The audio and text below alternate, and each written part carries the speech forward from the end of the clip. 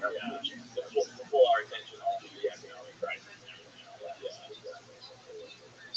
So how did you, when you were a teenager, Zimbabwe, like how were you running around with wildlife and stuff and tigers?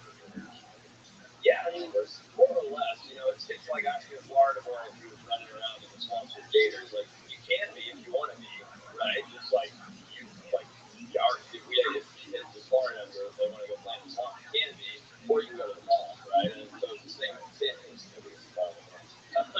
like the same sort of idea. So my family ran safari businesses.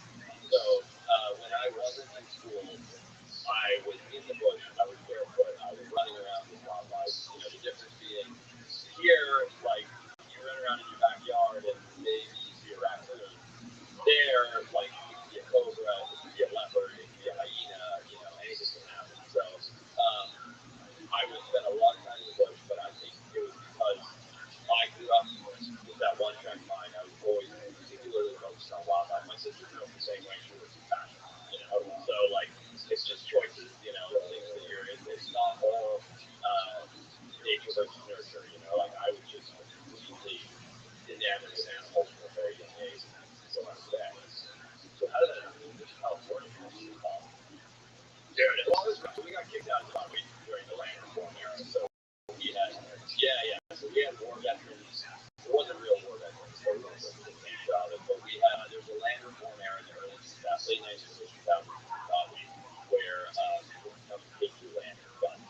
And so we had all of our neighbors killed, murdered, tortured. A lot of our staff were what we would use indoctrination, tortured, to be converted to the Zimbabwean political party, like crazy. We got shot at a lot. I was a gun like 14-year-old, like it's crazy.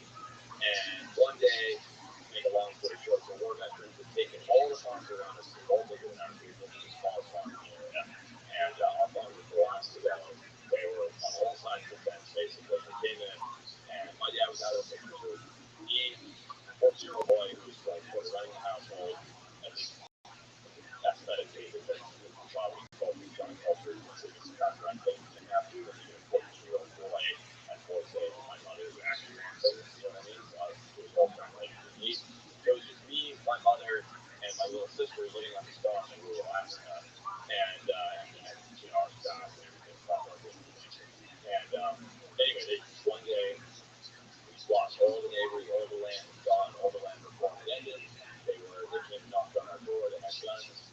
And I think because it was a single mother with two kids, instead of just killing us on the spot, they were like, you have 24 hours to leave or we're taking you. And I was 14, so I ran upstairs. I got my rifle, I got my knife, and put it on my belt, and I ran downstairs. I was like, fucking go. My mom slapped me across the face and just like devastated in the car. So we left, fled Zimbabwe and came to America with a 400 bucks. Yeah, so no, we live in Southern Africa, so but it is terrible. You can call it whatever you like. If you look it up, pull over for long. No, that's the whole thing. So this is Robert Mugabe was beat, and he's dead now, but he was a dictator for life, self-declared. And he was the president of Zimbabwe, and his political party, the ZANU-PF party, their way of retaining power was to blame all of the white Welcome. for taking all of the money from Hi. the state of black people, and it was really like a methodology to get angry, forceful kids aggressive to think that they couldn't bring themselves. And it was very, very easy for them to end up with a lot of deaths. It's the same thing that's happening in South Africa right now. So it was called land reform. So yeah, so we lost everything, fled to America, went from living on a 200-acre farm with a giant lake and 200 plus employees and a giant, a big safari business, airplanes, everything to Zimbabwe currency was basically blacklisted on World Trade embargo at that time. So we had no money at all. So we came to America with 200 bucks, three suitcases of clothes, and went into welfare. So pretty quick flip flop over to California, which was a rough neighborhood back then. It wasn't all gentrified and like upscale like it is today. I'll tell you that.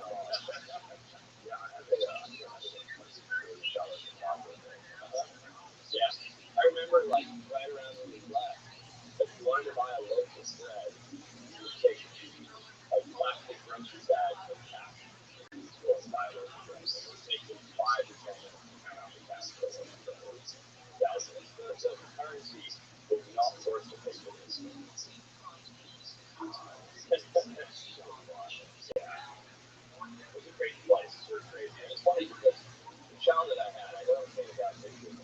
child that I had was like never locked the door, ran around barefoot. All my best friends were native kids, so ton of kids that lived on the farm. I was sleeping with my kids, I'm sleeping in the house where we lived. We run around like best friends. We run around having so much fun, jackals, snakes, fishing in the dam. But I feel like country childhood you could ever imagine. And then things just slow, like I feel like they rapidly got worse. But as the Bosnians, like very different culture, the culture there is like things are the open and fight for what's yours. Multiple wars and everything else. So that was what we did. We're like, this one's fine, get out of this, go all around the switch, and it's basically no farm shop. So it's just kind of great. It's still, in my opinion, the most beautiful place in the world. There's nowhere like Monaco, Zimbabwe, for the glory on planet Earth. I mean, it's stunning, historical, some of the greatest natural wonders in the world. But it's just economically great. There's no real money. Money's still it's the whole bullshit. Like I'm friends with Bobby and things too.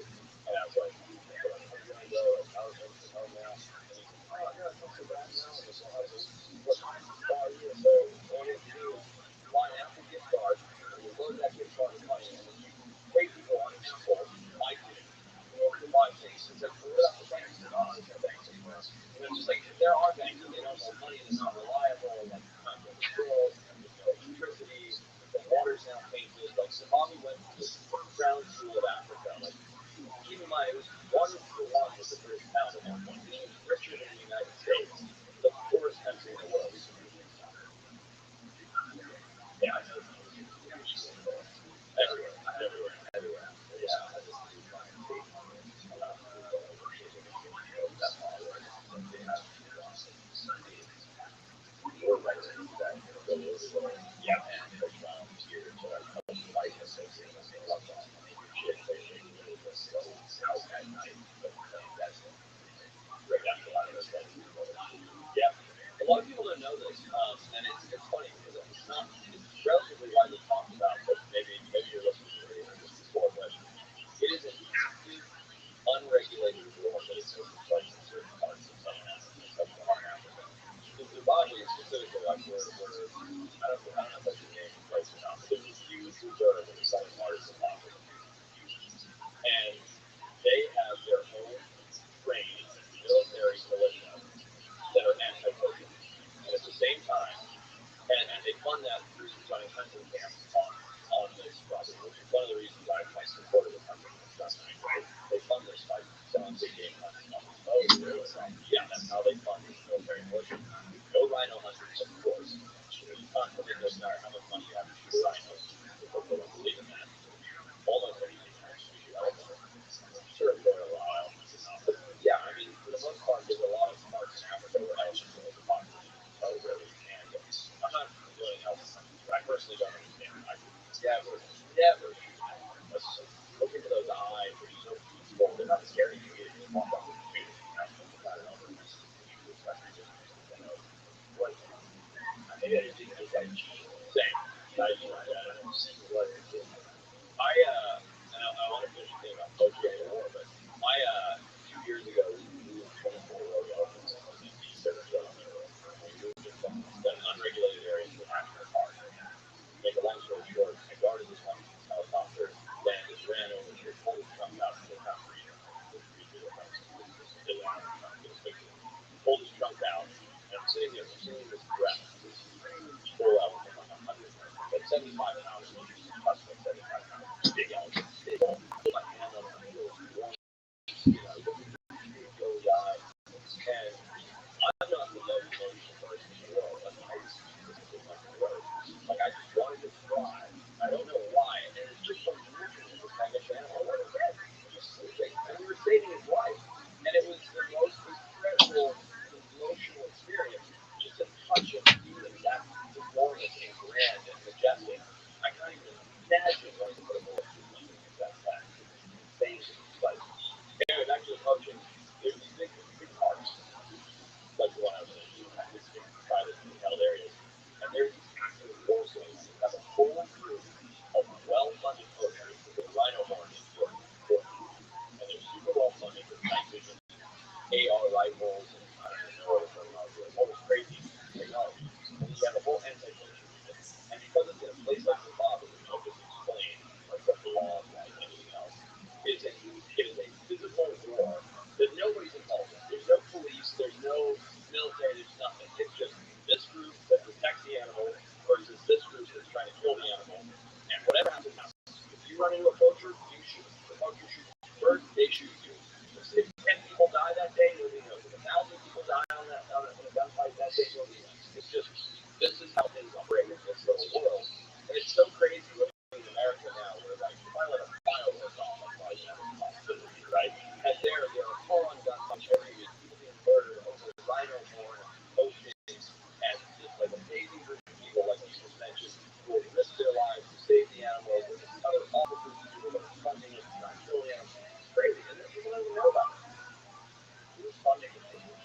The Chinese, quite frankly. And I'm not an anti-China guy or anything else, but I should say China. I should say Eastern medicine. So China and Vietnam specifically have, they have Eastern medicine beliefs in rhino horn, tiger whiskers, mosquito bladders, like always, or not mosquito, the sword bladders, all these stupid things that are all nothing. Like rhino horn is the same thing. Right, so it's nothing. But they have all these Eastern medicinal practices, specifically in China and Vietnam. And I do think the game is changing. We can talk about that. But they want it for those things. And because it's so valuable, like one rhino horn like this is worth a couple $100,000, right? Oh yeah, hundreds of thousands of dollars. To the Zimbabwean Shona guy who's lived in Mud Hut his whole life, maybe when the economy was good 25 years ago, would make $100 per month US. One horn that big changes your entire life. So that's one thing that has always got me around. It's not necessarily the guy shooting the animal that's the bad guy. The people funding, that guy's just trying to make a living. He's trying to feed his family. I'm not saying he's a good person. He knows what he's doing. But at the same time, there's some guy behind the scenes from China or Vietnam that runs this totally mafioso thing that's feeding them clothes, guns, trainings, money, promises. It's just like, high-level drug dealing over here. That's the thing. If you're poor, these kids are stars. Yeah, of course, right? Of course. I would do anything. Funny, five years ago, I'm kidding now. 5 years ago, before you and my boys were born, I would have been like, like my children are starving to death. Like, I don't care. I would never kill them. That's my deal. Now, if my son was literally starving to death and the rhino was the only thing on the table, there's nothing I wouldn't do to protect myself. Nothing.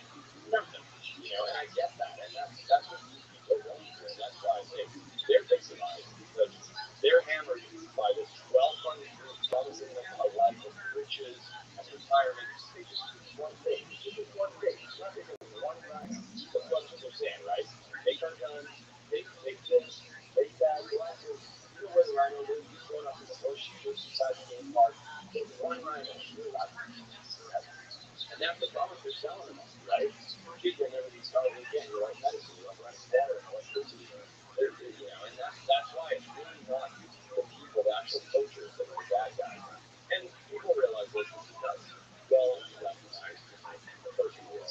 And people are going after the mafia. So, like there's a big Vietnamese, the King's Game that was caught in South Africa about 2 years ago. And I think actually from the law, Welcome. were eliminated like 400 posts. Because he was business, right? He was funding everything, sending it out, homegrown units, exported to China. They caught him on this amazing sting operation and executed him, and that wiped out 400 posts. Amazing. Don't they also use those horns for like vehicles and statues? Statue rights in the car. I don't really know. I mean, they definitely do that with ivory, like elf ivory. Yeah. But I think, I think the thing now is, so China's obviously had a massive economic boom, Vietnam as well, right? So now they have a middle class economic middle class. And the economic middle class wants to have all these luxuries that the super rich have. Just like, I want a Ferrari, you want a Ferrari, you want a Ferrari, right? You want a Ferrari. And the only people who can afford Ferraris are truly, truly rich people, right? And so when you have this larger economic middle class, they're all striving for these luxuries that the super wealthy had. And Chinese and Vietnamese and other Asian cultures are like, oh, well, that luxury for us is rhino horn dingo, is ivory on the wall, is whatever, right? And so that's the problem is this economic boom has created enough money for a larger population to be able to afford these luxuries. That's what's happening. Now you're good. Paul, my podcast was my buddy Julie, actually, who was Ryan Lee, guys. Okay. So Julie had Ryan on the podcast, and Paul just came along with it. Oh, no kidding. So I talked to Paul. I was like, oh, I can't have the podcast.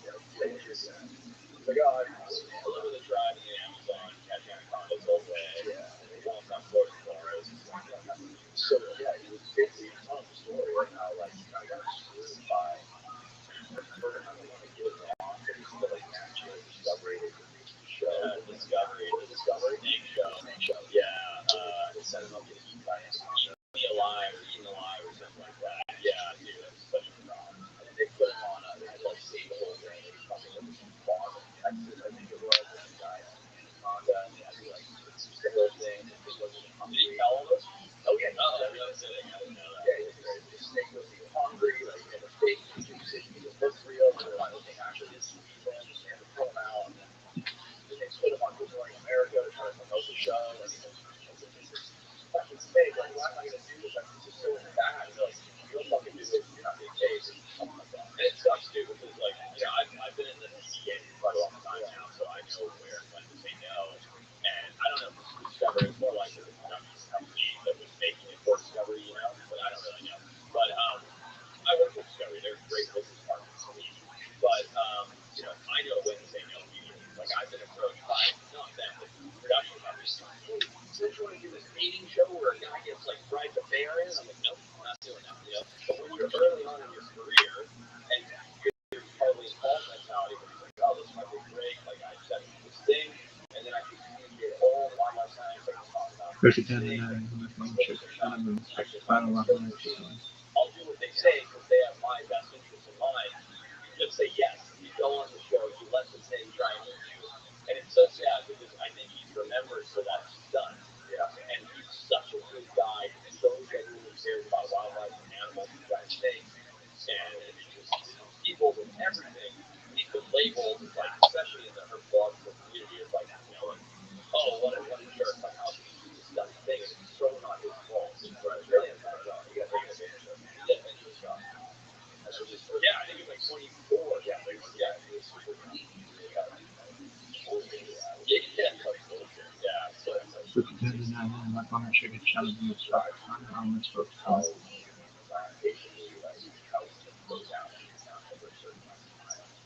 How all requests sort of alarms and sensors that are in our body, all of a sudden starts to kick out. Yeah, like when you're walking through the store. There's just something inside you that turns on. It's like suppressed. Technology. Special threats driver. And it's just out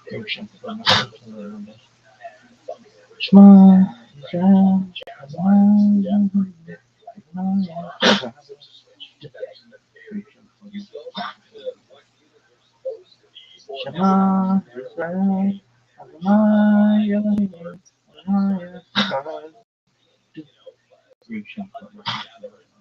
you hunt or not, whether you like, fall or live in the empire, you become aware of your surroundings. So there's a bird there, there's a beetle there, there's a snake there, there's something moving in the bushes.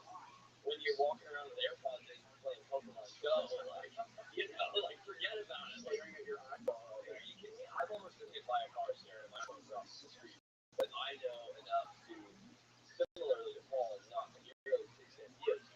Usually I'm bugged for weeks and months at a time when I go on expeditions.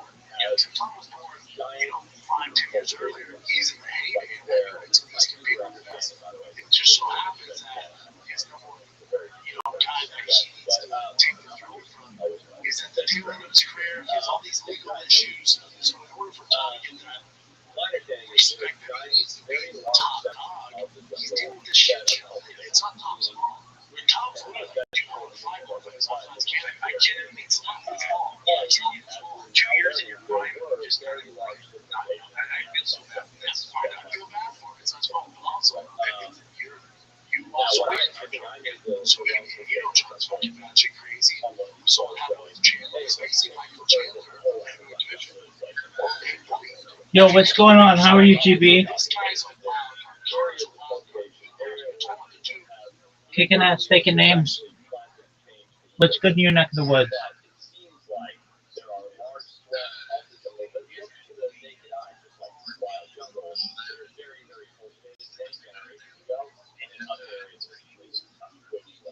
Oh, all right. Getting that nitrogen in your lungs, right? Excellent. Kicking ass, taking names, just spamming people on Blue Sky like it's my job. Um, I've got. So I ran into an issue last night. What happens is like there used to be these old ads, set it and forget it for stuff. Like you just set it and it works. Like basically these robots have been set it and forget it.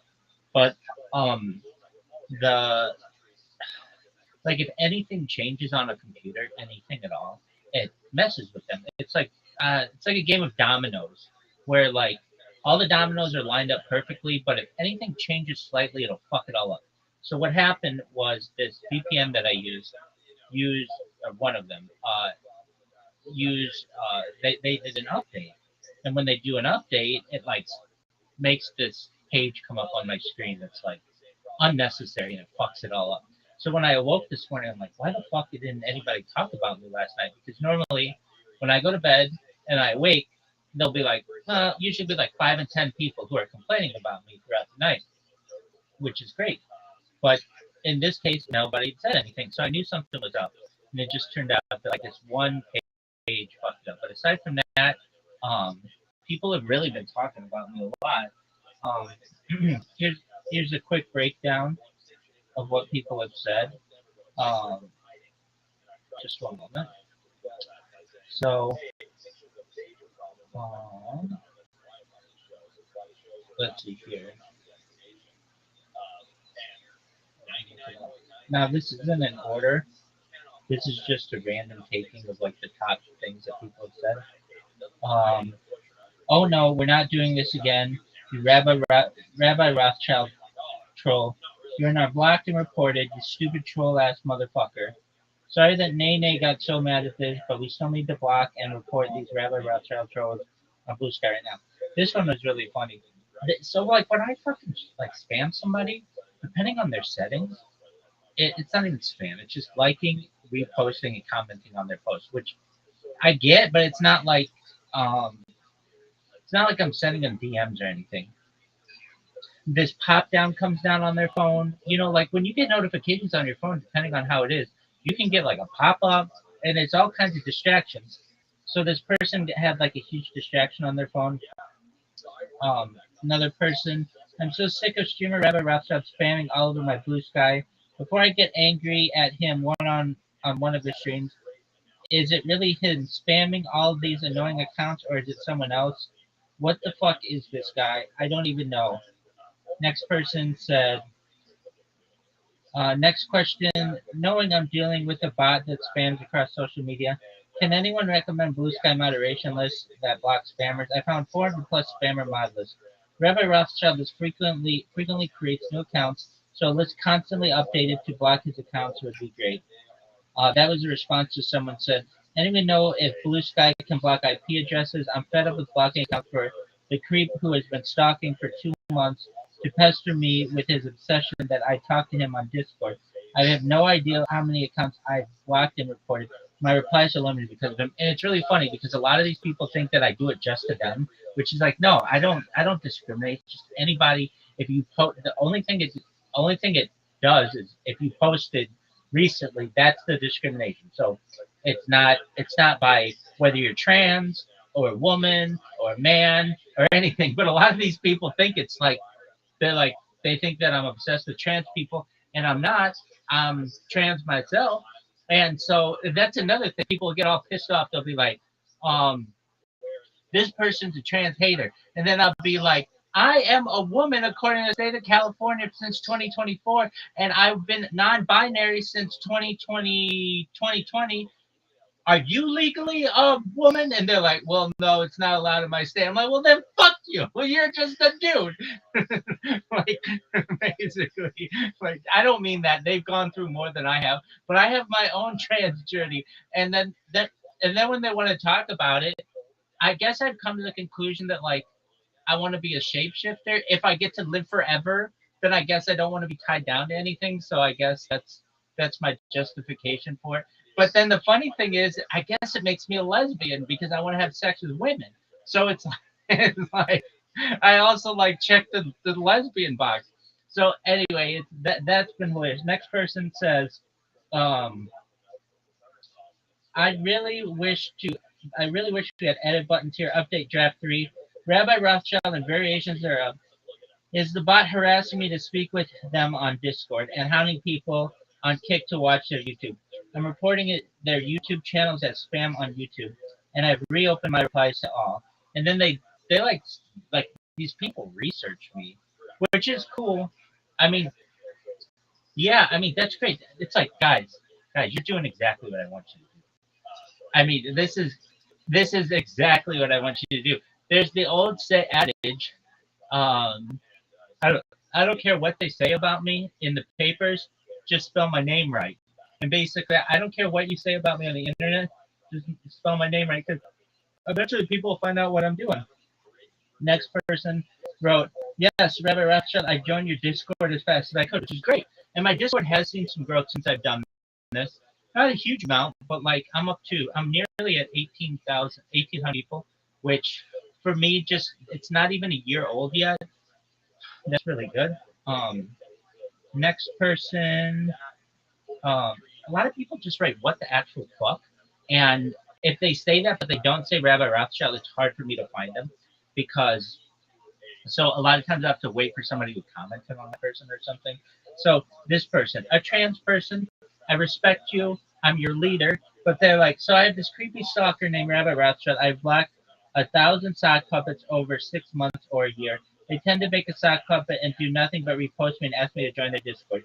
It's pretty scary, and I'm not sure if they're just it's like, bitch, it ain't scary.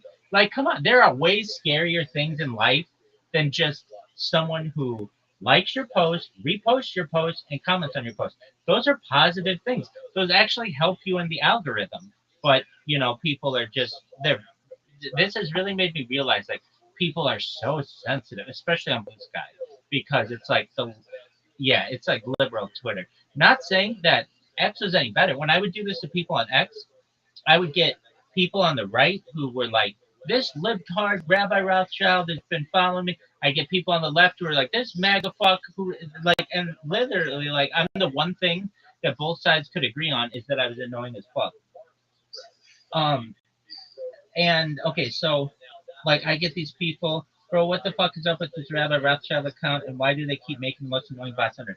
Like I could do this for probably more than an hour, just read these comments too. I'm not gonna do that right now, but um that it tells me it's working. That's what I'm saying. Like it's just a matter of time, like almost like a levee or a dike that just keeps getting water pushed into it. It's eventually going to crack and then it's going to explode.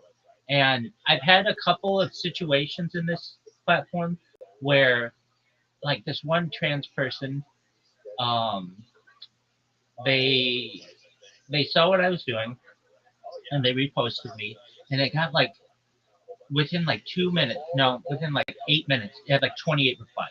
Like this, somebody who has a big account just like repost your shit, and it's like boom, boom, boom, boom, boom, boom, boom, boom, and all these people came in, and basically I was able to like talk to them, like they're like they're like they're like, well, I guess like if you're trans, then you're like a leader in our community, even though we fucking hate you, and it's like, yeah, so calm down, and yeah, I mean, I don't know if they'd be so on board with like in the LGBTQ plus part. I'm the plus.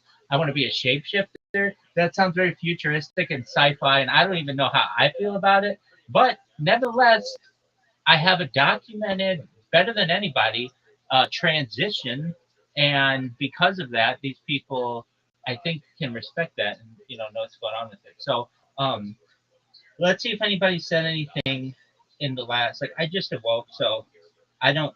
I had to reset these bots. So what I have to do is with these bots, um, I got really good at them. So before my bots would only work during my waking hours, and what would happen is it would create an account, but I have to do the captcha.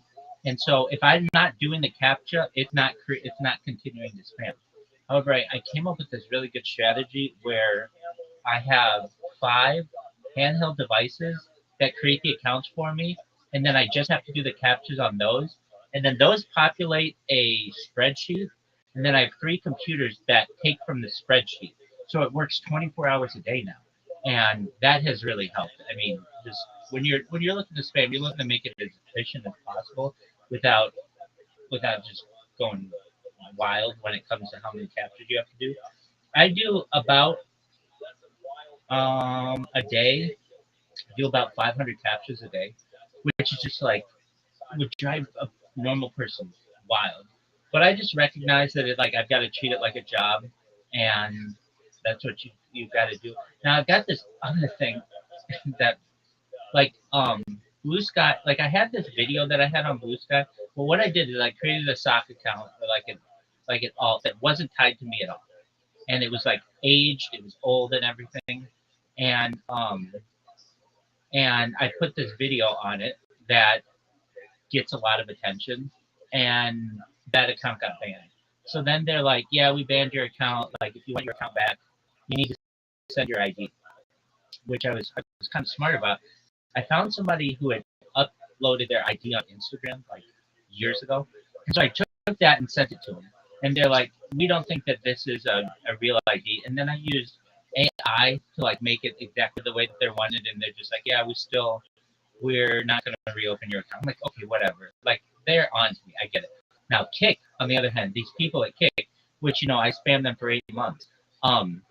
I recently had a person from Kick, a big influencer on there, and come into my Discord. They're like, look, Rabbi, why don't you come back to Kick? Like, it's been 6 months. You haven't spammed anybody. It's been this, like, self-imposed separation that you've had from them. Why don't you come back and start streaming? So, like, last week, I'm like, okay, I'll do it. So I start streaming. I was able to stream for like 12 hours and then my account gets banned. So I go and I like appeal the ban.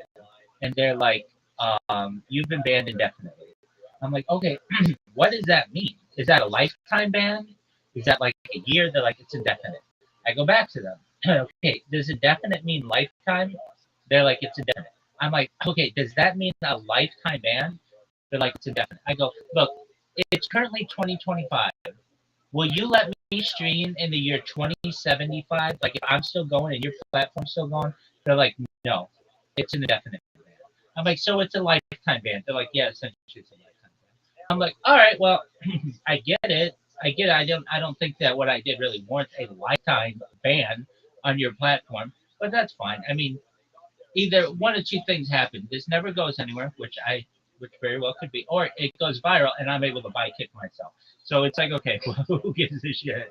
And I'm not even like Kick's full of bots anyway, and there's a reason why I used it as my platform to spam. So I did tell them. I got upset and I was like, okay, well then you realize that means there's no avenue for peace between us. So I will just turn my bots and I'll increase their ferocity and their usernames and their IP addresses, and I'll spam the balls out of you. And they didn't respond to that. But then they got back to me, and I was like, okay, well, look, if anything, can you please tell there's this guy there, their like head tech officer, back in the fall, he did an unboxing of a middle finger candle that someone sent on my behalf to him. I didn't send it though. GB, I wouldn't do that. I don't send stuff to people, and I'll spam you, but I will not send. But anyway, somebody thought it would be funny to get his address and send it on my behalf. So he did this unboxing video of a candle that's giving him the middle finger. And so I sent him a message. I'm like, look, if anything, would you please just tell this person I did not do that? I made several videos and commented like that I did not do that. That's not how I do. I don't think that was cool. And they're like, yeah, we'll pass that. I'm like, okay, whatever. If I need to, I can spam them. Like there's still avenues to be able to spam them.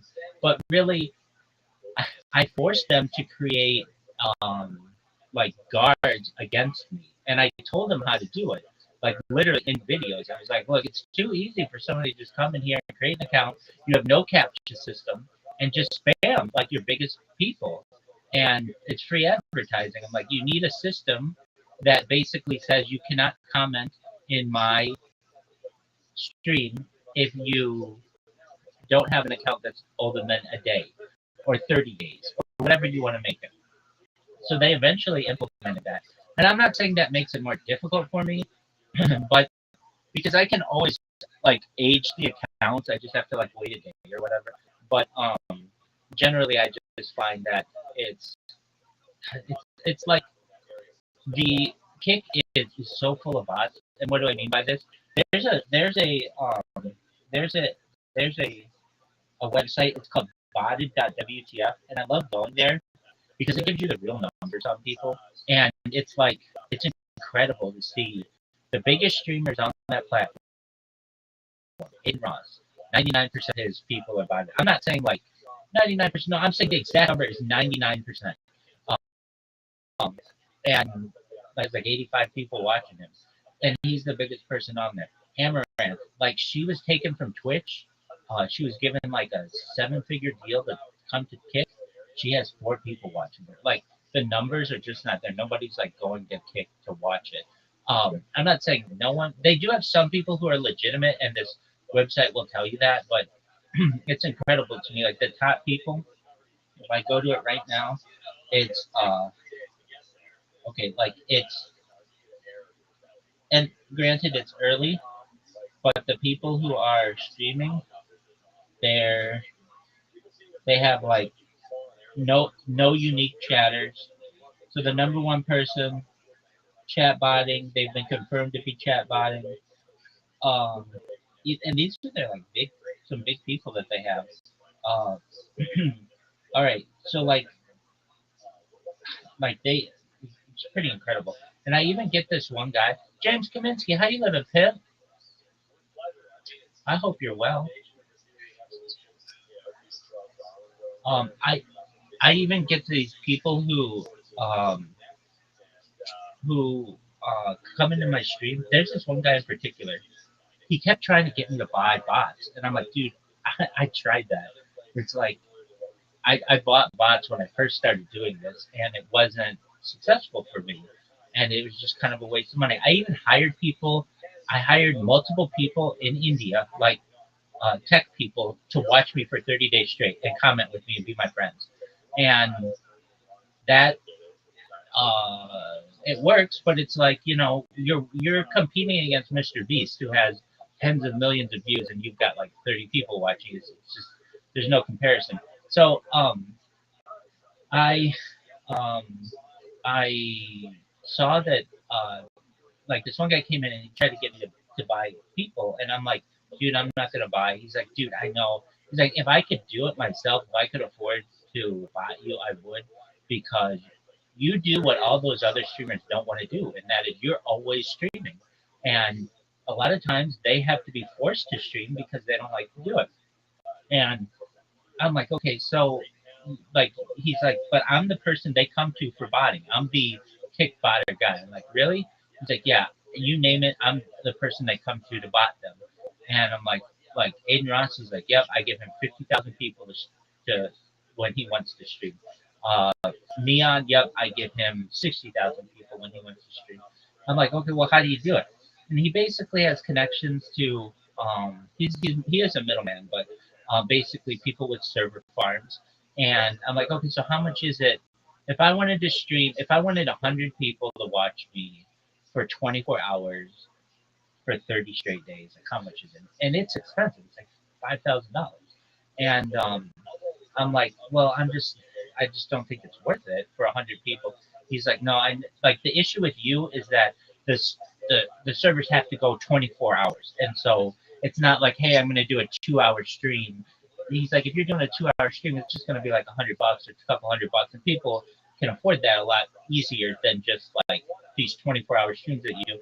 And then on top of that, nobody's going to believe that you have thousands of people watching you if you're asleep. It's just, like they have other things to do. So I'm like, no, no big deal. But he's like, yeah, anybody who is anybody on Kick, they come to me. In fact, he's like, there are famous clips, and it's true, of people who are like, they'll be on their live stream, and they'll be like, everybody bots on this platform. Everybody knows that. I'm gonna call my guy right now, and you watch. I'm gonna get 10,000 more viewers, and he calls this guy, and then boom, it goes up 10,000, and it's just kind of how it works. So and that's right. Now, a lot of people think that's what I'm doing, and I'm not using AI. Try to think of in any capacity. People call me the Palantir bot, and it's like, what? I'm not the Palantir bot. They don't know what to make of me. They think I'm running a scam, and that's fine because I'm like share to be a trillionaire. But I explained to them that when I have the opportunity, when I was a kid, everybody wanted to be a millionaire. Today, everybody wants to be a billionaire. So in a generation, everybody's gonna be a trillionaire. I mean, we're already halfway. Elon Musk has a net worth of halfway to being um, a a trillionaire, and there are perhaps unpublicized trillionaires that have been that way for many years. So it's like, and on top of that, people don't recognize this, but we've already had trillionaires.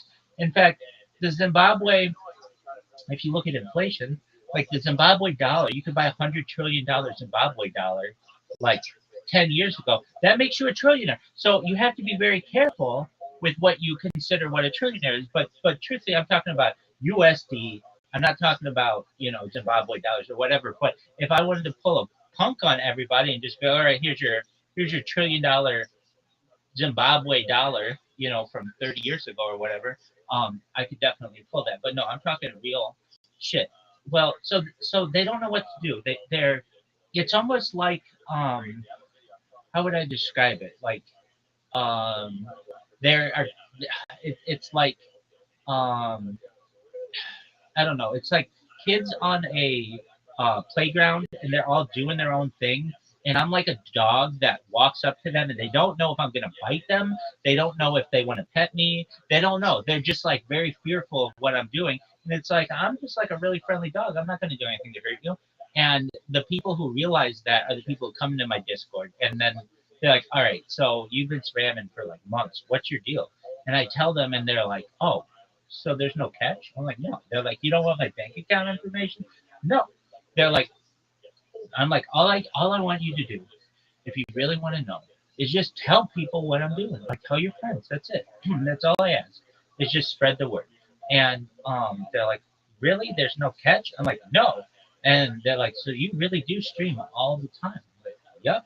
And they're like, that you don't get sick of it? I'm like, I love it.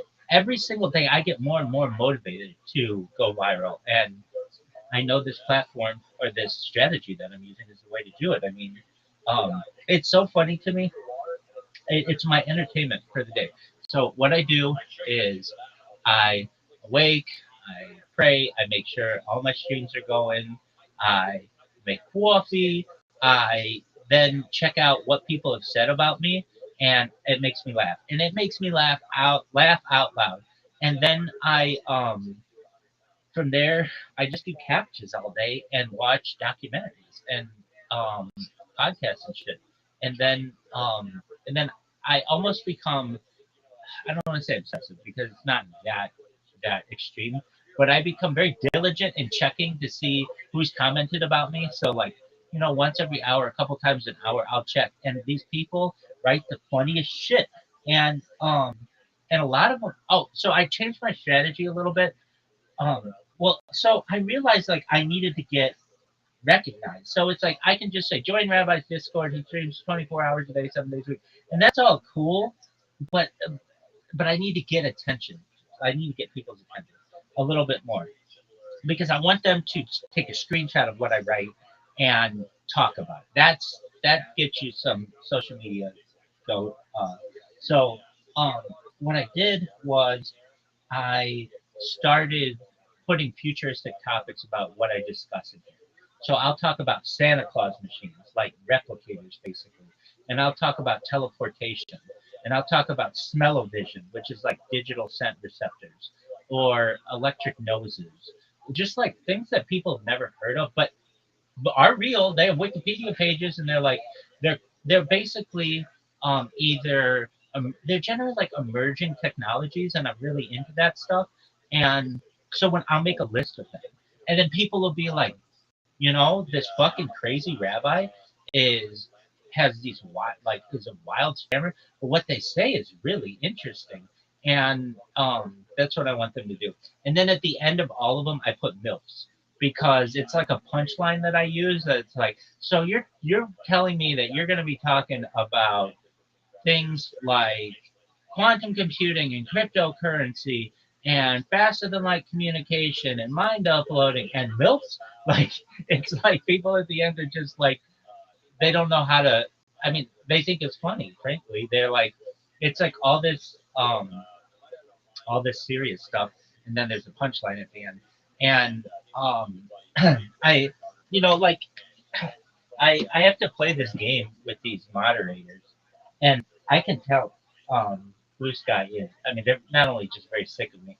You have to understand that like these people were just doing their job normally, and then all of a sudden one day I start spamming them, and they literally have to hire extra people to ban my accounts because their moderation team can't take it. It's literally like there's a queue of like who has been reported, but they have to manually ban me, and it's like every time the queue's there, I have a bunch of accounts in there, and so they keep having to clear it. Normally, they don't have to clear it that often, but since I've been on it, I always have to clear it. So it's literally they have to like keep people the on the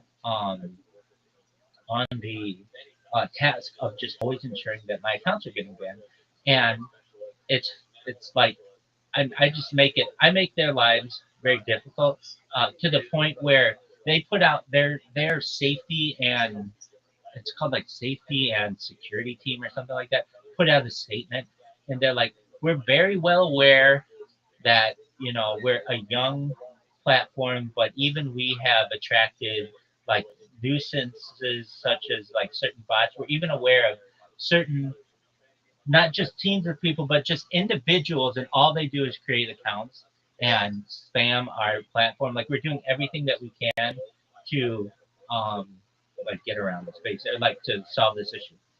Now, like basically, there is a way. If they were to ask me, like, okay, Rabbi, you're the ultimate spammer, one of the most notorious spammers in global history, which is true. Um, and actually, somebody tagged me yesterday because the U.S. Customs and Border Patrol or whatever, or like just the State Department is saying if you want to come to the United States, you have to put every social media account that you've had for the last 5 years.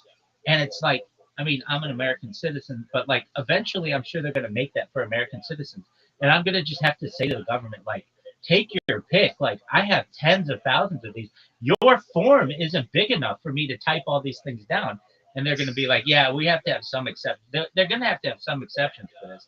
Because it's like, I'll give you my top 50 biggest ones, but like if you just want throwaway accounts, we're going to be here all day. I mean, you're going to need pages and pages. I mean, not just like tens of thousands, but we're perhaps, when you combine every account that I've made, I'm probably close to 100,000 accounts, like on all of these different platforms. It's just a ridiculous amount. So if you want all those accounts, like, you better have some time to go through and review these. It's just, I imagine, I don't know what they'll say at that point, but I think they'll eventually make spamming illegal and trolling like illegal.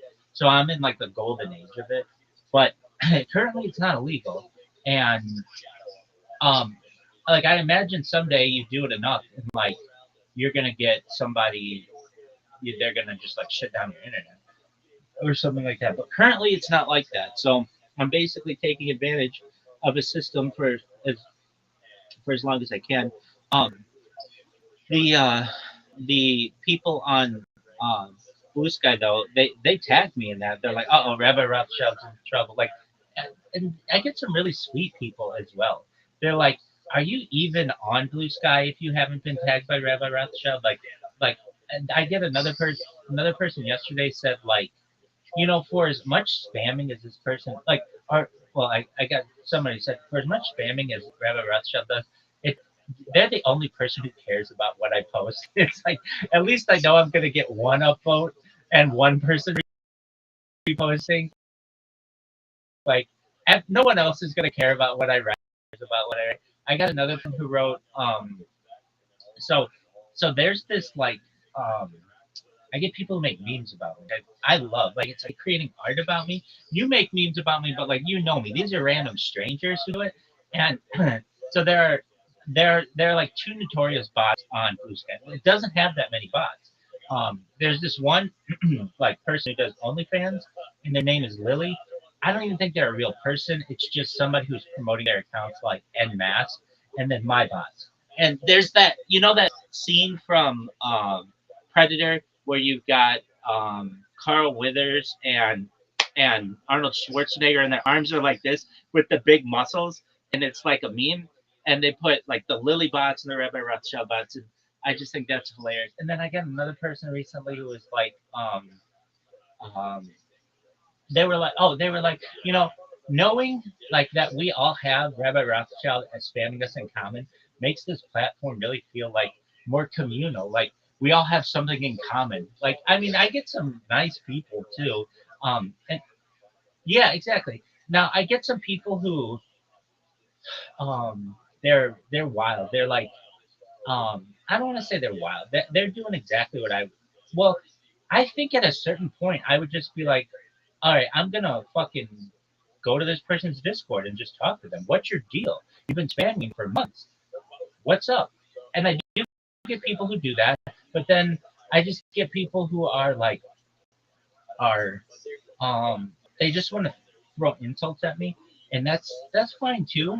Um, but it's like their insults aren't rounded. Like I'll get some people who will make they'll be like this person's like scamming everybody, and then they'll get people who are like I met him in Discord, he's not scamming anybody, and then they'll be like, well, he's coming off as a scammer, and it's like, okay, well, that's just now you just look stupid. Like you're making accusations that are unwarranted, and what my goal is to have people like once I get one person in my Discord and I'm able to talk with them, and then they post on um, Blue Sky, like, hey, I've met him. He's like a normal person who's just trying to help the world.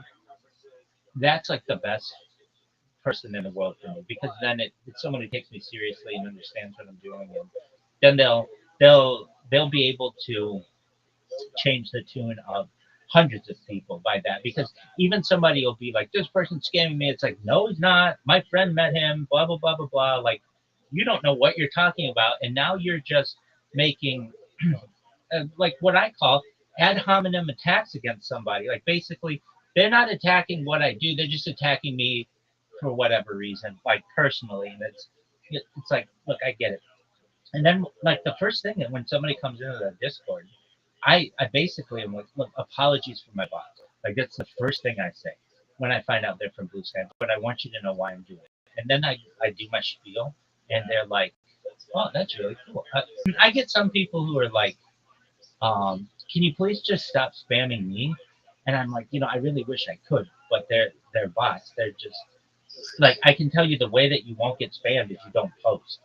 If you don't post, you'll never find out about what I do. But if you do post and you post often, we're gonna become friends. And so they're like, okay, whatever. They're like, is there any way to block you? I'm like, well, really, no. I mean, you can block, and I do everything I can to try to help them. I'm like, well, you can block the account, but chances are it's going to get banned within like 10 minutes, and then there's just going to be another one coming up right behind it that's going to spam. So, um, like you can turn on. I got to try to tell them you can turn on like you have to follow me to be able to reply. That's fine, but it's still going to like and repost what you do. Like there's not a way around it. Oh, the way that a social media platform can stop this from happening because like the best thing that people can do is like even Kick did not have a capture system, which made it easy for me to to automate that. But Blue Sky does, and Blue Sky's got the best automation system that they have, which is um, which is called reCAPTCHA.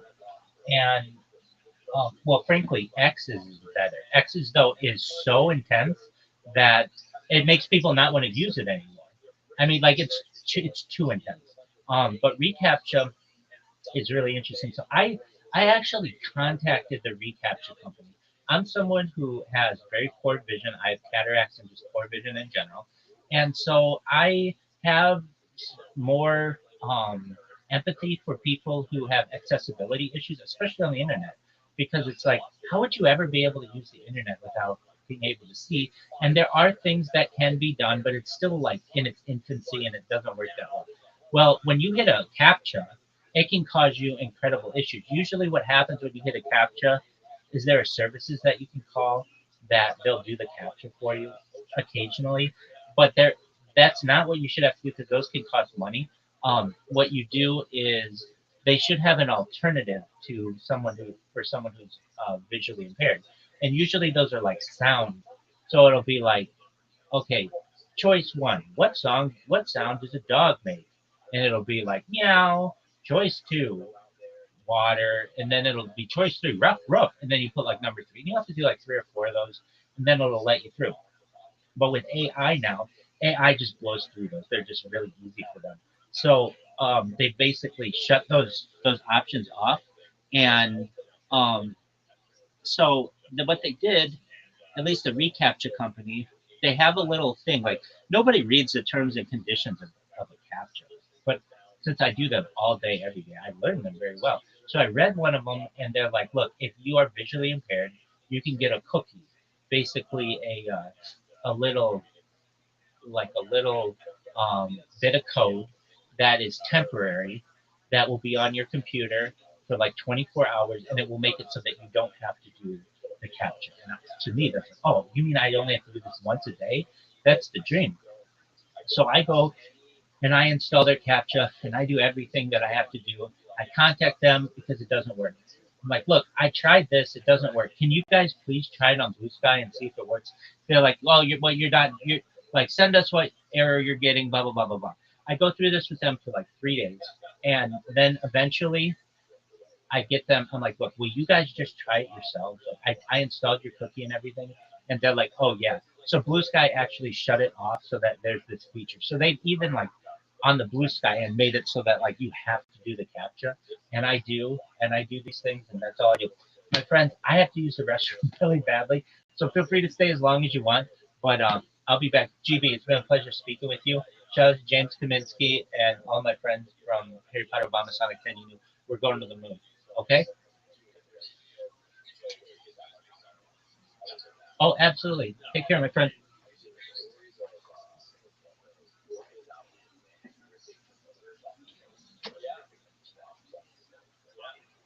Yeah. And there's two trains of thought behind the research going into that. One is that it's malicious, and you both are actually attacking people, which I think is becoming less and less to be considered the reality. And the other is this is a game for them. It's like a cat chasing a toy. You know, it's like these oracles are teaching their offspring and everything else. Hey, here's like a fun, silly thing to do to entertain ourselves. And who knows, the line somewhere in the middle. But yeah, there's a lot of research going into it. Behavior that used to be brung up, 3 4 months ago, for the first time ever. It's never happened before, as far as we know. All of a sudden, two orphans are like, let's come up with this boat. Yeah. Oh yeah. Yeah, look at that. I'll tell you what, I wouldn't get into that orphan. No. He's your brother.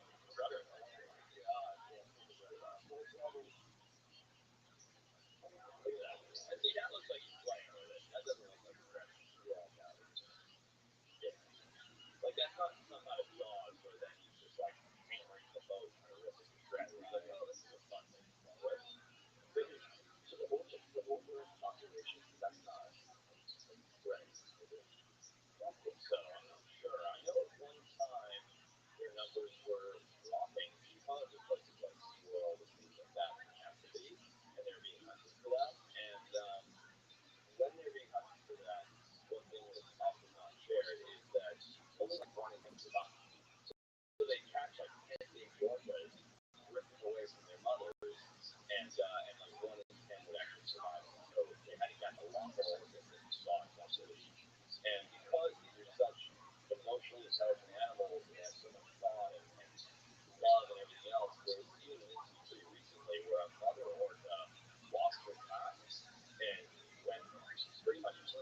insane, and went and killed a mother, I would say gray whale, might have been a humpback whale, and stole her baby to raise her.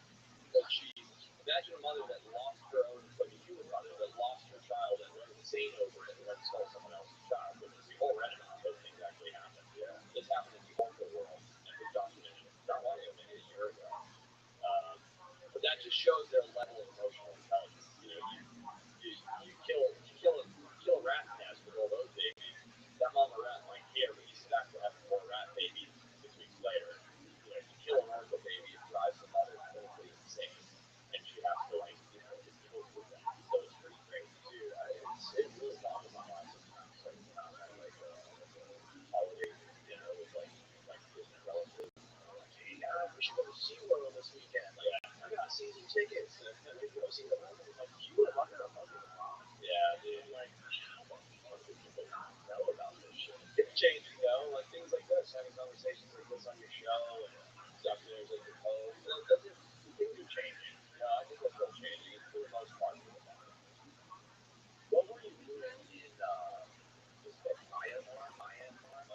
Yeah. Where is that? Southeast Asia, formerly Burma. We went there to do a show on the massacre. Have you ever heard of that? The Random Massacre is the largest killing of humans by animals in a single event in history. And yeah, it's pretty crazy. What happened was the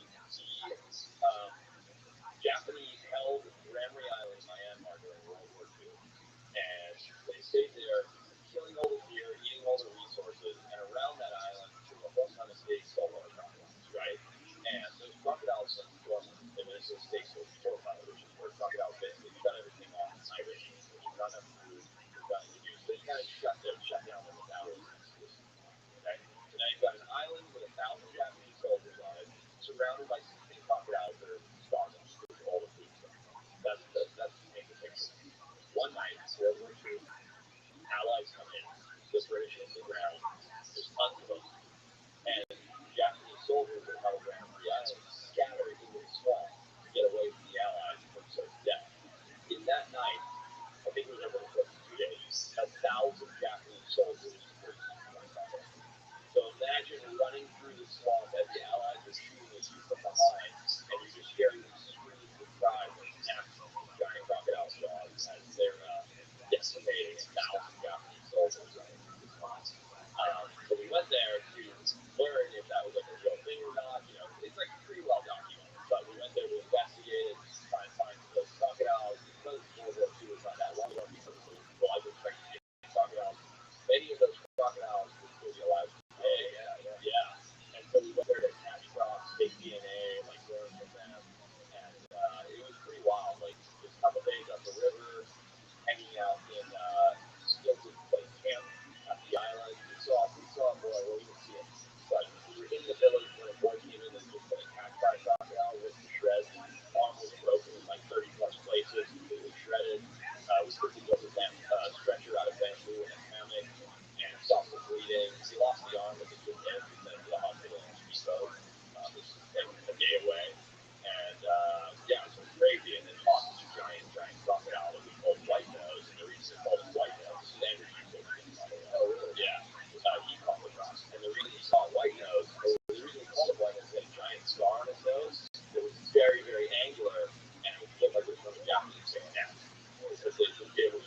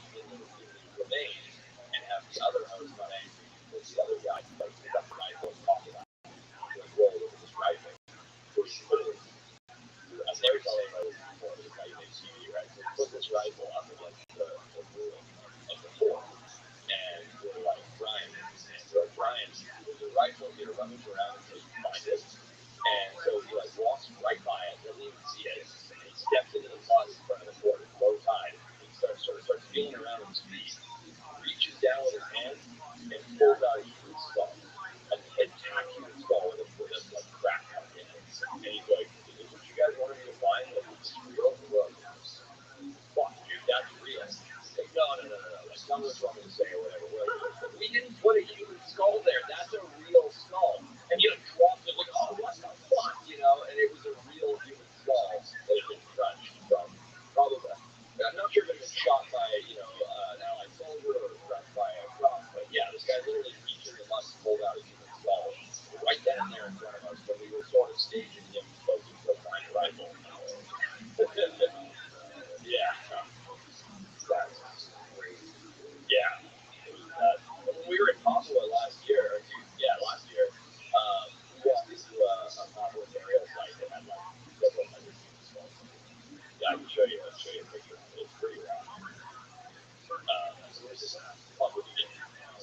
Papua's crazy. Crazy skulls.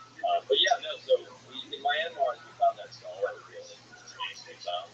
But we've seen them a few places. Yeah, that one that big cave is talking about some cave and it was like 50 or skyscraper inside of it. No, that's in Vietnam. So very close to there. Very close to there. There's skulls and burial sites. Those are all crystallized.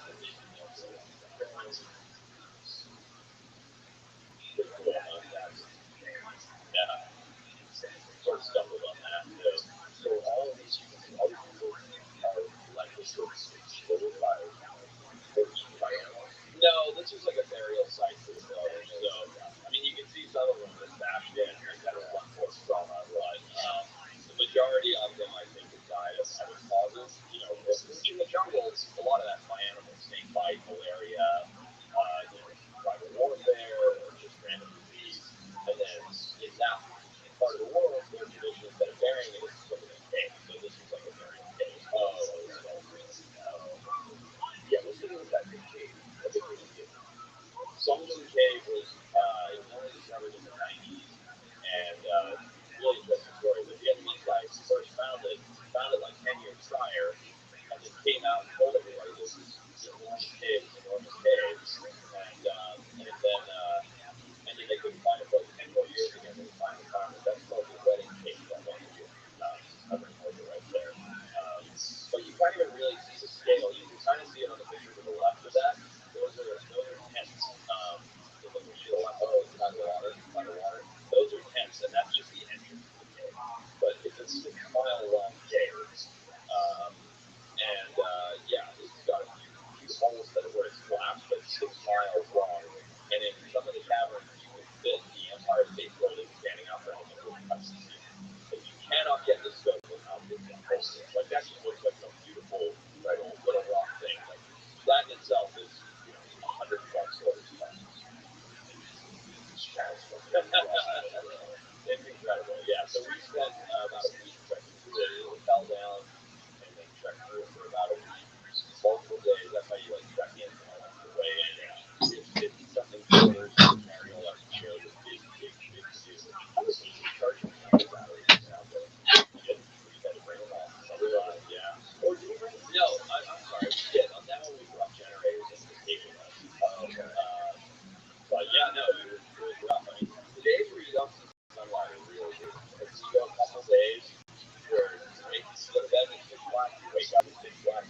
Craziest fucking outliers in the sport, Connor John Jones. When you're banking on it, it's like, wait a second, no, wait, it's fine too. Wait, I don't think you can compare it. And there's obviously there. I think the situation with Tom Aspinall was far worse because he was the city interim champion the whole time, and the other guy who was potentially there was controversially looked at as another champion.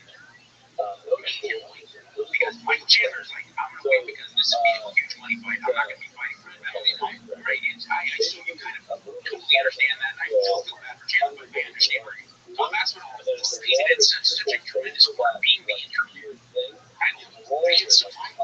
You can still fight, but hear me out, but it does make the stakes for him, and also the circumstances were a lot more dire for a man who he's like, I pretty much walked up to everybody else. The one guy who it makes sense for me to fight is the only guy that is making secondly, how you put it, how long? I'd say the UFC does it. You have to be an athlete. Francis, they don't know what should. Now you're fighting the same guys you want to fight to the bench. After the Margarita, fight Sir Khan. the same exact situation. You just lost a year in your prime. Here's one thing though I wanted to talk about where I think this is what makes me believe so strongly that we have no idea what's really going on. Arguably, Michael Jordan of MMA, John Jones, gets his retirement announced on a fight night in the middle of a press conference. It wasn't the kid opening the press conference, Dana, going, guys, I have something to tell you. He wasn't going to say something, so I asked him a question. And in the middle of this very poorly watched fight night press conference, Dana goes like, actually, I found out today John Jones is retired. I think that just was that. I think that it got, everyone's like, oh, Dana, this is kind of, this is bullshit. I would be more, I know Dana's like, I've been on the bed, the fight, they both agreed to it. His pops and then like, fuck, dude, like Dana thought this fight was gonna happen. And then like all the shit came down, John's like, fuck, I'm out. The best thing to do is not keep making Tom wait. I can't do this, I'm gonna retire. Let Tom do his thing and I'll circle back. Okay, so don't you think it's like, Jesus, I think you're right. That's exciting. I don't think Dana has much money, and I do think he's being okay. Why then? Arguably the greatest fighter that's ever walked the planet of the earth. Why is that not an immediate break into news story sports entertainment? Why did we get in the middle of the press conference unprovoked by the question about John Jones? That's when Dana decided to go, oh yeah, by the way, we're not talking about some guy who's kind of on people's radars if you're a really passionate fan. We're talking about arguably GOAT, pound for pound, the guy who is the fucking man. He called it quits. How did that not become? I think if this is 10 years ago, I think Dana's one for him. He's not really the man behind the scenes making the fights and all that. You know, he has shareholders, his Denver, his DKO, and he's also doing like biggest fights in boxing history. So he's kind of in that world. So he's dealing with all that. This is 8 years ago before all this, and he was still the front man of the company. He would have got breaking news. He would have released his band for this like press conference.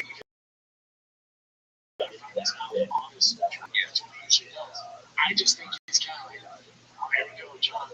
This comes in it. I know too. It's not wrong. I can totally all the way in the world.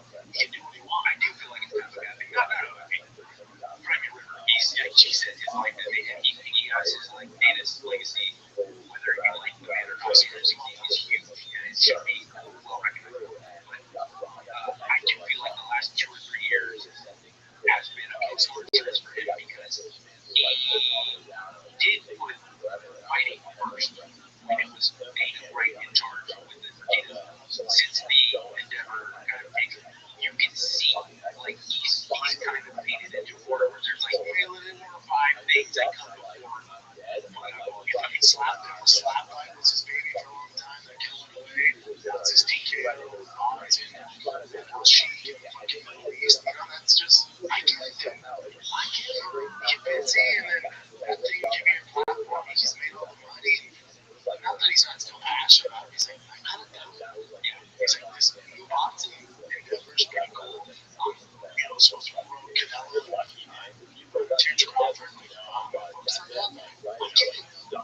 This is bullshit. Nah, to me, you know, podcasting is my platform, that's my baby, that's what pays the bills. You know, to some degree, I have a lot of other interests, man, and I'm getting over it. I like to do other shit. People are like, oh, now you're in the drugs. Yeah, dude. You know what I have to do? I'm so young. And then again, I took some like I stuck over this guy. I know. Yeah. It's weird. If you want to criticize Mr. Shaw or whatever comedian or podcast, it's your business. When I get busy with it, it's totally baseless. And I go the real track. And I put on a rant about people talking about your Rothschild'S words. Like, that's not true. If you like a Elon, that's your business. Kids don't talk about lack of self-awareness. I know this is the outcome. Here's the thing. If you're going to be like, oh, you're into trucks and shot, Reddit is the biggest fucking party. To an annoying extent, it has been since 2004. So that's just right now. The freedom where everything's kind of in cruise control. And I just get that. This is good. I can go on there. I do think it's weird.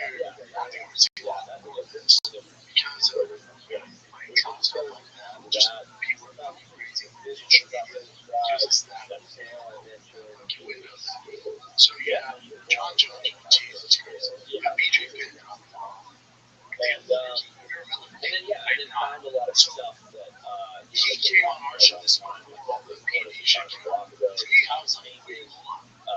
Everyone's surprised he's on fucking gear. Are you serious? Oh, I'm Ocean. Are you fucking sure? Really? This is an actual thing? I got the bits when it came out. I'm not trying to believe him. Shitty guy. So I met him. He was a great dad. Super humble, super nice. I enjoyed his company. Then he gets busted. Calls me. He's freaking out. He's like, come on, fire the kid. I'm like, listen, I like you too much. I'm going to beat the fire. Andrew Schultz is your guy. He shows way more direction answers. I'll connect with Andrew. He flies Andrew. He's a private jet. Does flight. Andrew does all his feet to the fire, but it's also giving him back to the doubt. He's the perfect guy for the job. He's one of the best, right? And we text back and forth. I was support. I know he's going through a tough time. And then in his talk, he features Fire the Kid, which is great. And then he starts going down on road. And I'm looking at the videos, and the alarming thing is, the content he's shooting it. He used to have a staff. He became staff with those high-end Sony red cameras. I think got my eyeballs. I'm talking high production. But then, he's going through this many episodes. It's all shot on his cell phone. It's all him and all these lost stuff. What's going on? And they start throwing out and some of them like, well, now we're I can support this. My first initial reaction is, what the fuck is he doing?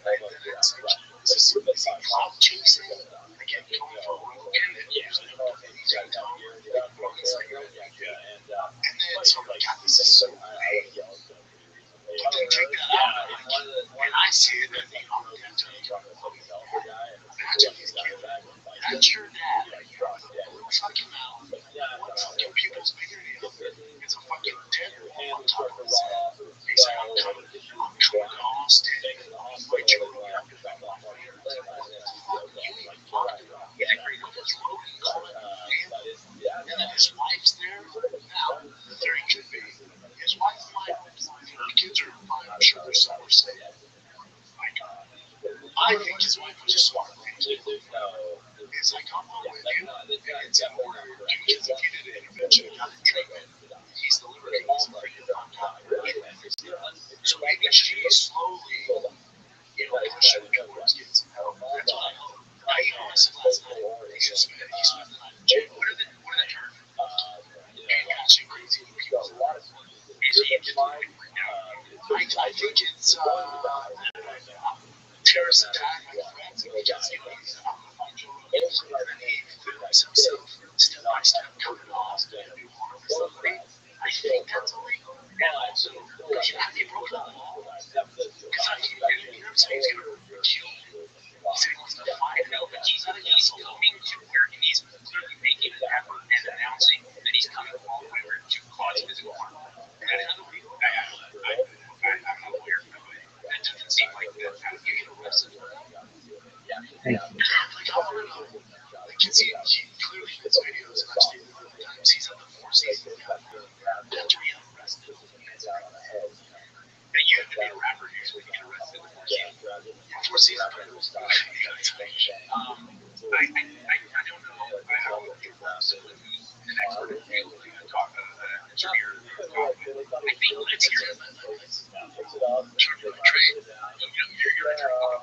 So take a little break. Lesson UFC 317 is here. It's UFC International Fight Week. You know how it goes down. 2 o'clock. Big old guesses all the time. Grab your own crowd. You're not going to spend the official sponsor for the UFC. I do champ will be crowd. That's right. Watch it.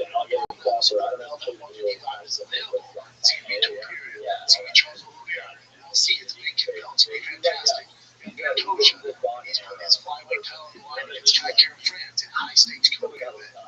got the sportsbook character that just 5 inch or 150 bonus bets instantly. Download the DraftKings Sportsbook app now. Use the code FIGHTER. That's code FIGHTER. Customers get 150 bonus bets instantly when you bet just $5. DraftKings.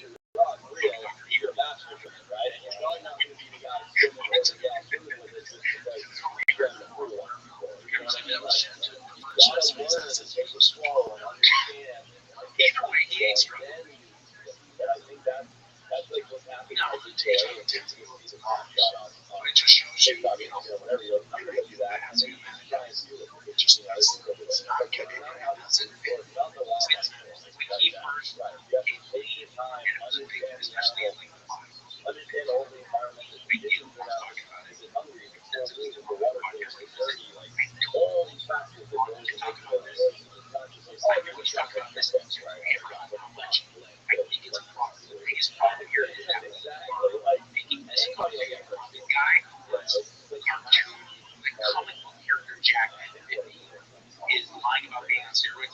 Welcome to fucking every gym in the world. Like, he's lying to make money. He's selling his products saying my tenants or whatever it is, you can have the same thing.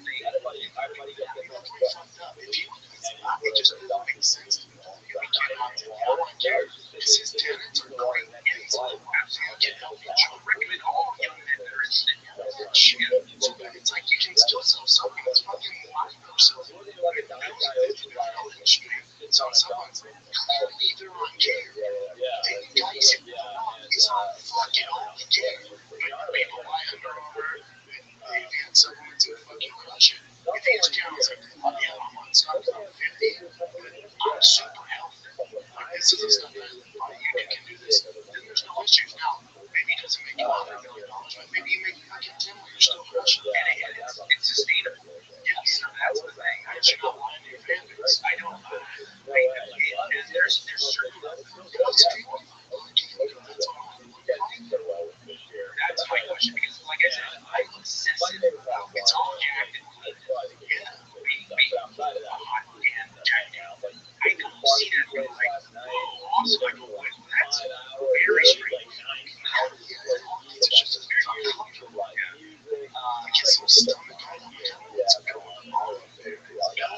That being said, and everything you guys support, that being said, there is a handful of fitness influencers out there that do the natty thing, like that are totally natural and people give them shit. Like, I don't, as much as I want to say kids out there, you're seeing a 50-year-old guy and he's huge and always on TV. You know, I think he's huge and lean. You don't know, especially maybe when you're 19, sure. But if you're it's like, this isn't debatable, okay?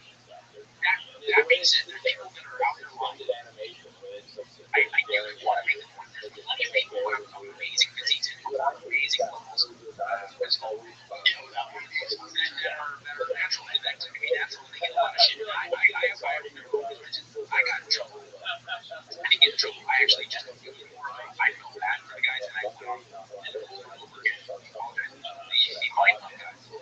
Someone I went on my pump with them. They're awesome. They're all awesome. And I didn't say it as like, oh yeah, but it's that from my culture, from my way of life that I've had, being around people who are jacked. All these years, we were all open about it. I just assume everyone's on right. So someone else asked me on an unrelated podcast or a radio show or something. My guys are on juice, right? Yeah. And I did it was very specific. They're really they show their natural ability. And so I'm like, well, I'm sorry. And I did. Absolutely all the stuff you've done is totally achievable, and I believe you. And it's my bad that I should do it. First rule of steroid, don't tell other people. Yeah, clearly. No, I was kind of a snitch out. But again, I didn't say it in a way to go, it's my body. Sal, I think, is like people who are age, like he's pretty mature and stuff. Yeah, no, I actually, Bobby Max, he's awesome. Remember my friend Joe Collins? He doesn't touch it. It's like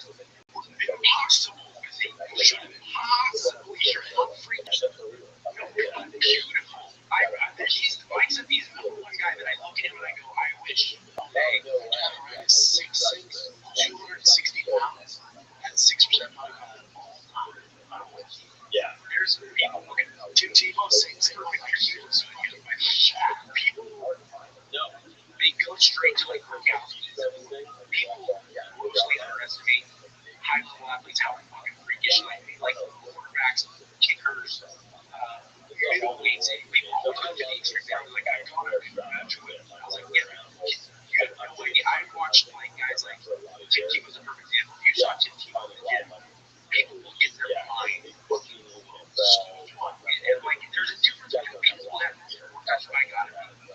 And genetically gifted. It's not genetic, it makes them feel better. Yeah, the only reason he's that big is that's thank you for saying that. Here's another thing. I don't want to be condescending. The internet culture of like natty or not bothers me a lot of misery. Not because people should be honest. People should be honest. I've been taking care of tea for help years. I used to really be going out when I was in my early 20s. So there's zero shame. Oh, yeah, the cordyceps. They grow out of, the natty or not does this, and it makes me very angry. There's the guys who are like, yeah, but he's on gear. That's why he looks like that. If I use as much gear as him, I would look like him. And I go, no, you wanted to say, I go, like, very honest. Okay, I'll give you total endorse with him. So I'm trying to obey. Yeah, we're not going to. By the way, like you can talk about looking at how Ray runs it off of the best pictures in the world. Much more difficult time to different pictures. Fucking savage. But over there, we got to so we do 225 minutes, 37 rounds, 33, and then we're going to have to do confidence and damage carry. The Tommy Show HBO show, the Tactic, last in fact, they're really good. I would beat you 225. It's now. the idea is that It's 6 7. We do that. That's why I give guys, and I love it. I understand. They get into a thing like, oh my God, that was nice, and that's the whole sort of idea. Here's another, like, because you're a man, he's so big and muscular, and also we're professional, so people might want to hear things like that. And they just, Yeah, no, it's pretty wide. I'm very jacked. For a 175-pound guy, I'm a very muscular individual, and I take it very seriously. And so a lot of times I will go with guys around my size. And in jiu-jitsu, grappling sports, you get this, like, you get this rest frame a lot more than in strength. And so I can feel like I can go for power surge. Around my size, it's very common. And crazy, these dudes came to visit with me, and they judo fighters, I trained in Kaido. I believe some of them were because there's a Jack Asian dude that trained there. He's a judo fighter. He does fight every now and then. Asian actually, and he came and he fought these other dudes really hard Russian. Like I said, I knew in judo because I believe Jim actually Satoshi brought in some dudes from the judo world that were Russian guys. And one guy was my size, me as well, and like a fat man. He came to basketball, right? So I'm very wary because he's a high judo guy. So if we were in stand-up, I don't care what his physique looked like. I'm going to get serious. Oh my God. We were a team. We started from our knees, and I kind of was hand-fighting, and he pulled me back and got me hard. And this is easy. I'm in his guard, and he grabbed my arm. His arms look like chin. Like, hairy potbelly chin. I not only am I breaking, I got physically scared because he grabbed my lapel and went like this. I was like, oh, what's happening? Like, so there's people who pay on their lifestyle. You know, a lot of my construction workers with strength and stuff. And then also, there's people who just like, they can, like, Shane Carwin came out of the gate to be a friend. Like that, there was never watch your drugs, your tires. Shane Carwin came out of the gate. Starts at 6, right? And it's like, it's 4 years ago. Which is why it's just what I want to transition to race thing with professional broadcast. It is something that I have never again as I said last night. And we were talking about many people with their physical performance and their muscularity are just able to run a certain movement. That goes for chicks every 2 months. And I don't think I love like IG girls who spend all day doing their influence. Like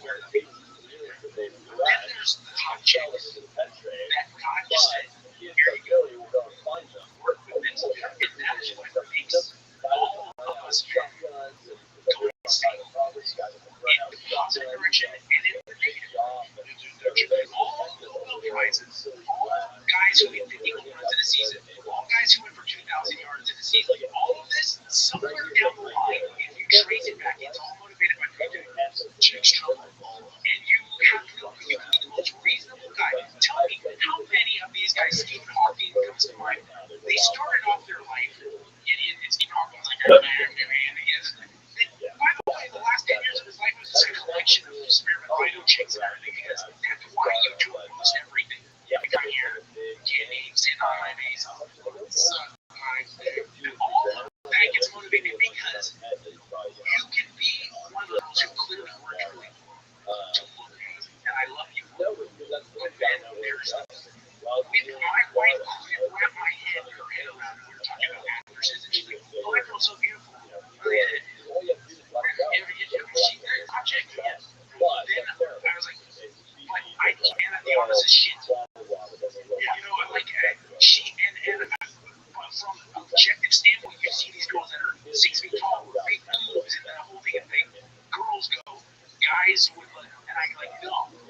So the Anna de Armas, God put her on this earth to be sexy. It drives me insane. I can't watch Valerie. I can't get through the fucking movie. It drives me crazy.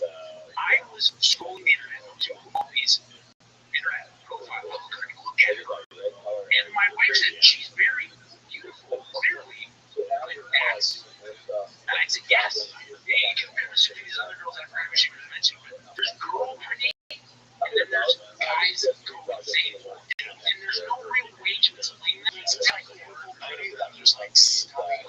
You give up your whole life for that. And my belief is the common thread that I've noticed recently in the girls that I find, it's all over for me when I see her, is that they are the girls that came out of the womb from day one. God was like, you are going to be like that. So you got those Latinos, they have that in their generations. Big asses, big kids. And by the way, you were talking about with your beautiful wife.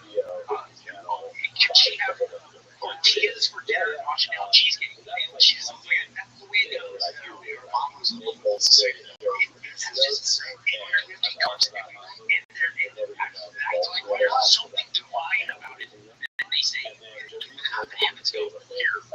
This and that. I feel like that is what's separating. I want to show you a picture. I'll go by myself in the morning. Some people say what's up. You know, it's me with the talking around. You're out. How we doing, Mr. Shaw?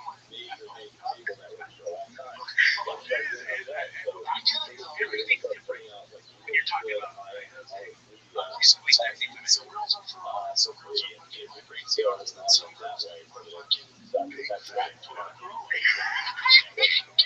it's a great viral car that's gonna keep you warm and have a shutdown energy on you.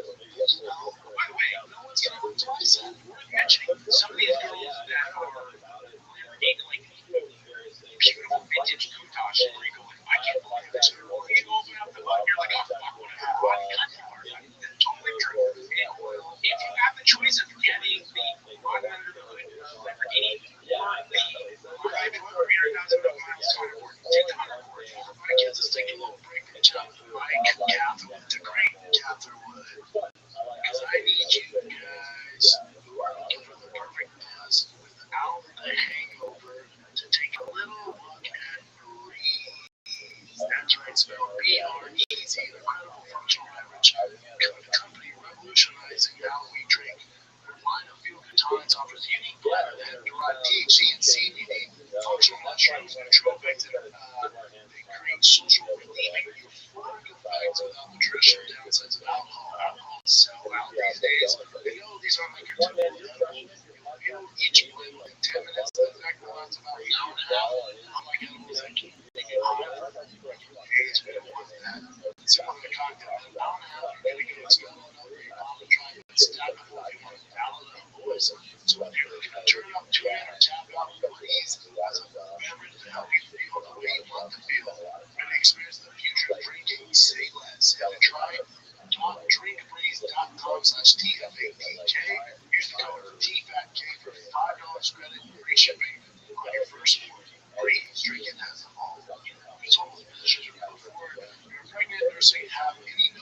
suspected allergies and other conditions or taken any medication. FDA has not evaluated these products for safety and efficacy. Products are intended for 21-year-olds. So really break characters this episode of Fire Kids by O'Reilly. This is Jimmy Roth, Freddie Brown. O'Reilly Auto Parts offers readily available service and parts knowledge. You need all your maintenance and repairs. The team at O'Reilly Parts can basically do whatever you need to their help you with your car accident or working. Find employees at O'Reilly Auto Parts who are knowledgeable, helpful, super friendly. Special parts people at O'Reilly Auto Parts are a one-stop shop for all things auto do-it-yourself. You can find what you need in-store or online. Stop by O'Reilly Auto Parts today. Visit them at O'ReillyAuto.com/finder. That's O'ReillyAuto.com/finder. Trust me, guys. No, it is. I'm not saying you're a better human. You should not at all equate this to you are a better human. In fact, the number one thing that I have found, like I've gotten, I hope my wife can listen to this and not be insulted. One thing that I really looked at myself and said, oh my gosh, I'm mature, is that of course physical beauty is a priority when I would be dating women looking to date someone. But yeah, it was a huge factor. It was I absolutely, when I was like 30-ish compared to when I was 20, 21, I absolutely got to the point where I more than anything, I was like, okay, yeah, she has to be hot and so like, or else I'm not even going to fit it. But yeah, I was like, I need a woman just like, she's a good person. She makes me feel good about myself. She's clearly yes, and that I really do remember where I was being honest with myself, looking in the mirror and saying, that's totally true. You are now evaluating that, and I had a mirror signs. Signs of maturity. That's how you know you're getting older too. It's like the second day of my life, I was like, she's so looking care. I was like, on the shape of it. Let's get your water. It's like, there's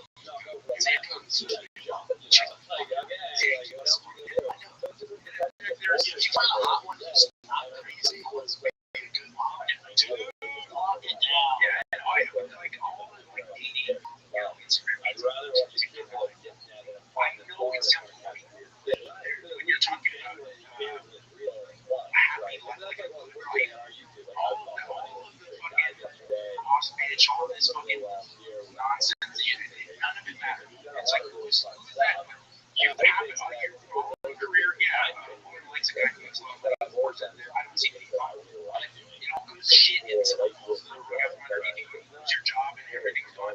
That chick's gonna stand by you. I remember I was listening to I was driving to San Francisco 4 or 5 years ago. Listening to you talk to Dustin. And he told a story. I'm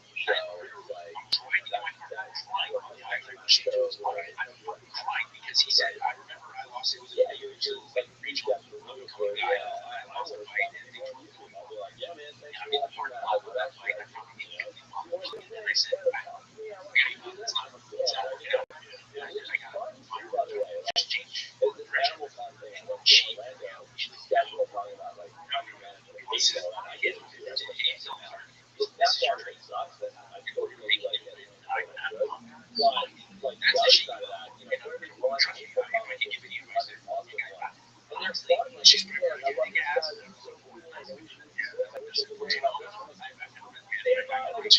a lot of flyers, so I'm like, yeah, I'm ready to look up to that guy. Honey, son, guy's guy, just works that time. Him and his wife did it together.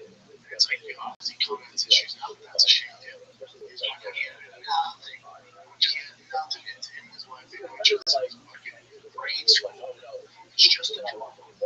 Very similar to Connor, because we were talking about yesterday on and off here about how it's sad because you see those interviews of Connor when he was just a bit of a base. I love it. I think it's great. And I don't think that would be a wider conversation. And you saw that there was a documentary about Louisiana amazing. I think it was called White Land. It came out 50 years ago. It's young boys. And he's the same where you're like, I remember this kid, a nice song. Dude, I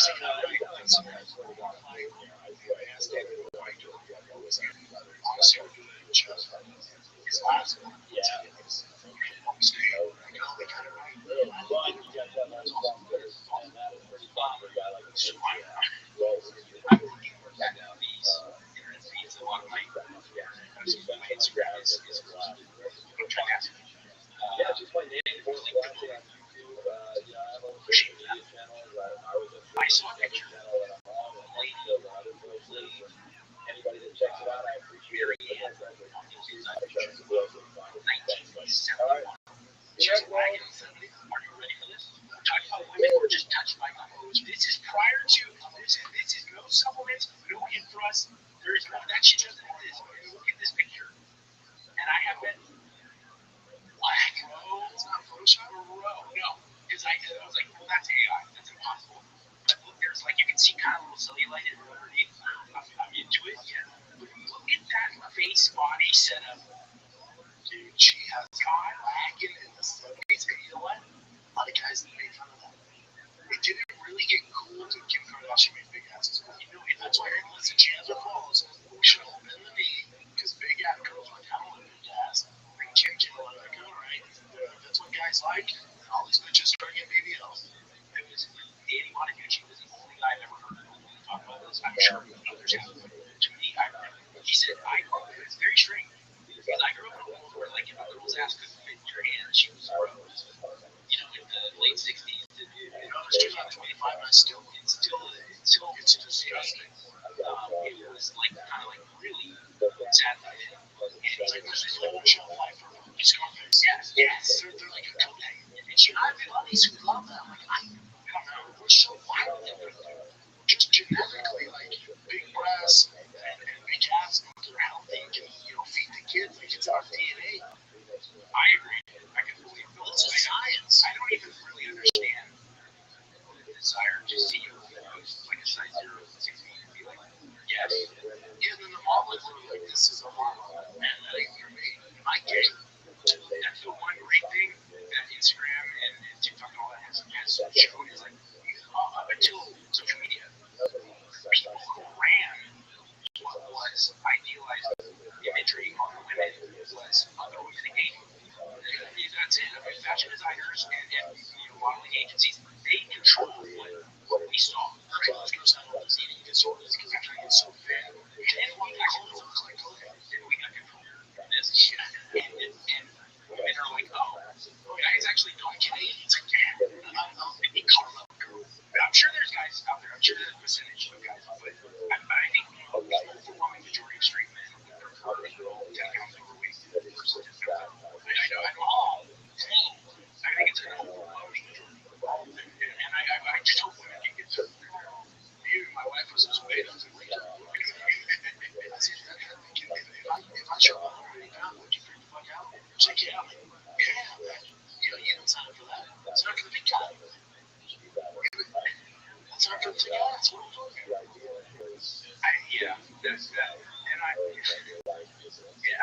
feel like I'm talking about two sides of my mouth because I absolutely made the decision to settle down with a woman on Facebook. Almost barely off what I saw in her versus the type of person I felt that she could make me and that I would constantly push me. Yeah, that's all sweet and fun, but I absolutely, like, sometimes will just chew me on the farm, especially now with the Texas weather being what it is. And sweat and she's wearing, like, cutoffs, and I'm just like, oh, like, change for that. Yeah, it's social media. There's a lot of terrible things, but there's also a lot of great things. Yeah, people go, oh, I don't have to kill myself. Cut weight. I actually encountered the division between what I think is one of the most beautiful things and then also one of the most horrible things with social media. Last night, looking at right on the kid, social media, look at that. I made about 2 or 3 months ago, I go, hey, I'm not very good at this digital broadcasting thing because I came up in a world of radio. Even if you're in many markets, you're syndicated, you're very successful. You do what you do, and you turn off the mic and you walk away, and it goes away, whether people like it or not. If you don't like it, then turn to a different station. I had no interaction, even on an advice show. The show was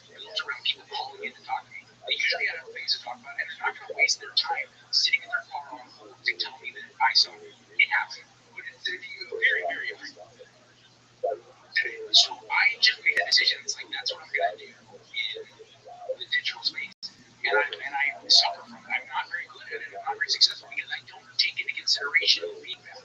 Now, obviously, you can. It's not a good idea to follow it and get down rabbit holes because you'll drive yourself crazy. You're never gonna please everyone.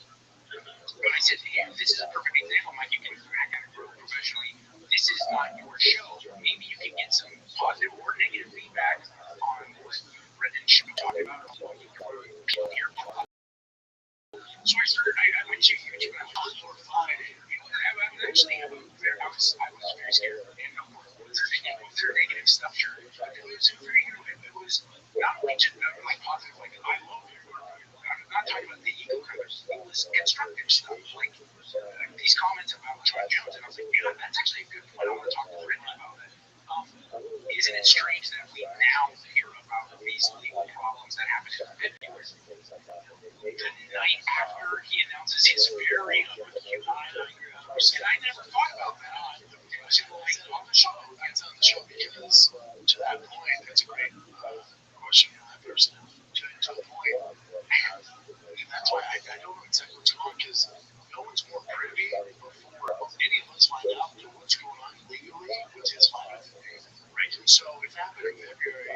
He was still, he's in the right was done, it's happening, don't worry, it's happening. But you knew that stuff was going on. Most of the people like, dude, data's bullshit. I can kind of see how they come to that conclusion because you knew these legal troubles were not coming. Yeah, you knew it was coming. You told the fuck was happening. And then John retired because of this. My only conclusion is there's way more to this stuff. That's my only conclusion. Like how peculiar was the announcement of his retirement, the timing of the release of this information. Like what is going on without law enforcement, with UFC, all of it's really weird. And then also the fans like he's took. I don't think so because John's not trained with him maybe because I hold him in such high regard. You're right. It's the truth. I think we don't know. So people like he's talking about he's not. Data knew about this. Data didn't know about this. The fight was never happening. He might be fucking right. None of us know besides Dana, John, Tom definitely. Tom's out. Tom's the one that got over in England just like contracting. He's like, ah, here we go. And then Dana's calling him, don't worry, dude. He told me he's gonna do it. No one knows what's going on. But give him fucking $10 million. You fuck this guy, get over it. The only one who gets fucked out of this is Tom Asshole. Dana's still charged with John's still the greatest one, by the way. Tom's fighting for his fucking legacy, and you just put him on the show for a year. And if you did all this stuff in 2 years, and you just put him on the show, and Tom's by all accounts, state. But you see, guy, Asshole seems like a great guy. What is ideal situation now in the army? I have my opinions. Here you go. I think you guys fucked over Tom. He's lost 2 years of his prime. He wants to be the very best. We're going to see how much the UFC actually cares about Tom, depending on what matches are next. If they don't think he's the real truth, if they don't really give a fuck, you're going to see Zero Gun, which. And it's feel like you were. I'm sure the shit out of the word.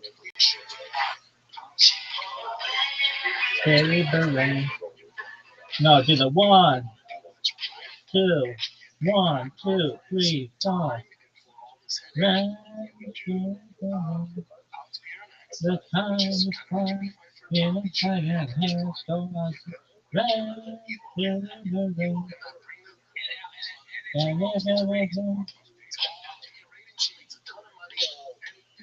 This is my jam. 1, 2, 3, 4.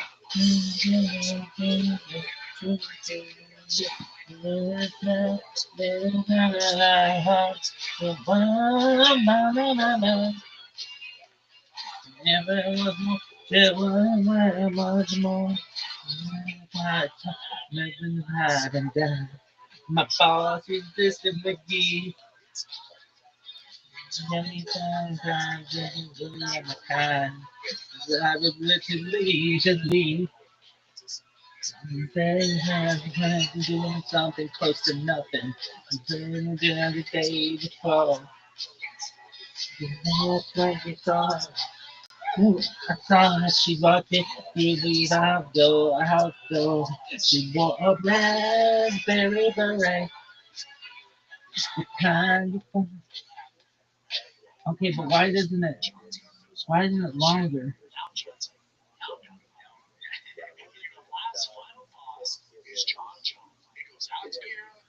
Okay, that's fine.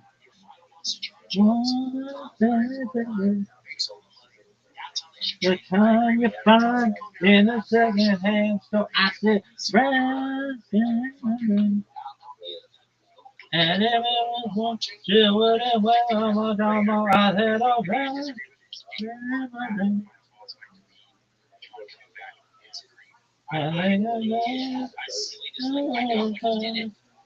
I feel like I want. Hey, you little bitch.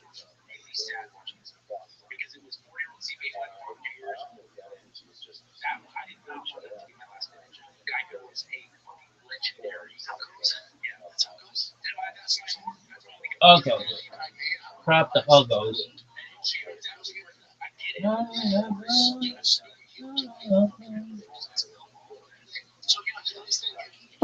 This shit sucks.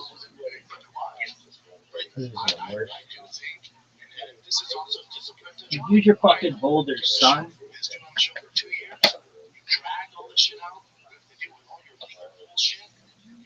Look how sick this would be.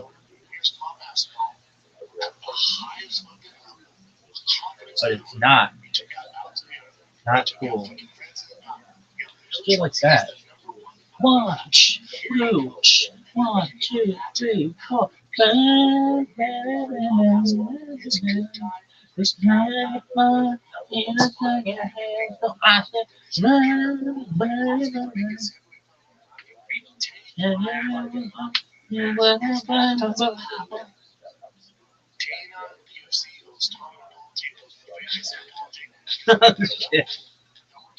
One, two, one, two, three, woo!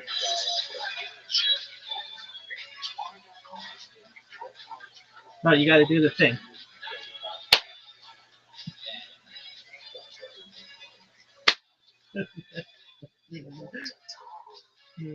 I'm working hard, time at your five and dime. My boss is Mr. McGee. He's nearly four times that he didn't like my guns. Cause I was a bit to believe. He told me to have that thing and something close to nothing. We made it the day before. You think like when I saw her. Ooh, I saw her, she walked in through the outdoor. She got a raspberry beret. John, in a second. So, create a sticker. No.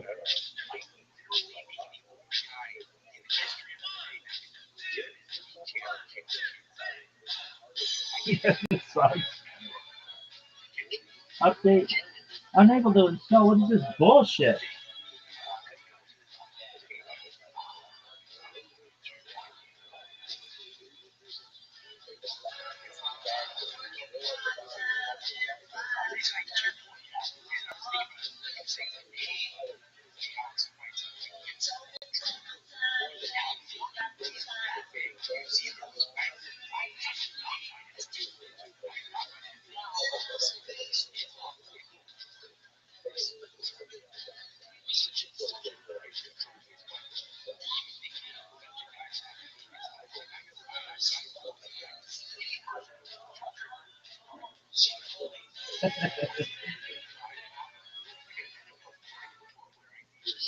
Okay, you need 12 fucking things?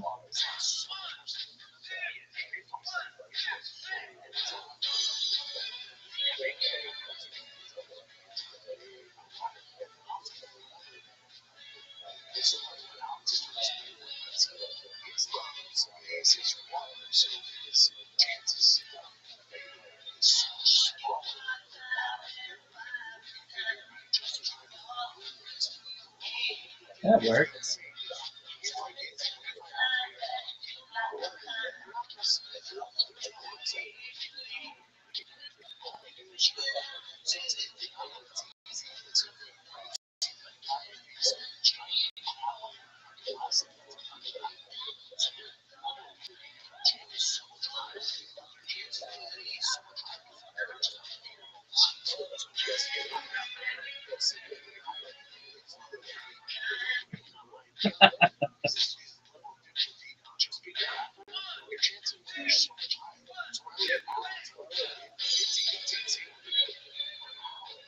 I like it.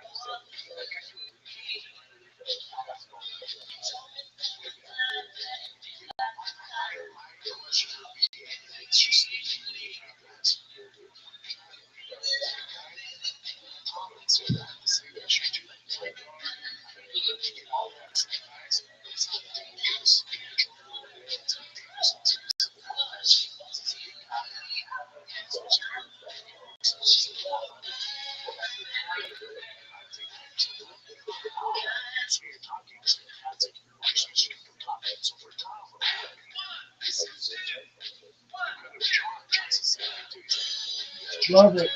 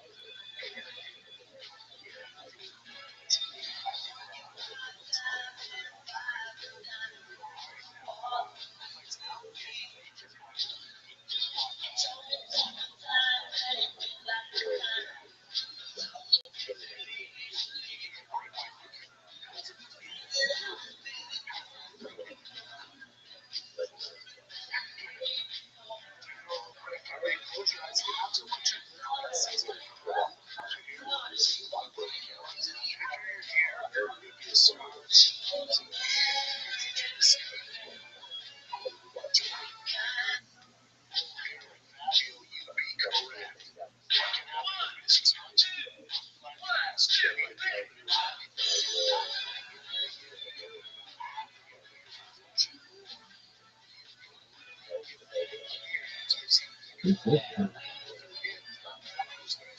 it's so good.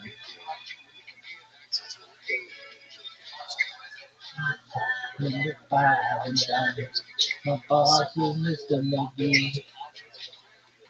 He told me that the time that he didn't have the time. Look, I was big to leave with me. He's playing the ground, it's probably close to nothing. It's different than the day before. Yeah, playing at some time.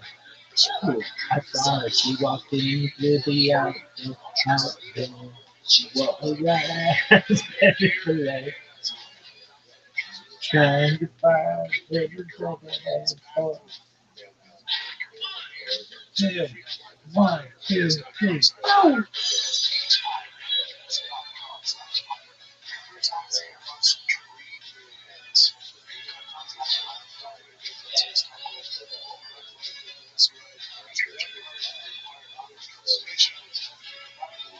I could try in the time and dime. My boss was Mr. McGee. He's running for the time that he didn't have time. I was good to leave to leave.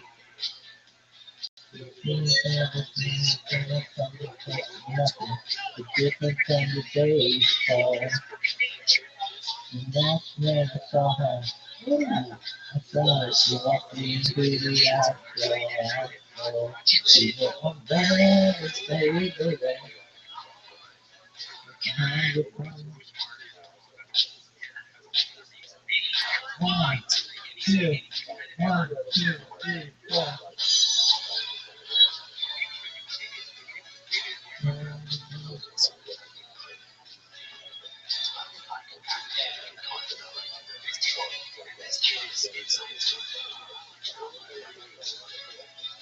Working part time in a fine time.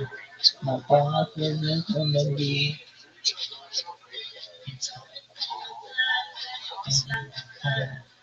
I was good to leave to leave. The things that you don't come and take different than the day before. And that's when I saw her.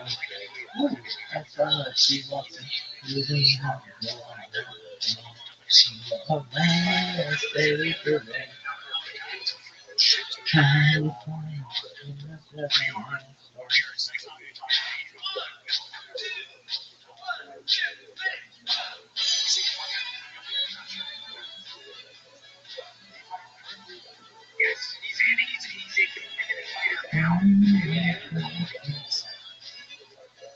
Look at the time to run away. Talking fire, talking in the fire and time. My boss was looking at me. Every kind of time that he didn't have the time. Cause I was big to leave to be. Every time that thing I doing something close to nothing. Different than the day before. That's when I saw her. Ooh, I saw she walked in through the outdoor. She was a bad baby. The kind of fun. 1, 2, 1, 2, 3, 4.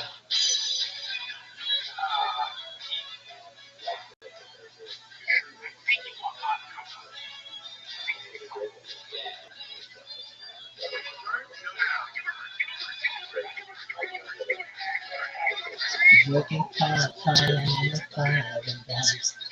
The boss was Mr. McGee. He said for the time that he didn't have the time. Cause I was just to leave to leave. He said he had to stay doing something close to nothing. He different than the day before. And that's when I saw her. Ooh, I saw her walking through the outdoor. She was a bad baby. I 1, 2, 1, 2, 3, 4.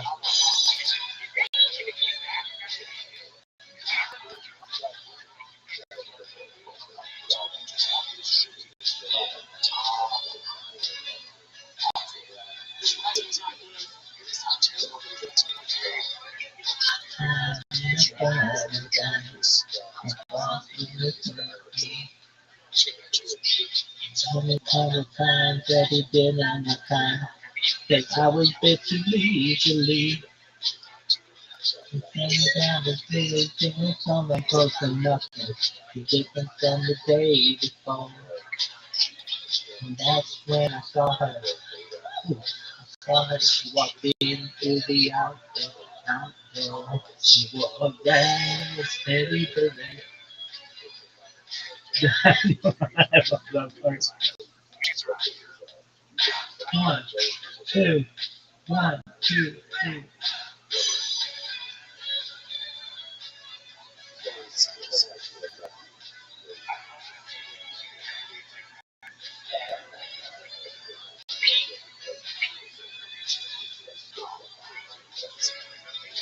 Working part time at 5 and dime. My boss was Mr. Movie. You love yourself so fucking much. I'm easily.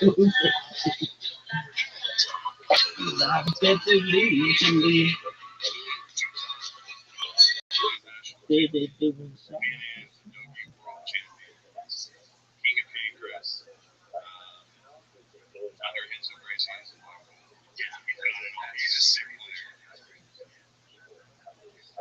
Yeah, but I love excellence in that regard, and I still kind of have obviously the game has changed, so I think people can't be excellence in one. Why?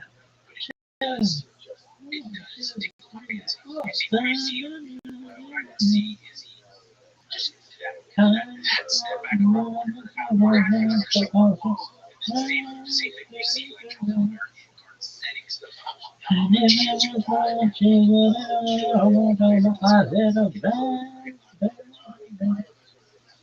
I think Players at this point are let's take it. Maybe a world class wrestler, world class jiu-jitsu, world class striker, works with wow, face.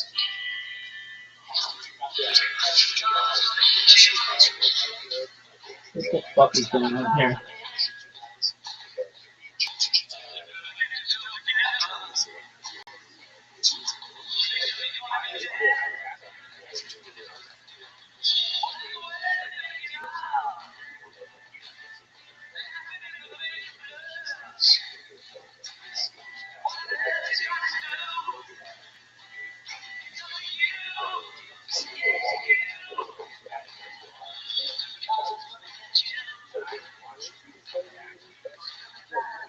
Oh, fuck.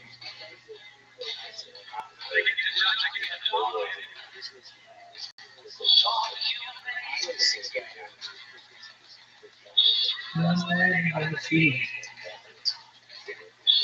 People look like me. No one knows what you are. A superstar. You are right, you are. We all stand on. The moon, the stars, and the sun. We all shine on. Everyone, come on. Think the time is gonna get here.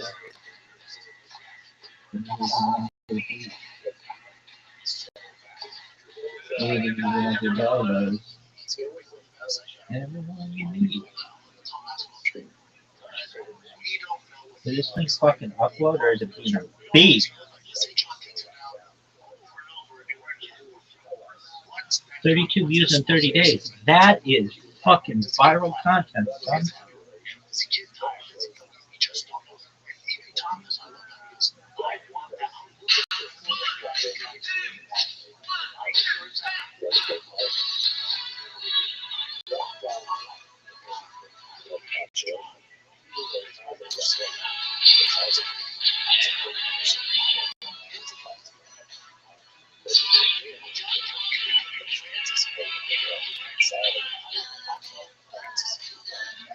My boss is Mr. McGee. Every kind of time that he didn't have no time. But I was busy easily. The thing that was busy doing something close to nothing. The things from the day before. That's when I saw her. I saw her. I walked in through the outdoor. She wore a red beret. Time to find. Love it. Fucking amazing. Do another one. Exact same shit. She walked in through the outdoor. She walked around.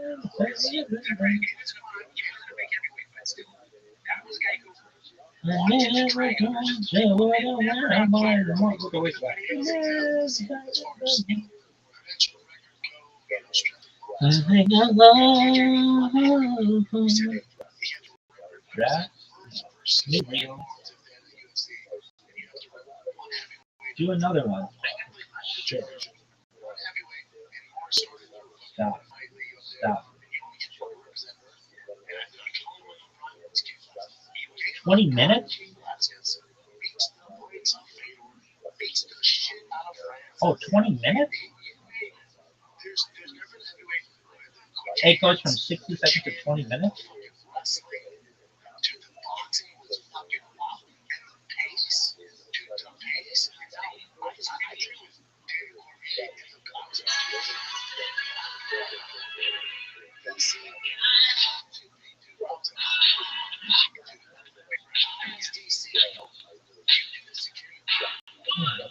Two, one, two, three, go.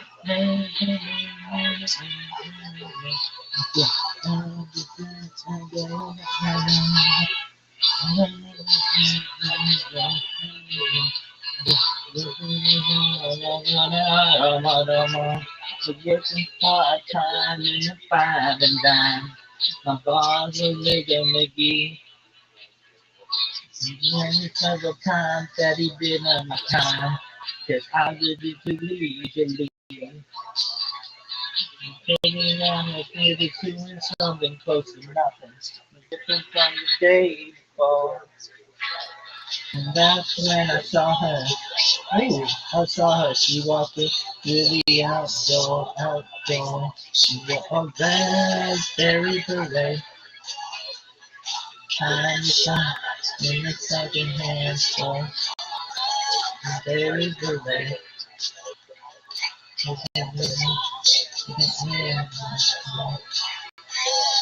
Berry beret. I think I love myself. Love.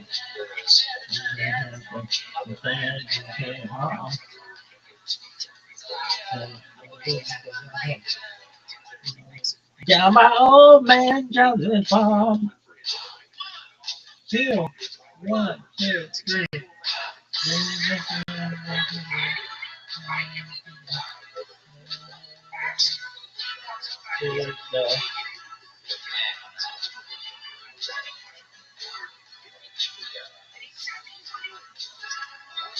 I can touch in a five and dime. All the me. Times that he did on my time. I was a bit too easily. Close to nothing. Different than the day before. Just when I saw her. Ooh, I saw her. She walked through the outdoor. She wore a red penny beret. The kind you find in a second-hand store. Raspberry beret. And if it was on, she wouldn't wear much for I would have raspberry beret. I think I love her. Built like she was.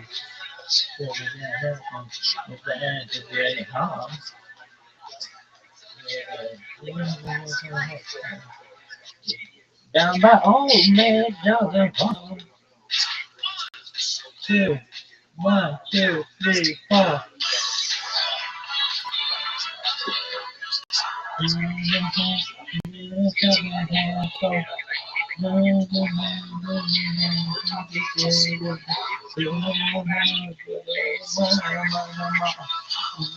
Hard time in the five and dime.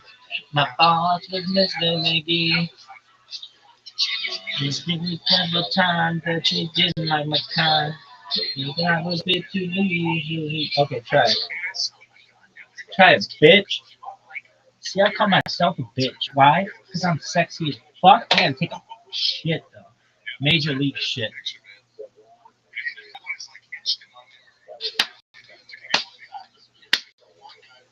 One. No, dude, that sucks. Do it again. Undo. Yeah, delete, discard, delete, discard. Okay, try it again. Fuck. Why? Zuckerberg, you suck so much dick. Unbelievable amounts of dick. That motherfucker sucks. Hey, we're having a disco party. Priscilla, I shoot fucking hogs on my fucking island in Hawaii. Go fuck yourself, douche.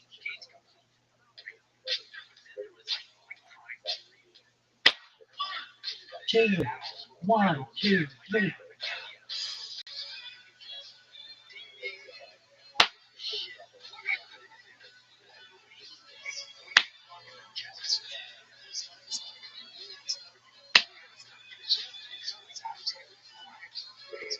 I was working part-time in a fine dime. My boss was Mr. McGee.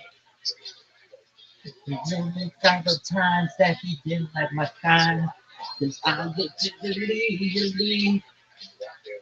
We're champion down the day, doing something close to nothing. They're begging from the day before. That's when I saw her. Ooh, I saw her. She walked in through the outdoor. She wore a raspberry beret, the kind you find in a second-hand store. Raspberry beret. And if it was warm, she wouldn't wear much more. You didn't do the thing. You got to do the thing with the head. Dog, that was good, but you can't get the claps down. My biggest critic, baby. Some bitch can be like, that was great. Like, calm down, woman. Doing something close to nothing.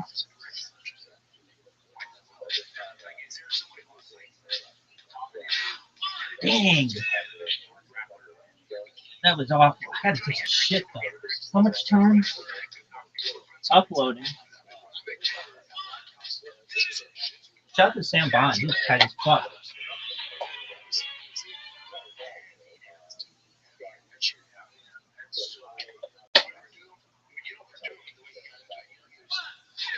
Oh, fuck that shit.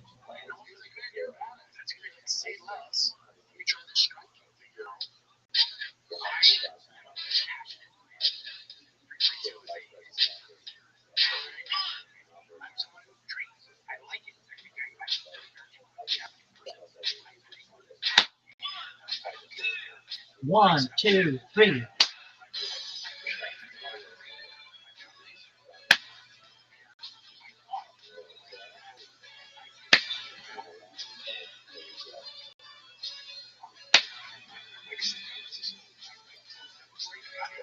I was working part-time in the five and dime.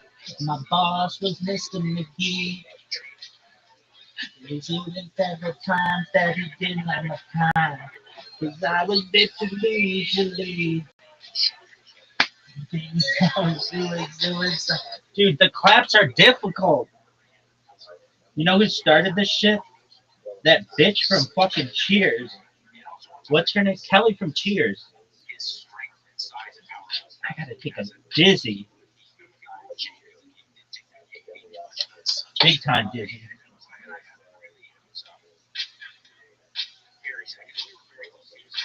Fuck!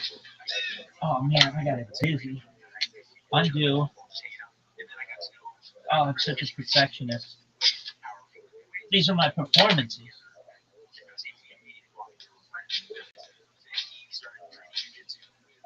One, two, one, two, three.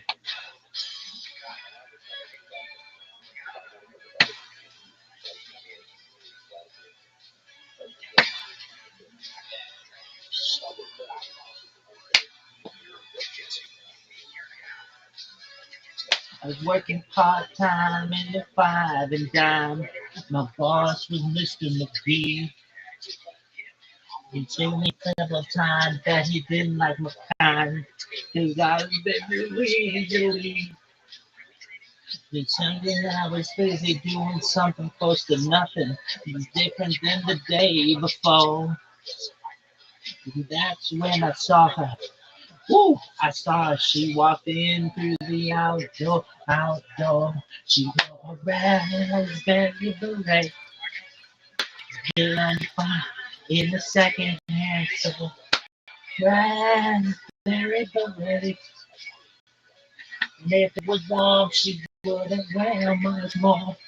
Raspberry beret. I think I love her. Feels like she was. Scared and glad to be my home. Yeah, yeah. And then down my old man Johnson Farm. It was sick. It was okay. Let's see it.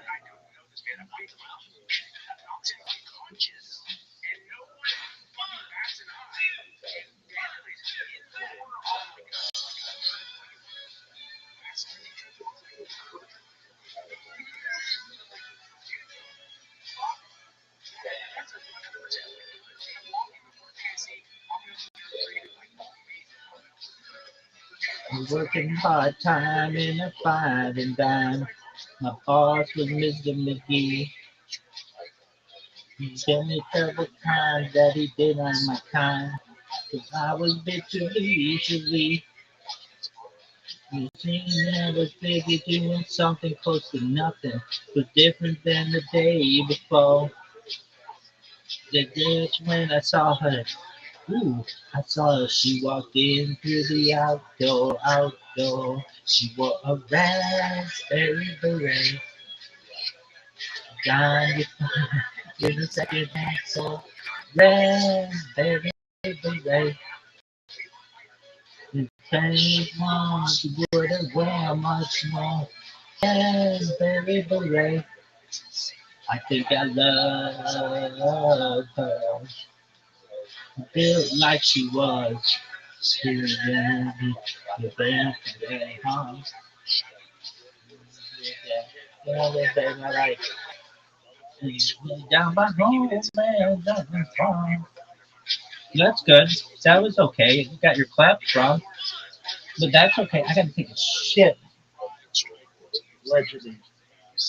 Down by home, man, Johnson's farm.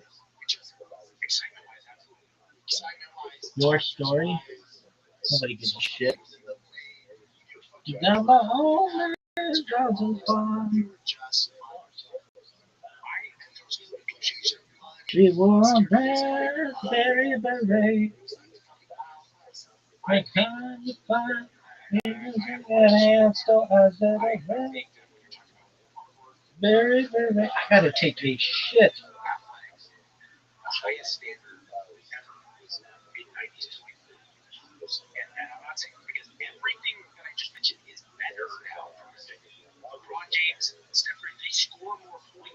Are you gonna be?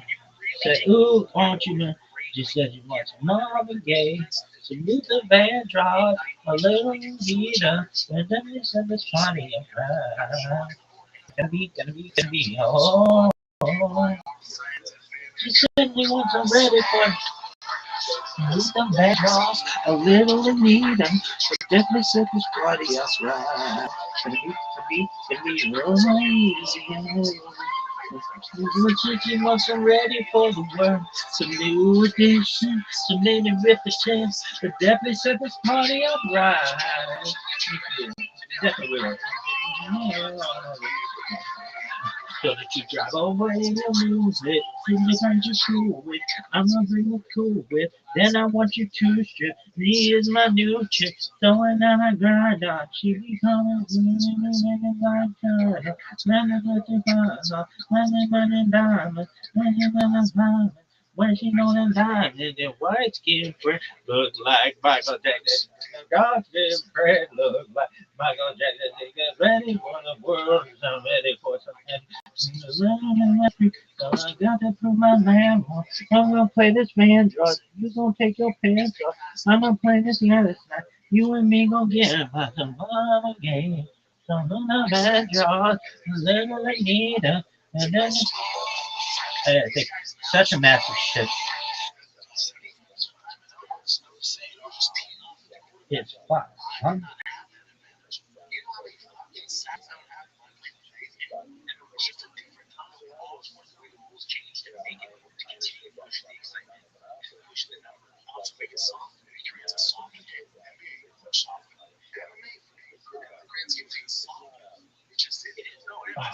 Oh, easy.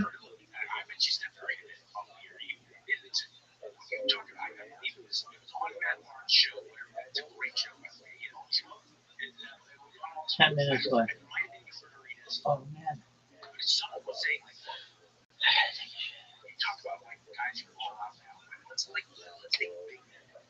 Look at this movie.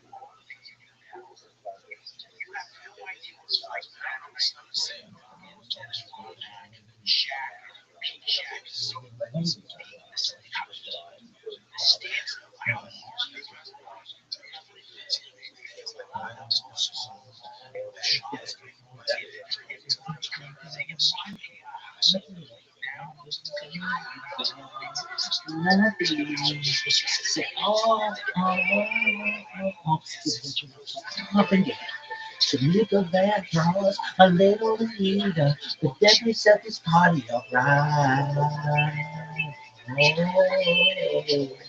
Oh, this Jesus, we want some ready for the world, some new edition, some limited pretend. We definitely set this party up right. You definitely will. You do it in a new way. With some friends you cool with. I will bring the cool with. Then I want you to strip. See it in a new chick. See it again, I grind on. She be grabbing. Call me me baby light shine on. Making nothing down on. Nothing going down. All the things right. Swinging on the night. So the white skin. Look like Michael Jackson. Got the dark skin. Look like Michael Jackson. Just ready for the work. She's just ready for some action. Feel your body on the foot. So you got to put your hands on. So I'm gonna play this band drop. You gonna take your pants off. I'm gonna take this Gladys Knight. You and me gonna get right. Oh, that was sick. Have you ever gotten out of breath from just having to take a shit? Allegedly.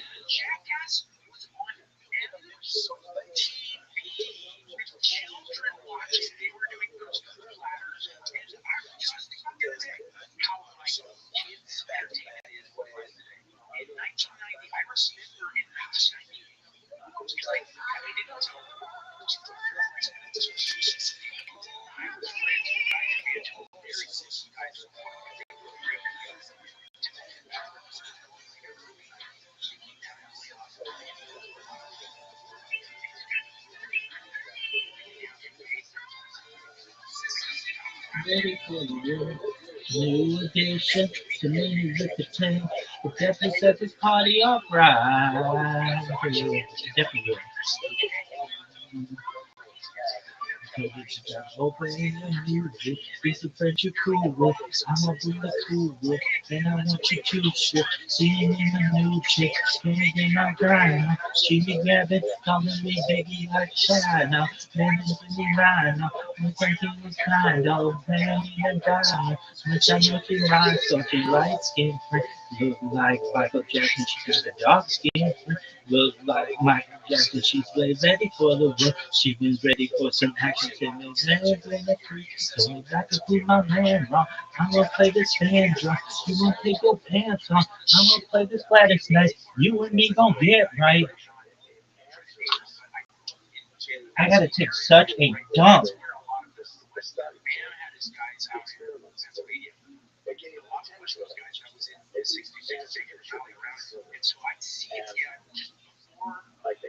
How you doing?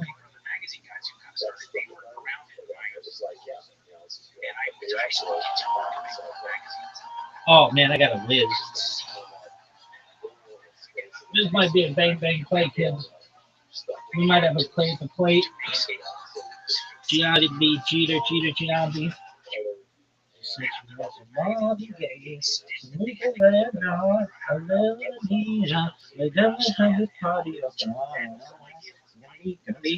Oh, she wants already what I want to do with it. So many repetitions. But never said a party of mine. Don't like a motherfucker.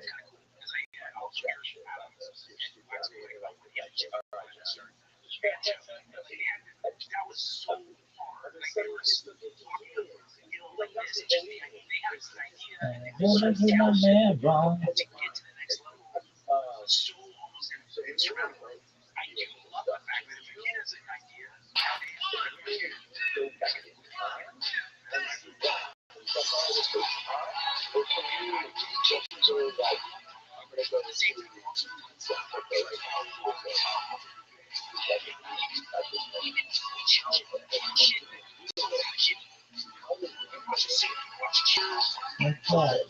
Never five and dime.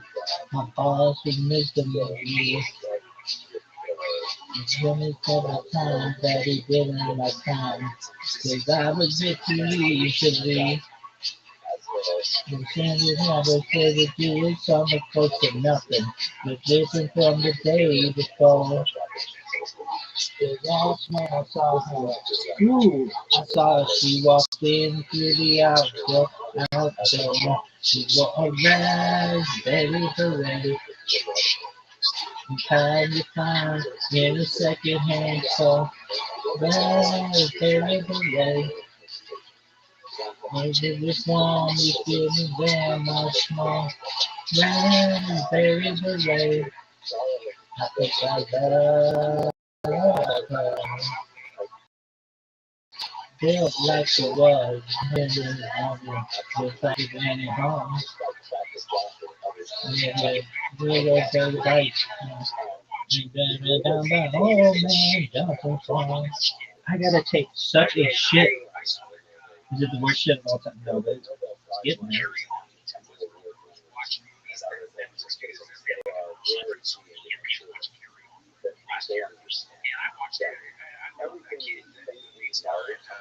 Nobody gives a shit about this podcast. It's the worst. I'm their biggest fan, and I'm like, oh, fuck it, I'm putting there.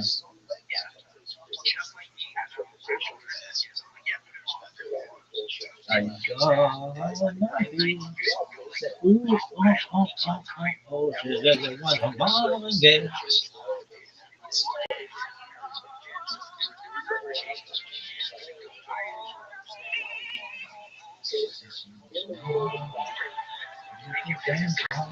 Little Anita, the devil set this party up right.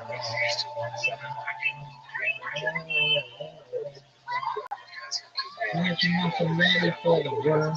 So new addiction, so many repetition. The devil set this party up right. The devil will. I'm something to drive over in your move it. Be some friends you cool with. I'm gonna bring the cool whip. Then I want you cool shit. See me with my new chick. Swimming in a time on. She be glad that me niggas I can shine home. Then if you're right. You see all the time. Then I mean it right. So if it's in the night. So the night. Then it look like a just got a dark skin. Look like Michael Jackson. She was ready for the work. She was ready for some action. She when a freak, so you got to prove my man wrong. I'm gonna play this man, Charles. You gonna think it's fair, so I'm gonna play this planet now. You and me gonna get it. Come on, yeah. Nothing already wrong. A little Anita, whatever you try. Really original.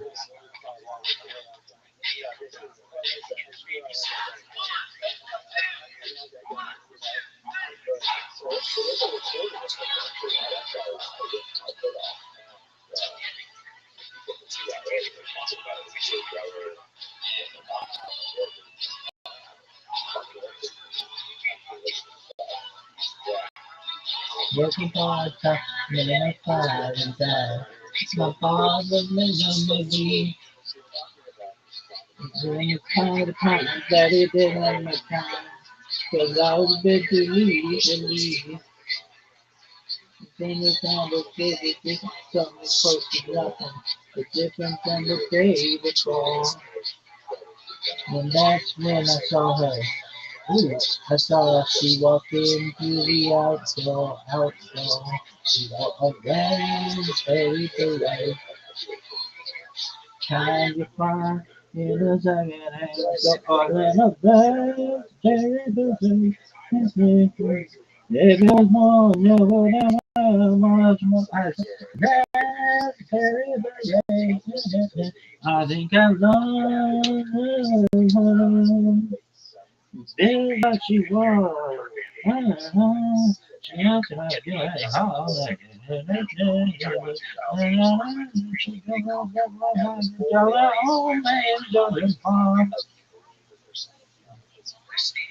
I gotta take such a shit. Dude, what is this processing bullshit? Hey, we're uploading. Okay, what's the percentage? 56%. Okay, then that means we have 44%. This motherfucker's done. No, we gotta process. Then it's not 56%. I'm much. Okay, tell me whatever the fuck you want. Windows have it the best, but tell me whatever the fuck you want. What's the total fucking amount? That's what I need to know. That's what matters. Oh, we're only 56% through this part of the fucking process. Well, then get the fuck out of here. What's the whole fucking process? I don't care. How about I don't fucking care with the upload percentage? I just care about the everything percentage. I gotta take such a shit. 4 minutes? This is garbage.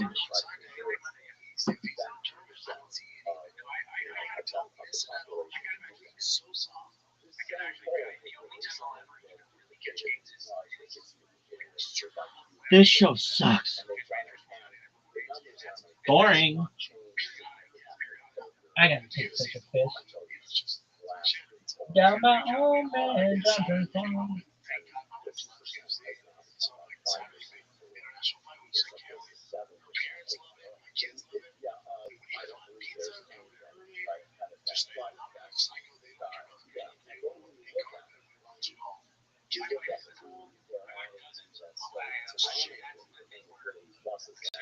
Man, I have to take a piss.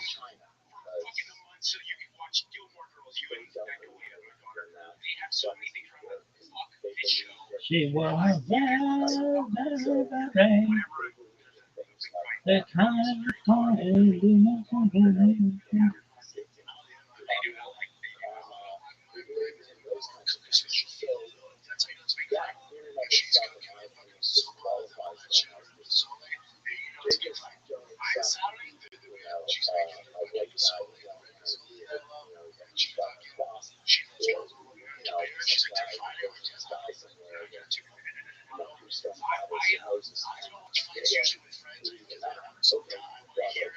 I gotta take such a shit.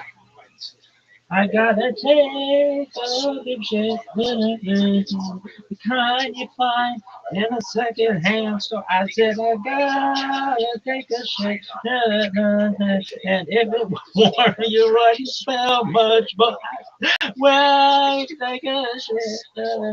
I think I'm wrong. Come on, man.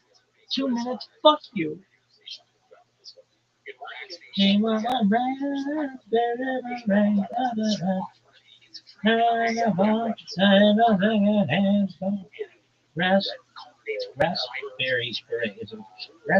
are fucking weird. I gotta take such a shit. I like raspberries though. I remember the first time I started having it. I think it's good. Oh man, I gotta take a shit. The kind of child in a bag of hands, so you know that and everyone I said, raspberry. Come on, dog, I gotta take a shit. Oh man, come on. Less than a minute? Come on, quit being a douche. Come on. Hooray. Okay, we did this part.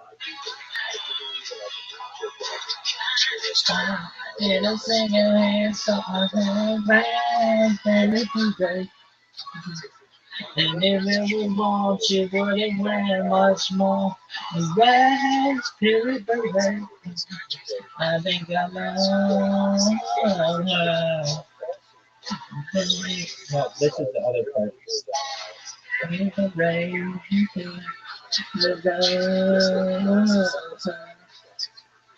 Feel like she was, yeah. Didn't plan to do any harm.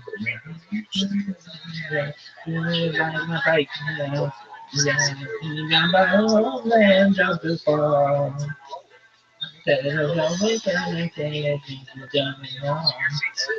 In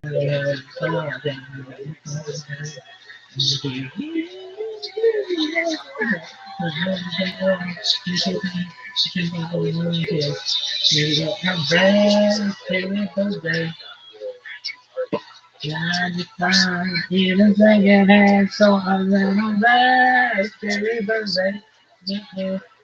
And if it was more, it wouldn't wear much more. I gotta take your massive shit. I think I'll let it be. You just do it from here.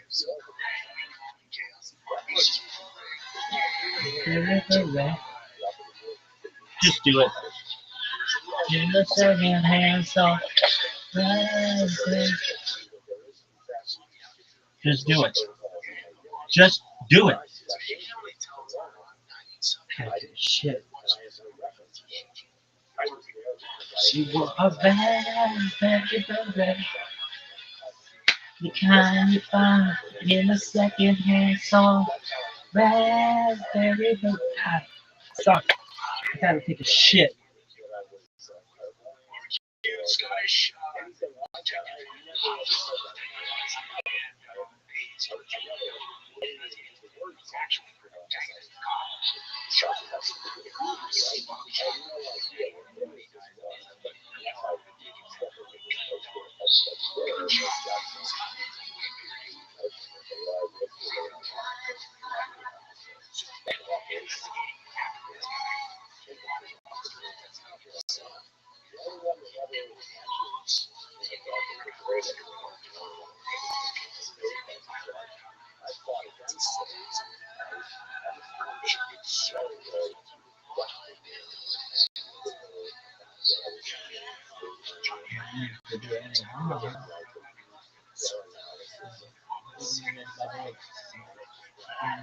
Down by home and drop a song.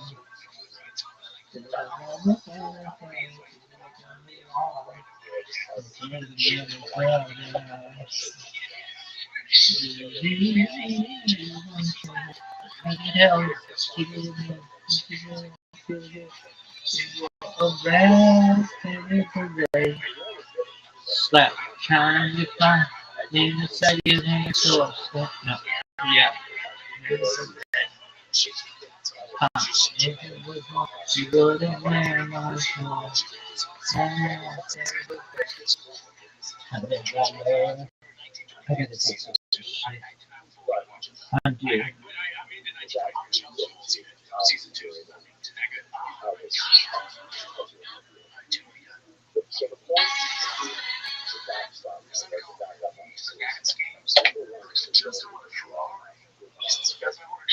Raspberry beret, the kind you find in the second hand store.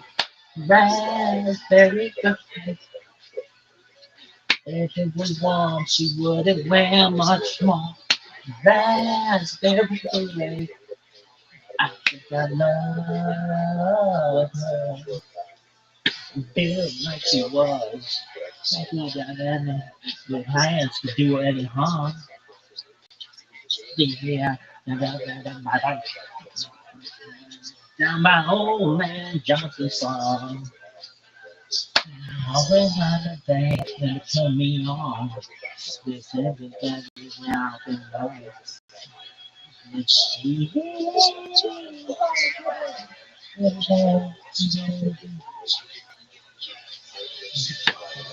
that's very kind to suck in a second hand song. Raspberry parade. And if it was warm, she wouldn't wear much more. When buried away, I think I love her.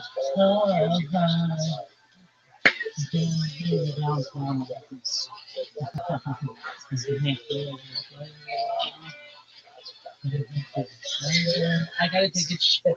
Oh man, I gotta shit. Come on, you fucks at YouTube, you suck. I gotta take a shit.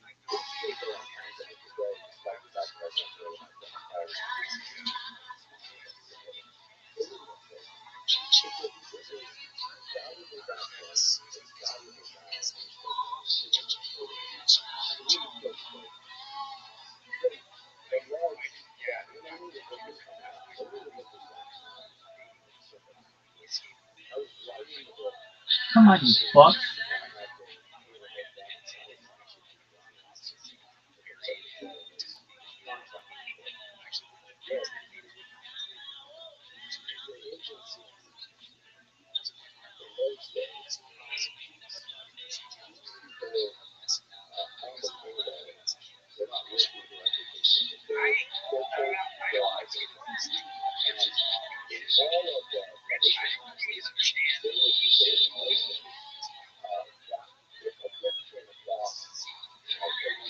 Come on, man.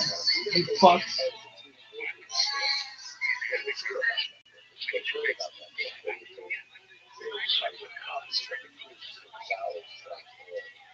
Come on, you fuck.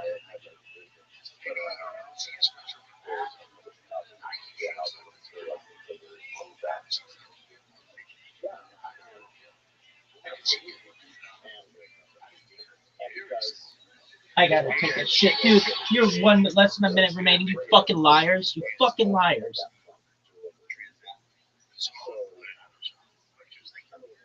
Dog, I gotta take a mean one. I gotta take a mean shit. A mean shit. I gotta take a mean shit. I said I gotta take a mean shit. Dog, come on. You fucks.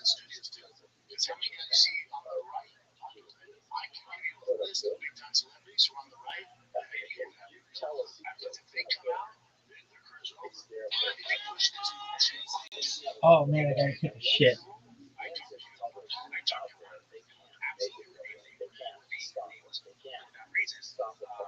Oh man, I gotta pee. Shit and pee. Have you ever looked at the bottom of a fucking porta potty where there's like poop and then pee going on it? It's like a pee volcano. That's what we got going on. Is this belly? Oh man, I gotta shit. Less than a minute remaining. Fuck you. I don't believe that. She ain't messing with no bros, bro. Oh, they say it. Oh man, I gotta take a shit. And then I like the ba ba ba ba ba ba. Yeah, she's a traveling friend indeed. Oh, she is gold digger. Way over time. That digs on ba ba ba ba ba ba ba. I gotta take a shit, man. Come on. Less than a minute left. Lies. Don't ever listen to anything YouTube tells you. Ever.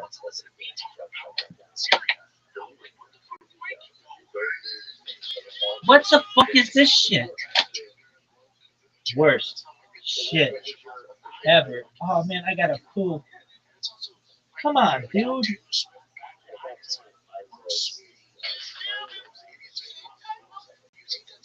Oh, sweetie, I gotta take a shit.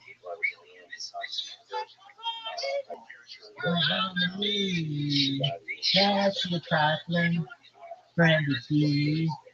Oh, she's golden. Way over time. That big talk. Oh, no, you gotta keep doing it. Oh man, I gotta take a shit. Come on, you fucking shit bag. Motherfuckers, I gotta shit. Come on, dude. That was 21 minutes ago, 6 hours ago.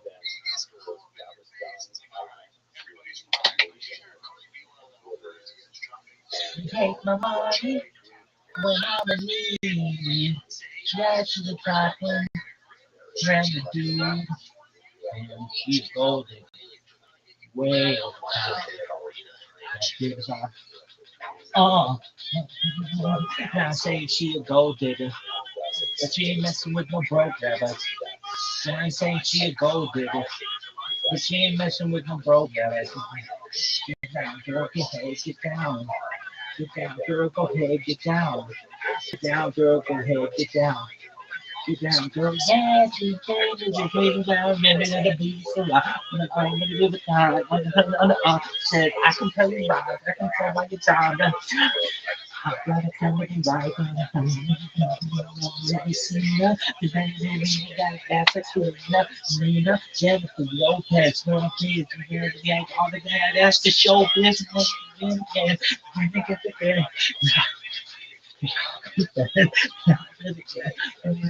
yeah, if you fucking with the girl, you better be paid. Take too much to touch you. Everybody take a baby for us. The fuck with Usher. Now I wasn't gonna stay free love. Yeah, I think she a gold digger. But she ain't messing with no broke rappers. I ain't saying she a gold digger. But I ain't messing with no broke rappers. Get down, girl. Go ahead, get down. Get down, girl. Go ahead, get down. Get down, girl. Go ahead, get down. Yeah, she came in.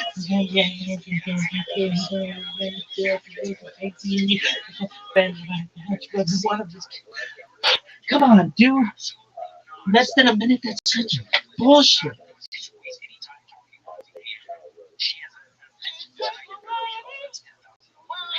Come on, dog.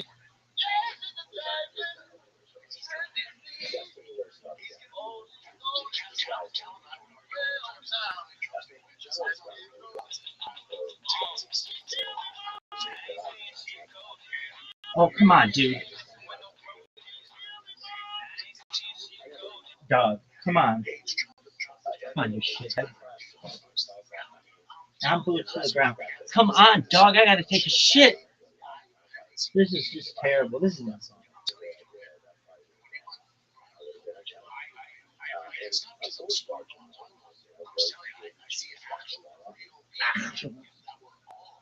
Oh man, I gotta dump. I gotta dump.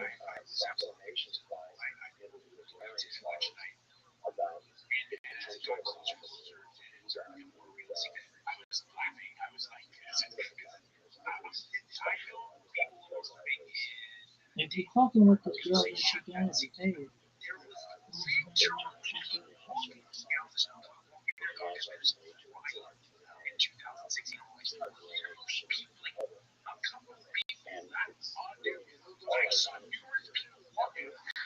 Dude, I gotta take such a shit.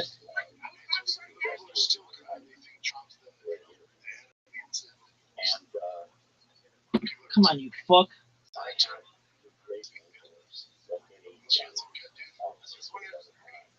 Oh, dude. Dude. That shit is a lie.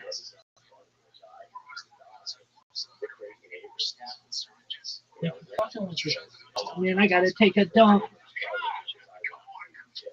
That's it. That's it. We're gonna have to call this one. Are you fucking serious? Oh man. My butthole's puckering, girls. Oh, I gotta take a shit. Oh fuck. Oh fuck. This is the worst. Come on, dog. Quit sucking dick. This is the worst. That's a fucking lie. Less than a minute remaining. Lies. Push me. Oh fuck. Push me. Look at this athleticism, though. Folks, look at this athleticism. It's really impressive.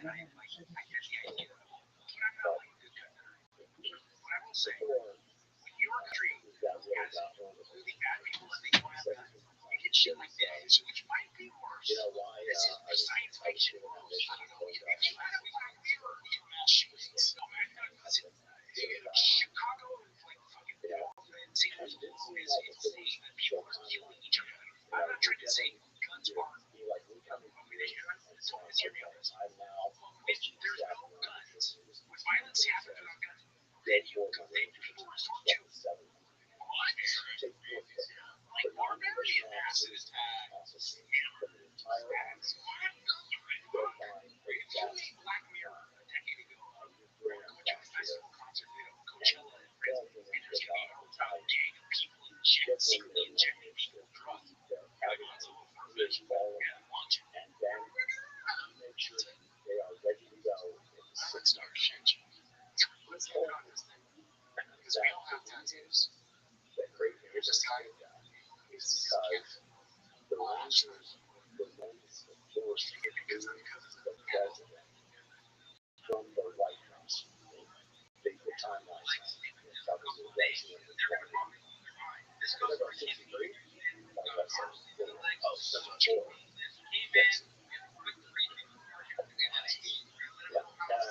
At that time, check this that the chiefs of staff and the chairman of the joint chiefs of staff stopped talking to President Bush. They refused to dialogue with him. After he had was on the process of impeachment, the lies and other things that have gone on, getting drug out of other things that have gone on, it was just the credibility of the president as commander in chief.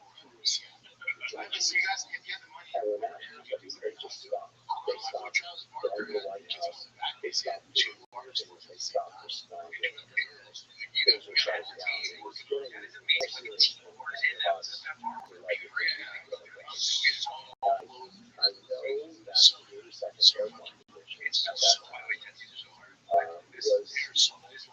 there was always a battalion on alert being just drugs. There was an element of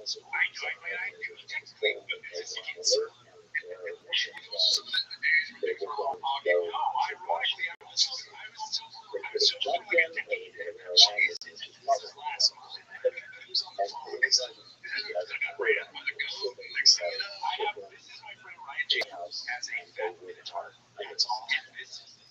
This got to happen because we were at lunch. I was on Melrose Avenue, and I was making fun of him being fat. He has like long hair. He's like a clever guy.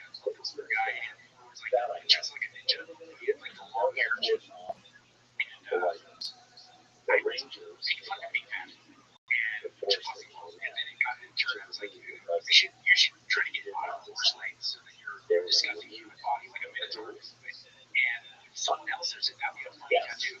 I said, well, get it if you pay for it. Sure that there was a little bit of leadership behind it as well. I'm sure that, yes, sir. but I'm telling you, Easy, man. You're professional. my family Guys, they get your definitely fellow Rangers, and I mean by Rangers, I mean guys in service regiment, which is right. Yeah, we don't say that, I know.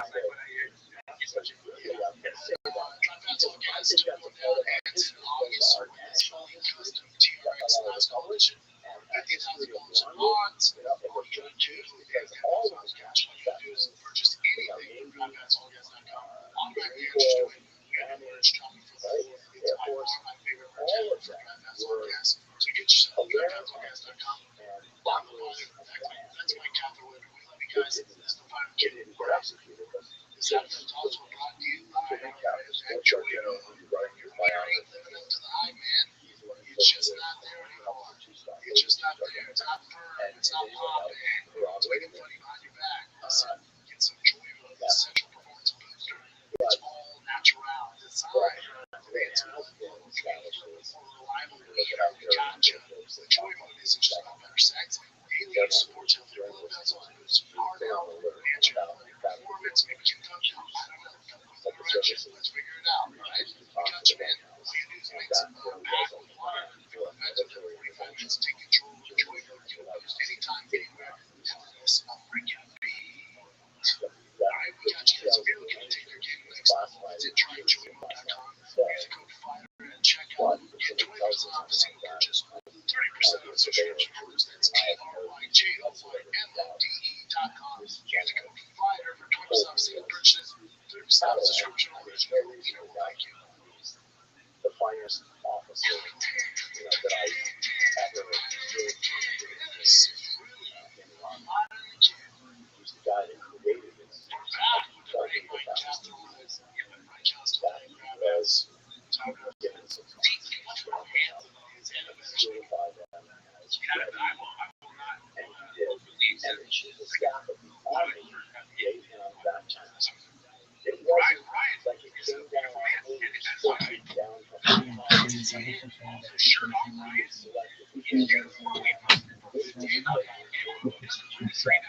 So, oh, that was good. Is this shit still going? Oh, fuck that.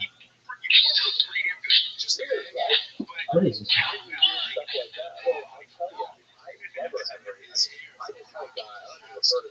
Is this show over?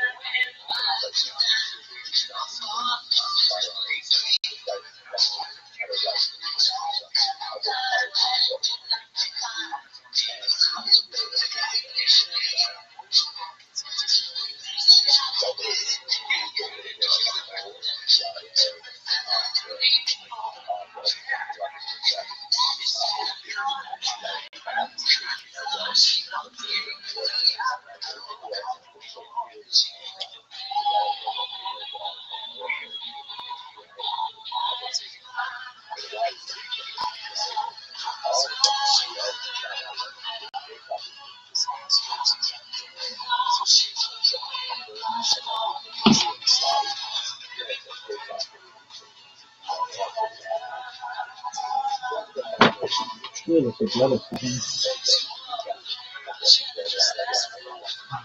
I'll be right home. Right.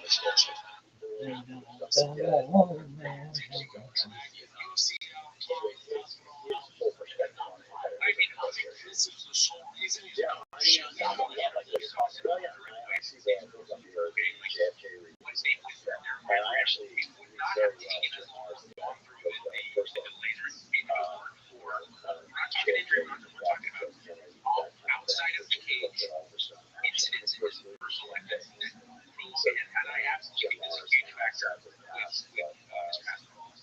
what I will ask is that you're very, very fortunate to have some really awesome insight. I don't think John Jones is scared from basically. Is it fair to say he might be very scared of Tom Astor? Tom Astor is a great player and he's a dangerous figure. Is he scared?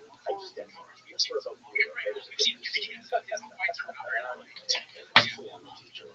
at this athleticism.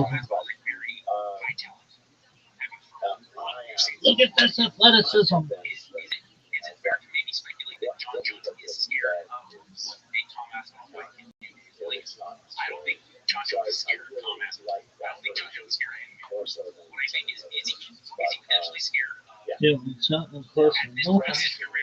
to go out on is it by all accounts probably going to be his last fight or should be his last fight if he were to come back to it. And then more so than ever, I think that he's staring at if he's a realist, he's staring at maybe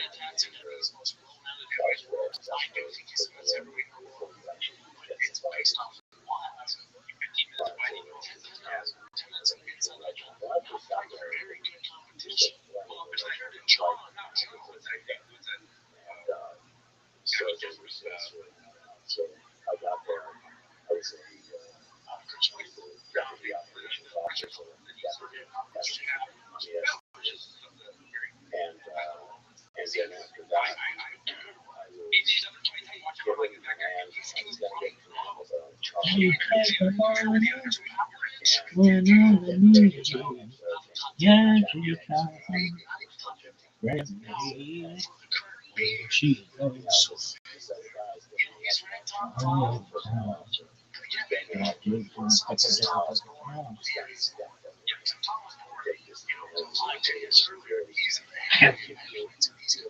Very, you're good. What is this bullshit? Listen a minute, maybe. Lies.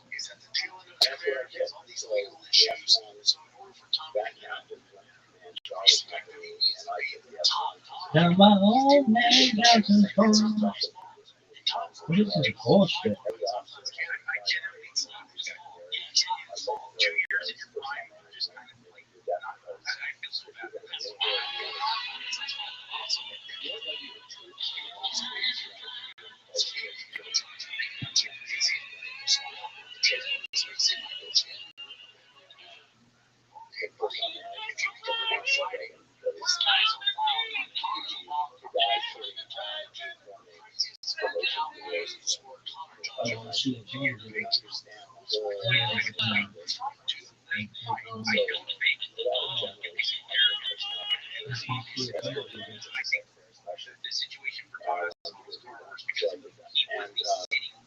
Are you gonna agree?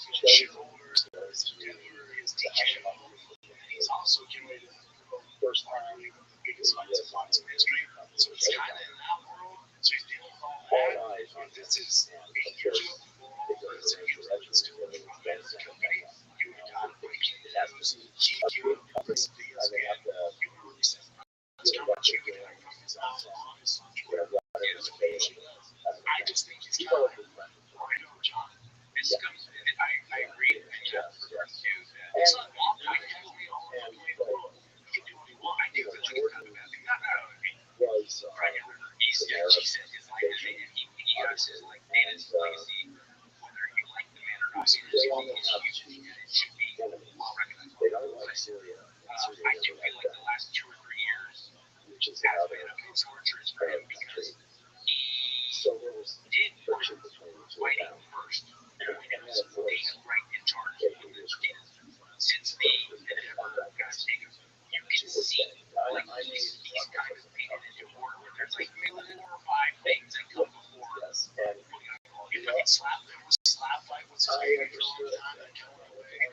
That's his DQ, the training that Sheik and the fucking Middle East. combat operations was there to train on live fire exercises, company platform, he's made all the money.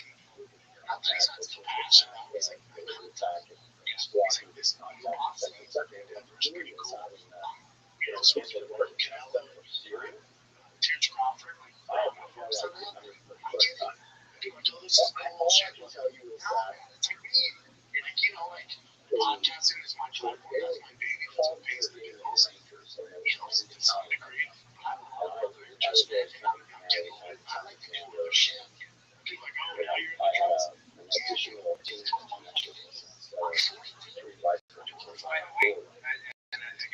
31 minutes ago. I don't. It's America. If you want to criticize Mr. Shaw or whatever comedian or podcast, it's your business. I see when it's totally baseless, and I go right through, and I go on a rant about people talking about your lack of self-worth. Like, that's not true. If you want to criticize that's your business. Don't talk about lack of self-worth. I know the reality. Here's another. If you're going to be like, oh, you're an adventure, shut up. And it is the biggest fucking party. And to an annoying extent, it has been since 2004. It's a great match. It's just, I'm afraid of talking about things that are dropping damage control. This is going to make it go. I actually have 3 Jewish kids. I do think it's weird. I think we're going to see a lot more of this because of and the Jewish Mossad actually joined as like this final graduation. So Mossad actually John Jones, Jesus Christ. requirement to penetrate and now this is, I don't know how long it's supposed to say like 100 miles. Yeah, but now they do it 100 miles and territory and come back here. So are you serious? we were told that could happen. All the time. This is an actual thing. That's when it came out. I couldn't believe it. So I had translators And, you know, so I'm he's a great dad, super humble, super nice. I enjoyed his company. Then he gets busted, calls me, he's freaking out. He's like, come on, I can't. I'm like, God, listen to the platform. I like you too much. I'm going to be the fire. And your shows is your guy. Your show's way bigger than mine to reach the masses. I'll connect with Andrew. He flies Andrew really nice. He's got private jet. He does flavor. And Andrew does all this. Speak to the fire, but it's also giving me better let down. He's a perfect guy for the job. a horrible thing to say. Right? And then, you know, I'm text back and forth. He's support. I know he's going through a tough time. Like to hear me say that, And then in his talk, you know, he features my other kid, which is great. you know.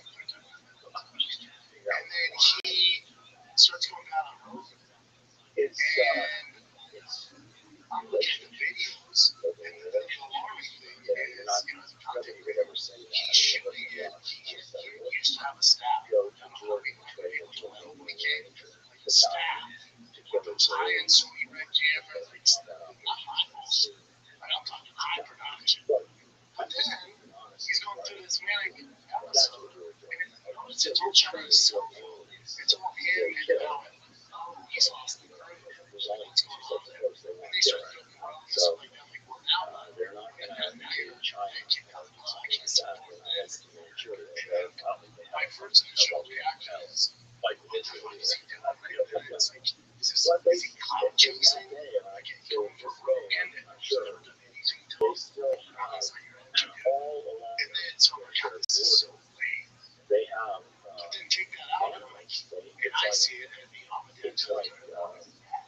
Imagine this kid. It's like That's your dad. Fucking what back in the days of It's a fucking dead wolf on the top of his Crusades, head. right? So I'm They're coming watching to Austin. That's why Joe Rogan was famous this big famous one. He's a great one. You saw it, other And than his they're wife's watching there. their Now, very good. His wife's flying the over radio, the weekends are flying. I'm binoculars, sure they're somewhere safe. telescopes, and they're watching. I think his wife is a smart lady. It's like I'm with you, and it's important because if you did an intervention on your treatment, he's the lead. So maybe she slowly, pushing towards getting some help. That's what I hope. Now, he arrested last night. He spent the night in jail. What are the terms? He's catching crazy people. Is he completely freaked out? I think it's terrorist attack or threats. I think it's he's not going to find Joe. Very concerned about himself, step by step, coming off. I think that's all. And so, have you broke the law? Because he was going to kill him. So he's fine now, but he's coming to where he's supposedly making an effort and announcing that he's coming forward to cause physical harm. That is unbelievable. I'm not aware of it. It doesn't seem like that. How do you get arrested? Like, I want to know, because he clearly in his videos, and I've seen the seasons of 4 seasons now. That's why I'm arrested. And you, to be rapper, you're going to get arrested. I have 4 seasons. I don't know. I'm still with an expert in the field. We're going to talk about engineer. Actually, I think let's hear it. Let's train. You're a train. Okay. So take a little break because listen, UFC 317 this year is UFC International Flyweight. You know how it goes down? Come on. I make cool guesses all the time. Grab your own crown or DraftKings Sports with official sports betting partner of the UFC. A new champ will be crowned. That's right, my champ will be crowned. So the belt at 55 is available. It's going to be Tom Perry. It's going to be Charles Oliveira. We'll see. It's vacant belt. It's going to be fantastic. He's putting his flyweight title on the line against Kai Kara France in a high-stakes co-main event. DraftKings Sportsbook carries your main event at just 5 into 150 bonus bets instantly. Download the DraftKings Sportsbook app now. Use the code FIGHTER. Let's go FIGHTER. Bouncers get 150 bonus bets instantly when you bet just 5 on the road.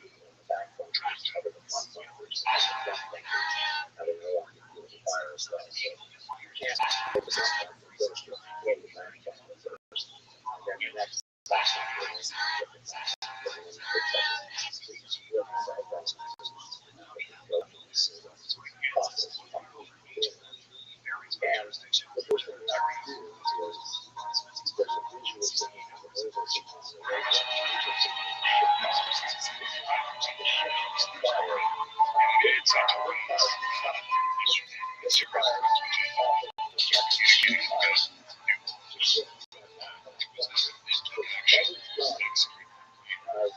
I'm here, you are here, you are me, and we are all together.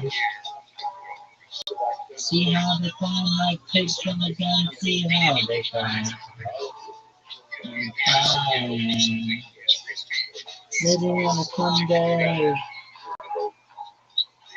waiting for the pain to come. Every t-shirt, stupid dirty Tuesday, bringing in the guys and some I am the Eggman. I am the Eggman. I am the walrus. Pikachu. Everything, little people in the see how they would all like making the sky, see how they love a crying.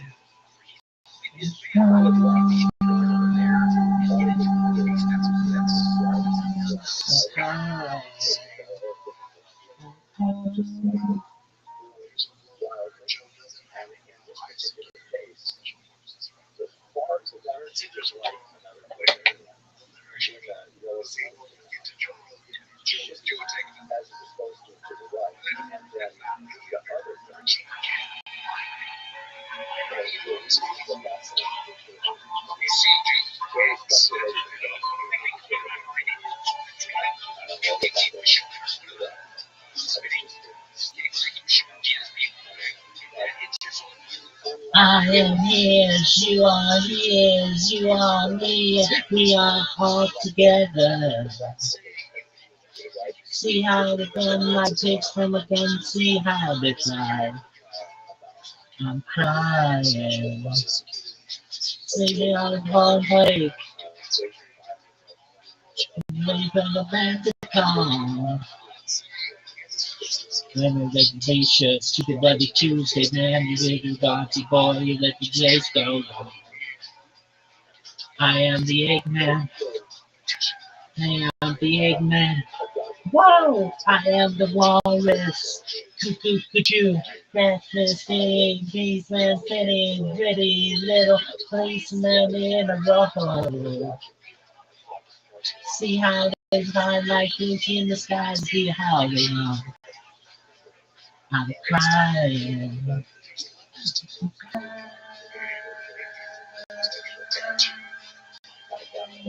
I'm crying. I'm so sick.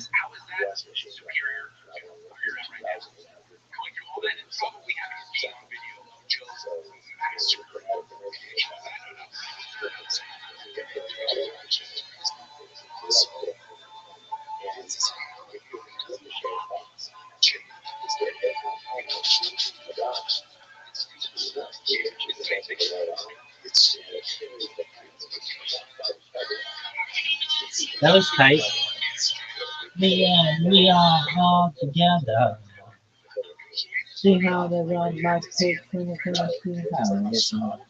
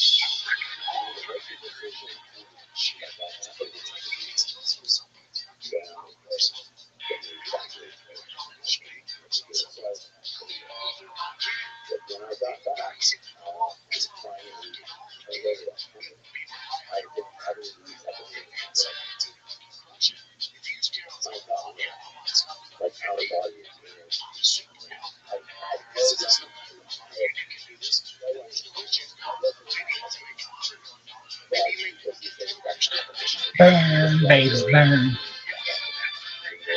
Burn, baby, burn. Burn, baby, burn. Burn, baby, burn.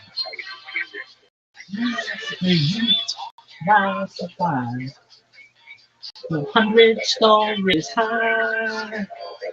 People getting goosey and getting down on the roof. The fuck was flaming out of control. And so entertainer. When the bullets started to explode, I heard somebody say, "Burn, baby, burn." No, burn, baby, burn, burn the mother down. Burn, baby, burn. This going inferno. Burn, baby, burn, burn that mother down. So sick, so sick.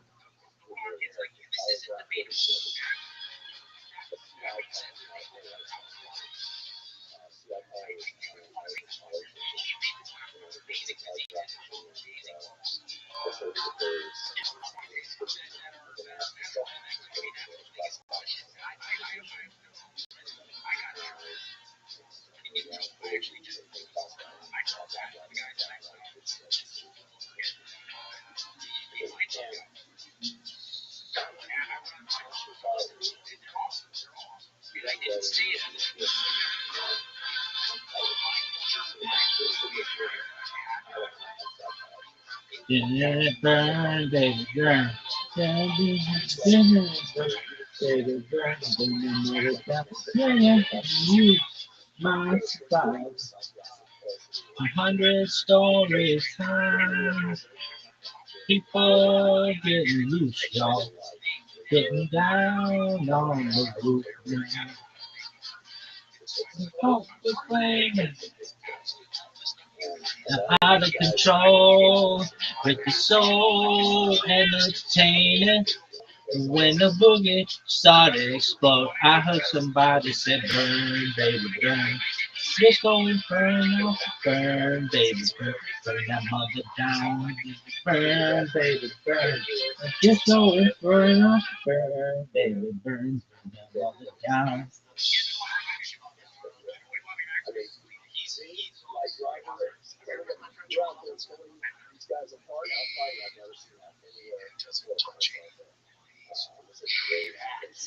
Same with Rabbi Rothschild. Never seen Rabbi Rothschild. Jack City, dog. Look at him. Okay. Mm, mm.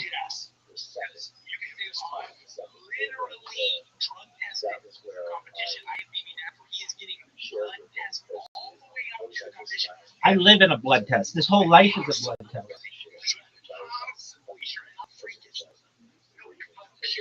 Beautiful, Jackson. You haven't seen this motherfucker yet. West Side.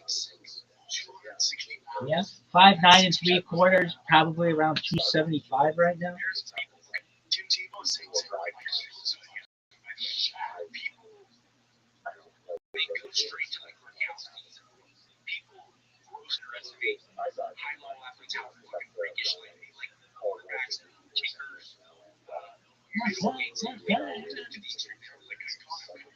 Out of control, oh, entertainer. When the booty started to explode, I heard somebody said, "No, baby,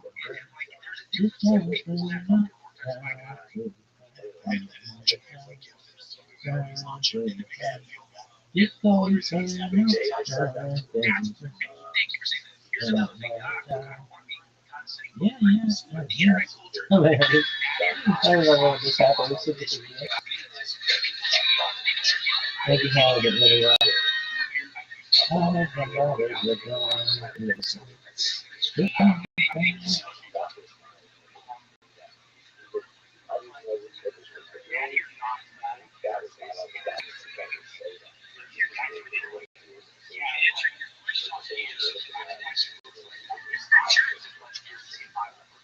Good jerk.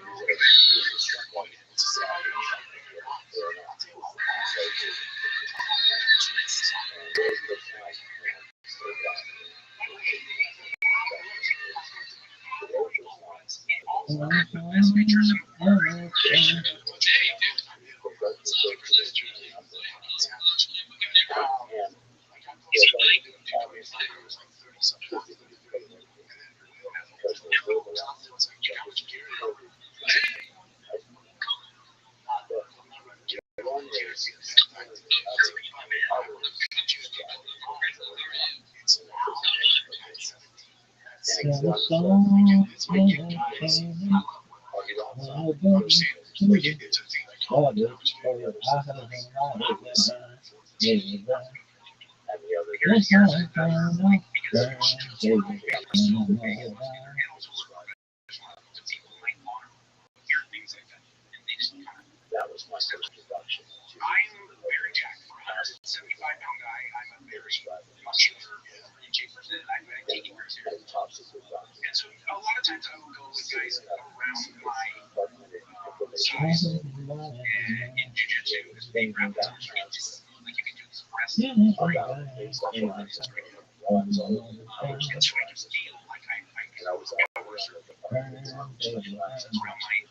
It's very crazy to see things get a visit. And they were judo fighters. I trained at higher level. Because there's a Jack Asian dude that trains he's a judo fighter. He does fight everybody outwards. Asian and that's like he can't be but he specialized. Like I said, I knew in judo because I played Satoshi. So the judo rushing and one guy was my size, maybe as well. Like a fat pilot, so I'm very wary because he's a high judo guy. So if we were in stand-up, I don't care what his physique is like. I'm really concerned because we're going to take these sorts of things, and I was hand-fighting his back his goddamn arm. And this is in games. I'm in his corner and he grabs my his arms look like shit, like potbelly, hairy potbelly shit. And I not only fights, but I got freaking, I got physically scared because he grabbed my lapel and just went like this. And I was like, what the fuck is happening? Like, so there's people, under my style, in a lot of like construction workers, and then also there's people who just like, they can like, Music in the make me know there's a place somewhere. I want to transition and there were no lights on. into something that has burned me up as I said last night. I hear music that makes me know Going down that hallway and comments and their hostilities were just outside. And I remember looking up and it was like a standing. That's how the whole night. My 2-year-old girls they got their anniversary where I walked down off this and their there's booty hot chicks that that God just said, here you go. Work with this. And that's what makes all of us men go in the positive direction and in the negative direction. Also, Nobel Prizes. All guys who eat 50 home runs in a season. All guys who cover 2,000 yards in a season. All of this, somewhere down the line, if you trace it back, it's all motivated by good guys. Chicks trouble. And you have to know you can be the most reasonable guy. Tell me, how many of these guys, Stephen Hawking comes to mind, they started off their life, and Stephen Hawking's like, I'm dead, and he has, by the way, the last 10 years of his life was just a collection of experiment rhino chicks and everything. That's why YouTube posts everything. You can hear Candy sitting on my base. All of that gets motivated because you can be one of those girls who clearly work really the texture of things. And I love it. And there's this. My wife couldn't wrap my head around actresses and she's like, well, I'm so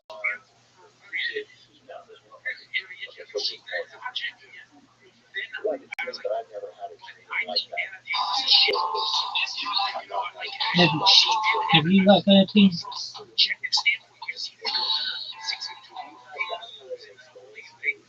Just do it. Just do it and don't fuck it up.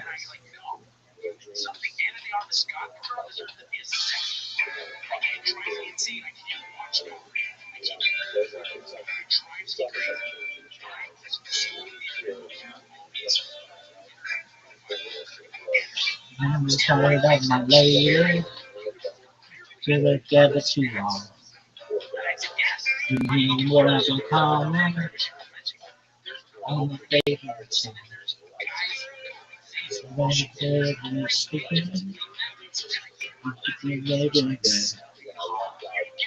You get the noise from the columns, it's better for you.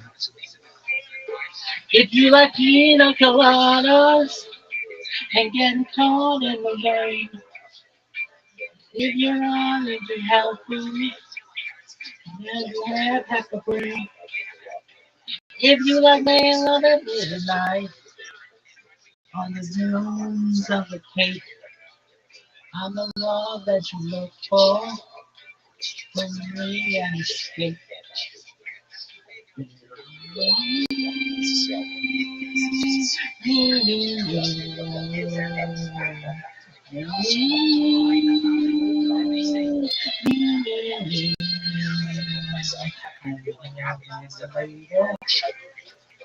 That sounds kind of new.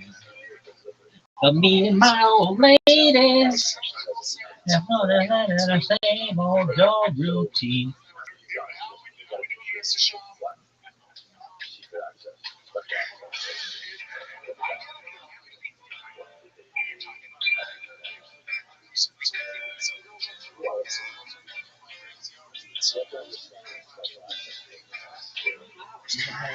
Lady, together too long. I've been going out recording all my favorite songs. They're sleeping, I get to the paper in bed. Then in personal columns, you just let it I read. If you like pina coladas, getting caught in the rain. If you want to get healthy, if you have half a brain. If you like making love at midnight in the dunes of a cape, a lot of love that you look for, let me and escape. I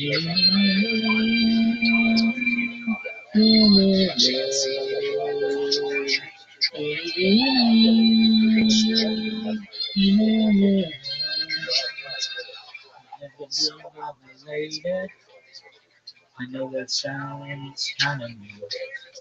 But it's about lady. We're always playing the same old dog routine.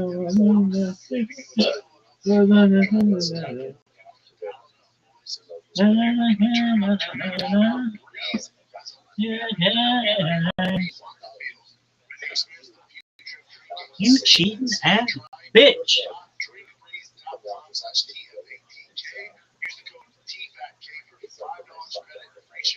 T-Fat K. Go fuck yourself. And I wanna find down the way.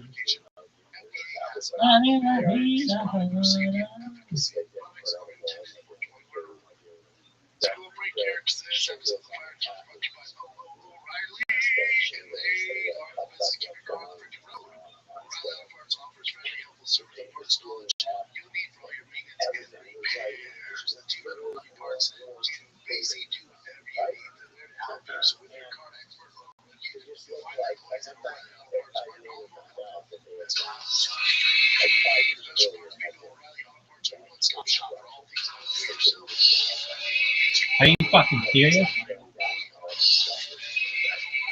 Are you fucking serious?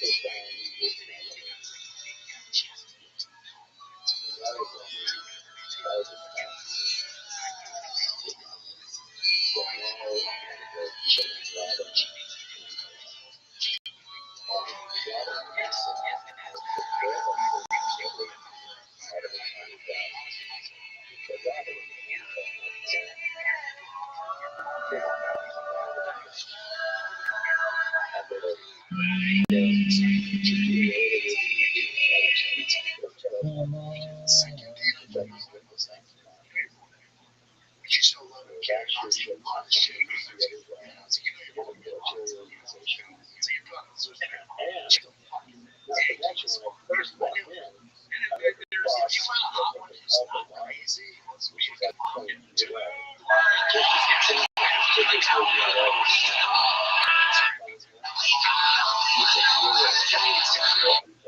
What's your question?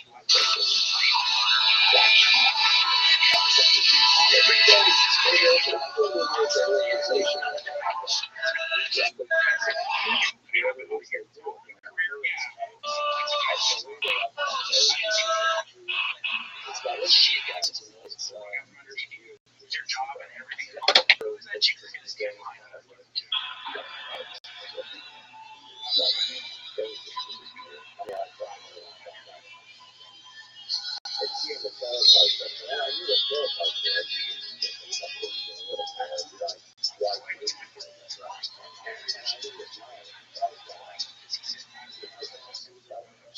I do.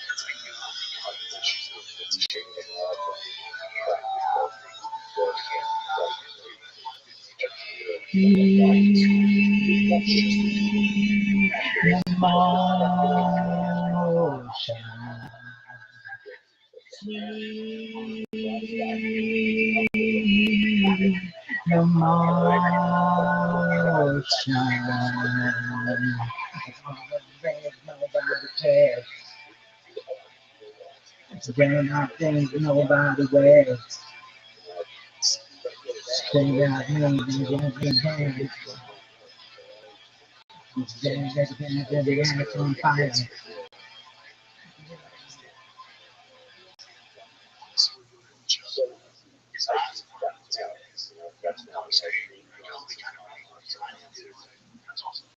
Yo, it's so sick.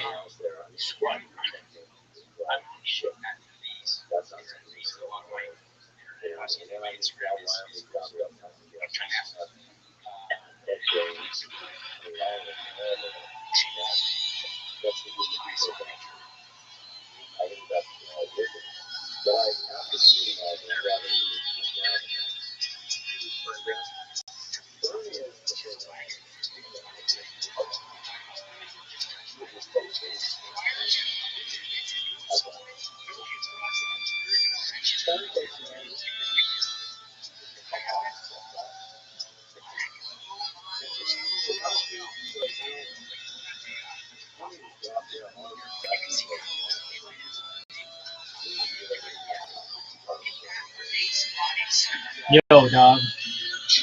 He's sick.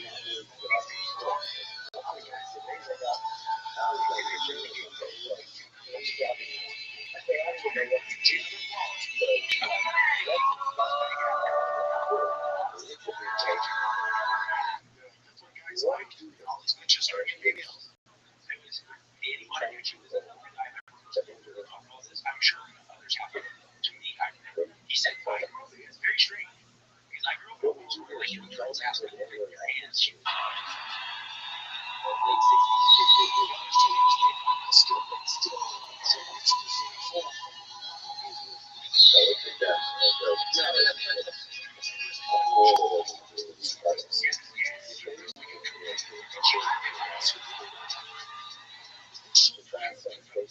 Just genetically, like big breasts and big ass, because I don't think feed the kids. They can start DNA.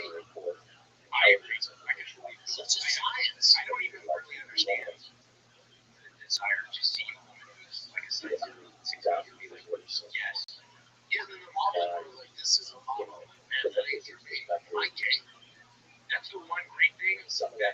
others not to.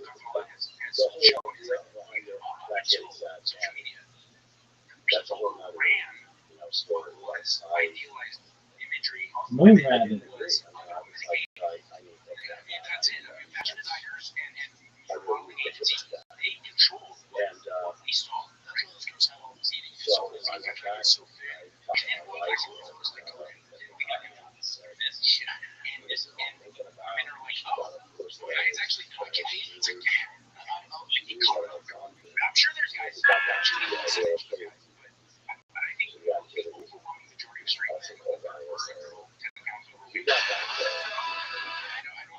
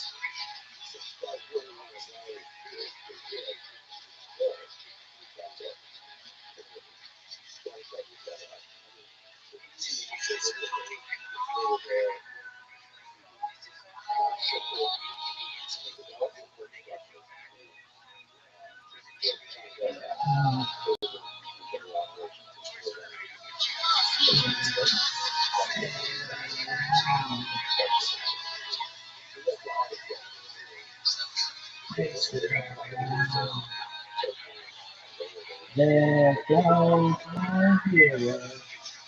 What in the go?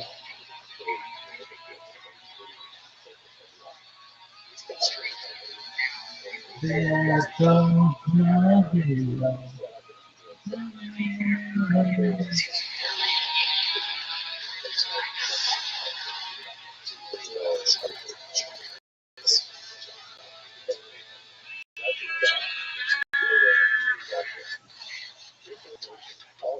Do it, dog. Do it, Rockefeller.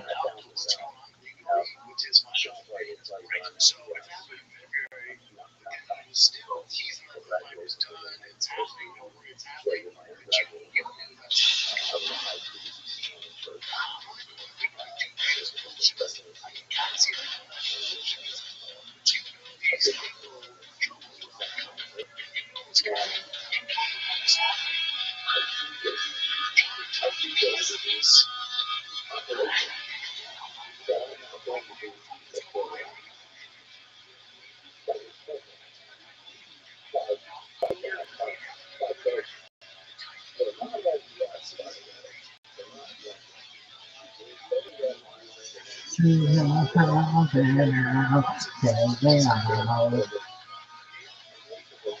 your pieces and share it out. To the consequence, say it out loud. Baby, waiting around. There goes my hero, watching as he goes.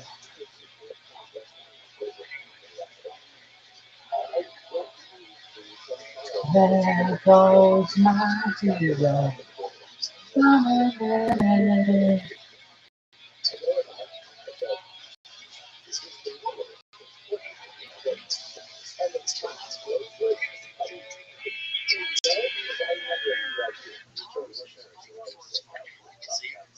Shit. Put him on the show for a year. And if you did all this stuff in 2 years, and usually you put him on the show, and talking about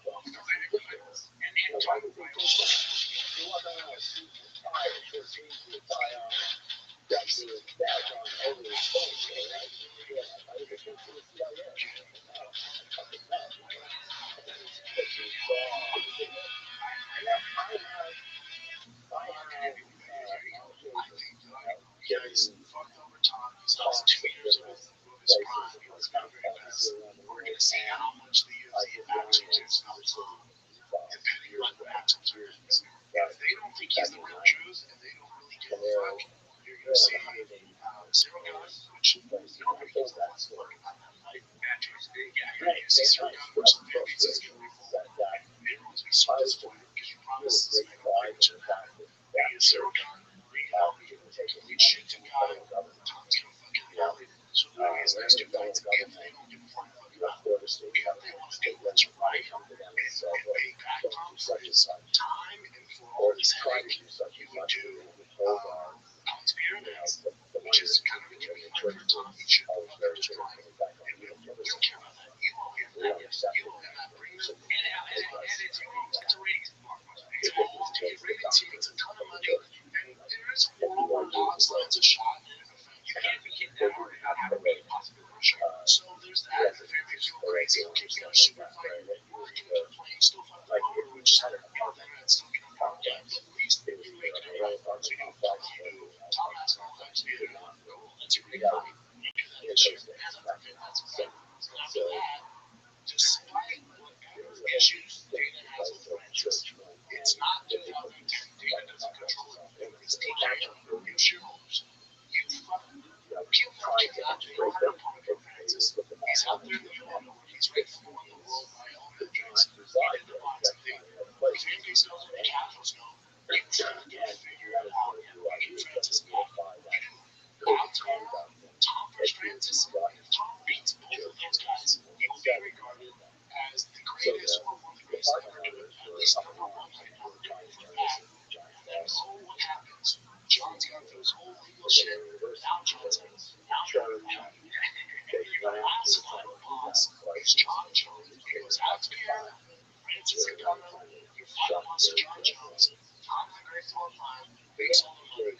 That's how they should treat it. I agree with that. It doesn't go down in that fashion. And they give him zero guns. They give him fucking Almeida that nobody gives a fucking fuck about watching. Now, you don't think they're going to say, I agree. The only thing I disagree with is you don't want that Mars with me.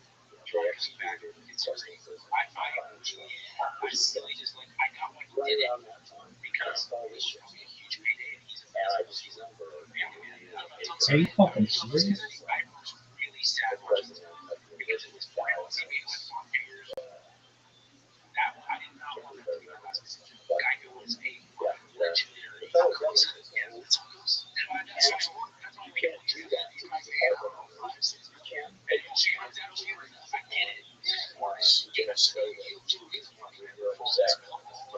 so you know, he's saying, you can't really, and it was like, wow, you can't. I do this age. And this is also discipline to John. All right, keep this show, this dude on the show for 2 years. You drag all this shit out. You do all your legal bullshit. Here's the money you guys got. Here's Tom Bassett. At the highest market level, John Prince in the room. We took out Alex Miller. We took out fucking Francis. story about that that was killing cartel members. They were like very heavy arms. Like got in there, saw that the guy had like ungodly amounts of weapons. They were like hunting down that was a presidential candidate. They have a doctor, handsome guy.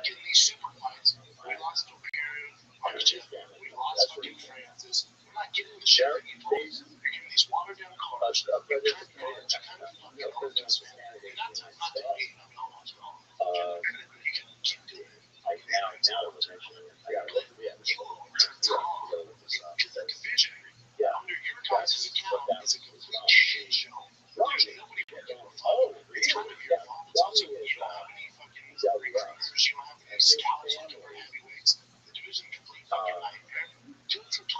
his family kind of originates in the Arizona area.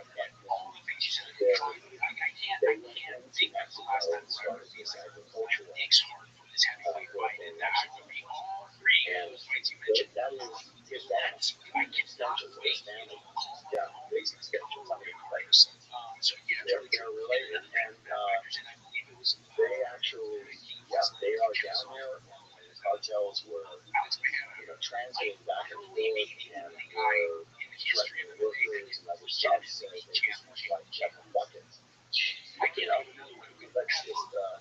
just, you got AKs, we can buy AKs. You got RPKs, we can buy RPKs. You want RPGs, we can buy them. So we got money, and they were buying it. So they geared up, and it was just that way. The reason I was thinking about it was like, hey, Alex fights on the weekends. You don't realize that. That's how fucking that is. You see, they're like, I not fight it. It's too close to. I'm not fighting him now. I will say this is long.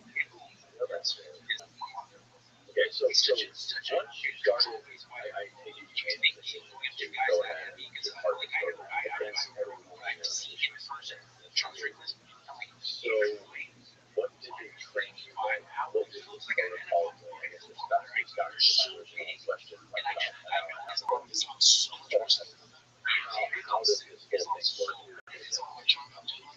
Easy tapping. I've never tried it. Well, first of all, this is why Alex is doing this way more aggressive. Islam is a grappling, so his chances of failure is so much smaller. The first thing they do is they bring you into the safety. They're not going to submit you. There's no reason and they're striking. So it's easy, but it's definitely more easy than the guy who's striking, grappling, fucking wrestling. That's a fucking like combination. The jab is so much higher because their chances of so much higher because they're just on the feet or blocks. So the chances of getting knocked out are significantly higher than it's like to be. That's why Khabib is not higher structure. Because his level of difficulty for just being a grappler, your chances of winning are so much higher. So I like how it's able to get it's able to do it for Alex to hold it at 78, at 85, 205, because he's stroking out your chest like fucking striker. That's so insane. I will say this, the one getting stupid, there's a big one I saw. He's a knockout artist at 85. He's a knockout artist at 205. Heavyweights. I don't know his power. Tom has a gym. Francis has a gym. If you think Alex is harder than Tom and Francis Ngannou, I don't know if it's going to translate. Now, Tom, the one on Tom we've seen from those 10 minutes inside the octagon, he does have some defensive errors. He really does. Sergey Pavlovich fight, his chin out front is so a guy like Alex is going to take advantage of that. A guy like Brent's going to take advantage of that. The heavyweight, it's different than all these other divisions. That's what tunes in. Because one shot, it's fucking running away at light at 45, 35, you're making mistakes and not, you want to get wobbled, but it's not lights out. that small view, that small judgment, you should have think, we should have that. It's fucking overdue. There's so for Alex, I don't know if it's going to translate. If it wants to translate, it's in. You know what? Like, why am I talking too much about it? No, I don't know. I don't know if I'm watching the Queen's too. I think, yeah, that Joe Biden because he's not a very smart guy, or rather, 6% is regular. So basically, Alex wants to. I mean, I would have a lot of collection. Tom has all the intelligence drivers there. Have you heard Tom? 6% of with Tim and Francis. Now it's far less. There's me on that. I'm shooting shit for very ready to go. Fucking James Todd. I work for Lucy. Fucking kill it. Dude, fight till I get. Once we come on, maybe you're taking it. He's like, fuck, yeah, dude. That's how I go to the office. Jiu-jitsu Johnson saw the fucking guys. The guys are straight. They were the guys out. You know, one guy's really good. Tom has all the good. So, way better. That's where I. Yeah, my question would be, it's just a thing with the guys. From two guard is my guy. Tom and Sue have the same issue too. Like my guard, I was doing enough to get out of it. I can swing guys, but it's not dangerous. You can control it over there. It's not dangerous like some of these other outliers. He's a big guy, especially if you're explosive and athletic. Most of the time, I'd say 90% of the time, you're on top. So your top game's fantastic. You're supposed to come from top. So for Tom, I would be this is to the credit of John. John's the same thing too. He's like, his jiu-jitsu, he is a micro for me. That's why I go. And also, how's his guard? Because John's going to get he's going to be this guard. You ever see what John is? Training out loud because it's not. That's my point. It's like, when it comes to, like, let's just be clear. Is there a chance that Alex gives him short days of his hand allows it? You know how quickly he's going to try to figure out pass over the ground down the road. If you have time to fall too, you know what I'm saying? I used to get mad at Frank Mir who didn't say guarding and we're doing with so many strange factors like just shut the fuck up, guard, dude. Fuck all this movement, so those guys have the skill set to do it. Underrated, right? It's just dangerous. So every, you know, you can find he was an instructor. I think that's I don't know how he gets motorcycle accident. It was my primary instructor. Frank Mir, and he was that out like the one guy that would be the cars. That's right. It's interesting. He has a great card in the heavyweight division compared to Johnson Fires. David Hyde's that's talking about Rothschild, right? Military. Fights now? Yeah, he just fought. Islam. So it made it very difficult for some of the guys who wanted. He's really good. He's a great fighter. And then they kept talking about things like dating. Close your eyes. Imagine what you look like 6 months from now. How do you look? Like Brian Callen's. Now picture your hair. Well, you know, it's like this. You picture the same as much more thicker. That's not how you like that. That's not you be correct. What can happen in 3 to 6 months? How much you ask? Pick up a new hobby. Not good at it yet. You could do half of your 2 years resolution. Or you could really get thick hair. You start seeing thicker hair right now. So again, it's not bad for just 3 to 6 months. You can provide you with a nice range of hair loss treatments that work. All from the comfort of your couch. It's extreme hair loss simple. Without your trusted options and clinically proven ingredients like finasteride and all sorts of ones that can grow hair as low as 3 to 6 months. Alright? You get trophies, spray, Ceratrin, and final spray. Process is super simple. 100% online. Alright? Answer a few quick questions and clinical programs will determine if treatment is right for you. Prescribe your treatment is sent directly to you for free. No insurance is needed. Low price covers everything from treatment to ongoing care. It has hundreds of thousands of trusted subscribers. We can help you get your confidence back to visible, thicker, fuller hair. Start your free online visit today at hims.com/fighter. That's HIMS.com/fighter. For your personalized hair loss treatment. hims.com/fighter. It's topical. Prescription products requires online consultation with healthcare providers. that you're not prescription appropriate restricts the price. You will see once I clear drop the down and protect information. It's not displaced by time. He lost his money. I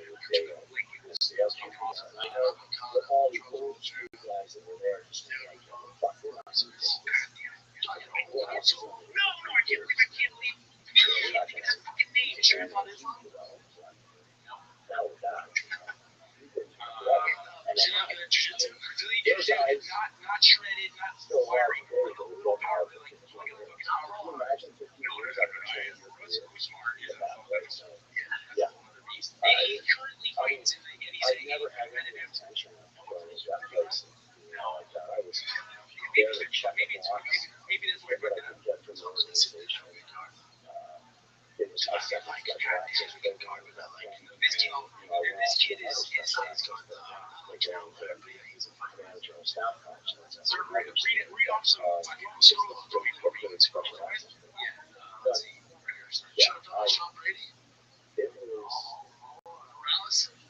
It was just shot.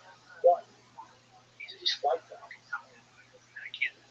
Now I must know. I don't care how long it takes. Secular as a scientist or as an academic, and you could question. He's not like an he's not here. But I'm telling you, I know he's 55, His questions are now a guy who's a frequent shit just what they were saying was where you are, just you that you're going to get to a place where the yes, he's a competitive fighter now. In the top rankings. You're not going to be able to beat that. Yes, I can't further lose. I can't for the life of me believe that. I can't Textual sketches. And it was going to bother me now. Like, I was dying. Colors. God damn it. Textures. All right, let's move on. I'm sorry. Emotion. I would be surprised if All these levels of data based on each stage. I know. I'm absolutely sure. I shit my pants on this. That's the, that's where you're now like pushing up. And at that point, the sheer I think he fought based on just 2 sets of 4 numbers. He's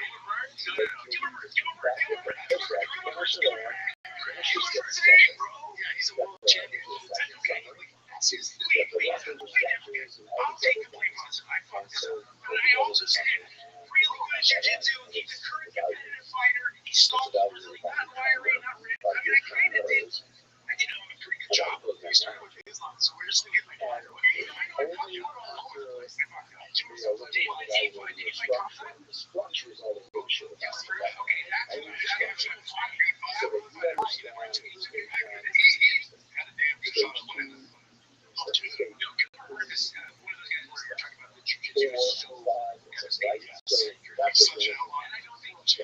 think you see that. They don't give a shit about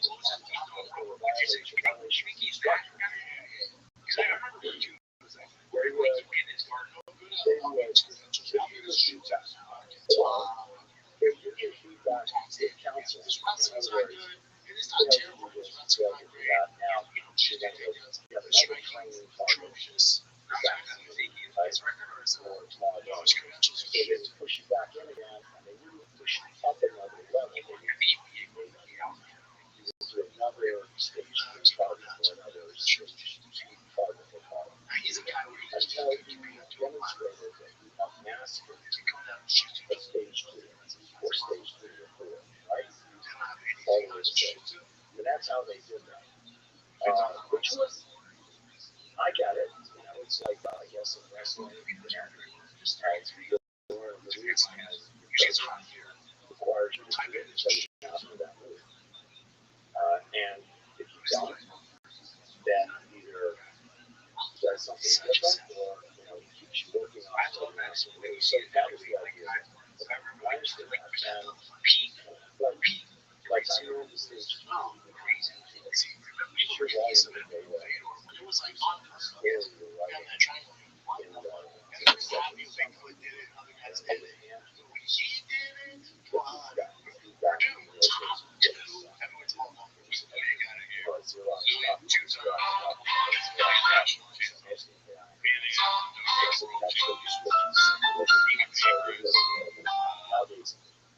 his aggressive. He's a serial killer.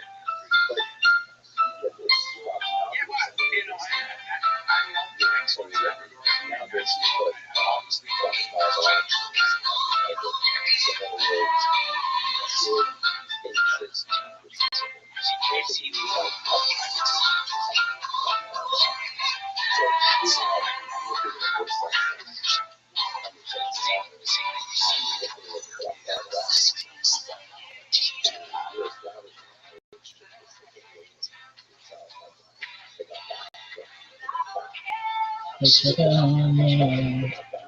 I can't have you,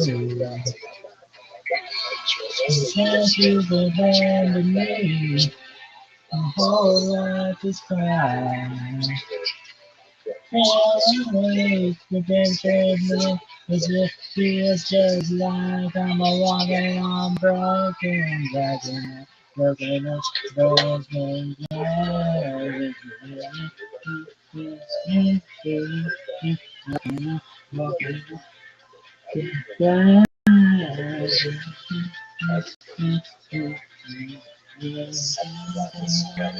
The deep blue sky, up into me. Do it.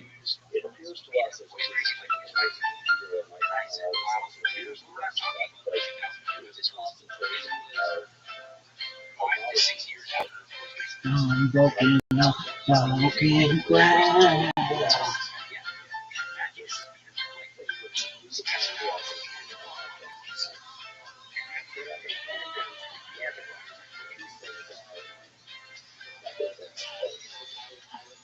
The sweetest thing that I ever knew. And I don't care for sugar, honey, if I can't have you. Since you've abandoned me, my whole life is fine. Won't you please, this is up, 'cause it feels just like I'm walking on broken. Kiss me tonight.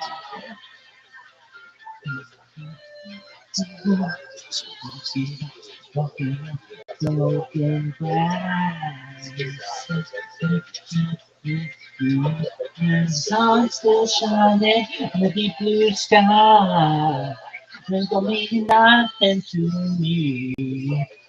Won't you believe the house? The one's right to me. It was so sick. Sucks. I bet that one sucks.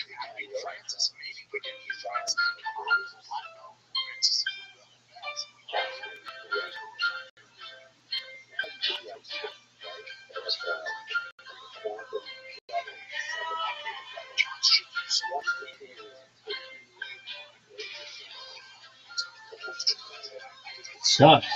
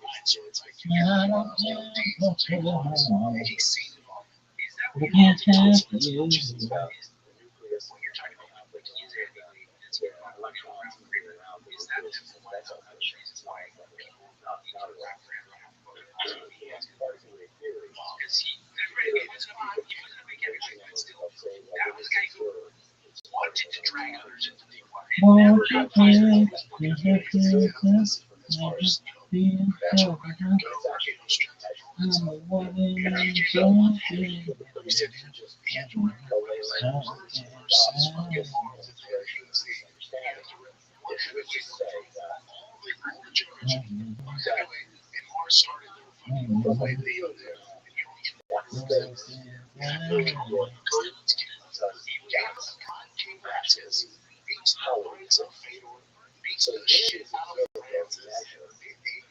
that way, there's a great part of the hands, the chant, the fucking wrestling, the boxing, and it's a position. So position pace, take the pace, it's how you around the measure. PC,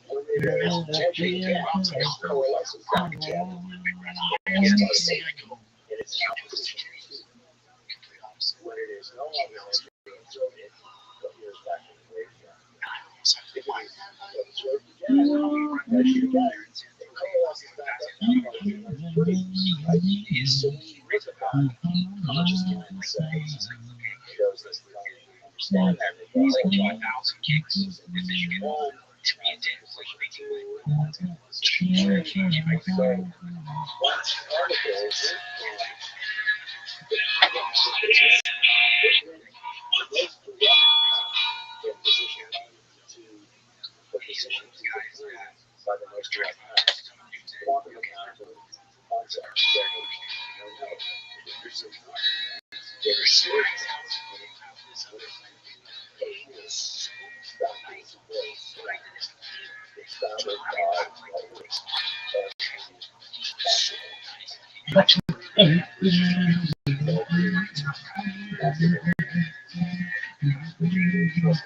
I was born in the sky hurricane.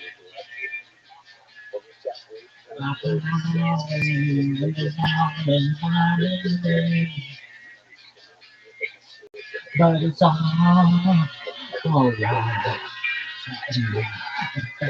Yes, yeah, it's all right. A jumping jack flash. Yes, yes, yes.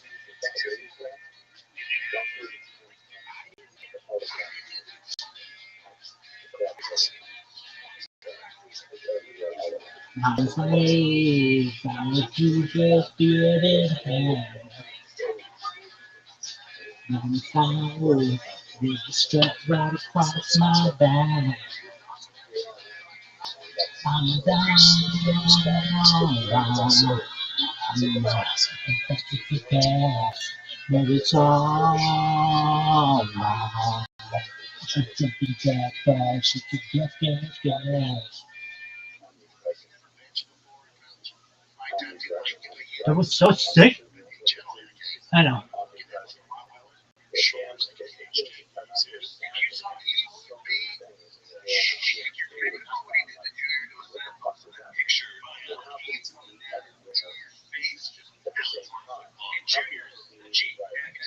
Never.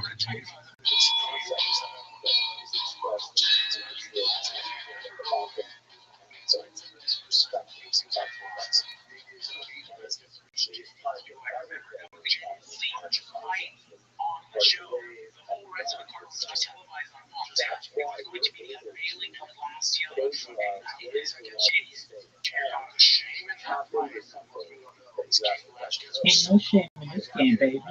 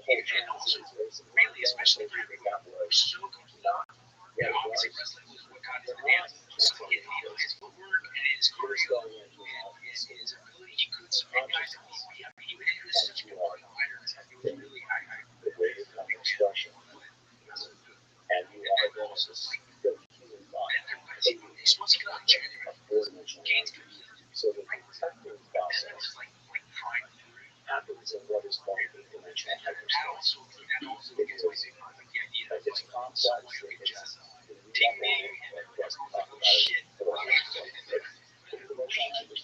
can watch the chats this nonsense. We can do all stuff. We have stuff bullshit. It's not like I did it before.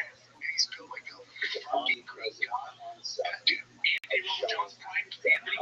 Sure, it's like, okay, what the fuck's gonna go do?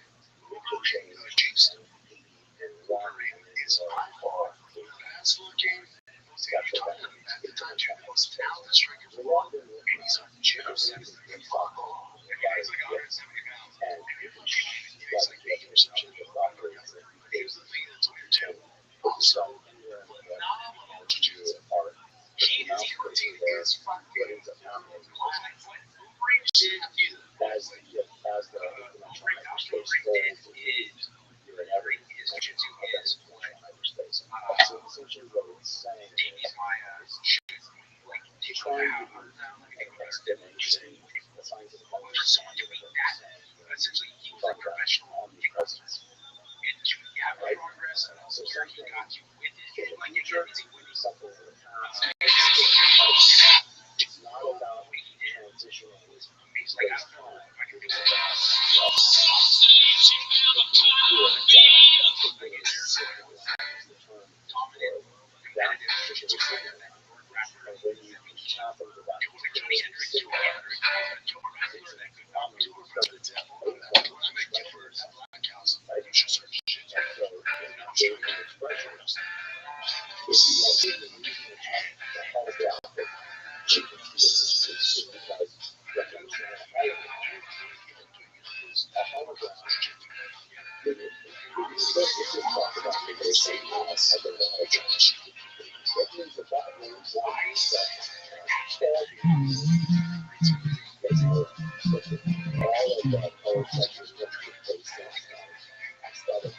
Those slaves was wanna be followed in the market down in New Orleans. Brown slave and I think you're alright.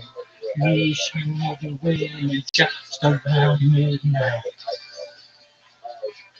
Brown sugar, how come you dance so good, man? Brown sugar, just like a younger sugar.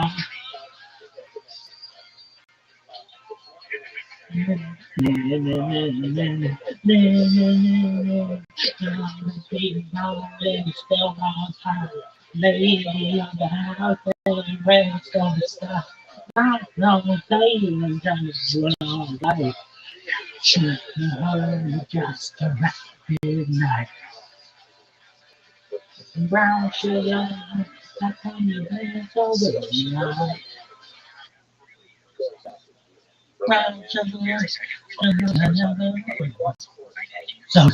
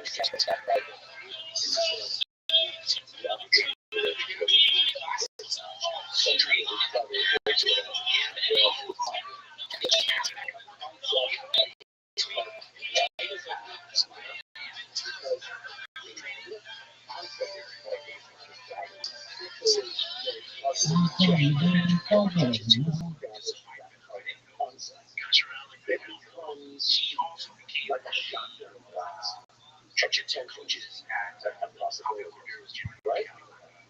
So I could be subject to every imaginable time for initially brought in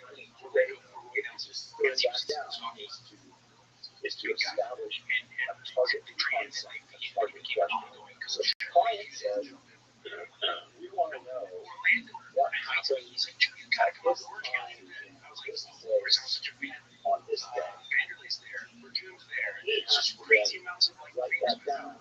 And I bring my I just reps when I graduated, you know, stuff and I was gonna drink, and I get there and I walk in for retail training in a ring.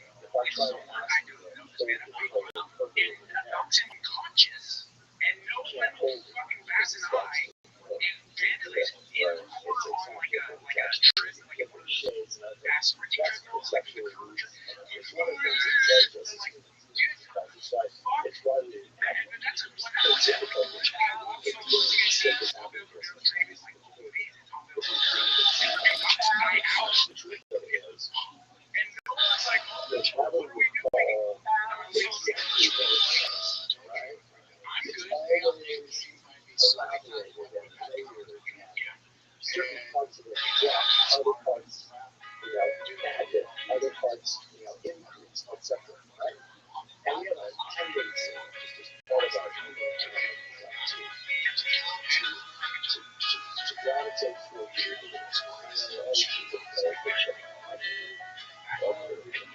We've been on the run, driving in the sun, looking out for number one. California, here we come, right back where we started from. Hustle's better done to shatter waste of time, never down to 101. California, here we come, right back where we started from. California.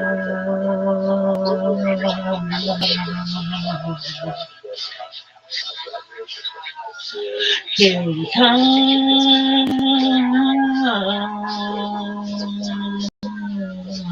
My husband is all right, as we go. Nothing's gonna stop me now. California, here we come. Right back where we started from. Driving of the home, thinking of the more. Coming every day to show. California, here we come. Right back where we started from. California.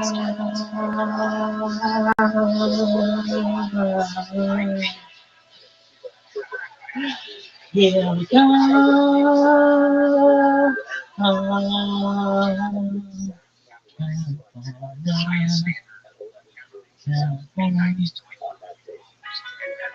Because everything that I just mentioned is better. LeBron James, it's different. They score more points. But I say the standards were high. If you really take a look at it, great places. This is just an illustration. Like midnight, so much offense. At the pace of the game, how hard it was. So brought to you by our friends and family at True Class. Best of the best. Anytime you see me wearing just a plain white tee, it's True Classic, and I'm obsessed with that. Find Kennedy, find a True Classic. Way before I see my QC offering, way before I can get Target or Costco. We've been with these boys since day one. They make the best merch, the best gear on the planet. T-shirts, buttons, joggers, Cheetos. You're at the barbecue. They got in for everything. Right design of brands, ditch the just fast fashion. True Classic is built to cover, built to last, and built to give back. They seriously have the best tees on the planet. You're not going to find it anywhere else at this price. Grab them at Target, Costco, or head on over to TrueClassic.com/fighter. You know, done today, True Classic. I saw this video and just to your point, they're not going to repeat this. To your point,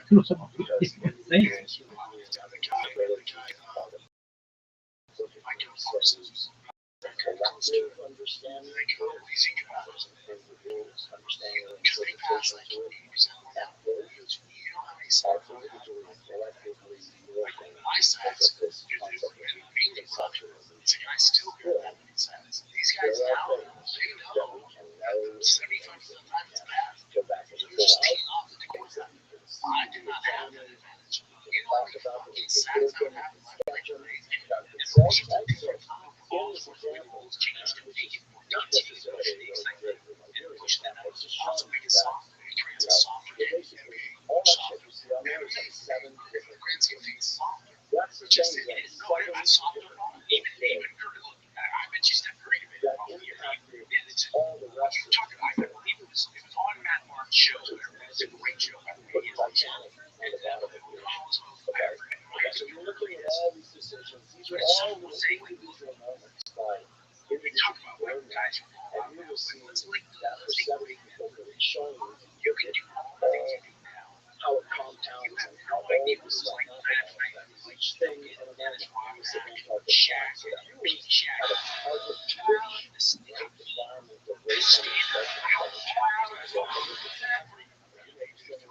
It's all small. Shots. If it forgets AI.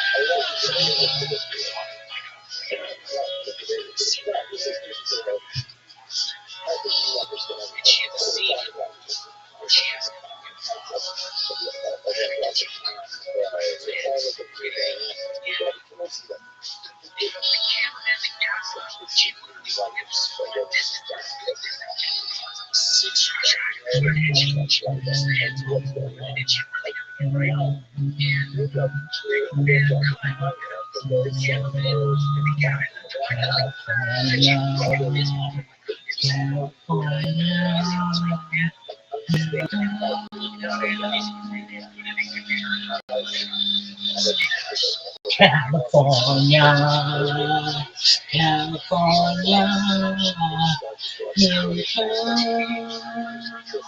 California,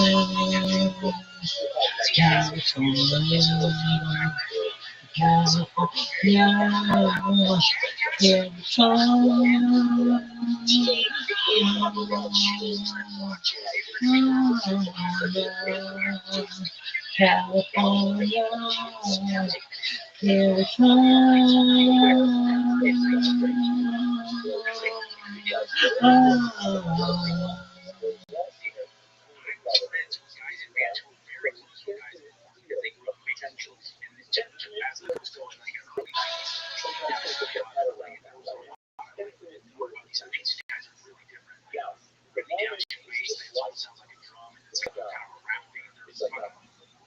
Think of it as like a tweakers, like hard-ass tweakers that do like control.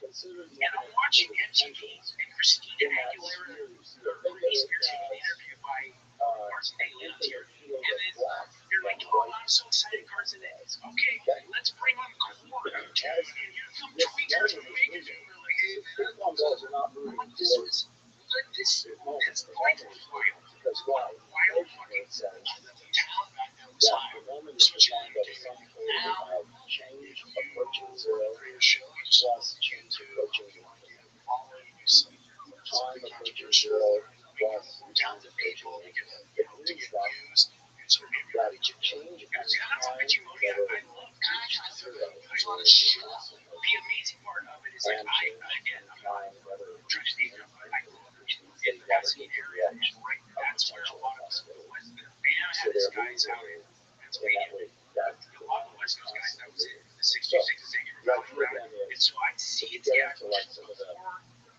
jackets that you think the big magazine guys who had stars, they weren't around here, and I went to high school kids who worked at big magazine stuff, and I would see them, and again, I'm listening to them, but I would be around it. What they have talks about to make skateboards, skateboards or to have their own magazines, but to the extent they had to figure out how to get with a publishing company. And all the and no idea what lighting was, and then they had to film it with a camera and then go back and physically edit it. And it made for the fact that when people actually did it, it was a different standard. Now it's to us and so it's just not at the same time it's kind of cool because I always hear around and watch the like about when Jimmy wanted to start the band show. It's like they were so hard. Like they were so walking like this. Just they had a good idea and they were certainly talented. To get to the next level, it was so almost insurmountable. I do love the fact that if he does an idea nowadays, like, okay, I get a good possibilities that are resumes like and I take keepers on I love that. I agree. But at the same time, also let's not get ourselves in waters down the line. Even bullshit shit, even shit that you know is kind of shitty. You watch Cheers or Friends. It's much more complex than this. Like, I was never like my wife was almost engaged. not living in a linear time. It's a network sitcom. Left It's to not right. like it's Con is not Well, it's watch those shows back then. The standard way to hit with the joke after joke after joke and have those character. That takes a lot. That's a lot. That's a lot of work. It's a lot. Just think of the opposite. There'll be whether it's a comedy, a drama special, or some big show, or even an album, like that show plays like 1 week, right? 2 weeks. Now we all forget about it. Like, man, it's shitty. Like, Different. There can be one pattern of attention. you come out, once a week, and you get a binge watch, and you just appreciate it. There's appreciation, and then different pattern. as you As the I moment couldn't go out of my way and your reservation, your frequency is walk what around those patterns of attention. my buddies, As you go, they take it back to my place and put it in their ships and we're watching. We're paying the even if it's shit. I'm not that shit. you're shifting. And I saw And the closer you're moving towards those patterns, Carry On. some was one of those watch become movies less Netflix likely, hundreds become part of your reality, part of the moment. Others become and I watched it. more I likely. love that kid. Right? So So some of those variants start to drop off and drift off, and then as you're moving all based on your resonance, on your just like me, as I'm wrapping Christmas gifts, focus, we get your idea, do that. how you're going to In 19 respond. years ago, like, oh, that helped me kill time. That was leaving in the table. Yeah, I was all and so there was an appreciation. If you're going to go to I should just walk out of the The world in which you are. If you're going to go effort to This go is a scientific explanation of things that people throw out there, like, oh, it's not that. No, you're not manifesting it. What you're doing is you're establishing patterns of attention, and the more you resonate, the more you are causing that sympathetic resonance or that entrainment or that destructive waveform with some particular potential that you keep ignited and making it take. There's a fucking thing called change distribution. like Sinners, it's like 97% Change distribution is the idea that there is a collective all the ones that Bailey cycle that checks all the ones. Vampires are a collective. So we don't exist in this world by ourselves. There's a collective, and that change distribution can alter I really want to see that. even in realistic spectrum or dark spectrum. It can shuffle because why? Because it's a collective change distribution. It's trillions of times. There is a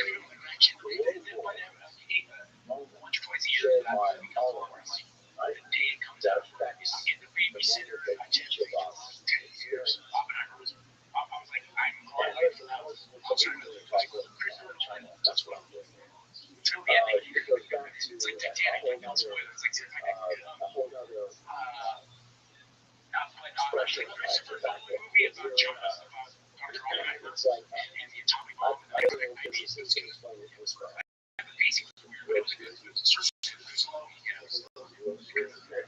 But you're right. I mean, I might sit a while. I really It's like geek out on that shit. But here's another problem. Jealous is the only thing. So if the collective social vibration or frequency all the ways that there's game, like I'm saying, is Texas watching the Dodgers, UFC, money, I don't miss it. Prelims and main card, everybody knows that's our time. Vibrate at that I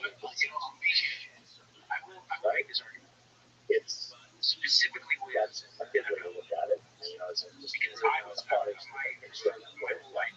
So the Raiders moved away. And there are all kinds of other understandings. Like, for example, there's a negative charge on the surface of the earth, ionic charge on the surface of the earth. Up to 5 kilometers in the ionosphere, and that fluctuates, right? It can get to be 300 kilometers, so it comes back down, so it's reshaping, etc. There are all kinds of things that cause that to happen. Solar activity, etc. So the ionosphere expands and contracts. The ionosphere has positive charge. So a negative charge and a positive charge, it's such a engineering and understanding that so balls deep in that I can't remember watching the pool because my son has travel Saturday, Sundays, so I'll catch college football, my favorite college baseball, my favorite. I'll still watch college football because some of the big games being on at night. Usually have travel ball. So the big NFL games are on Sunday, and they might have these television. I don't see any. I had a dog missing it. I got so soft. I can actually, the only time I'll ever really catch games is like the Super Bowl games that catch my interest and that's periodic. But you see the one, it's just fortunate. We're doing a great job. But all like this Saturday, thank God no one wants to see. So Saturday, international finals, I can't wait. Parents love it. My kids love it. What do you guys want? Pizza early? Just like I'm a psycho. They want something cold. They want you know. Can I wait in the pool? I went I actually had something where I went in the other room for fucking a month so you can watch Gilmore Girls. You and Magnolia, my daughter. They have so many different fucking bitch shows. But you guys love it so well. Whenever there's a good fight, they're always very confident. So we'll go in there and just have your fun. My partner will cook a special meal. That's a big fight. If she's cooking sopas and all that shit, so it's a big fight. Saturday, she's making the pozole, the red pozole that I love. She loves charcoal. She's fighting over it. I got you. I don't watch fights usually with friends because I know sometimes I was here every day. I always listen to the radio because I so worked in it's awfully. It's a collective experience. And everybody has a collective challenge. It's great to do anything. The defense and the strategy is so high. Experiencing the getting aspects of it. And so I'm selling it. Right? Every one of them has their own version of this event. So once that moves out, once it's out of the experience, it's now back into the infinite field of potentials. It's in the past, but it's really just in the area where potentials go back to it. Yes. If you go back to it, actually he's starting to get in because it was such a is it 100%? Like it's not a collective interpretation of the there's something He's bitching and wanting to this is borderline cockfighting. I was like, you were totally in it. Andrew Siciliano was a great man. That was a great call. And I was like, okay, my concept can make any more arguments.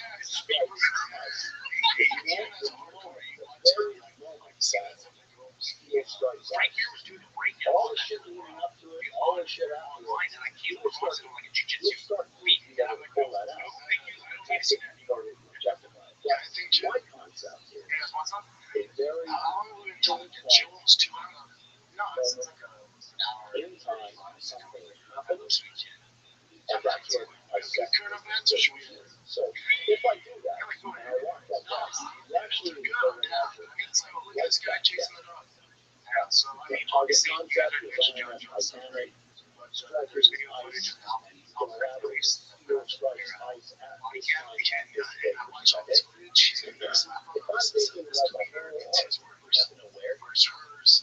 You have the tags, it's very weird. The tags and that stuff. If your intention is I just want to know them, right? You want to get almost like different interpretations. You want 100 different within darks of time. Yeah, so you're saying something regarding John Jones is peculiar. It doesn't make a lot of sense. I know. So you look right here, you're probably wondering what's wrong with Brendan's brain. It's kind of slow down. His vocabulary's not fantastic. I think as he is, he actually sounds like he brought on what's happening. Not with a magic mind. That's what's up. They're sending it, but there's no flag. What's up, Magic Mind? I think Magic Mind Max. Let's do this. You're like, what's Magic Mind? What's the secret? Well, it's basically a performance shot. Cheaper than a cup of coffee. Great control. Gives mental clarity to increase stress. Help you feel present. Get you close to distractions. Yeah, man. Allows you to access your best creative self. Allows you to be calm and chaos. It's your frick game. some of them will get it, some of them will just bounce off and go do this and fuck up. And it happens. I've watched it happen in class where I've given this responsibility to somebody who should not have, and they're like, it's to somebody I trusted, but that person echoed that, so they just give it to somebody else to do. Part of my staff, but that person's not ready to do it. And that person, because I'm not Titanic, and when I get out of here, I'm going to go south, and they put the coordinates down, but it's not hard to connect. Our concept is hard to follow. It's not a hard connect. Right, so it needs to be a hard connect. Okay, the harder you can connect, the better time you are connecting in that way. The better the target results holding something else. You can't hold that thought on this investigating what happened to this guy. He also starts investigating himself, and then the quality data, recovery comes out of a huge conspiracy on the islands of Scotland. And it's that's a small area. Okay, so now she did so called random. They don't have to very say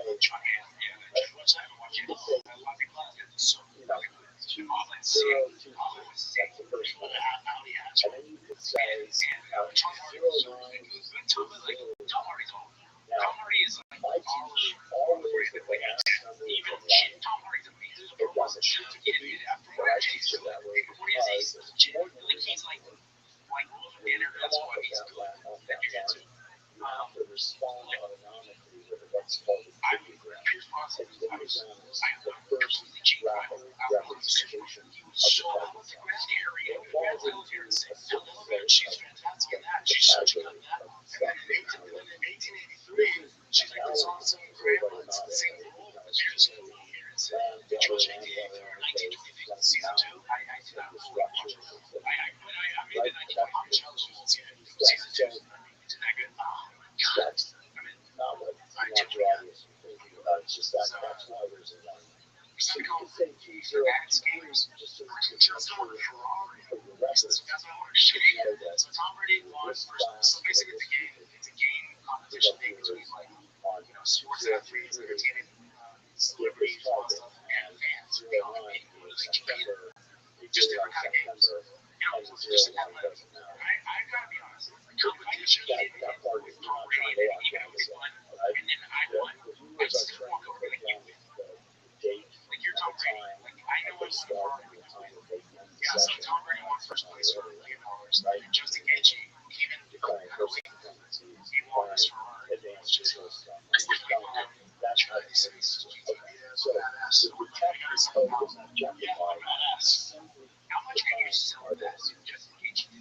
Your technical is culture, regulation, alpha brands, and these people Jacob and responded just enough code that he's got to he's trying to keep it up it's a bad thing. Colors. This is pretty cool. He actually had an opportunity to fight for a title. He actually finished his master's. So that is things going on the paper on your amazing size. Now it's like now that is a and this is a discussion as that word for an expression, right? I'm judging, you're not projecting it. It's all around. So all you're doing now is based on the answer. Based on the address of Romania, such a phone number. Now the concept of everything I'm talking about is now quite usually marketing yourself. And as colors come to you, that's called protecting and coding. Now, the protecting is dimensional hyperspace. It's done with the unconscious mind. The coding is when, at the speed of light, its conscious mind codes it into four-dimensional lexicon. Actually, with time, light, that's great. It codes it into four-dimensional lexicon. So, although it's purple, or it's red, or it's chartreuse, or it's I don't know. I don't like the light. So, or really, I don't really even understand. It's long or it's double. It's all as you highest keep level going of through these musician. things, protecting, Why would she coding it be into an the advocate? motivational lexicon, If it makes sense. and being objective, This is exactly what I was trying to think of. your schedule, There's no one more woke than I. your So putting maybe the global she is system structured from data that. in accordance with the structure or stage 3, or stage 4, or stage 5, or stage 6, right? That's what you're doing. Protect those objective areas. Why is it not 100% accurate? Why will it never be 100% accurate? Why are you never going to win the lottery? It's a transaction. Why should you never give somebody to invest your money in the times that they've got a hedge fund that thinks you should return this money? First of all, it's just bullshit. Second of all, it's impossible. It's a human interpretation. And I would say It's a human interpretation. it's your guys' if you want. That's the purest of forms. But your brain, your conscious mind, They feel like they let's say they have to get pressure from the studios too. That's how many guys you see on the right. I can give you a list of big time celebrities on the right. You'll never know. After they come out, their career's over. But if you push this bullshit agenda, you get hurt. I talked to one who was absolutely redeemed all the things for that reason. That's a fair taste for you. But I talked to him. He's like, yeah, I can't. Rothschild and It's insane. But my point more surface, like, what is the, does it really give you the buzz that you're looking for? And let me put something out. Put it on the list. cognate faster than the heart, which is actually true. So, listening, like, really good DiCaprio, do you see them out there doing that? Maybe there's a connection. Like, maybe also go, and why people do things, I think, how they the funny thing about it is, that's what I think too. I know you said I was telling you before we started. I used to host an AM talk radio show before Trump's 2016 campaign. I took that opportunity to talk about, like, weird stereotypes and if they're true or not, and like just kind of bullshit because the conscious mind what's to listen to me talk about Syria? No, like what the fuck do I get? No, start ranting off about transgender and matching the gender and stuff like it's becoming Mission Impossible 9 or you don't know what it's like. And it's also like they're like a Taylor Swift guy finds it sweet. You think that's gonna sway your votes? In fact, it really, and this is conscious like a lot of this scholars as you can see, they should have known, like, anyone who's voting for Kamala Harris is voting for Kamala Harris. Do you think it helps or hurts your cause when you have Taylor Swift come out and like, girl power Kamala? No, it's those people that are on the fence that are like, okay, I listen. I kind of listen to anti-Trump because he seems like a jerk and all that. Now I'm trying to establish something. There's no upside. How do they not understand that? Right, that's insane. They just blow up in your face. It's like, all right, everybody's right. These are country people who are really struggling to defend Kamala and GOP. And Beyonce, like, I don't know, she did not perform. She came out late. Waking up performing, they did an arena, and now she's going to be there. How is that? So they struggle with how to explain some of the things that they're saying. My point, there's so much, and obviously there's the rules we always get, but with like campaign finance, there's so many people that are so strict and guarding that, and like motivation assets and non-GMO play, you know, like politics too, as we say now, to pay Beyonce $40 million with, obviously it's donor money, so it doesn't make it, but there has been, when you're talking about someone running for president of the United States, how are we, that doesn't also does anyone take pay? You actually get a profit out of this.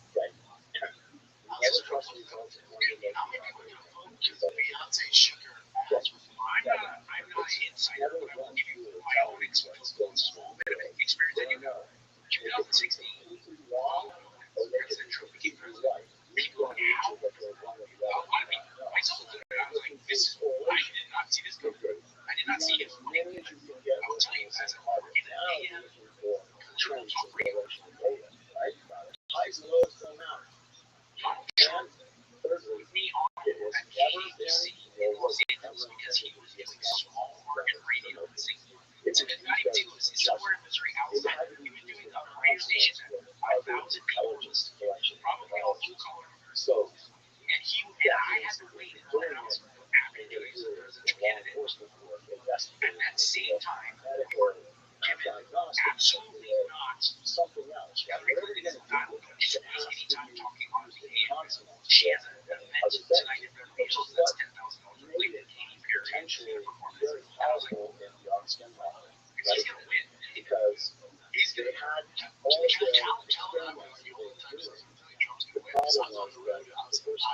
Texas. I was in Ohio. I was all over the country. And when you're in LA,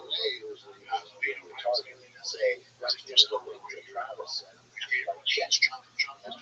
So I was first. There was one to tell they said what's happening in Ocean City. Why is there a right? So now I think it's not because I'm smart. I'm just telling you, I see actual real people that we're all about. I'm sorry, we're in this bubble. It's not real. I was absolutely. I go into election. I was as it got closer and closer. I was laughing. I was like, because I know people who were making using shit that seems like there was literally people walking, walking their dog in this in 2016 literally rainbows at the pond. I saw numerous people walking crying about just, and I'm just like, I'm still they think Trump's not an answer. I really don't have any to do that. And sometimes you stuff is unaware. It's okay, dude. And there's always a YouTube channel, which I always so there's a music festival in France. Comes out of also 150 people were stabbed with syringes. Yeah. They're still doing toxicology reports. Come on. I need to catch you. I was just keep talking. Just keep it out. But I thought you were saying this. No, so what that's what they're thinking it is. And there was 12 people that were arrested. But even if you're giving out date rate, I don't know, you're stabbing. I don't know. Like, what was the plan there? Did we think this through? I gotta say, stabbing 145 people for date rate, I'm just hoping they pass out like season 2. All women? Yes, all women. And some of them were underage girls too.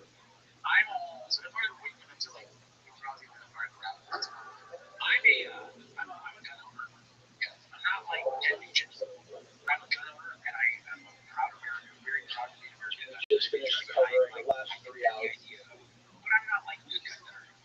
What I will say is, we sort of covered your background in machining and engineering. We got into all of the details of what you did and the design of the shafts, theorized essentially that the Great Pyramid is a solid-state electron particle that gathers electrons from big drops inside the Earth and creates microwave energy. So is that right? Like barbarian acid attacks. Alright, so we're jumping back in. And we also talked about how there was a discovery, there was a huge hydrogen explosion inside of the and the theory is going back 12,000 years ago, roughly, when we know that we don't know exactly, but it's potential that it could have happened during the great cataclysm that is supposedly happened 12,000, 130,000 years ago, a series of comets of the Earth, potentially comets that have been solar mass ejections. I have to be clear on this. Yes. Okay. One is that as far as this, such a great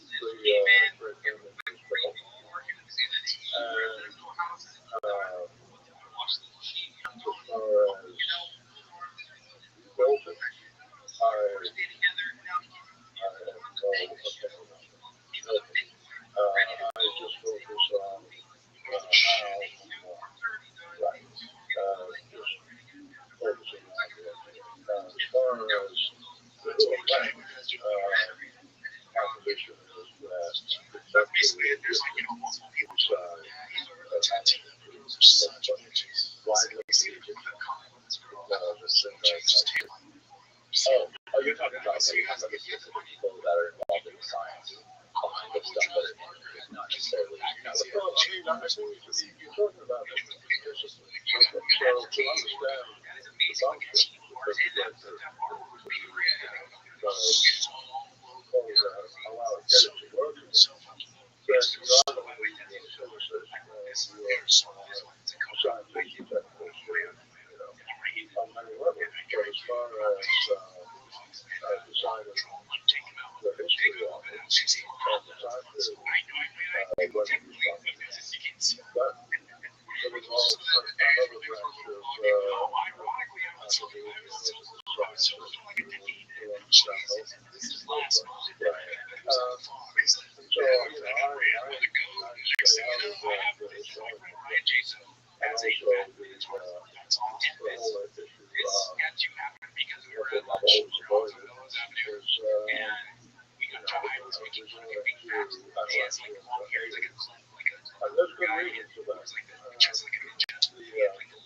When you look at history and the musicians and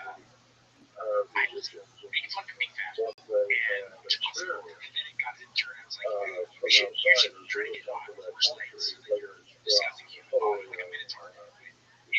Someone else has that funny tattoo. Germans I said, I'll get it if you pay for it. And we walked across the street. a lot of I appreciate you for looking again. Yes, sir. Easy, man. You're professional. Some of them are like Thank you, sir. Wait, Galen is on like a Tinder cruise with the so, I got a text from me back there. Very nice text. another aspect of that is not just the physical aspect, but Custom TRX 9 edition, $50,000 also all you gotta do just anything for GodPatsAudience.com. On right there, some people who well, the Egyptian would not fit full of this. And so that's like another race. And I think that is where there is the misunderstanding. It's just not there anymore. How that is interpreted by the Egyptian, because it's like, well, it's not only are they written up by our artifacts, but they're written up by our history and our heritage. And so they're sensitive to it. And I don't want to do that. Because we don't know. And, when you consider looking at these artifacts that are beautifully crafted, beautifully made, and if you look at what happens to any civilization after a cataclysm, what would happen to its industries, to its sciences, to all the specialized skills that exist within the culture that make that civilization function. It's so varied and dynamic and varied and nuanced. No one person can interpret everything about what happens in a particular culture at a particular time. There's no archaeologists, historians, they don't know. They just have a very, very narrow field of view into society today. You can imagine what they, the viewpoint of societies that lived thousands of years ago gets really murky, really quickly. Yeah. So if you think about it, if our society, if America was suddenly hit with a comet and everything was destroyed, we would be brought to our knees. All our technologies would disappear all the time. Everything would be destroyed. A large section of the population would disappear. There would be an extinction that happened in the past. So what happens then? I mean, in terms of the survival, what are they going to do? They're not going to be going on Facebook and checking their eyes. They'll pull up. All the cell towers, everything. Right? So they'll be stuck in caves trying to survive. So how long does it take a person who is reduced to rubble, everything that they've known and enjoyed, how long does it take for them to build back to that particular state? Right? And to say that the people that survived a cataclysm in America were not capable, at some point in their history, of doing wonderful, amazing things. Having brilliant scientists arise out of the general population and do brilliant, amazing things. To say that particular culture could not support an advanced civilization, I think is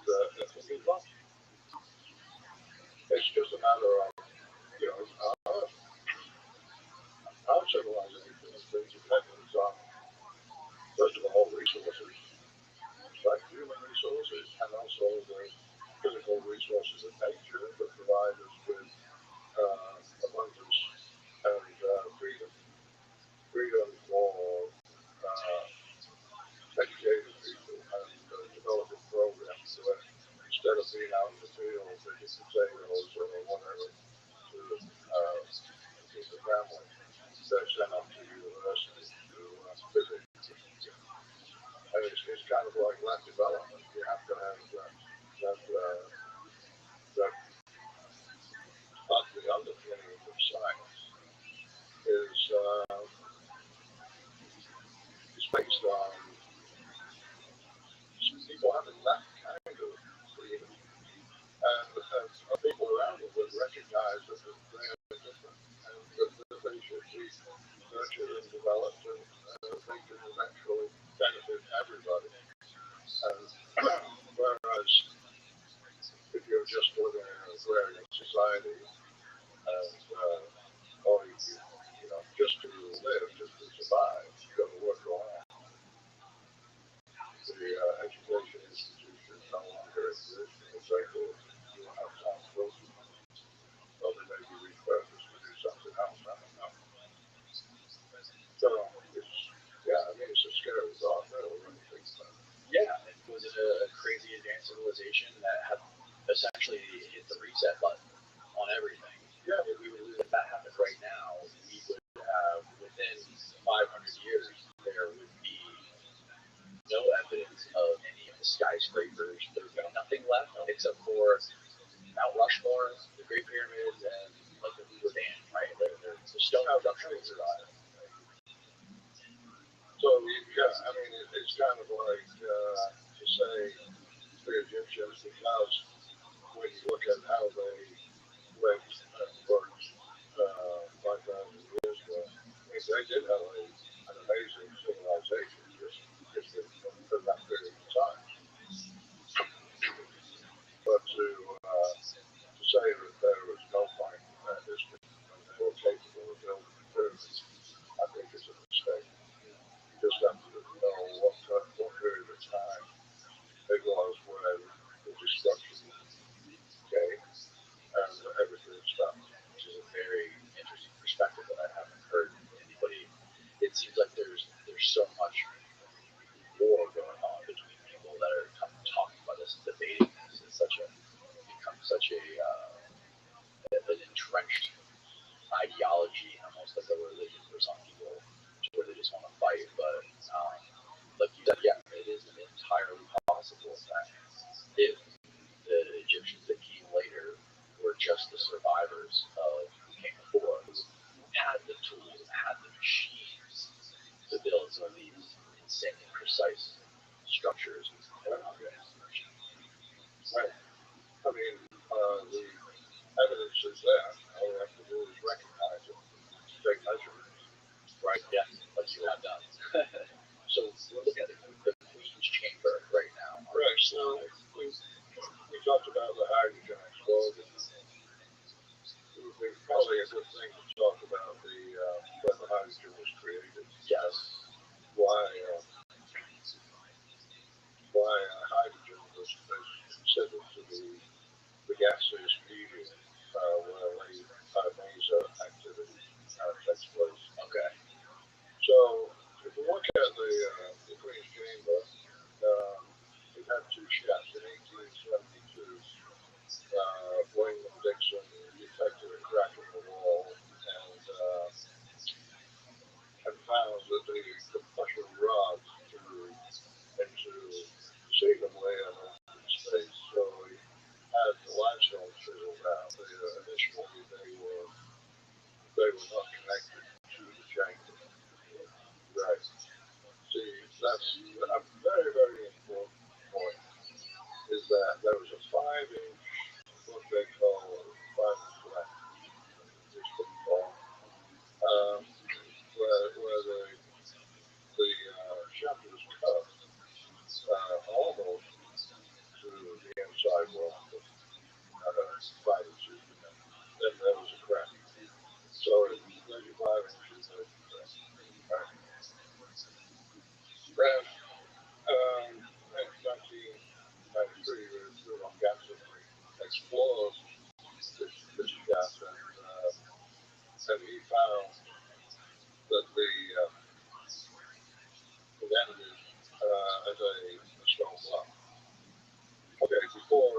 further with this, I should add that the Raymond Dixon also opened up the north shaft, the tap on the wall, and technically hollow space directly opposite the other shaft, chiseled the limestone out there and opened it that shaft. So you got two shafts that are closed off at the check. They don't connect with the check. They just have that layer of limestone. Why would they want to connect it to the check? There's a reason for that. I'm getting to this. Good question. So anyway, when Ganson brings Sandy Robot up, this is how the Gans Brothers Club has been known. Gavin Brings door, right? Everybody's heard of that. And then through the door, he saw that there were two fittings, metal fittings. I haven't read any metallurgical analysis of what the composition of the material is. They have some very unusual features. Number one, which is important, is that the one on the left here, is shorter than this one. Yeah, they found a piece of it that was on the shaft floor down further down from it. So it had broken up or dropped off. Okay. And it fell down. Right? This one is intact. And but you can see that it was tapered from the top to the bottom. Right. You see a little tapering on that. Right. Okay. So there's a reason for that.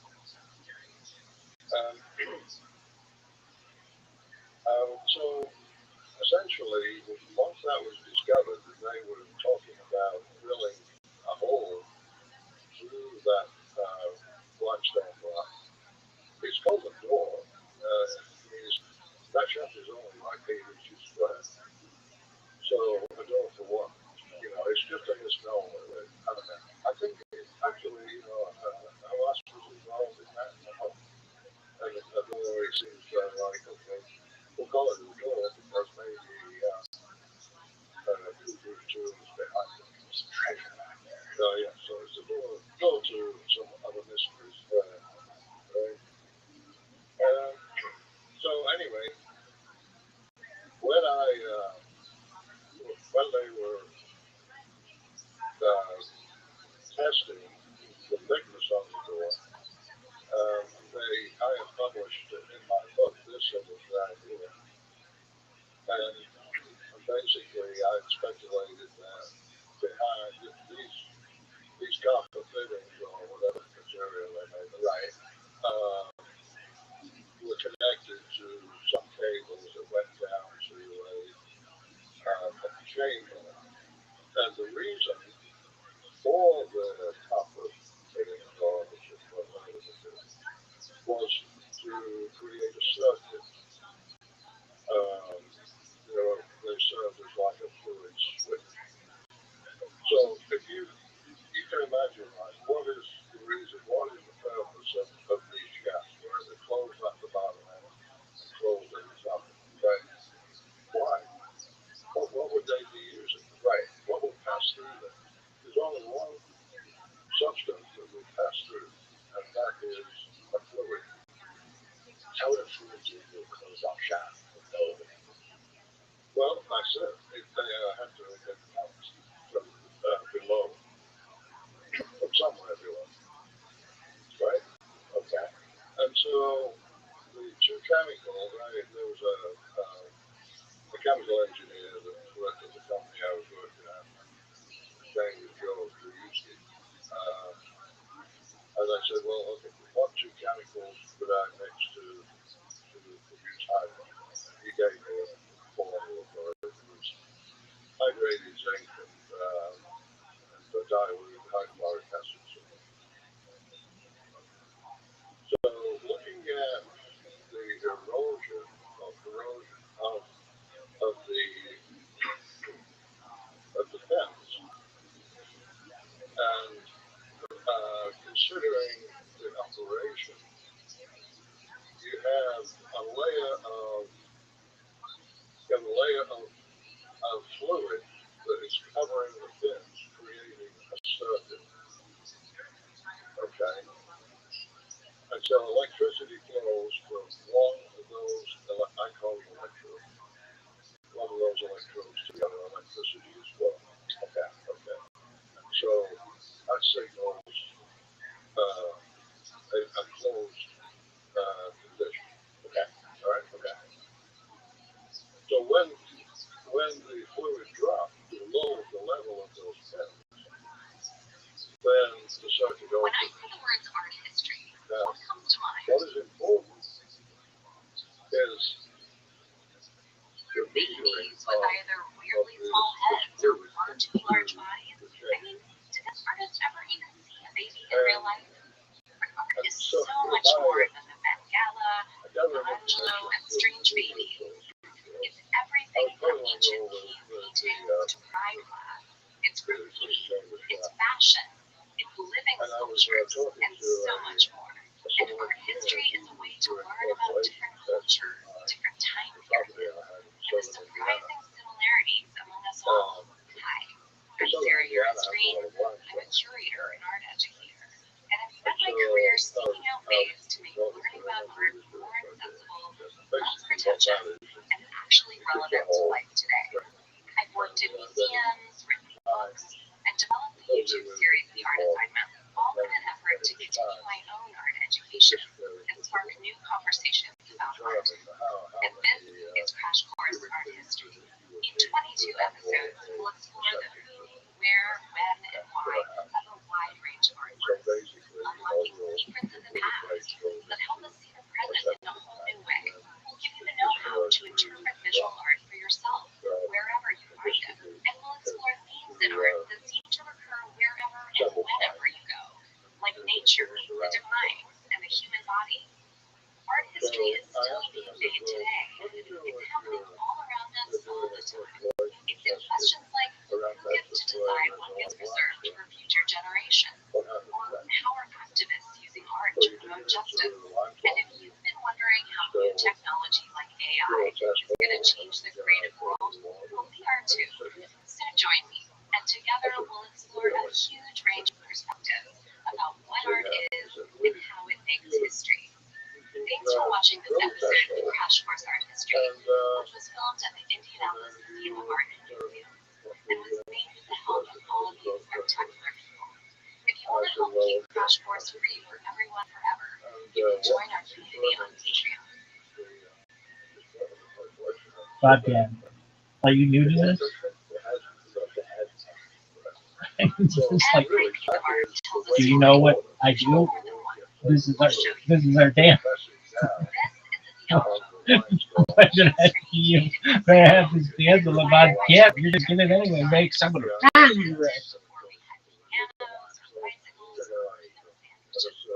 one would have decorated a wealthy Spaniard's home in late 17th century Mexico. And while it might look like mere decoration, if you lean in, it'll tell you a story.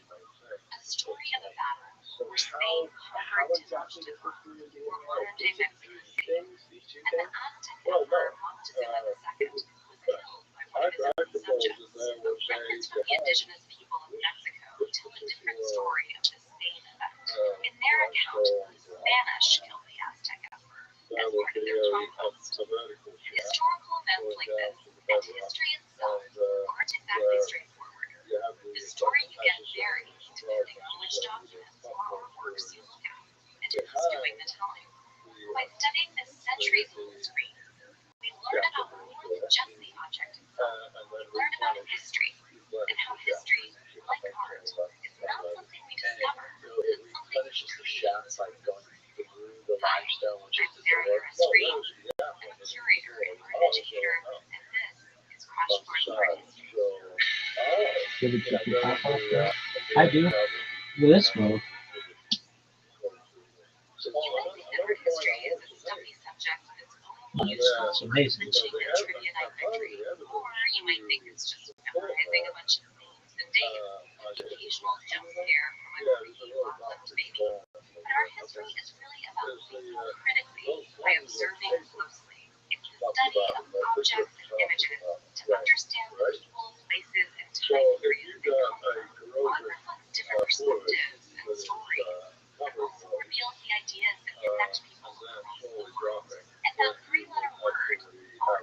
holds some big ideas. It can include ancient cave paintings and high state-funded monuments and street art, works designed for motion, and works designed to ruffle feathers. And since art is subjective, lots of beautiful sculpture to one person might be the stuff of nightmares to another. Plus, ideas about what art is have changed and continue to change over time. Not all cultures think art the same way, or even have a word for art in their language, like the Lega people from what's now the Democratic Republic of the Congo have a category of objects called masengo, which roughly translates to heavy things, and refers to items with great significance or weight. As for you, your art history, you might think of something like this. Oh, sorry, I meant this. The well-known Sistine Chapel ceiling, painted by Michelangelo de Ludovico Buonarroti Simoni. No clue why we call him by his first name. But let's explore why that ceiling comes to mind when you think about art, and why you've heard of the guy who painted it. Let's go to the drawing board. The story of the Sistine Chapel doesn't actually begin with Michelangelo, but with a wealthy Italian family called the Medici. The Medicis ruled Florence and later Tuscany from the 15th to the 18th centuries. They also controlled the what, where, and how of the whole art scene. They financially supported several huge artists, including Michelangelo. So with the Medici brand behind him, Michelangelo was famously one of Italy's biggest influencers. He even caught the eye of Pope Julius II, who commissioned him to paint the now famous Sistine Chapel ceiling. Now the Medicis were also sponsors of the painter and architect Giorgio Vasari, who wrote a book called Lives of the Most Excellent Italian Painters, Sculptors, and Architects. It celebrated Michelangelo and other artists like him, and it gave the Medicis credit for supporting a historic, quote, career. In fact, before the French term Renaissance became prominent in the 19th century, Vasari described this artistic moment in time as rinascita, Italian for renewal or rebirth. So yeah, the book was basically 16th century sponsored content, and it became the bedrock of what we know now as art history. It shaped not only the way art history was written, but which artworks were considered important, talked about, and eventually namified. Of course, writing about art didn't start with Vasari.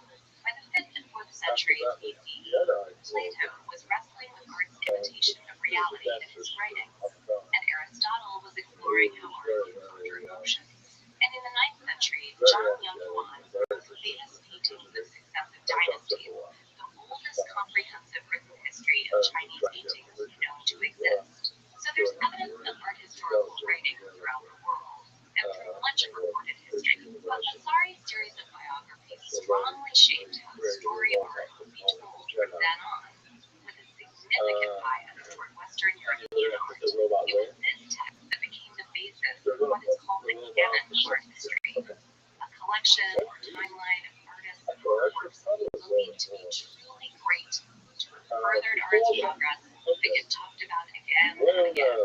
So yeah, who's in the canon and who's out is pretty arbitrary. And because this is my series, and I don't think Vasari's gonna mind, allow me to introduce my canon here. As itself, I, according to my own whims, will launch people into my personal canon of beloved artists. You better watch out, kids. I may also kick out of you too. Many of Vasari's chosen artists became known as the Old Masters, a kind of legendary status that later artists needed to measure up to. Over time, art history continued to evolve, and the canon of grades grew to include new masterpieces and makers, but forgot about others. By the 18th century, artworks began to be sorted by style, or groupings based on time periods, creators, or elements of their appearance. Like that sorting came new ways of judging, explaining, and interpreting art through the field of art criticism. And by the mid-20th century, race, class, and gender became recognized as important lenses through which to examine art, both in terms of who made it and who was looking at it. So today, art historians analyze images and materials from multiple angles to explore what they can tell us about each other, ourselves, and the cultures that connect us. Studying art helps us understand history as a constructed account, something that builds in its telling. And it helps us remember that our own perspective on human is. The more we learn about how other people see the world, the better we understand pretty much everything. Like here's an artwork on Carolina, where one account of history on another is called Lost Maryland, American Mountain Inland, and it's inspired by the Victoria Memorial in London, a monument celebrating the British Empire under Queen Victoria. The Victoria Memorial tells a triumphant story about colonial rule in Africa and the Americas. So But these are Walker's these monument is more tells evidence another in part of yourself. the story from a different view. A boy and a moose hanging from a So tree, there's something for else. example. There's something else. Boys' parents lived in So parts of that's the Victoria Memorial which document colonial violence and enslavement. As Walker's work shows us, it's as important to think about what isn't included in art as what is. And the same goes for history. So yeah, let's launch right into the game. We'll go back to And often what is remembered comes down to what materials have survived. Take this painting, The Raft of the Medusa, painted by Theodore Jericho in 1890. It's a massive artwork that tells an even bigger story. In 1816, a French ship set off for the coast of Senegal, captained by a POW. In 18th, hadn't been in 20 years. The results were disastrous. The captain wrecked the ship, which didn't have enough lifeboats, so the crew cobbled together a raft to carry the remaining passengers. About 150 people were set adrift on the makeshift vessel, and during the next 13 days at sea, they fought, killed, and even resorted to cannibalism. When rescue finally arrived, only 15 survivors remained, so 5 more dying before ever seeing land. It took Jericho over a year to make this, which we know from documents that have survived, sketches, drafts, and letters about his work. He interviewed survivors of the Medusa, drew their portraits, and consulted a book that two of them wrote about what happened. And he wrestled with how to paint it, arranging the scene until he was satisfied with the story to tell. We even know how the work was received by the public. At the time, opinions on the French monarchy ranged widely. So when Jericho depicted a tragedy caused by the king's incompetent leadership, many interpreted that as a sick burn.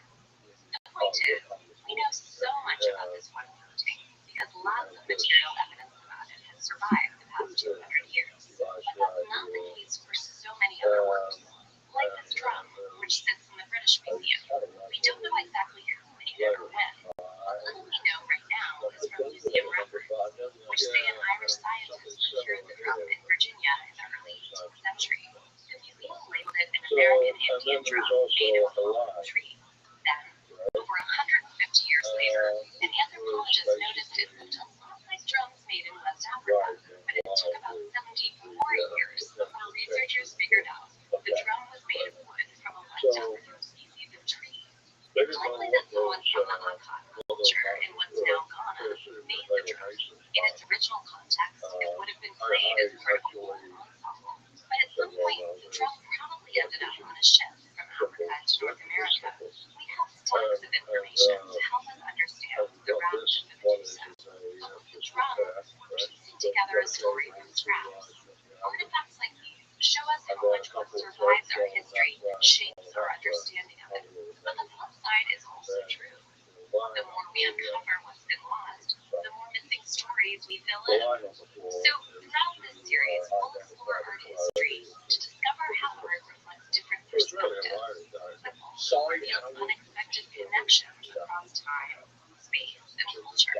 We'll see how art making is also meaning making, and how context can change everything we thought we knew. We'll raise juicy questions about how history is created and told, how cultures form ideas and materials, how artists respond to social issues, and so much more. Next time, we'll learn about exactly how to carefully look at a work of art and uncover ideas beyond the surface. I'll see you there. Thanks for watching this episode of Crash Course Art History, which was filmed at the Indianapolis Museum of Art in Newfield, and was made with the help of all of these delightful people. If you want to help keep Crash Course free for everyone forever, you can join our community on Patreon. So there has been some action on that particular election, or is it seconds. That's about how long I can hold my breath, gargle mouthwash, or last in a staring contest. And it's also how long research tells us the average museum goer looks at artwork. So yeah, not very long. Which raises the question, how much can you understand something you've looked at for less than half a minute? You might be missing an incredible love story, or a hidden Easter egg that unravels an entire mystery. And the further you go down that rabbit hole, the more meaningful your experience with the art becomes. In this episode, we'll explore how to look at art and see more than meets the eye. Hi, I'm Sarah here on screen, and this is Crash Course Art Experience.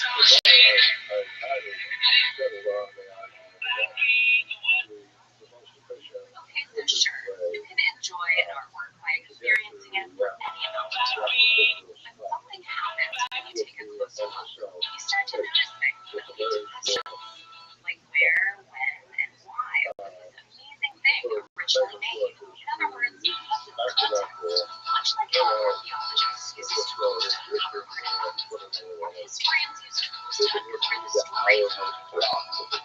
There are techniques and spades. There are words like shape, color, line, volume, texture. These help describe an artwork's form, or its purely visual phenomenon. Focusing and describing what we're seeing in art, the more we jiggle the key to unlock the context behind it. Let's try it out. Spring Away, made in 1964 by the artist Claire Meredith. If you were in the same room with this work, the first thing you'd notice is how compact it is. Almost like a line. Notice the way it's arranged or its composition. By scanning the piece from one side to the other, top to bottom. Today is gonna be the day that it's gonna throw it back to you. By now, you should have somehow realized what you gotta do. I don't believe that anybody feels the way I do about you now.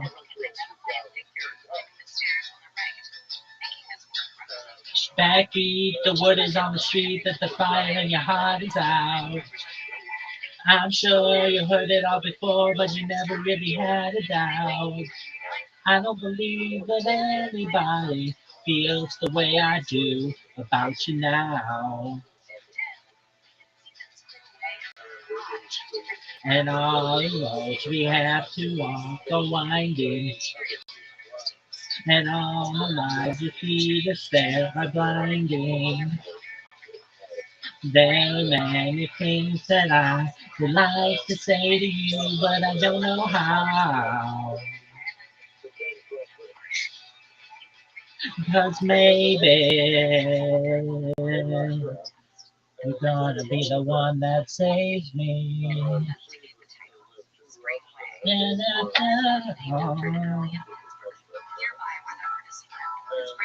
won't keep it real. They were to France to black people who had migrated from the south, often working in dangerous conditions at a steel mill. It might dig deeper into Meredith's life. We'll learn he was part of a group of artists called Spiral, who strive to represent black people's experiences as a way of contributing to the civil rights movement. All of these details build to create an experience of art that is so much more than visual. You can appreciate its form, while also listening to the stories it can tell when you explore its context. Our art historian's toolbox can Look at unlock this athleticism, other folks. ways too, Folks, like helping us you got understand the Westside Gangster in the house. emotions. Well, Take baby. this object, a Kuosi Society elephant, Look at this made athleticism. by the Babanike people in what's now Cameroon, sometime in the 1900s. They got no. If we look at the mouth's composition, we can see different shapes representing an elephant's features.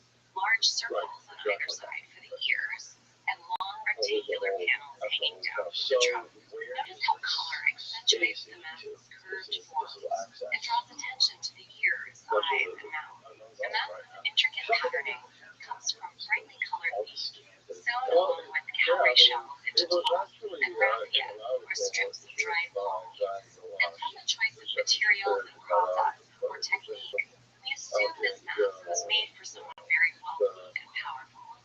Those glass beads were imported, rare, and pricey. In other words, they were flex. This show of importance is part of the mouth's content, the ideas it communicates, beliefs it affirms, and subject it portrays. Although the subject of his math gets elephant, to understand its larger meaning, we have to put it in the context of the Maori culture, where powerful animals like elephants are associated with powerful people. Their math style, meaning its distinct combination of form and composition, its signature Maori, its repeating pattern of triangles arranged in circles, plus the visual shout-out to another powerful animal, the leopard, points us to its creators. It was also worn, of course, along with the beaded vest, a feather headdress, and wisps of horsehair. It was also performed, not displayed in a case just for viewing, and was part of a masquerade, which included music, movement, and an interactive audience.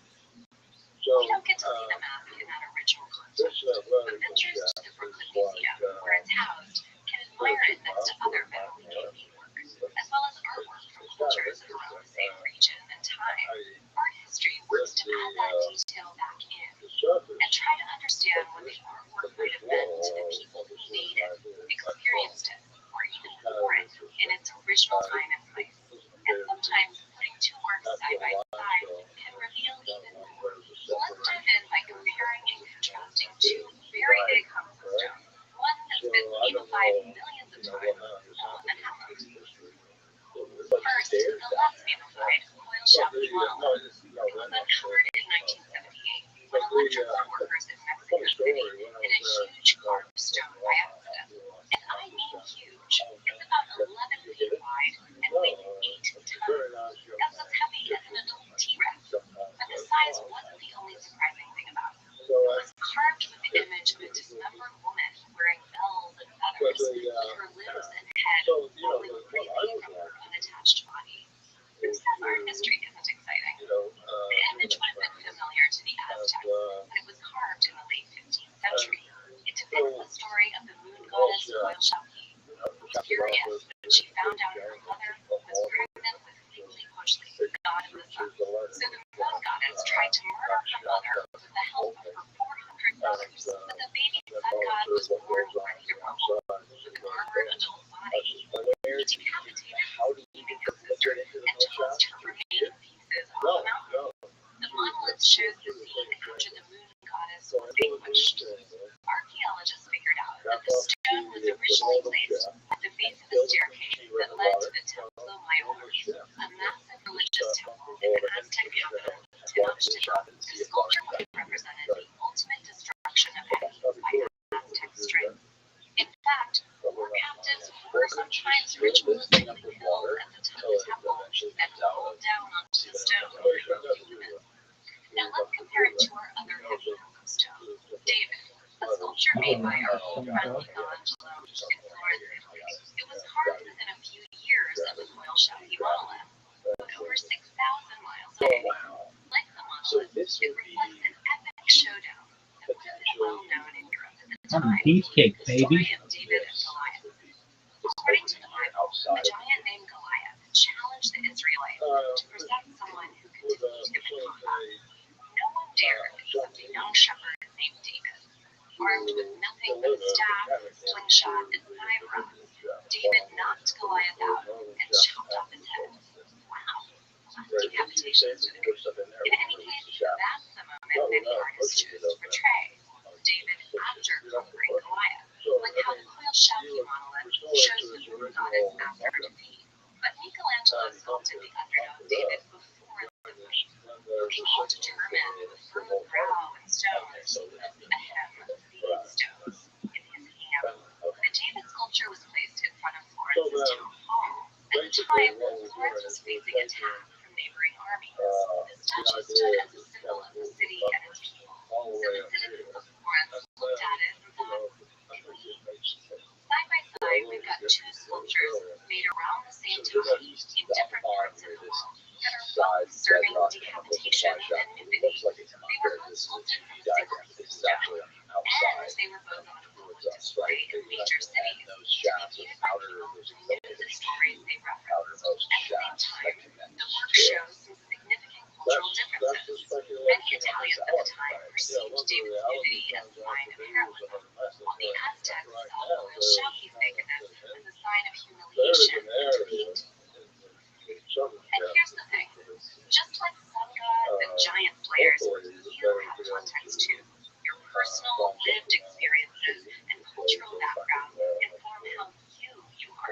including how you feel about seeing naked people in it. Artwork doesn't exist in a vacuum. It's connected to the context where it was made, a culture, a moment in time, a particular perspective, and it's connected to the context it's used in.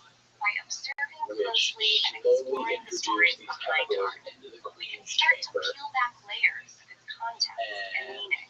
So when we look at an artwork for 30 seconds, 30 years, there's always something to discover. Next time, we'll break down the history of museums and how they're adapting to today's world. I'll see you then. Thanks for watching this episode of Crash Course Art History, which was filmed at the Indianapolis Museum of Art and Newfield, and was made with the help of all of these marvelous people. If you want to help keep Crash Course free for everyone forever, you can join our community on Patreon. I mean, if you're reading the other side, then, Can a bird curate a museum? Let me explain. Male bowerbirds work their tail feathers off to attract mates. These birds sing. They dance, and most impressively, they build what ornithologists call display courts, where they show off the objects they collect. Shells, bones, the keys you lost last year, and these displays aren't random. The objects are arranged in patterns to draw the female bird's eye to the cool stuff. So, is the bowerbird display court a museum, making him their collection's caretaker or curator? What actually is a museum anyway? And who gets to decide what counts? Hi, I'm Sarah Euroscreen, and this is Crash Course Art History.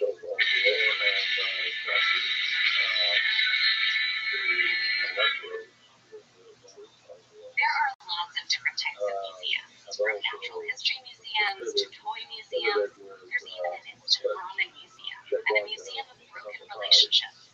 But in this episode, we're mostly talking about art museums. And art museums took a long, winding road to get to the version we know today, with lots of columns and marble, cavernous rooms full of objects, blue lighting, and the echo of squeaking sneakers.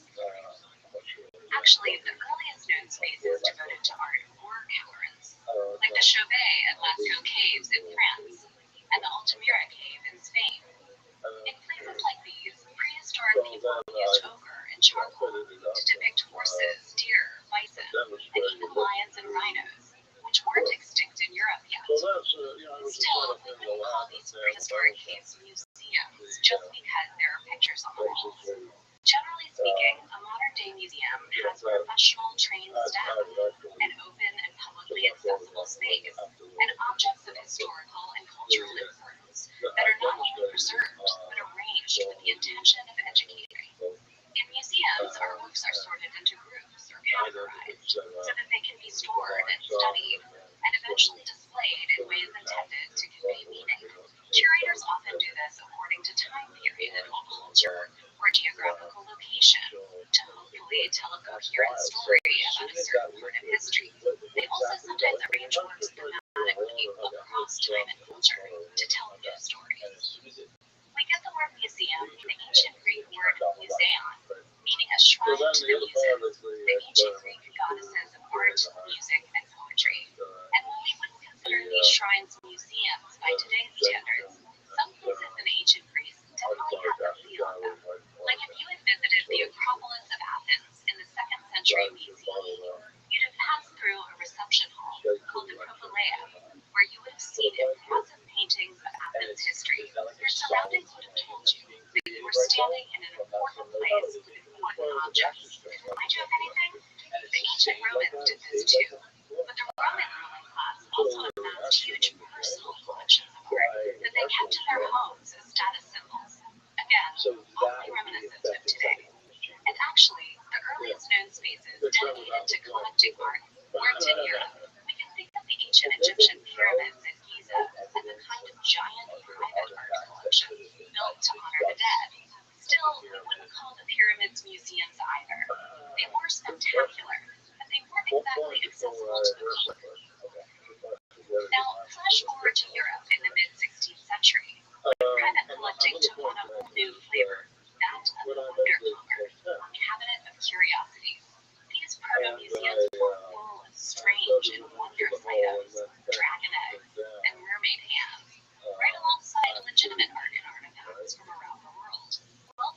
and merchants, as well as some scientists, put these bizarro collections together to show off their travels, but also to advance knowledge. And they organize items in ways we often see in today's museums, like by geography or chronology.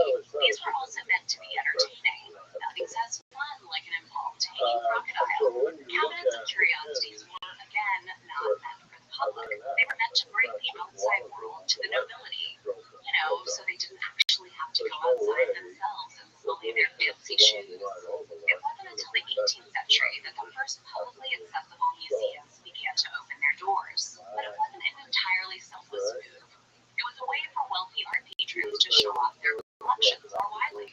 Importantly, these collections often included works stolen from other countries as part of colonialism, which you can learn more about in Crash Course World History, European History, U.S. History, Black American History. All of this stealing has left a pretty messy legacy. Museums in Europe and the United States are chock full of art and artifacts that were taken by force from their country and culture of origin. For example, in the 19th century, the British Empire occupied much of the Nigerian coast, and in 1897 forcibly captured Benin City. The British military destroyed much of the city, including its palace, where hundreds of plaques and other important objects depicting the history of the Kingdom of Benin were stored. Later that year, about 300 objects from Benin City were displayed at the British Museum, and many have been part of its collection ever since. The government of Nigeria has for decades been calling for the return of these stolen works, but it took more than 100 years to even begin to gain traction.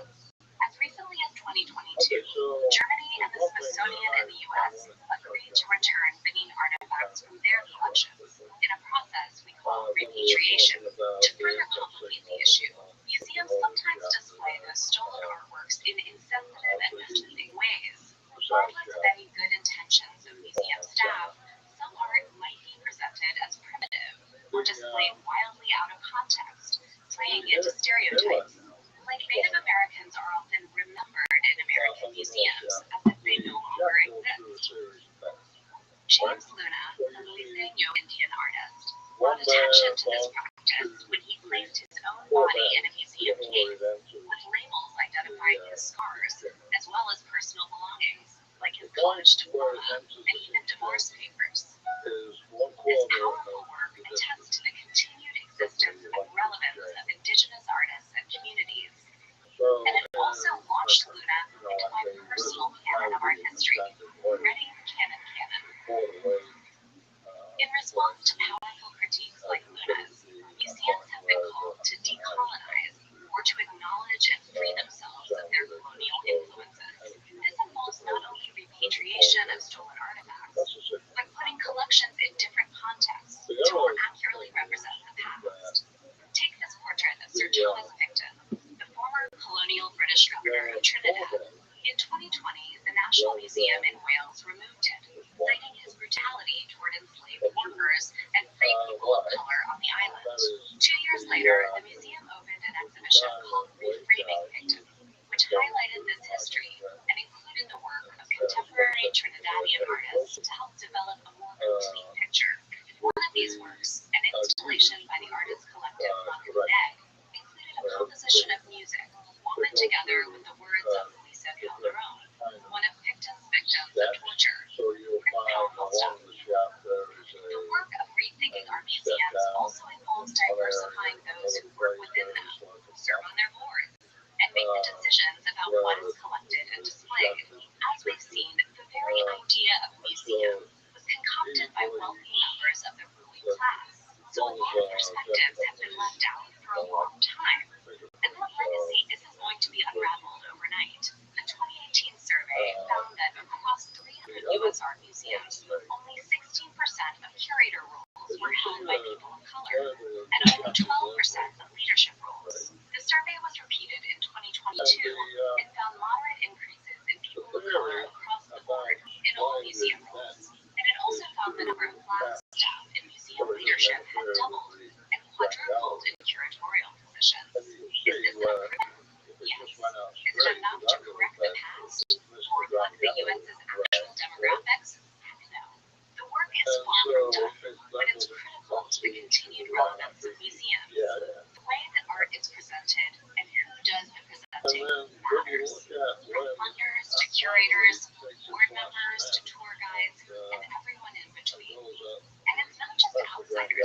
activities changes. Sometimes artists themselves question the museum with their artwork, and we call this institutional critique. One master of this craft is the feminist art collective the Guerrilla Girls, who in 1989 visited the Metropolitan Museum of Art in New York City and compared the number of works by women artists in the gallery to the number of nude female bodies on display. They found that less than 5% of the artists in the modern art gallery were women, compared to 85% of the nude.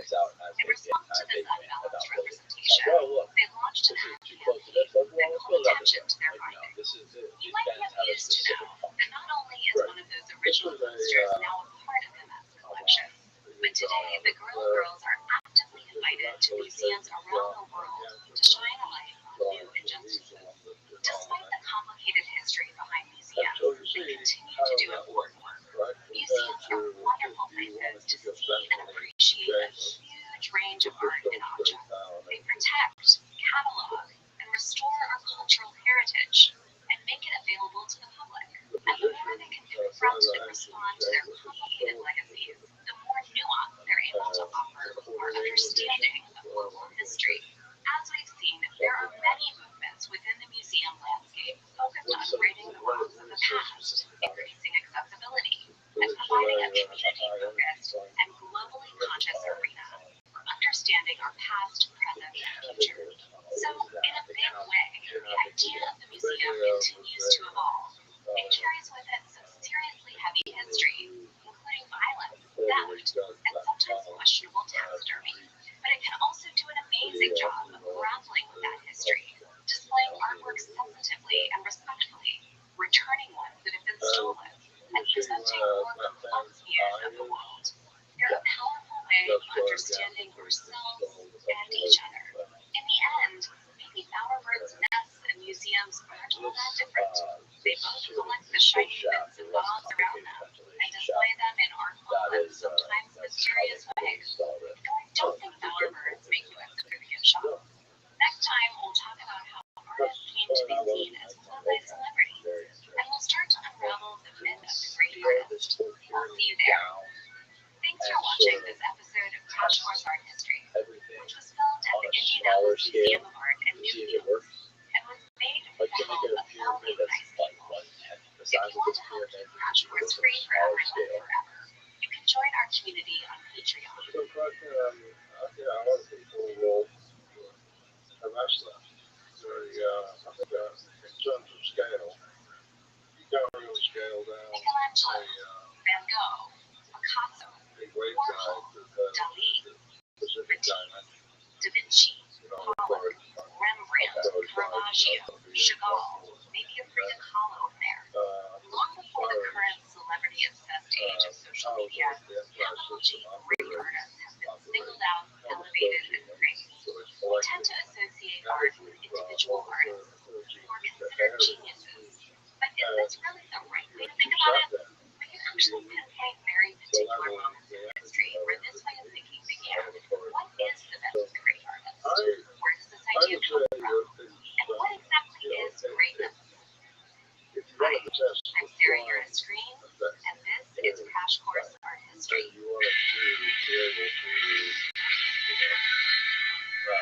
Without all the mechanisms on the inside. The idea of the great artist and art history as a series of celebrity biographies comes from a specific time and place, Renaissance Europe. Before that, across the world and throughout history, a lot of art was made either collectively or anonymously, or at least without a lot of individual fanfare. Take the medieval bestseller The Book of Hours from 15th century France. The artist, Edgar Horton, produced many of its images, and yet not exactly a medieval European artists primarily produced by associations of artists and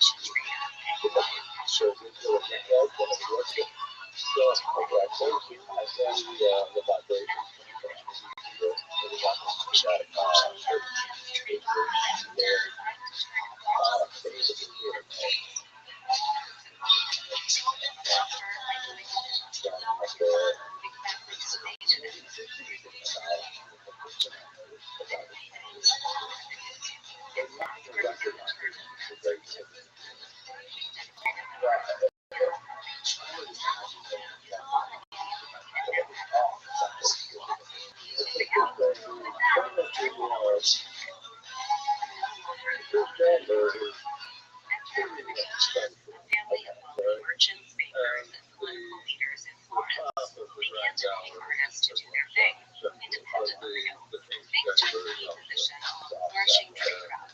This flush with campaign, people and express superstars, and the future of those artworks, they have a different idea of what people great artists. Too much more skill and limitation of the features,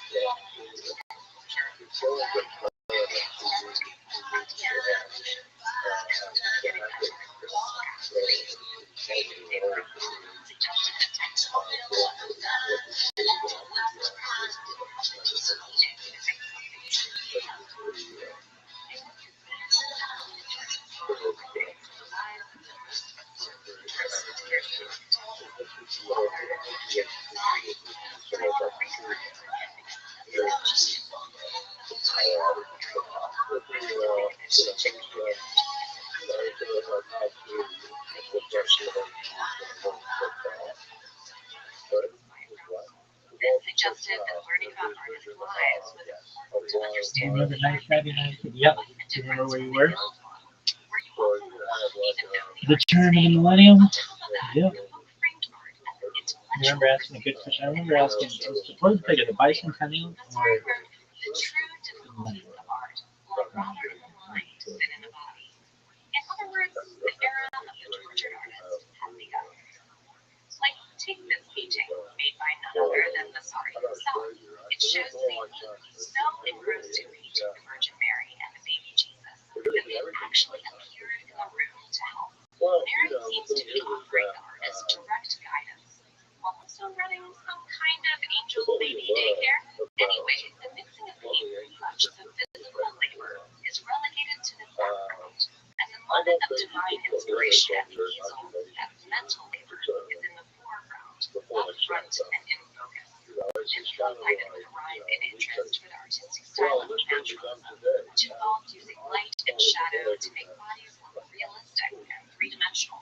Vasari and others felt this style showed a deeper scientific and philosophical understanding of the world. Personal preferences affected not only what kind of art they made, but also which artists were written about, and thus which art and artists were read about and became popular. Of course, we didn't pick all of them on Vasari. These changes were kicked off by a major shift in the way the art industry was structured, a result of larger economic and political developments. Maybe singling out Vasari is related to the myth of the great originator of the great artist. Getting a taste of it. In any case, around the 16th century, many types of institutions were developing young artists. The most influential the royal pyramid of art sculpture within Paris, founded in 1448. An American artist revealing a there were strict rules of making standards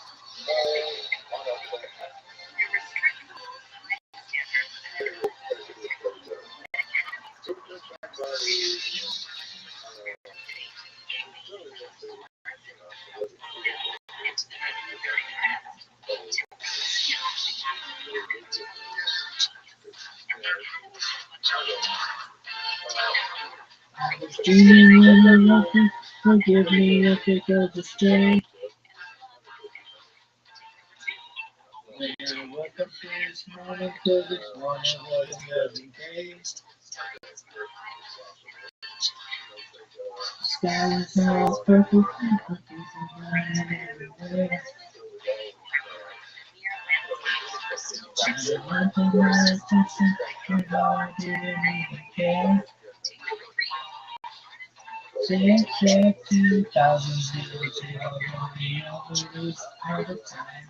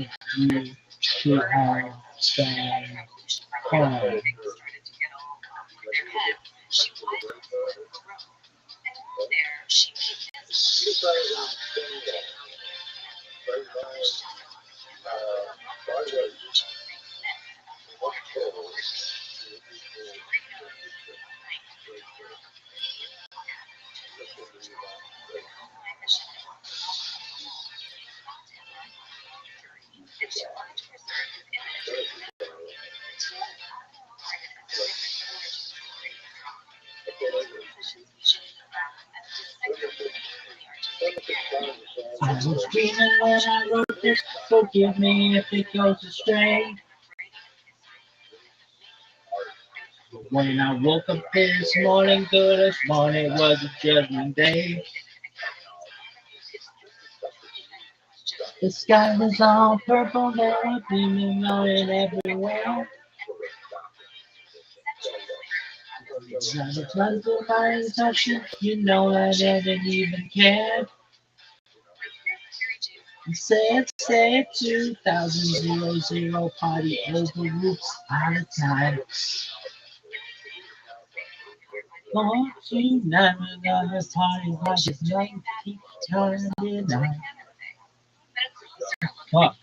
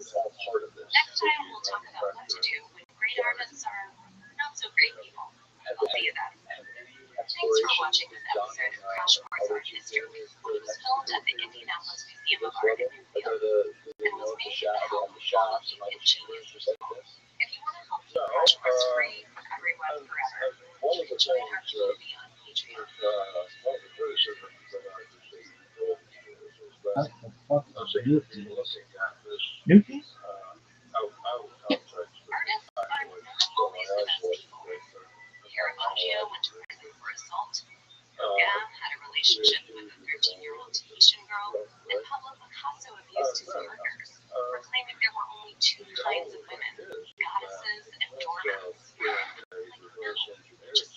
What about bitches and sluts? What's that?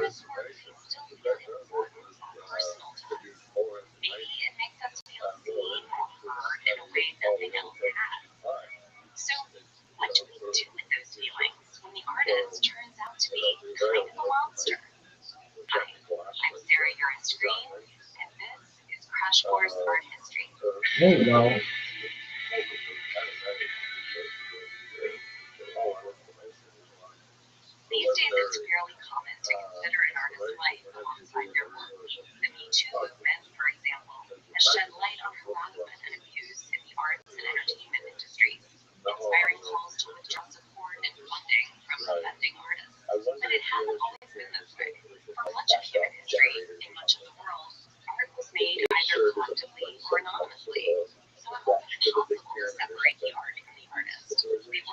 separate to begin with.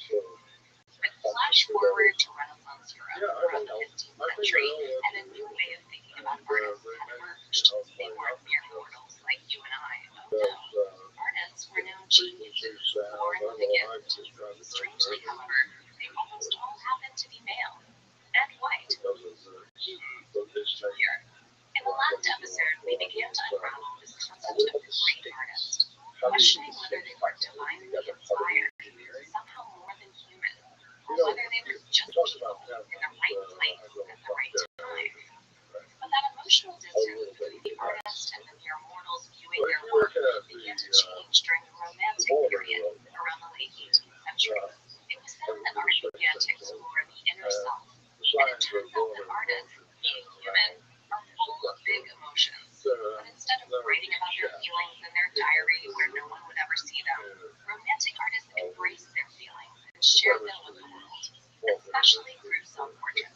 Romantic self-portraits weren't about showcasing your riches or status or popularity, like Franciscan Goya, who used short brushstrokes to express inner turmoil and different color combinations to highlight his melancholy. If that sounds like the Romantics were evil heroes, you'd be right. During this period, great artists wanted their work to feel real, earning a broody and tortured reputation, a stereotype you might still recognize today. I'm looking at you, Timmy Chalamet. The Romantics wanted viewers not only to observe emotions, but to actually feel it themselves. So they created art that to stir awe, even terror, and pushed audiences to contemplate infinity, mortality. The intense feeling the work generated became known as the sublime. By the mid-19th century, the idea of the avant-garde was beginning to emerge. It was all about pushing boundaries to create new forms and subject matter for artwork. Translating to Athleticism. art, or the first charging into battle, these artists focused not on copying some old master, but on breaking with tradition. For painters like Frida Kahlo, that meant reimagining what self-portraits could look like and what they could express. In Lost Dos Fridas, or the Two Fridas, Kahlo upped the ante of personal introspection by painting herself twice. The Frida on the right is dressed in Mexican indigenous clothing, a nod to her mother's heritage. The Frida on the left is wearing a white European dress, representing her father's background. But this Frida is also spattered with her own blood, revealing her emotional turmoil in the aftermath of her divorce. In Lost Dos Fridas, we see Kahlo exploring her fractured identity and heartbreak, as well as her resilience. Realistic imagery is combined with unexpected elements, like the exposed heart and artery that connects to herself. This mashup of real-life images with imaginative dreamlike ones is a hallmark of surrealism, a movement Kahlo later became associated with. But she never considered herself a surrealist, saying, "I never paint dreams or nightmares, I paint my own reality." It's the open-hearted vulnerability of this book that sets it apart from what great artists used to want their self-portraits to reflect.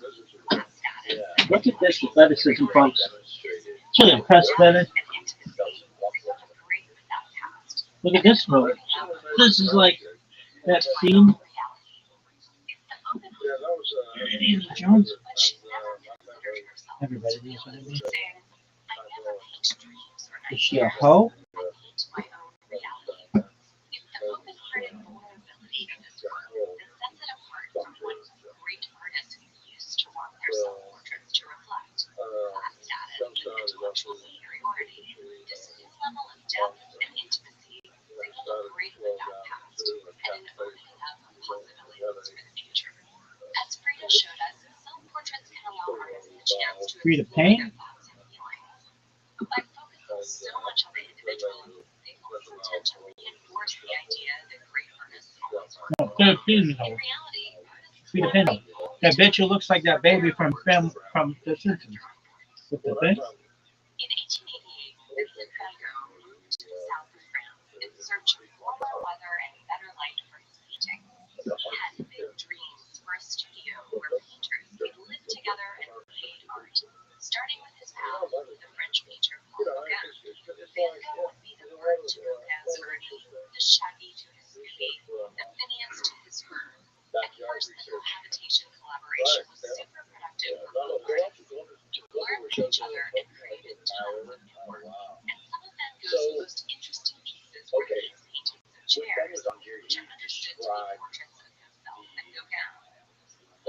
granite boxes that are in the staircase. And I think you measure them personally by hand. You knock out this chair, look at the square inside and hollow. And then there are this long hallway separated almost like it was forced into. And then they were kind of like depressed down the floor a little bit too. The speculator, the Egyptologist theory on it is that those were right at the rest of the mummies. Supposedly, that's what they say. Especially official. And this has been true for centuries all around the world.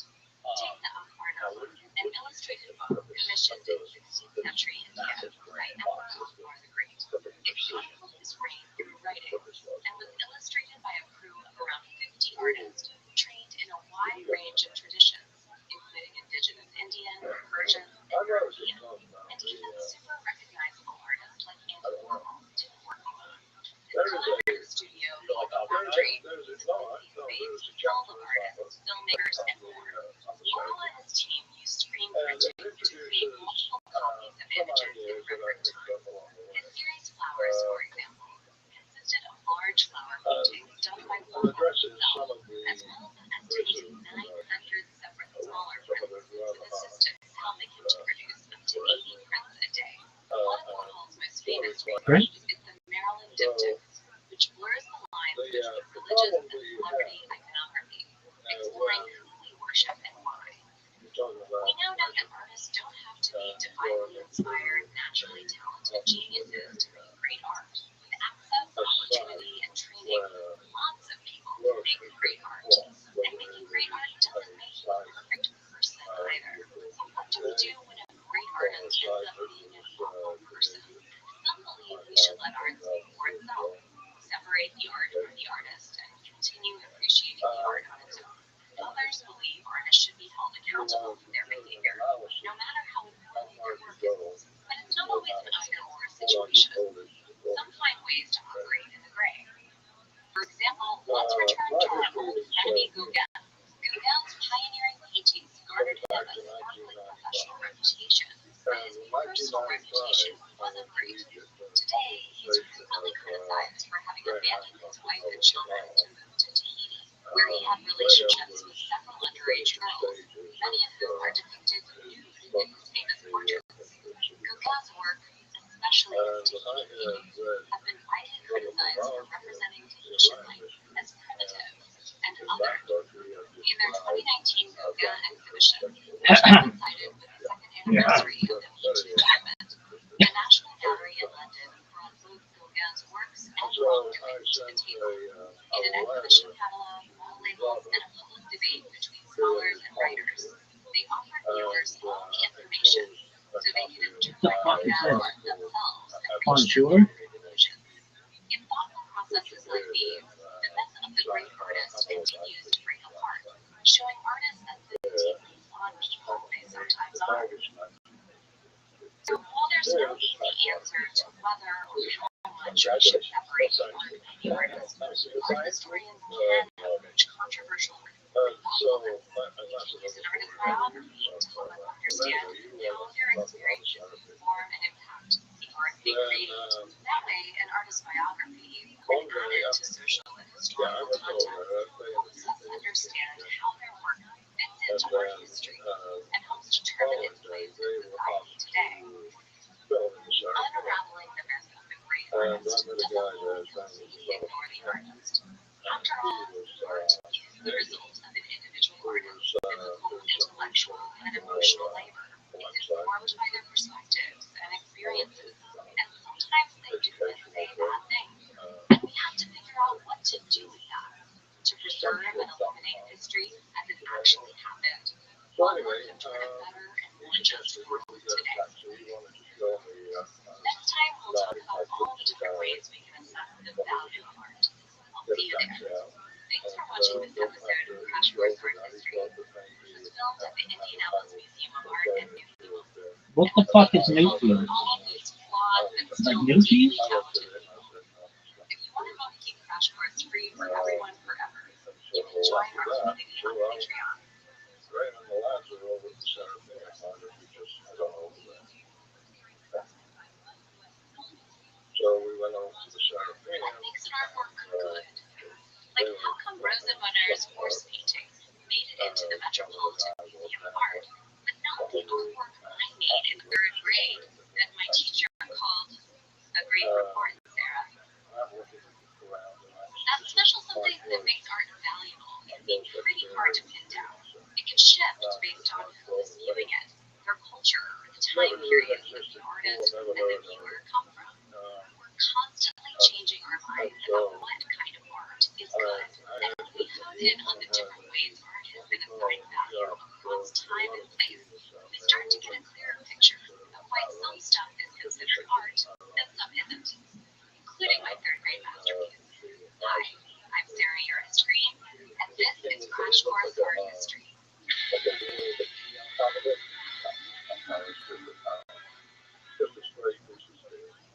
You might think an artwork's value is determined by how much someone is willing to pay for it, but there are actually a lot of ways to slice it.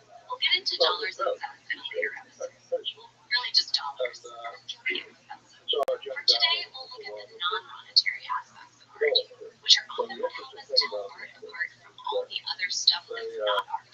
Things like its message, how it fits into history, or how it makes us feel. I don't feel too much about my toaster, but I do feel a ton about this little bird sculpture my dad made. Now, these kinds of value markers can be hard to measure, but we can ask ourselves particular questions to consider how the art world might value a work. Like we could ask, is this beautiful? Thinking about how notions of beauty and taste shape art is called aesthetics.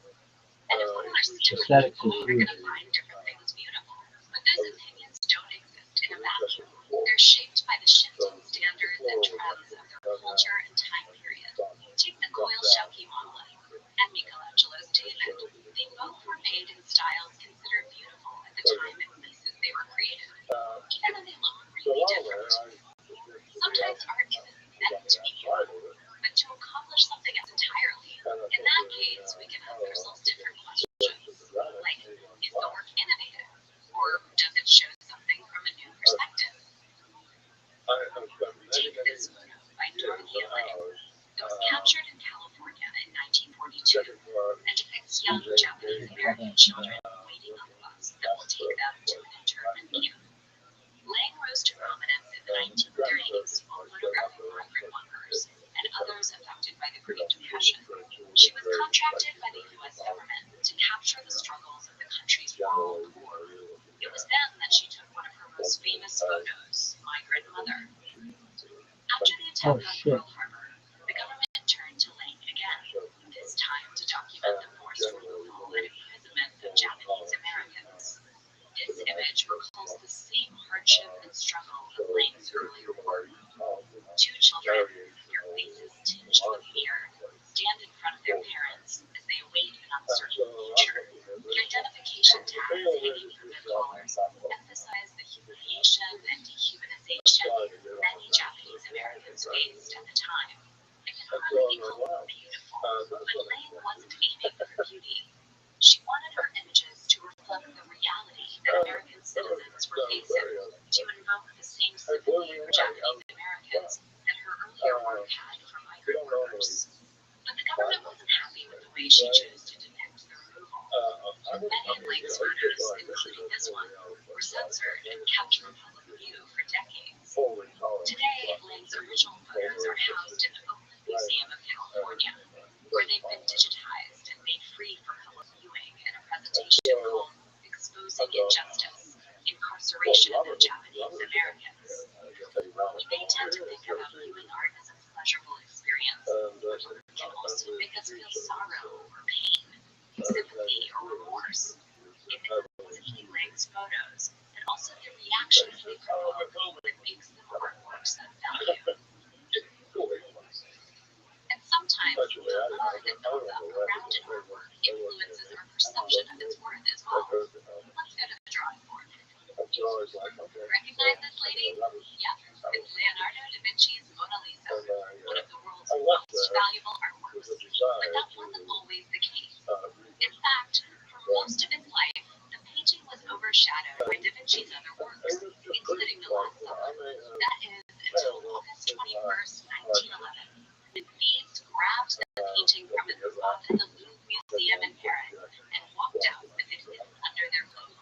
They intended to bring the Mona Lisa back to its Italian home and make a few lira in the process. It took museum staff 26 hours to even figure out that they'd been robbed. That's how not a big deal this painting was. But the Mona Lisa's theft made headlines around the world. Its whereabouts were unknown for 2 years until one of the thieves was caught trying to sell it to a gallery in Florence.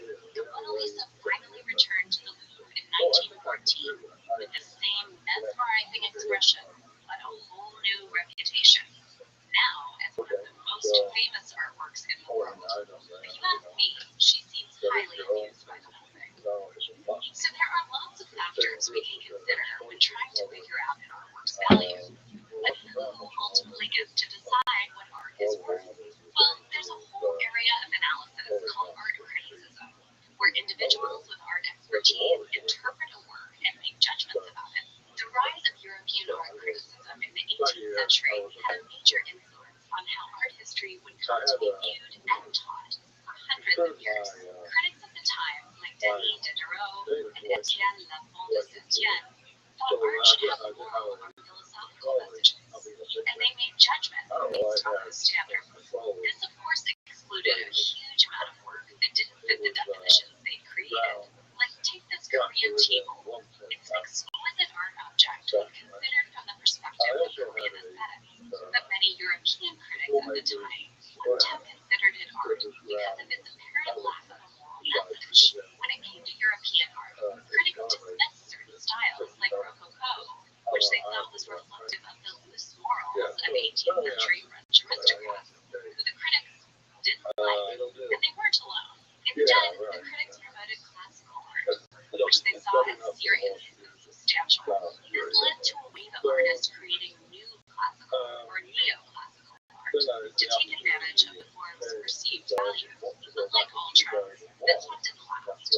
Abstract art began to emerge in the 20th century, largely without the ethical messages of the neoclassical era, and it was widely celebrated. This was thanks in no small part to American art critic Clement Greenberg, who proclaimed his own ideas of what made good and bad art. To him, good art pushed boundaries and broke from tradition. That included abstract pieces like this painting by Guy Mondrian, which he considered good precisely because it didn't look like anything in the world around it. Nothing like it had ever existed before. Meanwhile, to Greenberg, bad art was kitsch, meaning tasteless and overly sentimental. Kitsch art was considered commercialized or churned out for mass appeal.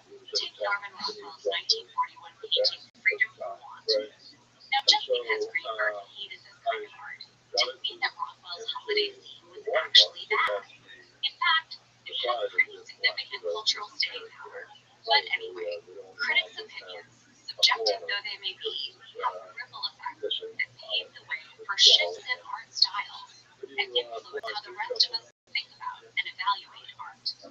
So, by making judgments about the value of art styles on particular works, art critics influence what becomes well known, what gets included in art history, and that shapes broader artistic tastes, including yours, even if you don't realize it. It affects what you see as normal, or weird, or good, because it filters which art you're likely to have seen at all, in textbooks, to bad, and notably in museums. It might seem like a given that good art is what ends up in museums, but museum collections are based on opinions and biases, just like our own choices. Like the Guggenheim Museum in New York City started out as Solomon Hart Guggenheim's private collection, and now it's one of the most celebrated and influential art museums in the world. And there's sometimes a gap between the perceived value of an artwork in a museum and your actual experience with it. Like, let's return to the Mona Lisa. Its value feels huge when you consider 30,000 people visit it each day. But that super high demand means you probably only get to see it for less than a minute, surrounded by a crowd of spectators. And once you're in there, you realize it's only about 2.5 feet tall, and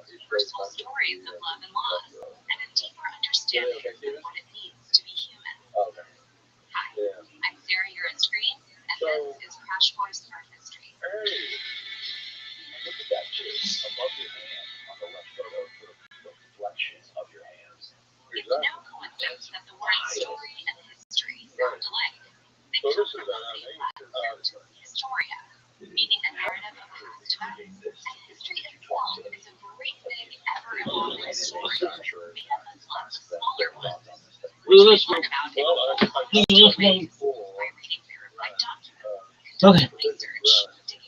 Where's my hat? Dog. Dog.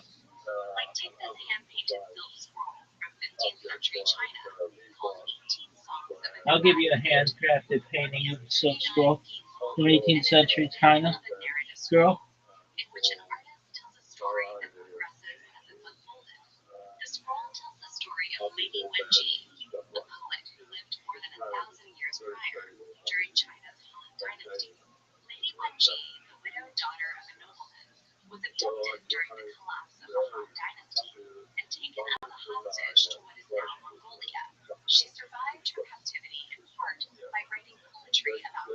That's fucking bitch.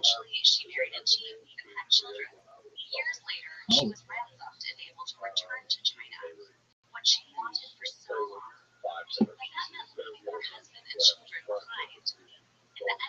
She wanted that Mongolian dick. That bitch wanted that Mongolian dick. They say that they kidnapped that bitch. She ran there. Fucking off that fucking wall. Are you done? Hey, fucking jump that fucking wall. Are you done?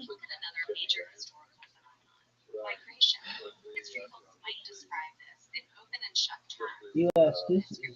We're losing elasticity, folks. Invalid verification code. How about you go fuck yourself?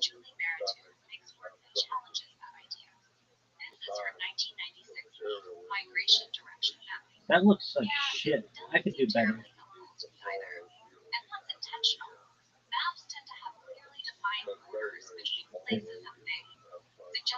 visions that are permanent and unchanging. But this map has wavy and intersecting lines. It shows boundaries overlapping and merging, arrows pointing this way and that. You're not sure where to start or where you're supposed to end up. The title clues us into the ideas Look at this athleticism. Look at this move. Look at this athleticism, the strength and power. As relationships shift over time.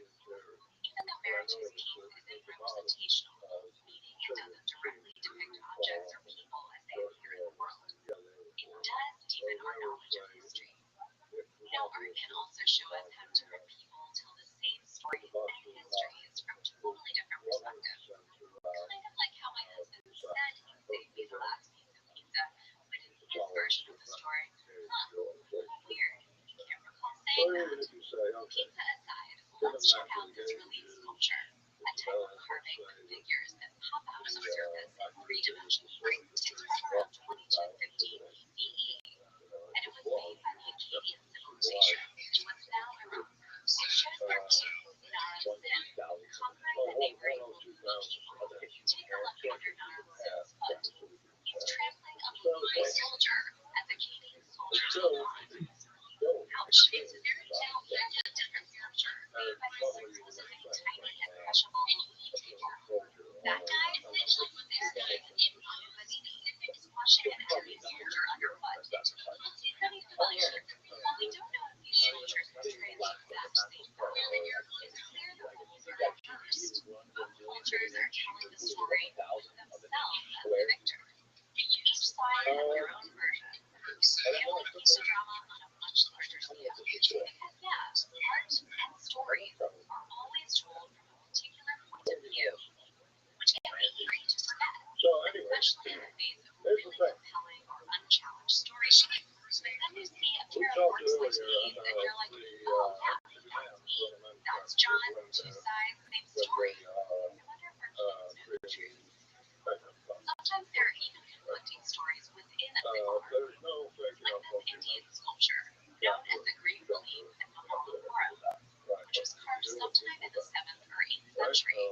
It's one of the largest relief sculptures in the world, carved from single huge stones called monoliths. We really do have a lot of heavy stone objects popping up in this series, and note to self, don't want to make art that survives, make it out of rock. Anyway, it's clear there's a story on this rock, but scholars disagree about exactly which one. It could be Arjuna's penance, about an archer who fights a fellow hunter, only to find out he's a god in disguise. Or it could be Descent of the Ganges, which explains the sacred origins of the Ganges River. And scholars do agree on a few things, like why the sculpture was created in the first place. Both stories include water and someone asking forgiveness from the gods, which would have represented protection to viewers at the time. The relief was commissioned by a king to show his commitment to protecting his subjects. In fact, it's possible the artist intentionally depicted multiple stories so that a wide variety of people could understand the same message. But the coolest part? On the relief, the Ganges River would have been represented by actual water flowing down the boulder, which is what I like to call the slide stream. Sorry. All around the world, storytelling and art has highlighted parts of history that have been overlooked or purposely hidden by people in power. Like in 1934, Black American artist Aaron Douglas completed a series of murals during the Harlem Renaissance, a time period that saw an explosion of painting, music, literature, and poetry by Black artists centered in and around the Harlem neighborhood of New York City. The 4 panels of the mural show overlapping scenes from Black American history, like emancipation from slavery, the Harlem Renaissance, and the emergence of hate groups. One figure stands with a slip of paper in hand, possibly a voting ballot, pointing toward the U.S. Capitol building in the distance, a symbol of global progress for Black America. Like 18 Songs of a Nomad Flute, Douglas's art tells a chronological story. His graphic style is distinct, a blend of influences from African sculpture and jazz music to geometric abstraction. The story is triumphant and hopeful, emphasized by these glowing concentric circles. But the work doesn't deny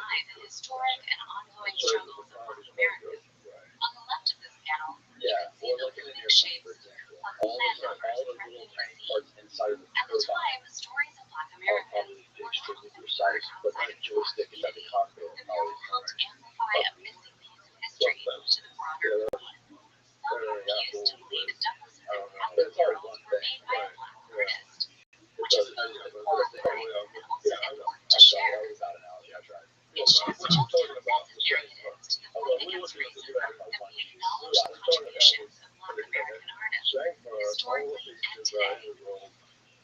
So yeah, storytelling in art is everywhere. It brings together cave painters, poets, kings, and you and me here today.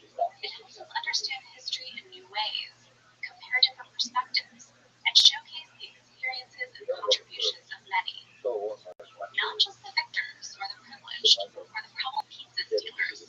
Although there's no such thing as a perfect unbiased record, storytelling in art enriches what we know about the past, preserves memories for generations, and gives us a small step closer to that elusive but alluring thing we call truth.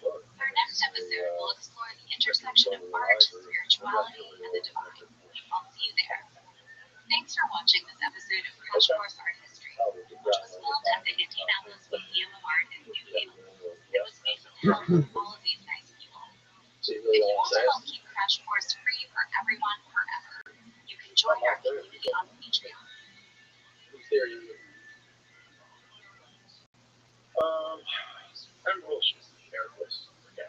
In 1931, James Hampton began receiving visions from God. Hampton was a custodian working in Washington, D.C., and following his visions, started collecting shiny things, tinfoil, jelly jars, and old light bulbs. He called himself the Director of Special Projects for the State of Eternity. Hampton's collection grew until he had filled a rented carriage house from top to bottom with carefully selected fragments. He worked relentlessly until the array of found and discarded objects became something new, transforming the individual pieces into a unified whole, a work of art and architecture as ornate and impressive as many cathedrals. So what I'm saying is, religious art is much more than old churches and paintings say to you. Hi, I'm Sarah, your history, and this is Crash Course Art History. Yeah, that's pretty so far. You might think that religious art is made for a few simple reasons: to honor a deity, proclaim a belief, or maybe inspire practitioners. But religious art exists for all kinds of purposes. Purposes that are totally diverse, both within and across different religions. Like some religious art is practical. It instructs followers about an important belief or idea. Take, for example, the artwork in the Egyptian Book of the Dead, made around 3,000 years ago. This book is filled with paintings that serve as a kind of map to the afterlife. This image from the book shows the post-death journey of a scribe named Hunefer. He's the one in the lower room, which is not only a super strong look, but also an indication of his own soul. The guy to the right of Hunefer is Anubis, the god who oversees passage to the afterlife. He holds Hunefer's life in the palm of his hand, literally. In ancient Egypt, life was represented by baptism, called imam. In the next scene, we see Anubis weighing Hunefer's heart. If, based on how many wrongdoings he's done on earth, his heart is heavier than the feather of truth, order, and justice, Hunefer will get eaten by this creature with a crocodile head named Ahmed. Please, this is high-stakes Hunefer. Luckily, his heart is lighter than the feather, so Hunefer gets to meet Osiris, god of the afterlife, in the glass panel. And we assume he lives happily ever after life. So we see here that the Book of the Dead doesn't just display what ancient Egyptians believed. It uses clear imagery to let people know exactly what to expect on the other side. It instructs and prepares you for what to do in this life and the next. But not all religious artworks are quite so step-by-step. Others are more open-ended, intended to evoke a particular feeling or state rather than provide a set of instructions. Like, check out this minimalist rock art at Ryoanji, a Zen Buddhist temple built in the 15th century in Kyoto, Japan. The elements in the garden are symbols that can be directly decoded, like how the Om symbolized life. The meaning of the art changes from person to person, but the feeling of peace and the experience of meditation can be shared. Many religious artworks aim to inspire the feeling of awe, like this lavish 9th century cover of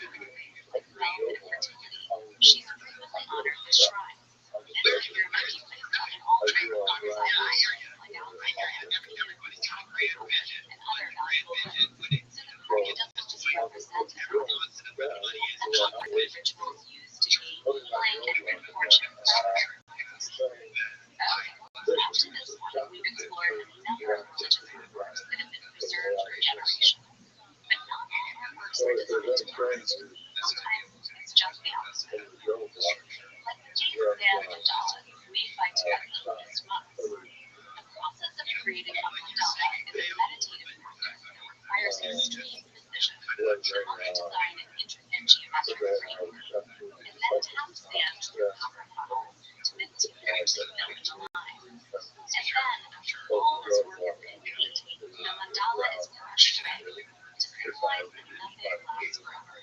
The Hindus in India have a similar tradition called Pulao, traditionally done with rice powder. Pulao is displayed in the entryway to almost every building in Tamil Nadu. The artist, almost always women, designs every portion to love Lakshmi, the goddess of wealth and alertness, and including the ecosystem of the earth. These kinds of art are formed within a house. The artist is not tall. The artworks are intended to be both beautiful and pleasing, kind of like mice. Unless you write off the dead and have your afterlife mapped out. At the end of the day, you don't have to practice or even completely understand your religion to appreciate the art's cultural traditions. Despite differences in culture, geography, and time period, humans have been asking similar questions for a long time, and art has helped us articulate these questions. What exists beyond what we can see? How can we talk about, imagine, and represent the unexplainable aspects of human life? And how do we make sense of the world full of disease, suffering, love, family, and everything else?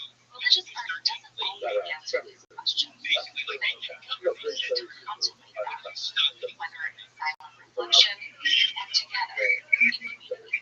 In our next episode, we'll explore art and sound and nature itself. I'll see you there. Thanks for watching this episode of Crash Course Art History. Roosevelt and Indianapolis were formed in New York. It was made on top of all of the talented people. Equally a crash course free for everyone. Enjoy our video. Kevin G. Teresa Mejia Silve, a Filipino archaeologist, was flying over the Aztec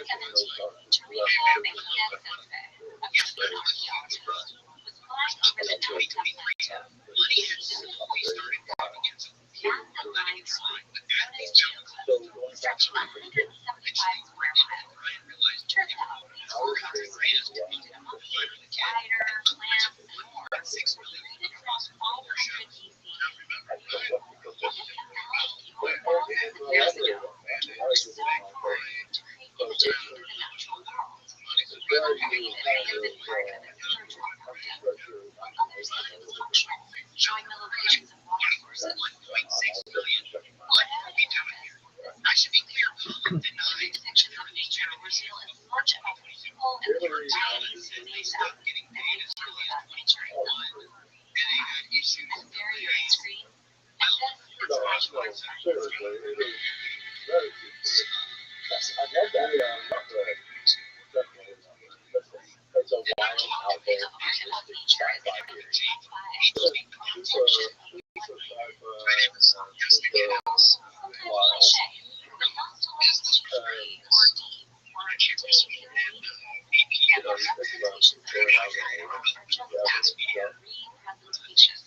Somebody had to pick which part of nature to visualize, what to highlight or exaggerate, and what to leave out. And usually those choices reveal something about the artist, personally, and in the cultural context they're coming from. Like Mexican art from the Chinese landscape tradition. These two artworks display metaphysical details. This visual architecture served as source that let people read the works across centuries, almost like a creative poem, and even the colors themselves reflect the code.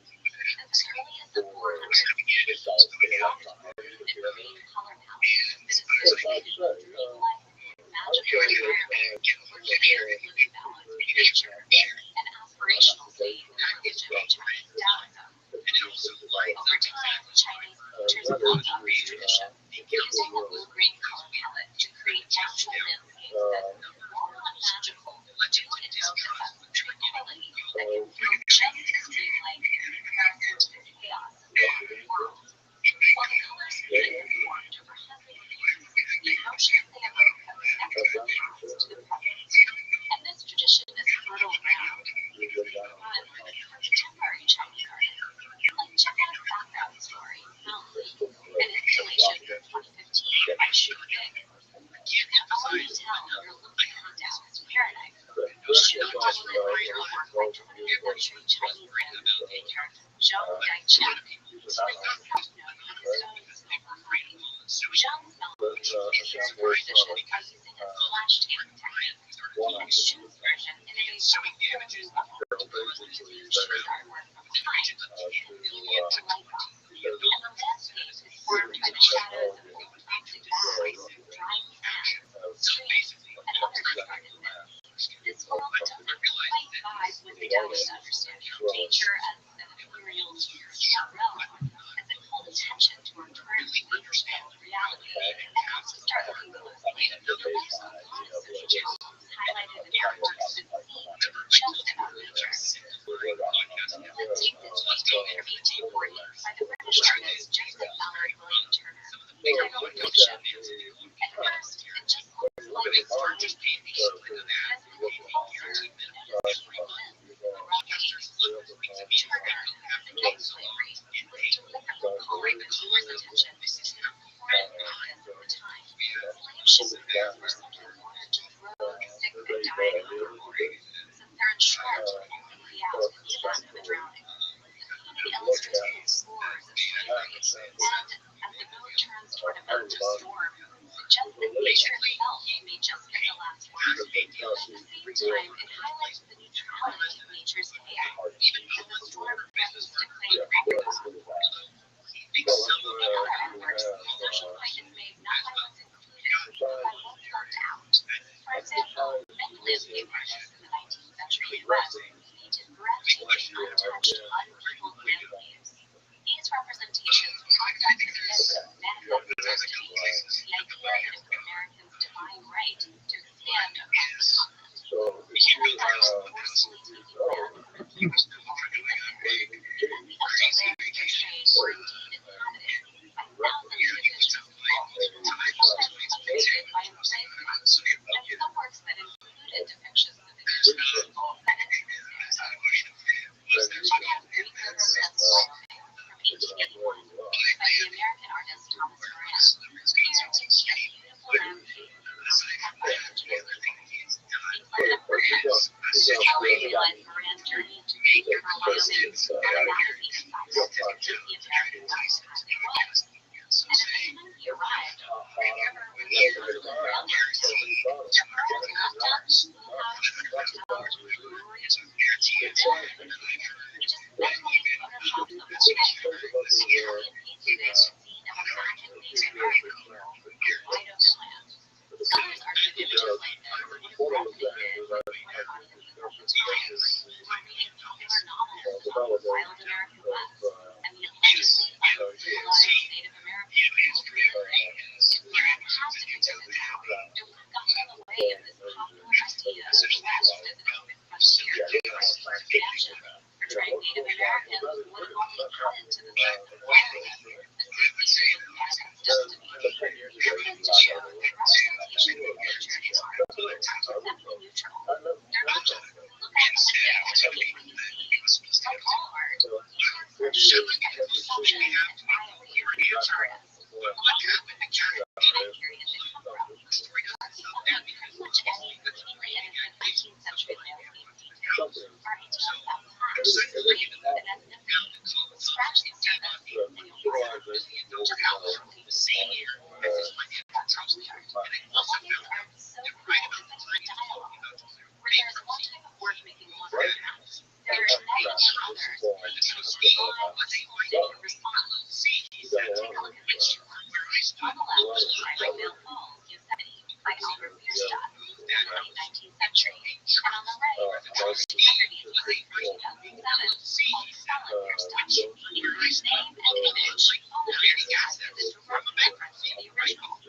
So, yeah, art to see it almost as if nature itself had worn it down. The truth is, he's trying to take down the idea of manifest destiny, and also the entire tradition of heroic American landscape painting. Art about nature is often really about truth, and arguments in politics, religion, and so forth. But art about nature often has a lot about our relationship to the environment, too. Take the wisdom of the universe, for example.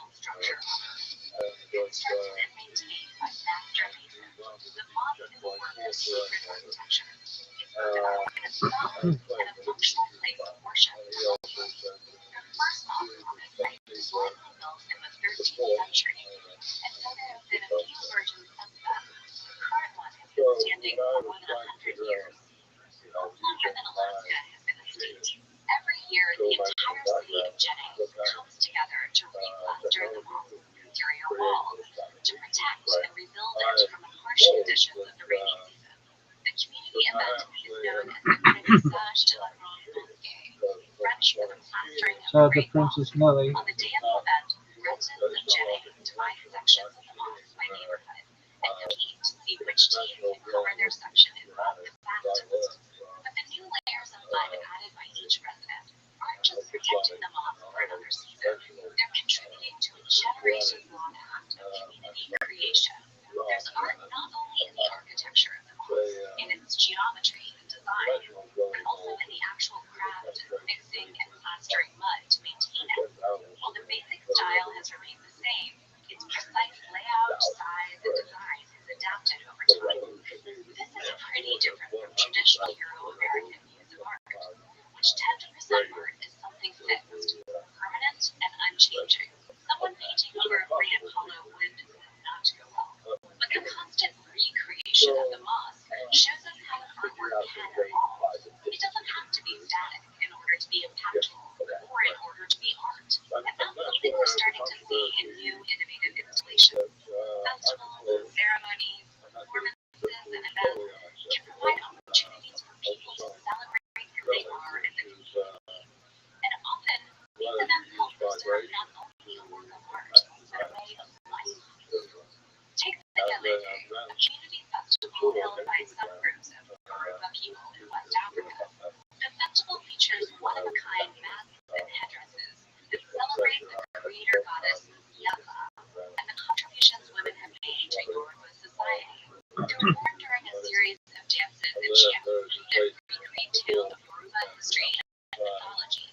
Regardless of how male-dominated its surrounding power structures may be, Galede Regia remains a tribute to the women of the Yoruba community. In this way, participants in the Galede keep alive values that are important to them. The Galede is also an example of how art helps us see, experience, and understand who we are, not just as individuals, but as members of wider communities. Art very often presents unifying symbols of our collective identities, like how this mask reflects the calm power of Yoruba female elders. It's worth thinking about what artworks reflect your identities, whether you're Yoruba, a Disney adult, cosplayer, or Swiftie. Another unifying symbol of collective identity is the Chief Johnson Pool in the town of Ketchikan, Alaska, a totem pole originally carved in 1902 and replicated in 1989 by native artist Israel Shamrich. Totem poles are large vertical sculptures typically carved from cedar trees by indigenous people along the Pacific Northwest coast. While visually stunning, totem poles themselves are only part of the tradition. To truly understand them, you also need to know the community's long history, its stories and traditions passed down through generations. The base of the Chief Johnson Pool shows characters from a Lincoln myth, the trickster Raven and his wife, Foghorn. The large empty space is meant to emphasize the significance of the golden eagle at the top, representing a particular clan of the Tunica tribe. And the story it references reminds viewers to be respectful of their spouses, family members, and land. The design is symmetrical, evoking a sense of harmony and balance, values held dear by the native peoples of the Pacific Northwest. And it's only together, the whole, along with the stories that go with it, that we can truly come to appreciate art in its fullest sense. Now, identity is not a static thing, whether it's yours or a community's. It changes over time, and so do the symbols we create to represent it. Let's go to the drawing board. This is the game called Flag. These days, you can find it in sports bars and restaurants, on stickers and t-shirts. It's pretty popular. But the flag itself is relatively new, as far as flags go. It was created by artist Gilbert Baker in 1978. It was commissioned by a San Francisco politician named Harvey Milk, who was the first openly gay elected official in the United States. Milk asked Baker to design a symbol to replace the big triangle that the Nazis had used to identify LGBTQ people during World War II. Though the big triangle had been reclaimed by queer folks, Milk and Baker wanted something new. So Baker created the rainbow flag as a symbol of pride, inclusion, and acceptance. gave each of the colors its own meaning. But then, years later, in 2018, the non-binary American artist Daniel Quasar designed a new pride flag. It combines Baker's original design with 5 additional colors: black and brown to represent people of color, as well as pink, light blue, and white to represent transgender and gender non-conforming people. The new colors form a triangle that points forward, representing social progress. For the modern LGBTQ community, Quasar's redesigned pride flag represents the importance of intersectionality, or the ways that race, class, and gender are connected to identity. And the flag continues to evolve. The different versions of the pride flag have become symbols of resistance and resilience, just as much as they're symbols of identity. And Baker's original flag, you can now find it in the collection of the Museum of Modern Art. Shared symbols can help artists build community, introducing new ideas, creating mutual understanding, and building agreements around actions to make change. The internet and social media in particular have made this kind of collaborative meaning-making more shareable than ever. Artists and activists have used social media to spread messages to corners of the world they could have never reached without it. Let's look at the 2014 Hong Kong protests as an example. Known as the Umbrella Revolution, this was a series of demonstrations against police brutality that occurred during a peaceful protest against China's national government. When artist Casey Wong saw protesters using umbrellas to defend themselves against the police, he was inspired to issue a call for art that made use of umbrellas, turning a simple, everyday object into an icon of resistance. Wong's call was amplified by social media, and soon umbrella-themed artwork was popping up not just in Hong Kong, but all over the world. In the streets and on phone screens, umbrella art communicated and expressed support for the protesters. The art of the Umbrella Revolution inspired solidarity among people who longed for social and political change, and introduced others to the ideas at the heart of the protests. We'll learn way more about the connections between art and activism in a future episode. For now, I'll leave you with these images of people dressed like Mexican artist Frida Kahlo. Kahlo's work still creates community today. In 2017, over 1,000 people dressed as the famous artist gathered together decades after her death to celebrate what would have been her 110th birthday. Like Kusama's Obliteration Room, Kahlo's art made her inner struggles public, difficulties that her audience could connect to, and find solidarity in. Art is a remarkable tool for building community, preserving traditions, and promoting change for generations. When we look past the myth of the suffering solo artist, we can see how humanity has used art to address and combat loneliness, as we first set our hands on those ancient cave walls. In our next episode, we'll explore representations of the body in art. We'll see you there. Thanks for watching this episode of Crash Course Art History, which was filmed at the Indianapolis Museum of Art in Newfield, and was made with the help of all of these lovely people. If you want to help keep Crash Course free for everyone forever, you can join our community on Patreon.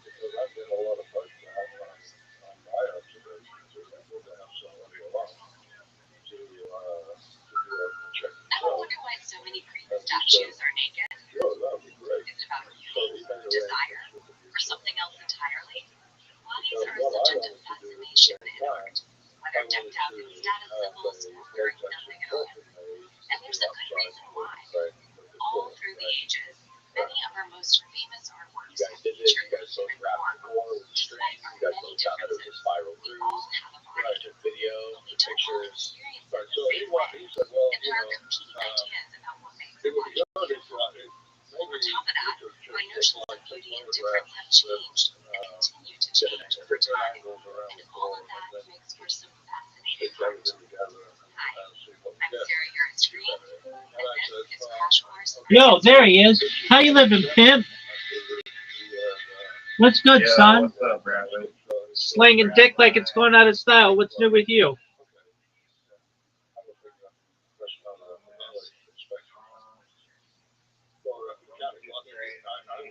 I just want to say, I love how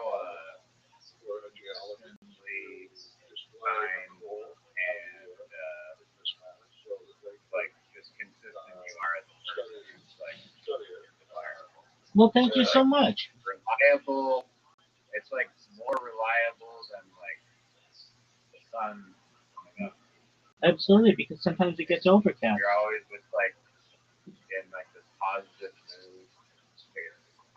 It's almost bizarre. Like I feel like I'm a like emotionally like stable like person or whatever, but like I still fluctuate up and down. I mean, maybe I don't know. You ever get angry or frustrated? It seems like you're just very the most like stably person. Like hard to put a chink in your armor. Well, thank you so much for your kind words. Fuck yeah, I get frustrated and upset sometimes, but I don't let it get me down. I know that the future's bright ahead. But thank you so much for your kind words. I do my best to be as consistent as possible. In fact, going to do my best to even be more consistent with more live streams. I've got like 3 more live streams that I'm going to kick off.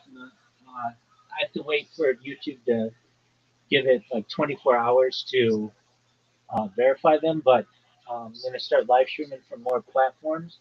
I've been making a bunch of Instagram reels today. I mean, just in general, I don't have any secrets about what I do, but I would say that I just do my best to have a positive mentality and to be optimistic and just to have hope. Those are the things that I do and I try to give off to people. And I appreciate you coming in and telling me that. It means the world to me. Thank you so much, Riser. Oh, no problem.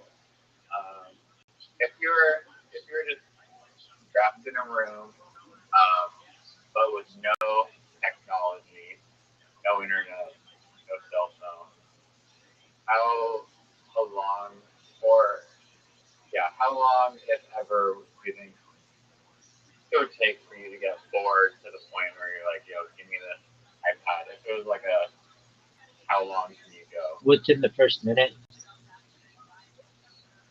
To get bored within the first minute? No way. Absolutely. 100%. My life revolves around being able to communicate either myself or communicate, read others' communications. And when I don't have that, I'm very upset, very sad. I mean, frankly, I think most people are. That's why people take their phones and go to the bathroom with them, or even before the phone, they have magazines in there. People like to stay stimulated. So if you were to just take me and put me in a room without any stimulation, within 1 minute, I would be upset. But no, but you don't feel like your brain has enough inner stimulation that you'd be okay to manage. Like there's not enough things for you to think about in your own brain when you're in internal dialogue. No. I mean, I know what I'm thinking. I, in fact, don't sleep well if I don't have some type of stimulation. Meaning, I mean, I can fall asleep without anything, but I prefer not to. I prefer to be listening to a podcast. I just love to learn. And so I love stories. I love information. I love facts. I mean, like right now, as you just randomly find me here, I am watching multiple podcasts simultaneously. No one else does that. Um, but what am I doing? I'm watching a crash course on art history. I watched one on so I just finished watching one on religion, and I watched one on like gender, and I've just been going through these. They're really phenomenal. If you've never seen them, it's just crash course on YouTube. And then I'm also watching Daniel Jones, who is basically he's a lot like Lex Friedman of Joe Rogan. He just interviews interesting people, and then simultaneously to all of that, I'm listening to um, the radio, and um, and I Having a conversation. yeah, I mean truthfully, I mean I like the stimulation. It's exciting to me. Um, I can tell you like if ever it's um, like I don't know like my internet sometimes it like cut out for like 10 seconds, and when that happens, like the streams don't go down. It's just it'll just cut out, and everything gets quiet, and I hate it. Like I love the stimulation. I love being active, and um, I can't say enough like how much I How well do you think if you're being studied by like Harvard scientists, like how well do you think your brain would actually be able to recite the information of two podcasts and the radio? yeah, that's a good point. Not that well, meaning like I'm not. I mean, like in addition to doing all that, I'm like reading things on Reddit as well. So I'm not paying that much attention. But what happens is they will say something, and I'll hear like a trigger word, and then I'll start really paying attention. I'll stop everything, and I'll start really getting into it. Like, Yeah. like It's like you're just tossing like in the background like of your subconscious mind or whatever. All these little tokens are being deposited, and then sometimes those tokens like yeah gives you an idea or somehow it's just like you want the stream of ideas just being floating around in the background, and then you'll get inspiration. that's exactly right. And then I'll stop everything and then focus on whatever it is that they're talking about. And then I'll go back and then watch it and watch like the minutes or whatever hours before then, so I get an understanding of what the reference point is, and then I'll learn as much about it as I can. I um I'm just I listen to podcasts like every single time. It's really weird because when I go outside like every day, and I rarely see people for some reason with like ear pods in or like I mean sometimes you see headphones, but there's like a ton of people that just like go out without headphones on, and I'm like, I mean I get it if you're like talking to like some person, but like I like am always 24/7 plugged in listening to a podcast as I'm walking outside. No exception. Like, I can't imagine a world where I'm not introducing the like full conversation into my own world. I'm in agreement with you. I mean, I see people both ways. There are people who are jogging and they're locked in, but then there are people who are just walking with a friend, and of course they're not. But even then, that's some kind of stimulation. I find that my brain needs that stimulation to be satisfied, and when it doesn't have it, it is antsy. It's anxious. I'm getting a call. I'll call you back. Okay, when you do, I've got an idea, a really good one. So hit me up with it.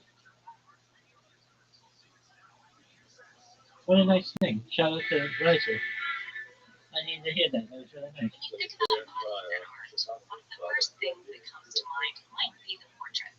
From the Mona Lisa to that selfie from your recent trip. Portraits are a replica of a body at a particular moment in time.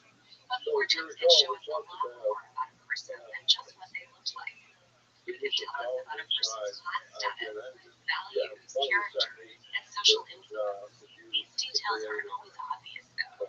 Like with any artistic representation, it helps to know what symbols to look out for. For example, a subject's clothes can tell us a lot, like these ancestor portraits created during China's Qing dynasty in the I could 1800s. be Qing. Oh, that's how you say clothes. Queen. To showcase their King? lineage and I don't status. know. No one knows. On the walls of homes, the portraits honored departed loved ones, allowing them to be remembered by family, friends, and guests. Shi Wenying and Lady Guan's style of dress shows the viewer where they sit on the social ladder. Shi Wenying was a lieutenant general in the military, which the artist communicates with a peacock feather and fur coat. These are symbols of people of the Qing dynasty who valued military service, wealth, and power, and have respected. In Lady Guan's portrait, she dons a full-length courtly dress, which was only worn by high-ranking officials and nobles. And note the 3 earrings. They identify Guan as a Manchu woman, part of the lineage that is established the Qing dynasty, and they didn't have filters or Photoshop like we do now. Portraits have always contained some embellishments on the truth. For example, the artist never actually saw Lady Guan in person. It wasn't considered proper for women at the time to keep company with unfamiliar men. The artist relied on other people's verbal descriptions of her face. So the portrait is an idealized version of her, based more on imagination than observation. But portraits are never really real or truthful anyway. That's because they freeze the body's appearance at a moment in time, when in reality we're always changing, both because we age and also because we're always being seen from different perspectives, by others and by ourselves. American artist Cindy Sherman has captured the fluidity of identity in her work over the last several decades, including in her 1970s series, Untitled Film Stills. In it, she dressed and posed herself in a variety of portraits that reference stereotypical female characters in films. In one, she's a housewife standing over the kitchen sink. In another, she's tangled in the sheets, gazing wistfully off camera. Next, she's a student reaching her library book, or a fashionable woman walking down a city street. Each image could be read in numerous ways, depending on background, generation, or just which movies you've seen. In this way, Sherman turns her body into a blank canvas, reflecting society's many and often contradictory expectations of women. Her work reminds us that how we see ourselves and how society sees us is always changing. Of course, not all bodies in art are clothed. Some of the most famous ones are decidedly not. This goes way back to classical Greek and Roman sculpture, which celebrated the nude figure as the pinnacle of beauty. And because art students during the Renaissance and beyond studied these classics, European art from the 15th to the 20th century has no shortage of nude bodies, who can be found lying on beds, clouds, and even on satyrs. Classical male nudes exhibited perfect athletic forms, embodying strength, beauty, and determination, the ideal masculine figure. Of course, most ancient Greeks didn't actually look like this. In general, this look was about aspiration and admiration, not reality. And men in these cultures weren't just valued for their physical prowess. Their chiseled bodies were also considered to be a sign of moral superiority. Male nudes were typically shown confidently, with weapons, tough guy stuff. Female nudes, on the other hand, were usually representations of sexuality and fertility. At the same time, they had to demonstrate life. Here you can see how Aphrodite covers herself and averts her face. So while male nudes can be loud and proud, the female nude generally exhibited shame One of the most and famous age series of all time, were kids. outright. In any case, the way we look at and interpret the subject in art, especially a human subject, changes based on the power dynamics between the viewer and the being viewed. In art history, we refer to this dynamic as the gaze. So, since pretty much all artists in classical Greek and Roman cultures were men, they were often imagined as the default audience for art. Men were the ones looking, gazing, at art. Women were the objects to be gazed at. You can see this perspective in how nudes typically posed. Female nudes tend to lie, helpless and passive, inviting the viewer to look at and maybe lust after them. Whereas male nudes are given a place of equal or often higher footing relative to the viewer. We gaze up at their greatness and watch them mid-action, while female nudes are more static and generally below the level of male figures. Sadly, this is not a relic of the past, which is why you might hear the phrase "the male gaze" being thrown about in cultural conversation. And it's also why Captain America poses like this, and Black Widow poses like this. Of course, in art history as in life, males don't always desire females, and females don't always want to be desired by males. There's an entire spectrum of gender and sexuality that is occasionally, if infrequently, reflected in art. Like we know that there were lots of Greek and Roman sculptures featuring the intersex figure of Aphrodite, child of the gods Aphrodite and Hermes. But these sculptures have frequently been left out of the conversation because they don't conform to traditional ideas about gender and heterosexual desire.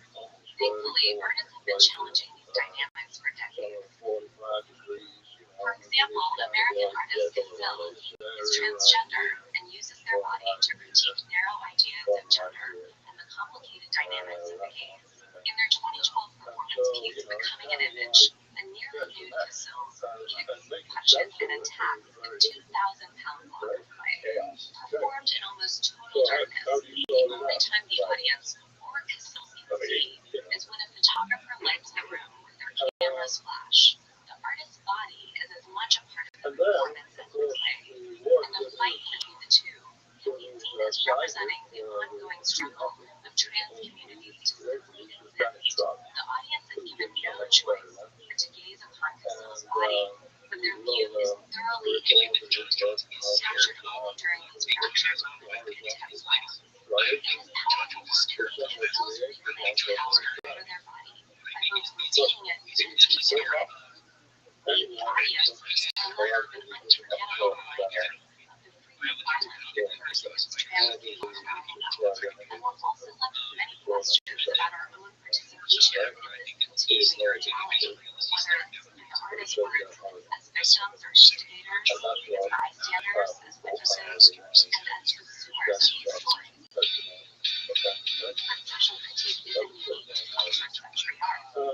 Check out Edouard Manet's Olivia from 1863. Manet paints a female nude, naively proclaimed that it's merely a perfect victim of our gaze. Olivia stares directly at us and rests her hand casually over her lap, controlling what we can and can't see. The portrait shocked the French public when it debuted. Manet's painting references a famous nude in art history, Titian's Venus of Urbino, but it also strayed away from tradition. Titian's reclining nude is named after the Roman goddess of love and beauty. She's in a wealthy Italian home, gazing flirtatiously up at us as her servants in the background prepare for the loving fitting. But Manet's model, Victorine Marron, portrays a sex worker, and perhaps was a sex worker in real life, though the historical record is unclear. In any case, she's a working-class woman who's shown displaying ownership of her body by, to some degree, preventing us from looking. Instead of painting a delicate, modest aristocrat, Manet presents us with an ordinary woman who recognizes the power of her body and gazes right back. But Victorine isn't the only woman in this painting. A black woman named Laura is also shown, though she didn't get fully credited as a model until 1999. Manet's painting was completed only about 15 years after the abolition of slavery in France in 1848, and it was still fairly commonplace for European aristocrats to remove black people from context with traditional servitude. They were often portrayed as submissive, maybe impoverished, or hypersexualized. Like peacock feathers and fur coats were a symbol of power in Qing Dynasty China. In European England, servants or enslaved people were often included to reflect the status of the wealthier white folks that were featured. As with Laura, these black individuals, though often real people, were rarely if ever named. With off-colors in art, Manet was pushing that envelope. He shows Laura neither sexualized nor impoverished, as a working-class woman alongside another working-class woman. And when you think about the reality of the painting's creation, real-life Victorine and Laura were quite literally doing the same thing, being paid models. Still, Laura is placed in a traditional act of service. She's an attendant to the more empowered-seeming Victorine. So, when we look at this portrait through the lens of both gender and race, it begs the question of not only who gets power over her body, but who gets to reclaim and who has to serve.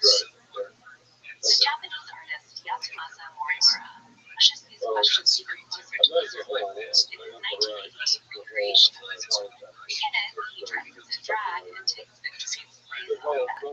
This urges viewers to consider how changing both the gender and the ethnicity of the subject changes the painting entirely. Bodies in art are so much more than sculpted abs and fleshy figures.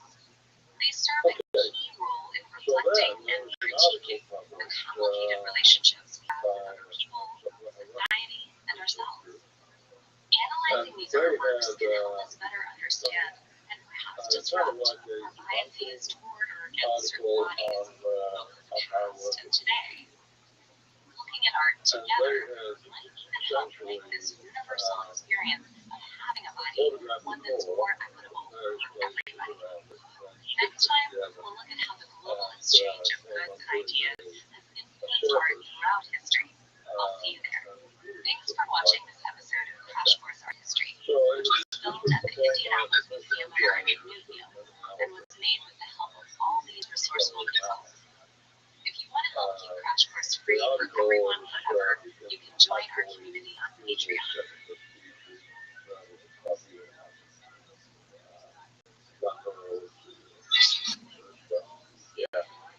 In 1520, Spanish conquistador Hernán Cortés gushed about the red textiles he came across, the so-called New World. He called the outfit given to him by Emperor Montezuma II so colorful and finely made that in all the world there could be none like them. But he was wrong about a lot of things, including the rareness of the red. The color came from tiny cochineal insects, dried, pulverized, and strained into the reddest dye in the world. To the indigenous people of the region, this technique was nothing new. The cochineal trade was an integral part of the vibrant Central American economy, but to Europeans, this was earth-shattering. Ships started carrying tons of the dry cloths, which quickly became worth as much as silver. Cochineal dyes are just one example of the many ways that global trade and art feed off and impact one another. Hi, I'm Sarah Harris-Green, and this is Crash Course Art History.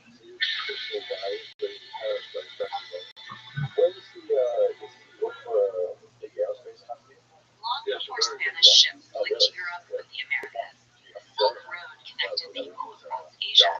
This vast trade network wasn't actually one road and wasn't just for trading silk. In its heyday between 200 and 900 CE, hundreds of cultures were swapping textiles, carpets, jewelry, and treasures of the more intangible kind. Like, check out this mural, which tells the story of a guy who notices a goose laying golden eggs. He kills the goose, hoping to steal the gold, but he comes to learn that tough lesson that a dead goose can't lay more golden eggs. Our protagonist is then shown making the universal gesture for, "What was I thinking?" The story is one of Aesop's fables, dating back to ancient Greece, but the mural is located in the ancient town of Panjikent in what's now Tajikistan, which means old Aesop's story traveled roughly 4,000 kilometers, or over 2,500 miles. So, as both stories and stuff flowed on the Silk Road, repeated elements, themes, and patterns of motifs started showing up in art made many miles apart. Like, here's a statue of the Buddha from 2nd or 3rd century Gandhara, part of what's now Pakistan. Notice how he's shifting his weight onto one leg, cool and relaxed. That stance is called contrapposto. We can see classical Greek artists first sculpting this pose around the 5th century BCE, whereas earlier artists had represented figures with their weight balanced equally on both legs. The Greeks captured how shifting your weight to one side affects your whole body. They also like to show off their material mastery by sculpting draping patterns, like we see here on Buddha. So the subject itself, the Buddha, represented Indian influences, while the pose and the clothing were inspired by the Greeks. And the artwork was made in Pakistan.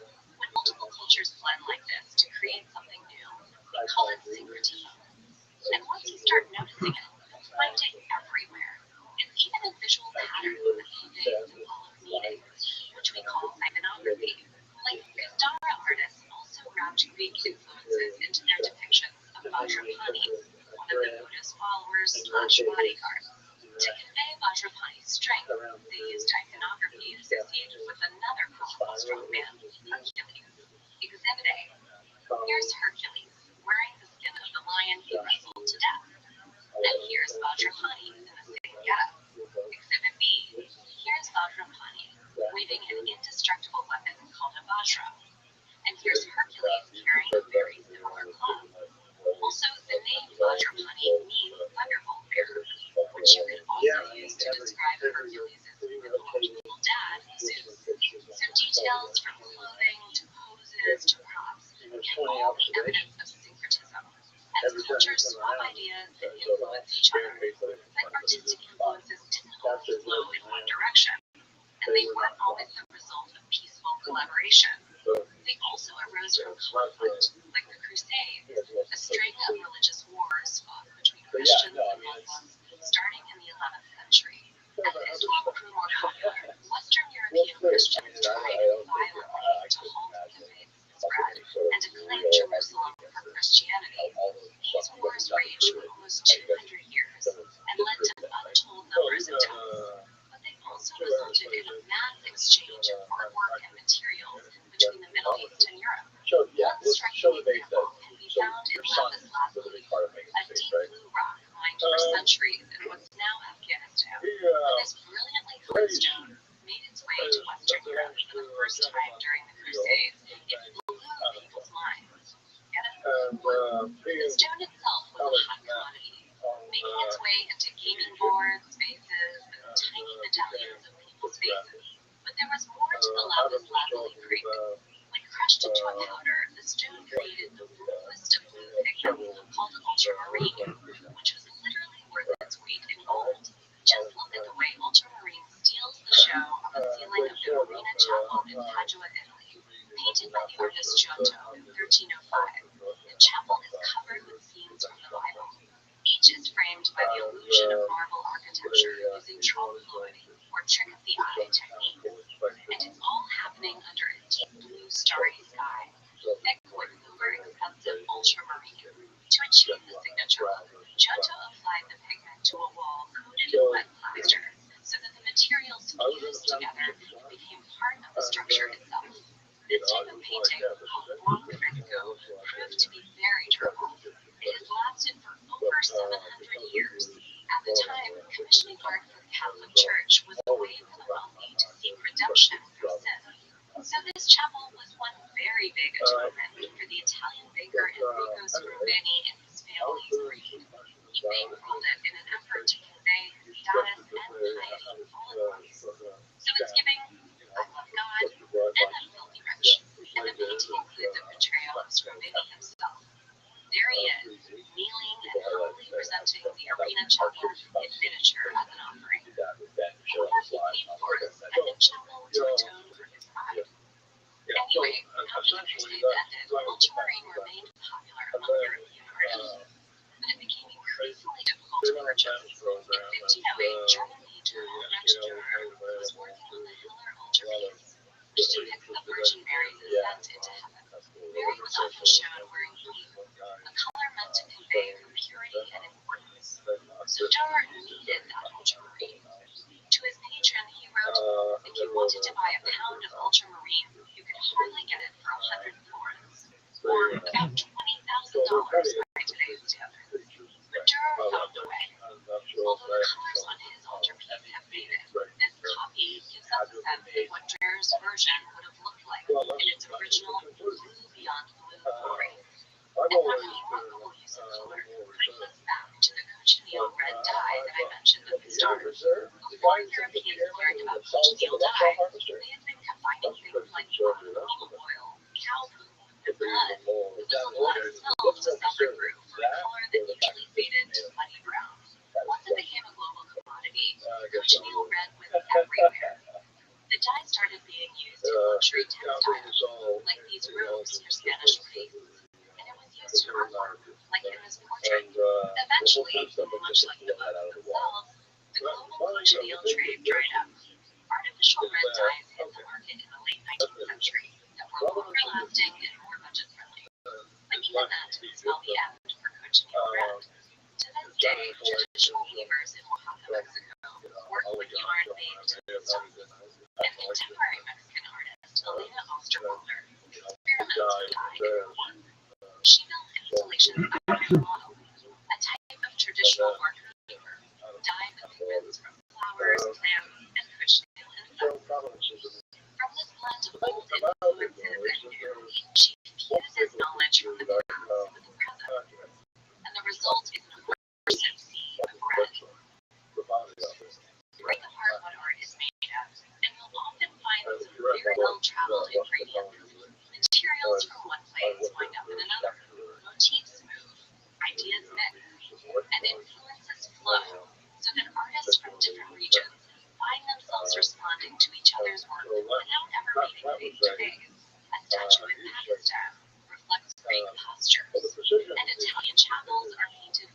Eastern Figure. Trade networks have linked people across oceans and continents, and art reflects what groups have exchanged, not along a one-way road, but through a network coursing in many directions. In our next episode, we'll look at the boundaries around who gets to call themselves an artist and who is considered an outsider. I'll see you then. Thanks for watching this episode of Crash Course Art History, which was filmed at the Indianapolis Museum of Art in Newfield, and was made with the help of all of these amazing people.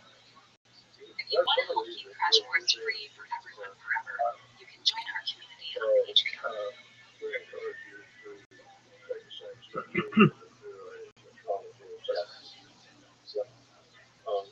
Jackson Pollock gained fame and fortune for pouring and dripping paint onto flat canvas. He basically made spills, intentional though they were, into something cool and valuable. But Pollock wasn't actually the first person to do this. That credit goes to Janet Sobel, a middle-aged Ukrainian-American woman who'd never taken an art class. She dripped and spilled paint and also moved and tilted it in different directions to create the dynamic marble surface that this 1945 work, Milky Way, at least a year before Pollock created similar work. But it was Pollock who became famous, while Sobel faded into obscurity. Why did that happen? Why do we take one person's dripped paint seriously and not the others? What's the difference between just an everyday amateur and an artist? Hi, I'm Sarah Urans Green, and this is Crash Course Art History.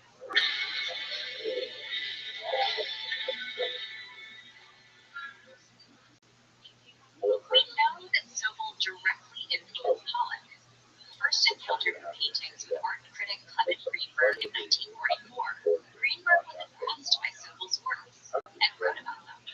He considered hers the first truly all-over pictures he had ever seen, a term he coined for paintings that don't really have a focal point and treat the entire surface evenly. Some say the parts of Sobel's identity that drew attention to her at first also fueled her dismissal. After all, she was an outsider with no formal training.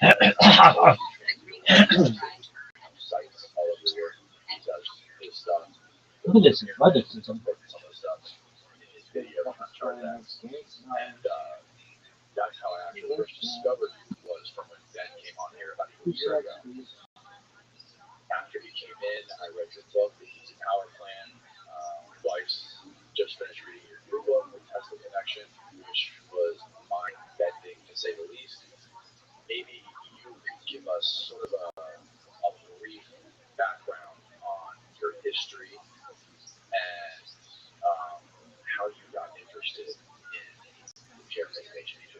I was raised in a working class family in Manchester, England, and my father was a doctor and my mother was an astronaut.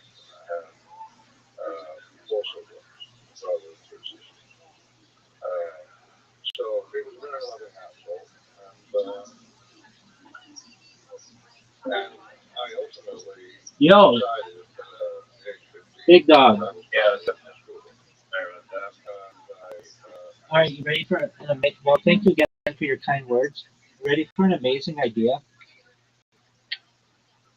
Yeah. All right. I mean, it's not anything like. I think it'll be actually. It's $1 trillion idea, like hoodoo. This also came to me in a dream. Same dream. Okay, so it's basically virtual reality sex. But the way it'll work is it'll be like, let's say you want to have sex with virtually Pamela Anderson. Perfect example. All right, so you want to have sex with Pamela Anderson.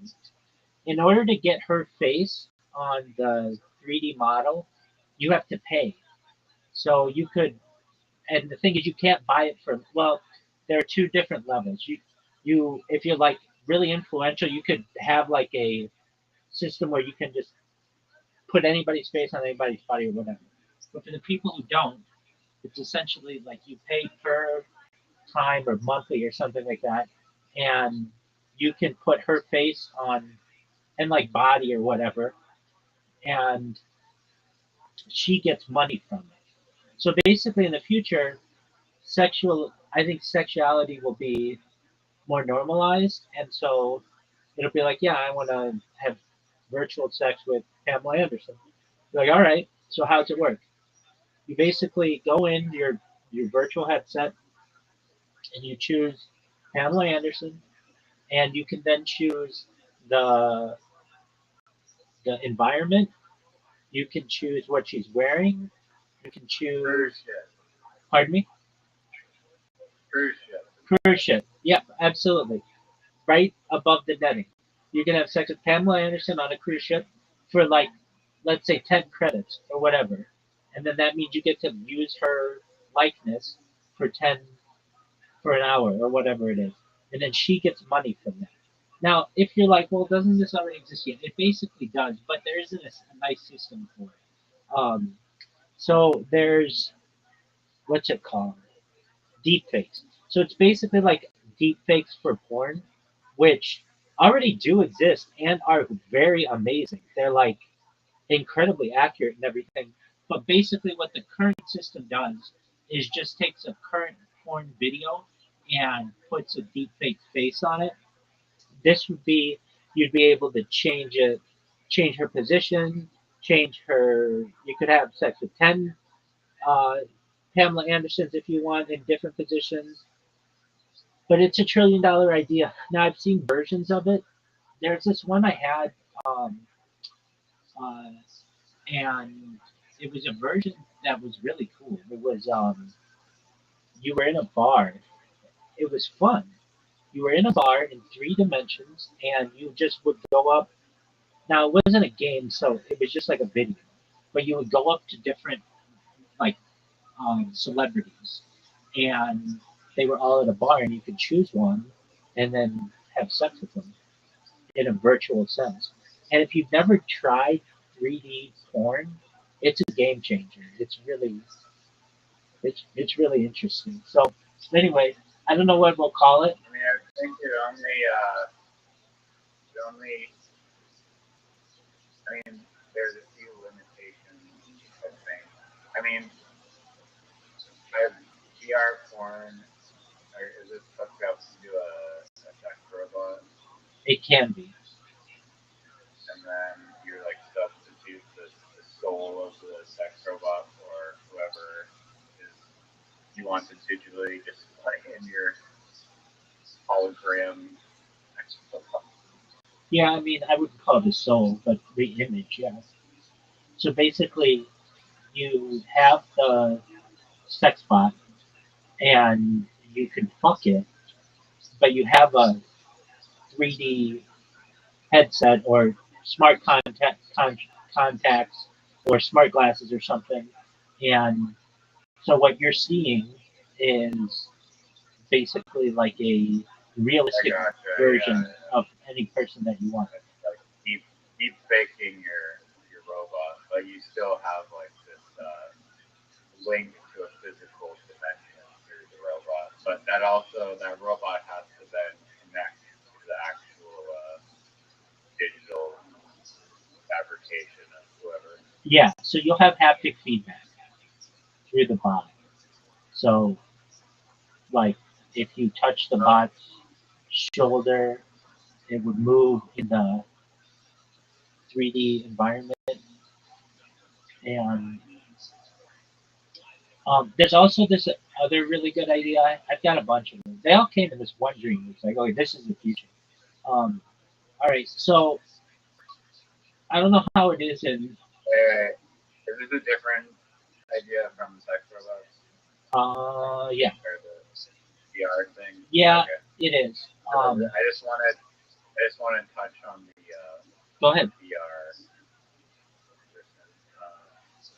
I've mentioned David Show a few times, but he's like a virtually like 8-figure or 9-figure net worth individual. Right, the guy with the Facebook artist. Admitted sex addict, and he supposedly went to like this like weird like porn convention in like Los Angeles. I don't know if you've ever researched into the porn for conventions. Yeah, Los you're. Angeles, It's but they yeah. seem You're. like It's probably a not very- Los Angeles. It's Las Vegas. That's the big one. Okay. Well, I'd imagine that they'd be in Los Angeles. They are. too, and it would- They are, but they're not as big. The big one is AVN in Las Vegas. Okay. Well, supposedly he went to like one of those conventions, and there was like this booth with like these they're called flashlights, but he tried out like these like multi like $1,000 flashlights that I mean this was like a while ago too. But it had like the best technology, like literally for like the price of like a car, like $25,000 flashlight. And supposedly he that they feel even better than the real thing, which is pretty well. Yeah. So it's pretty it's pretty wild to me that like I think it's a overlooked thing is that people don't realize the power that flashlights really have, and it might be the demise of society of this luring people into like not wanting to reproduce because they only want to go to the $25,000 makeup flashlight. But it's kind of exclusive, I guess. It's not like a cheap plastic. I don't know. Well, I used one last year. I bought one off of Amazon that wasn't just a flashlight, but it was like a bat. It automatically moved for you, like a pumper. And the reason why I still don't use it is I thought it was waterproof, like a flashlight is, but it was not. So I used it literally one time, and it broke on me. But Yes, I remember that story. yeah, but it has like a digital screen and everything on it. And is it better than sex? No, because there's something about the connection with the person, but it's very good. It's not. There's no doubt about that. Um, okay, so this is this different. I may have said this already, but basically, like I don't know how it is where you are, but at least in Southern California, there is a massage parlor on like every corner, and like you can go to rub maps and kind of figure out is this a legitimate massage parlor, which most of them are not. Do they just give a happy ending, or is there full on sex? And just depending, people find what they want. But I don't like that type of a system because I feel it degrades the people who work there. Generally, they are immigrants from Asia, and they have to like basically become sex workers, and I don't like that. I'd like to, Why do those places not get shut down yeah, instantly by cops? yeah. At least the ones like because I looked into it as well. There's one in the neighboring city, Santa Ana, and they pay off the police department. So basically, they say they like bribe the upper people in the police department so that um, they don't get raided. Now there was one. No, but it's like the rub maps thing. It's like I watched an Instagram reel and people were commenting to this guy who's like, "Yo, don't fucking tell people about rub maps, dog. We don't want it to just shut down." You fucking tell them. Yeah, I mean they're not necessarily doing. Backwards, it's like a whole list of them apparently. They're not necessarily doing anything illegal. They're just allowing reviews of different places. The hand job in exchange for money isn't illegal. No, Rub Maps isn't doing anything illegal. What the place is doing is illegal, but generally the way that it works is it's just between two people and it's a cash deal. There's no receipts, and I mean the way that they work is like it's like $40 a massage for like 30 minutes, and then if you want like a happy ending, it's usually like $100 extra, and if you want to have sex, it's like $200 extra. And there's not like a whole lot of ways to um, stop that because the person just comes out and you don't know what happened behind closed doors. Now, there was one, um, it was like really close to Trader Joe's. What do you mean? And like, but several undercover cops need to like get hand jobs to be shut down or something? Yeah, so that happens, and it's kind of a creepy thing, and they say that they have to do it, you know, to be like Part of the job. part of the job. Thank you, but a lot of times they get the ladies. They're wise to what's going on. Oh wait, aren't the cops like? Isn't it kind of like a double-edged sword? Because if you're an undercover cop and you're going in, you're initiating the transaction, right? So you're saying, "Oh, give me a hand job, basically, in exchange for $40." So that seems like they're equally as at fault. Right. I mean, there's an entrapment element of it, and a lot of times these women don't speak English well, so they can just say like we misunderstood what you wanted, or there are all kinds of things like that. But I want to stop that. I don't like that kind of a system, and so this idea is basically something that you could go to with your spouse, and it wouldn't be weird. You don't have to, but basically, they make these. A regular massage spa. No, it's a they make um, they make man milkers essentially at sperm banks. So a lot of times, guys, when they're giving sperm, they, for whatever reason, they may be uncomfortable with doing it in public, or they may have a religious issue with it, or whatever. Uh, Oh, that to gave me an idea. Is it legal for you to start your own sperm bank? And then, like, say, because you have, like, the last name Rothschild, if potentially you wanted to just be, like, cool people and be like, oh, well, it's not really, like, that much. It's, like, hyperbolically saying, like, oh, I have, like, royalty and, like, my lineage, whatever. I want to sell my sperm for, like, $1,000. Because the sperm bank won't give you, like, more than, like, $20 or whatever. It's not like you're getting rich on it. So could you open up your own? Can you sell your own sperm on like eBay or something? Generally, eBay doesn't allow you to buy bodily fluids, but I've thought of it before, and I think I'll do it in the future, which is just making my sperm available to any woman that wants it. And then the only caveat is that we have to have physical intimacy at least once over the course of our lifetime. It doesn't have to be immediate.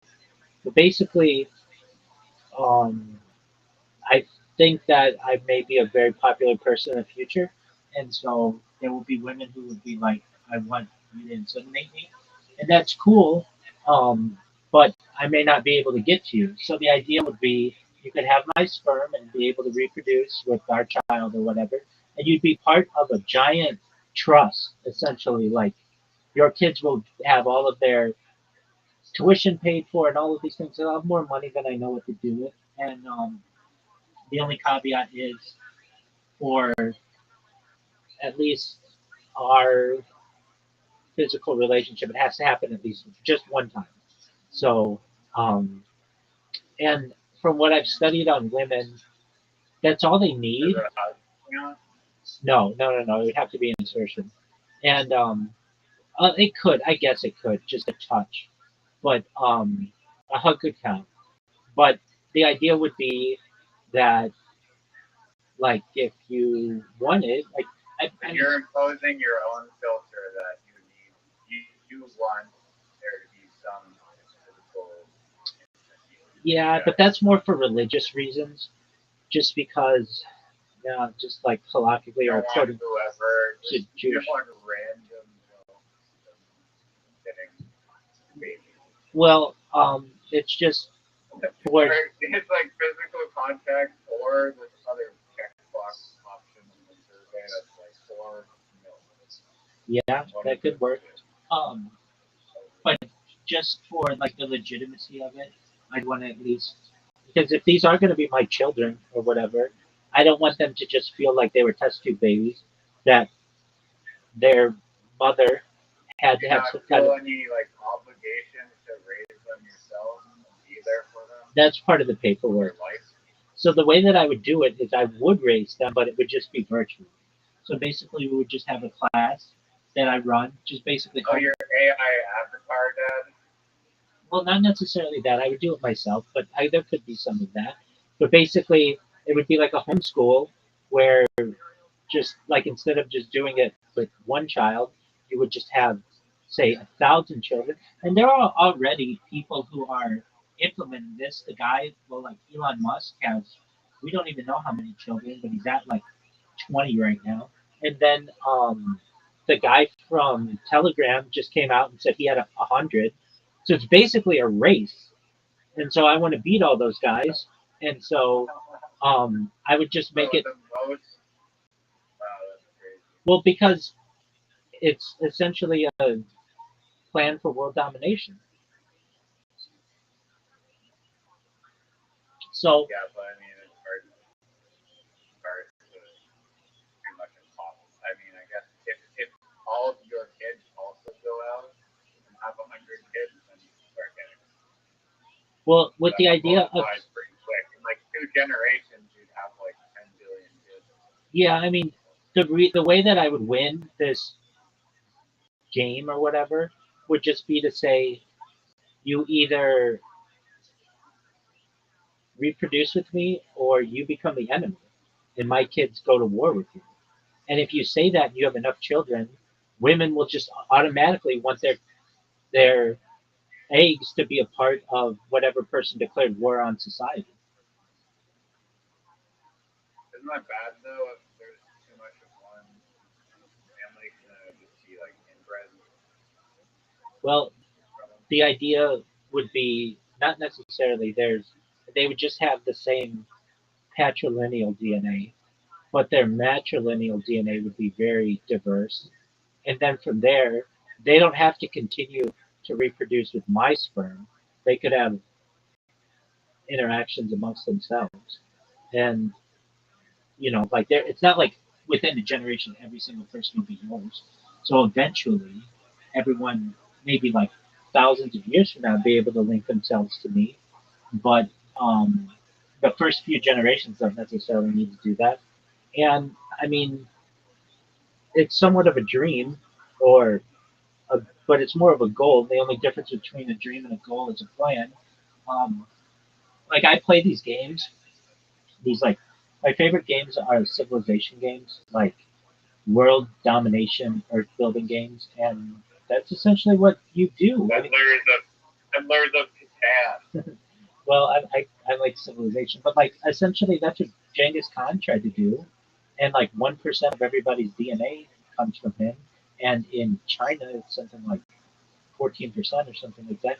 I mean, that's what anybody would try to do at a certain point, and um, so the idea for getting rid of the massage parlors and such, um, it's it's these milkers that they already have in hospitals, and you basically just walk up to it, stick your dick in it, it jerks you off, and that's fine. But at the same time, in the same kind of establishment, they would have it'd be like a nail salon. So I don't know if you've seen these. They already exist, but it's a way for women to, or I shouldn't say women, but like because men do it too. But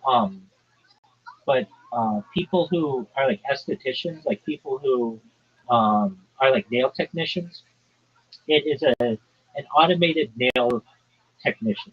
So what it does, you just stick your finger in this little machine. In fact, let me see if I can find it.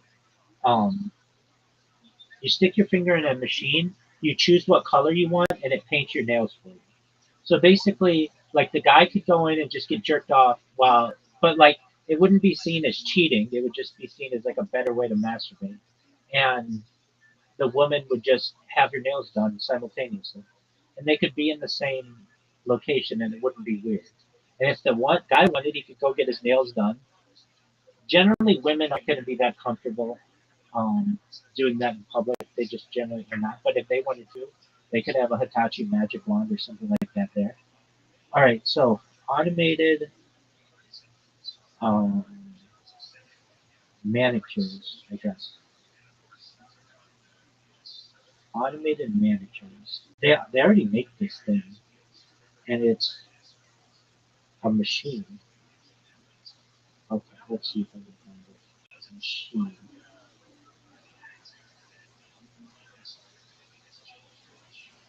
Yeah.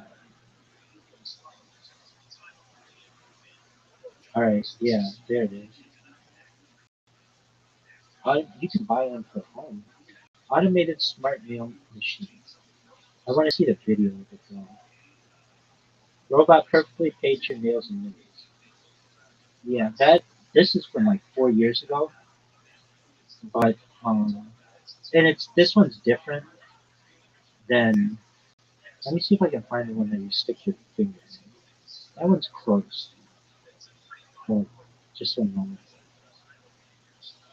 I get a robot manicure. I need this one. World's most advanced AI-powered manicure robot.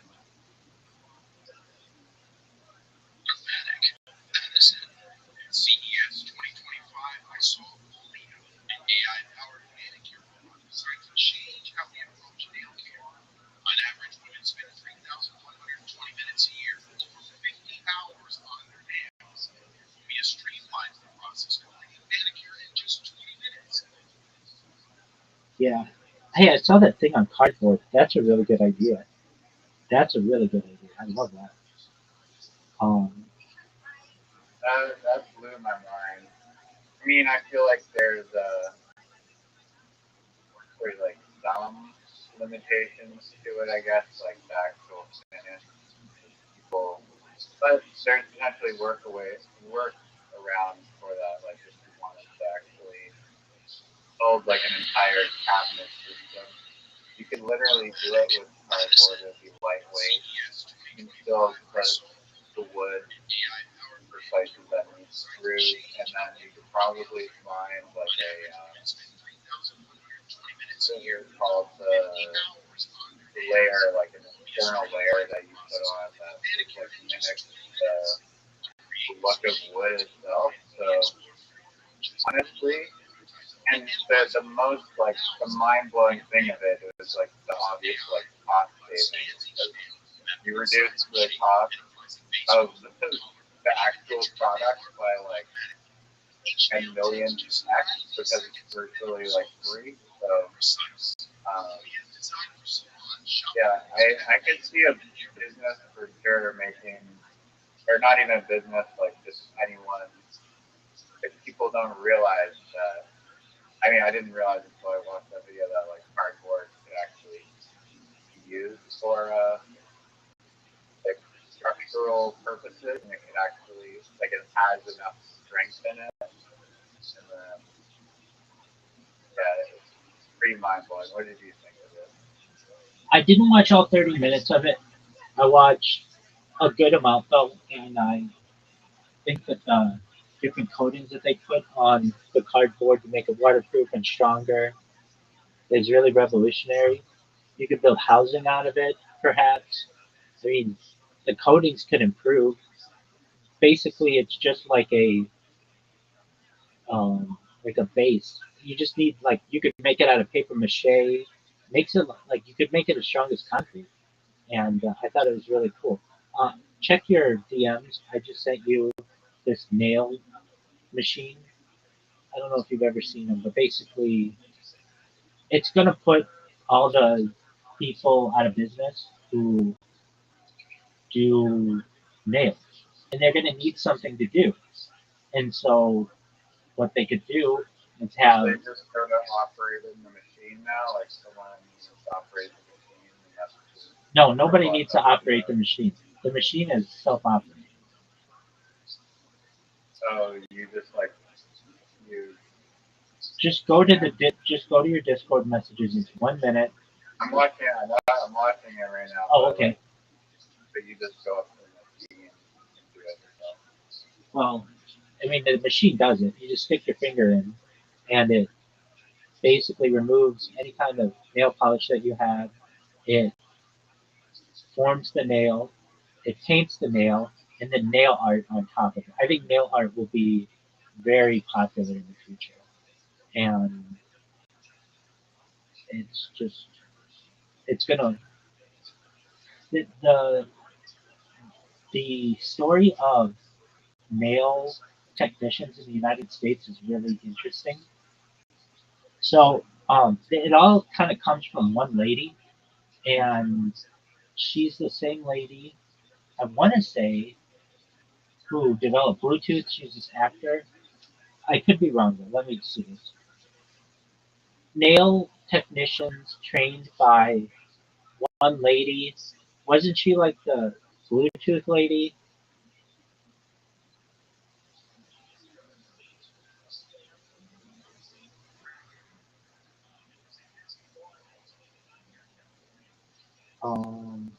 They came from Vietnam. Vietnam nail technicians couldn't do stenography, so they became technicians. Story.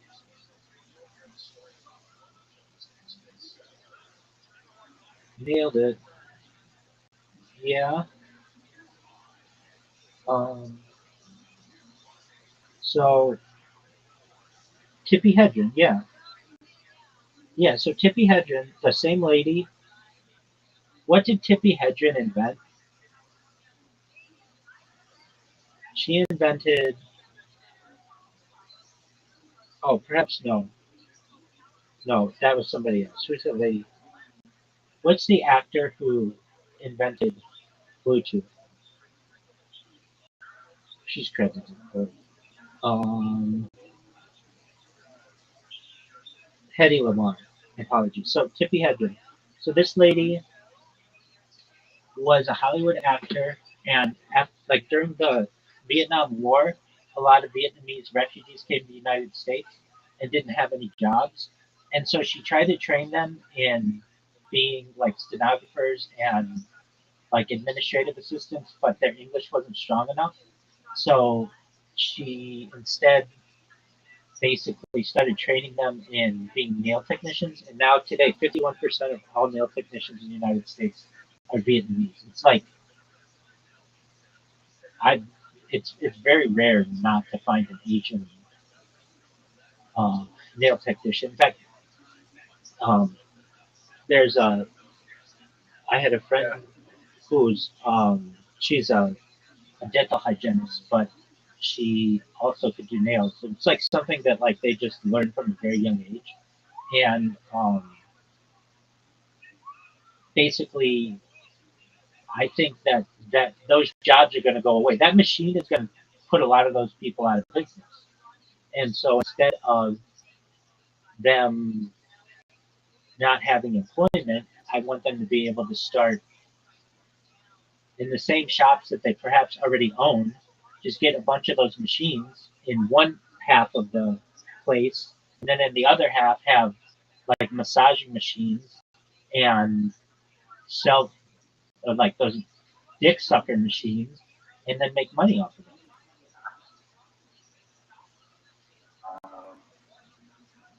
mean, that's one way to do it, for sure. Well, it's not they're not going to have any employment. Interesting thought. Want to see my paintings? You see my screen? Yeah, that's very good. Is that a? That I see a flower. yeah, And a what else? whale. A whale. Okay, I was going to say it looks like a whale with a flower on the butt or the tail. Wow. Yeah. What motivated you to make that?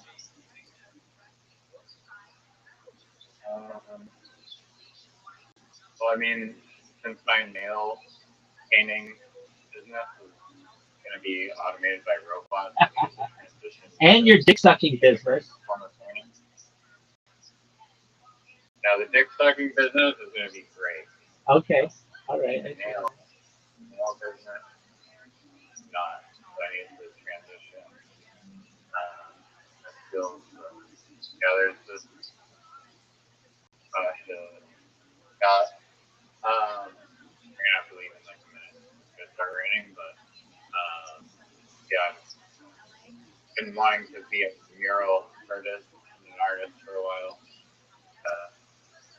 Recently, I was just in the grocery store. I'm like, Jesus, like, what is actually holding me back from being able to achieve his goal of being a mural artist? And it's like a 5-year-old could literally go up to a wall and paint. And so I'm like, I think that for most things in life, there's kind of like there's like steps that you can take in order to achieve that goal. And so for me, it's like, okay, I want to be a mural artist.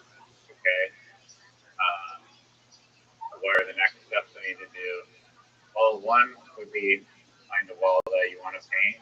2 is come up with a design, and 3 is present that idea to the wall owner with your design along with the budget and timeline and whatnot, and then hope you get the gig. So part of the process is creating an actual base like design to present to people as a mural that I want to paint. I mean, it's not the only design that'll come up with my life, but I thought it was a fun one. So yeah, now that I have that, I can work on the budget and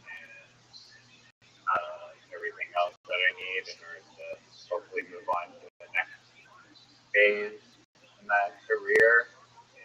And yeah, I mean, art's just been a very big passion of mine, and it's kind of weird because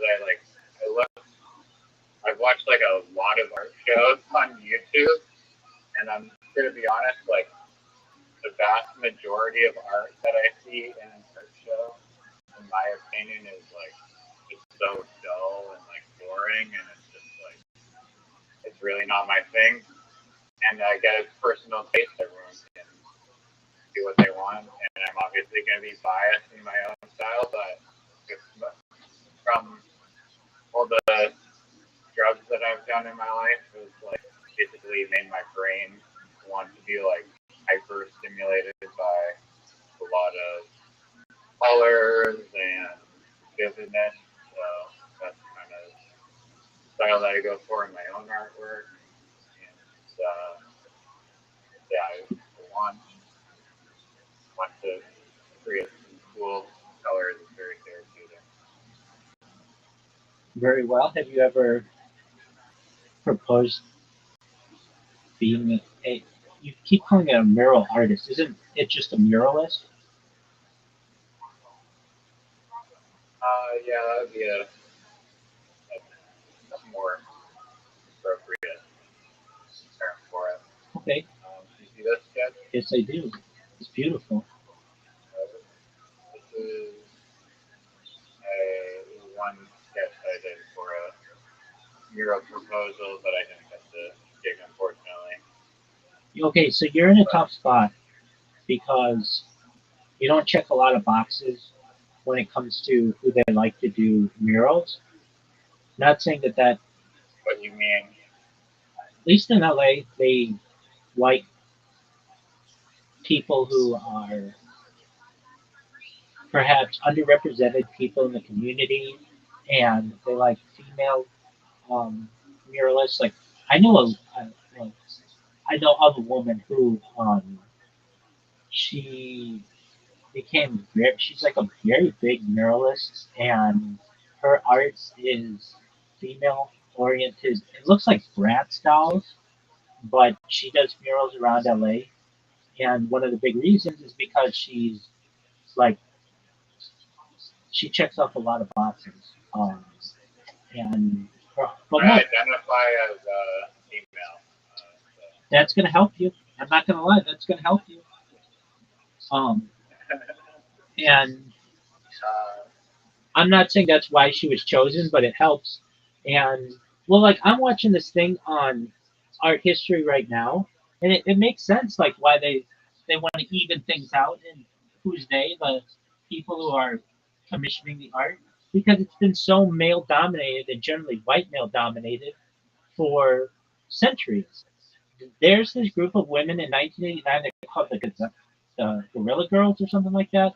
When they went to MoMA, the Metropolitan Museum of Art, and saw the percentage. I just learned this today. They saw the Yeah, it's like what like there's how many African artists that are popular, in the world versus like white people. no, that was not it. They took the amount of female artists in the Metropolitan Museum of Art, which is modern art, versus the amount of nude paintings of women, and it was 5% artists of the entire museum were women, but 86% of the art was of the female form. Um, and so they just basically were like, and this was in 1989, and so they did their best to change that, and then they go around the world, or they have been for like 30 years, just educating people on this matter. And I get it. Like, we need more equality, especially from an art perspective. So, not that your art isn't great, but it's like people like to say, like, oh, this was a non-binary immigrant artist who grew up in a low-income area, who was first in their family to go to secondary school, something like that. If you can check off a bunch of boxes like that, then there are a lot of people. I get it. It's like to get more people involved, so it's not just white men who are dominating the art space anymore. I mean, I'm gonna. I understand where you're coming from. I follow a lot. I've been following all these people in art and graffiti for like countless years on Instagram, and I recognize that maybe it's like some bias on the people that I'm following or whatever, but from my pattern recognition skills, the vast majority, I mean, for sure the vast majority of graffiti writers are male, but then also For sure. the amount of muralists that I follow are also typically, I mean, there's definitely women. I think it's pretty, I mean, there's no like lack of male mural artists from what in my circle of people that I follow. There's women too, but there's no shortage of males. Does that represent the totality of all mural artists? Probably not, but my point is just that I think that it's not necessarily about your gender, your background, your income level that will determine whether or not you're going to be a successful mural artist. I think that the drive that you have for it and your talent and style will be a more influencing factor. Are there some jobs that you might get declined because you're not a black transgender woman? Possibly, but there's still tons of opportunities out there that I think if you're just a white, straight, privileged male, you can still qualify for, and especially when you have like a vast portfolio of work that you've done, people can check it out, and you have a following, you're more credible. I think there's definitely like ample opportunity to be a mural artist while being male, in my opinion. I'm in agreement with you. I think that there's opportunity for everybody. It's just there are there are people who have been underrepresented for many years, and it's kind of their time to have more representation. Now, I think what could hurt both groups, the represented and the unrepresented, is AI. Have you seen these AI painters? They're amazing. They basically you just like scan a Is picture. there a robot that Absolutely. paints a mural? Well, beautifully, better than any human. And so what you do is you just I'll send you the link just a moment. It's phenomenal. AI murals. And these things are You're it saying like it's a physical thing. yeah, it's a Like physical it'll paint thing. a physical wall. Yeah, it can paint inside and outside with lasers and it um it let's see where maybe it's on Instagram. Um so what it does is it's you upload a picture or just like send it a picture that you want and then it makes it on the wall. So AI maybe it's just AI painter, not necessarily it doesn't have to be a muralist. Um let's see here. Just AI painter paint mural. AI paint mural. It's a machine. I saw it within the last month. And I is think people trying to get drones to paint. I mean, the drones are pretty remarkable. Like those drone shows. yeah. Like you can organize a fleet of drones to go into whatever configuration. So Oh, okay, I found it.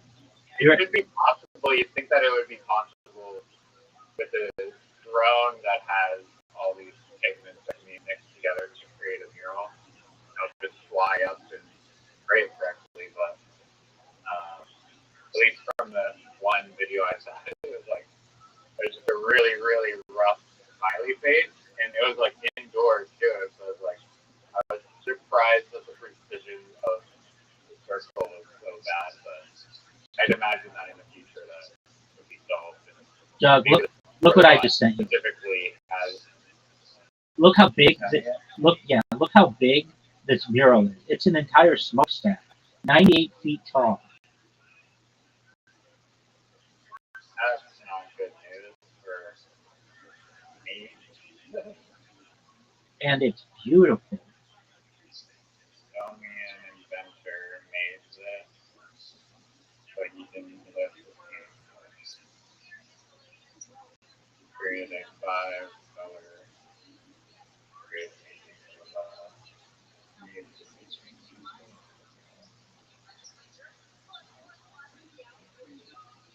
So like anything could be a canvas. So he's programming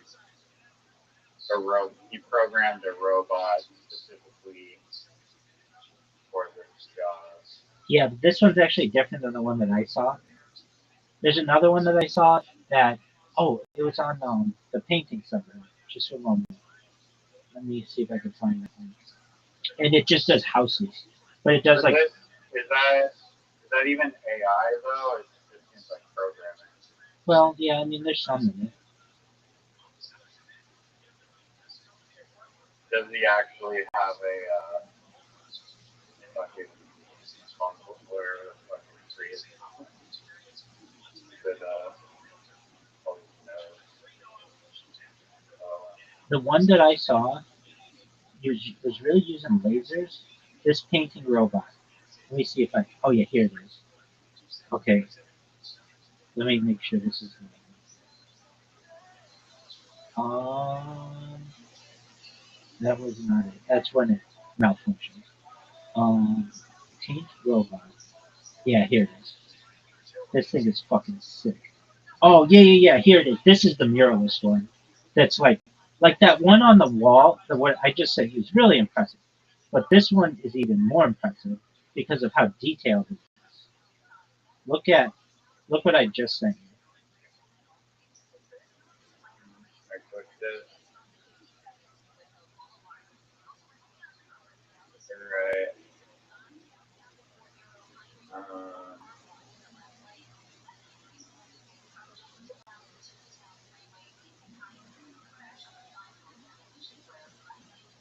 That's using laser. They have one that uses a laser. Let me see if I can find that one. What's this one? Just a track.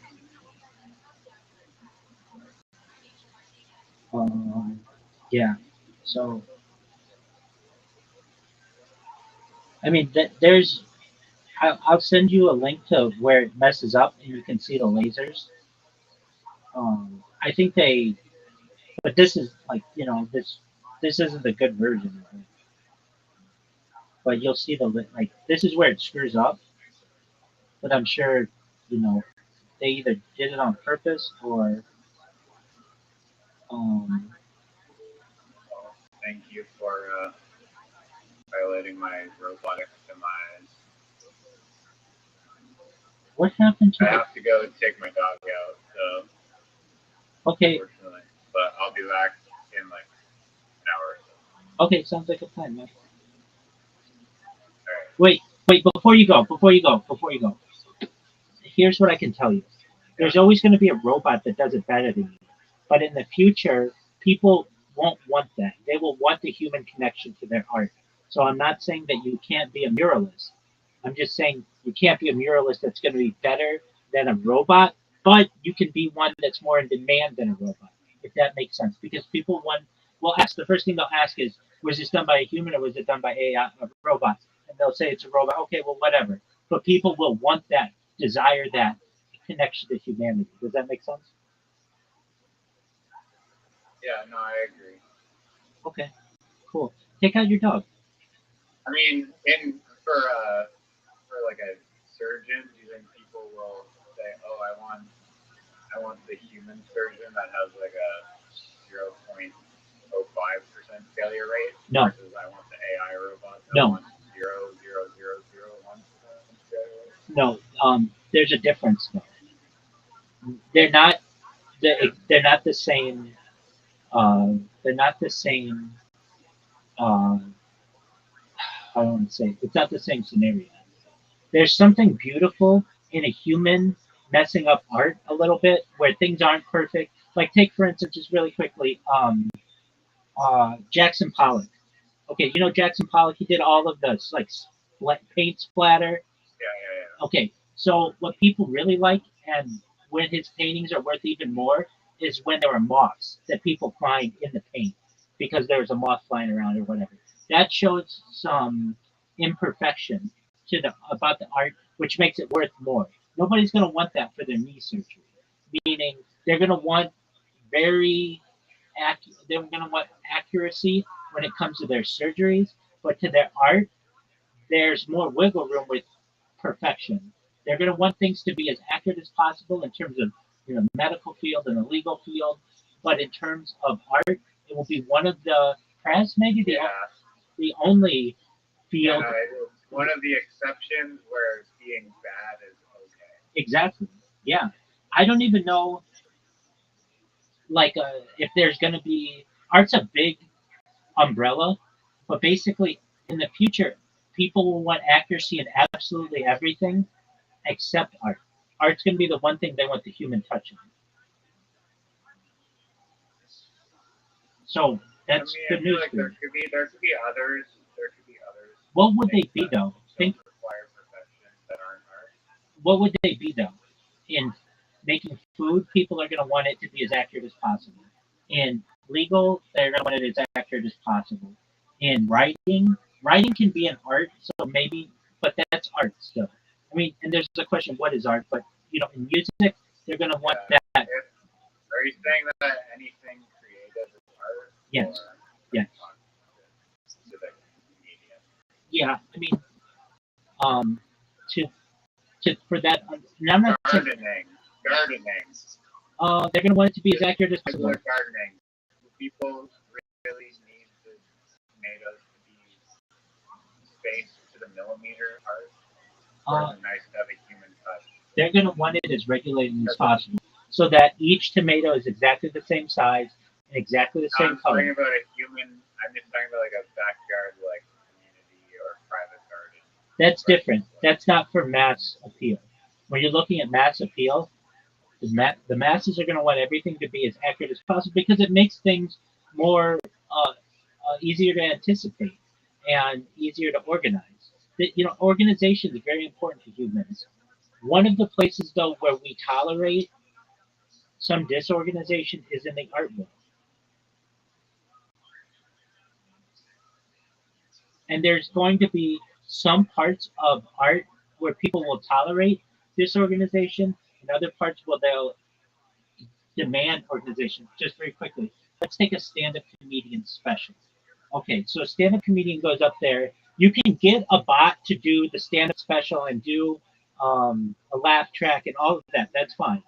But if people find out this is a robot that did it, they're not going to think it's as funny as if it's a human who did it in front of an audience. There's just something personal about that, and there's a connection to it, and that's really difficult to replace. However, within the special, they're going to want the edits, the cuts of the film or of the digital video to be perfectly timed, and they're not going to want any or most likely they will not want any kind of errors in that, when they would tolerate some errors perhaps in the stand-up comedy, because they know that that's going to make it more human.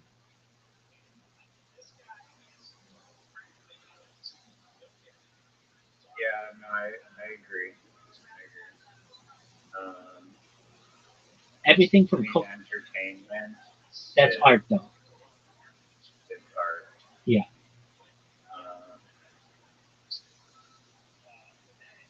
But like some parts of art, literature-wise, I don't know if people would want to have like typos in their books. That's all going to be very streamlined, but they're going to want it to be written by a person, or at least have some kind of human connectivity to it.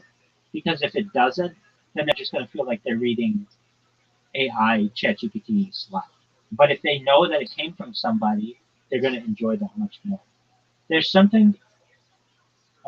There's something important to humans to know that that which they are observing was made by another human and not by a robot, because they're going to get robots everywhere in their world. Everything that we do will have robots. You won't drive anymore. You won't fly anymore. There won't be. Everything will be automated. So this will be the one realm of their life that isn't automated, and where disorganization will be embraced.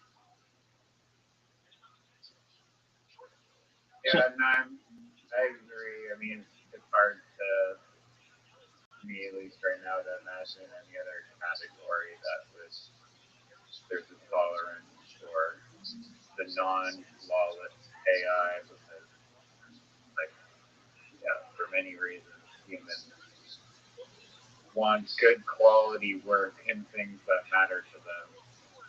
So, whether that's replacing pipes underneath the surface of the road, it's like you want the pipe to be put in place well and not have this error buffer zone that comes with actual humans doing it. It's interesting that you raised that. Plumbing, I think, will be one of the last positions replaced by AI, because it's just so difficult for a robot to come in, get underneath your sink. Like there are all these really weird spots that a plumber needs to get in that are just going to be really difficult for a robot to remove. I'm sure they're working on it right now. Because, Absolutely. I mean, one thing that I read, I was like we have these like humanoid robots that we're modeling after the human being, but the human being isn't really necessarily like the most optimized way for like total movement. Like an example is that like our knees are only like one way. They can only like move in like a certain way, like curl up in, but it can't extend beyond flat, Right. And so those limited joints are actually like limitations in the human body, but a robot doesn't necessarily have to do that. So potentially, if there's like some weird like gymnastics pose position that a plumber needs to get into, where you have to twist and turn and like all this shit, that potentially a robot can do it better. Yeah, this gets into, I don't know if you've ever heard of gray goo. I think that was like as it advances too, that's like pretty much inevitable. I mean, like in the near future, yeah, it's gonna be tough to like replace, but like give it a couple of years. And, like, Have you ever heard? Have you ever heard of gray goo? So can you pause that thought and Sure. talk about gray goo? Absolutely. When you return. Absolutely. It's a very fascinating topic. All right. Don't forget it. I will not. Hey, but just to give you an idea what it is. Oh, what it is? It's the shit engine ish. Led out to take an apprenticeship and was hired by a company called Mallet Labs. They were an engineering company. Look at this athleticism, folks. So at the age of 15, I entered Have you ever seen such athleticism? worked there as an apprentice for 6 years. I started that. As I recall, my paycheck was like $7 for 40 hours. Right. So apprentices were not paid much back then. I mean, if you go back to the really old days, like Victorian times, apprentices, parents, they take their sons to apprentice with a tradesman, a craftsman, and they would pay them to train them. They would work them up, but they kind of stay with the tradesman, the craftsman, and serve their apprentice away from home today. So anyway, this is kind of like an extension apprentice. Actually I have my documents indentures that I was given when I completed my apprenticeship, and then I left the company as a journeyman, specializing in lathes. In lathes. What is a lathe? What is that? It's a machine tool that is used for machining parts, ground parts, particularly. Very precise ground parts. There's all kinds of lathes. Vertical lathes, horizontal lathes, and they've developed over the years. Capsule lathes, turret lathes, floral lathes. Every one of them has different features. So that was my specialty at the time. And I took that with me and went to work elsewhere when I was 22. Worked at a forge for a bit. And then I went to work at a company called Hunter Hospital. They made a paper milling machine, textile milling machine. Really, really long shafts and rollers and stuff like that. Okay. While I was there, I saw an ad in the Manchester Evening News. There was an aerospace company in the States that were recruiting machinists to work in aerospace industry. Okay. Right. So What year was this? that would have been around 1968. Okay. So in 1968, I applied for the position, and I got a telegram saying that I had been selected, and I had to get a visa to come to the States and start working. So I finally left the shores of my home country in 1969, landed in New York on May the 9th, 1969. Okay, so you came to the U.S. and around 68 to work for the aerospace company. Yes. And what exactly were you doing for those guys? Well, they hired me to run a vertical lathe called, they call them bullets. Bullets. B-E-L-L-A-R-D. You got millions of machinists around the States who recognize that word. Okay. What is a bullets lathe? It's a vertical lathe. It's like they've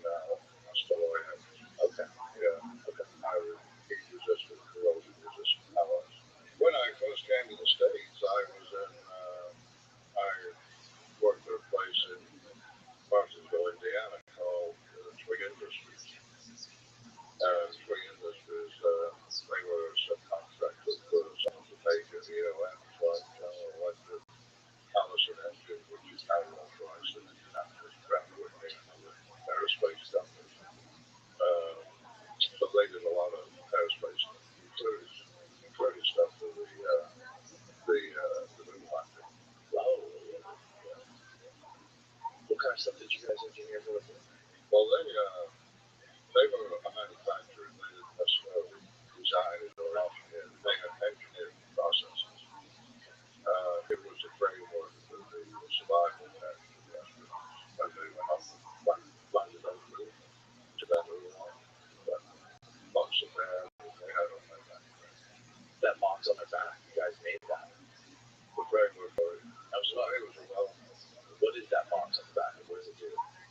It's survival.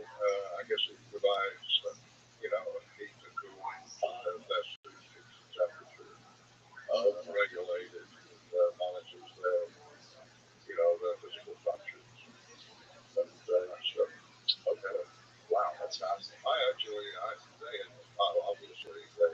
Made that Carrie.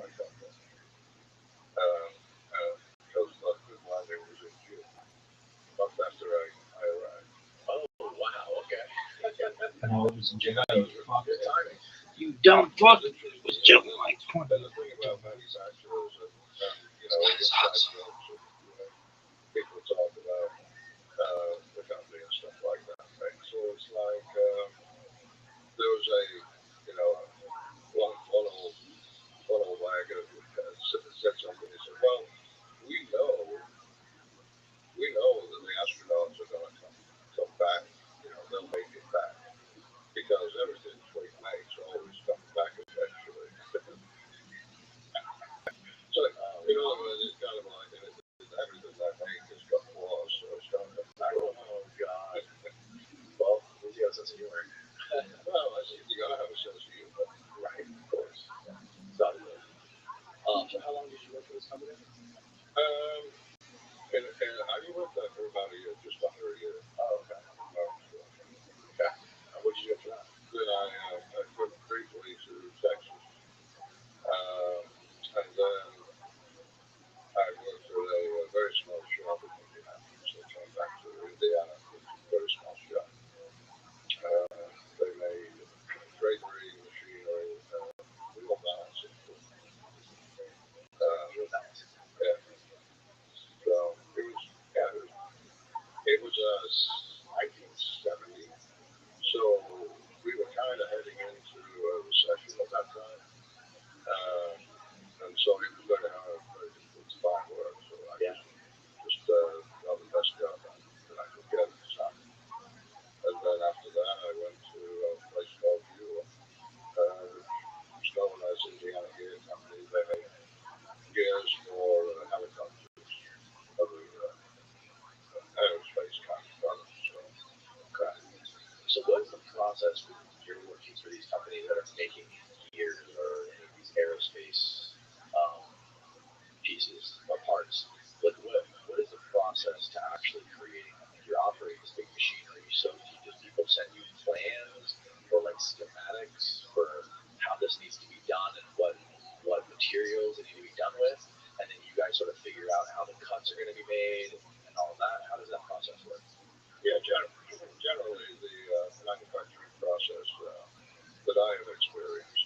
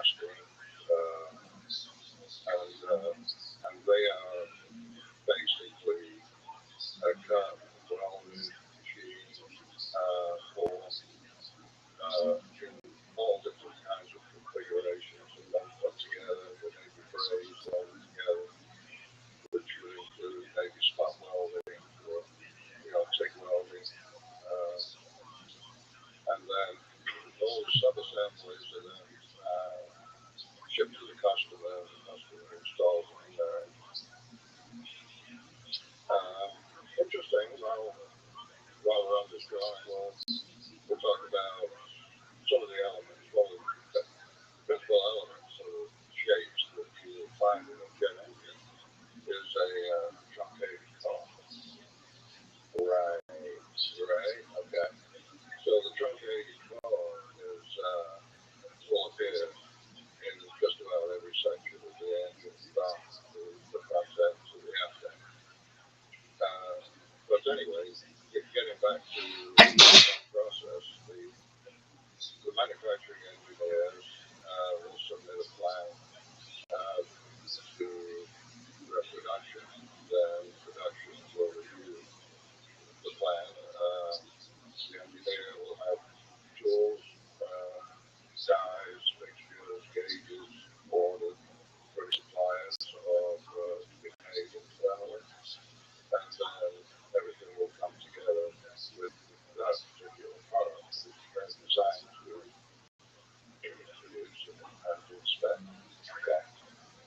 So accuracy and the complexity of these parts is very, very, they are unique because you have the application of geometries such as a parabolic shape or something like that, which kind of is applied to a truncated book or other parts, and then they're supposed to fit with precision. Then you cannot allow for any variation of accuracy, no variation. Well, you have certain tolerances that you work with. Say you want to sometimes maybe 20 seconds, but you have to stay within those tolerances. Otherwise, the car is no good. Wow. It could be out of scrap, or they'll say you may have to rework it, which just adds cost and reduces your profits. The point is that when it comes to public safety, you have to follow due diligence, right? And that is with the people you hire, from engineers down to filmmakers, machinists, production employees. All of them are obligated to adhere to very tight standards. This is an example of probably something that requires the utmost precision than probably anything on Earth, because you're building engines that are on planes that are carrying hundreds of people, right? So I assume, like, you're building skyscrapers, you don't have to be as precise as you have to be when creating something like this, which contains, I'm sure, millions of very tiny parts, different types of materials that get together that they create the entire thing. Say when they ship a jet engine, say like a large trans-engine Rolls-Royce, ship to a customer, the paperwork that goes with it, all the certifications weighs more than an engine. Wow. That's incredible. Yeah, so it's a. And your son works for Rolls-Royce, by the way. That's a little interesting aside. Your sister's son is working in the aerospace division of Rolls-Royce. Yeah. I want to share this with you because of the way somebody who is from the business, or even any kind of manufacturing, the way they look at and the description of and how they interpret what they want to do. And I think it's also great for us created a bit of a between manufacturers and technified, those who are really into, they have some kind of education, though it's not medical, to use wide experience with technology, make it easier to practice photography or electronics or things like that. And so your brain is wired in certain ways. So you don't have the shop experience, the going down into the shop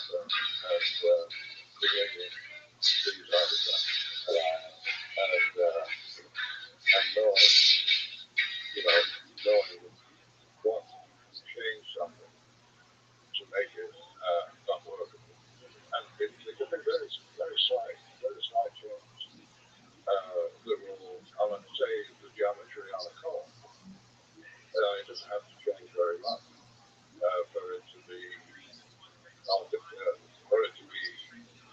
scratched, right? So if you misinsert the drawing, or something like that, just and cut something out of it, and you scrap it. At what point did you become aware of some of the artifacts and pyramid everything in ancient Egypt? That was in 1977. Okay. Yeah, I was working as a tool and die maker, and the Adobe happened. And I was in a bookstore, and I saw this book up by Rothschild'S. Shout out to these people. Man, I'm like the biggest trans advocate for like trans person ever. Of all the things, when I was a little kid, you'd be like, you are gonna be like the Michael Jordan of trans people without cutting your dick off. What are your thoughts? I'd be like,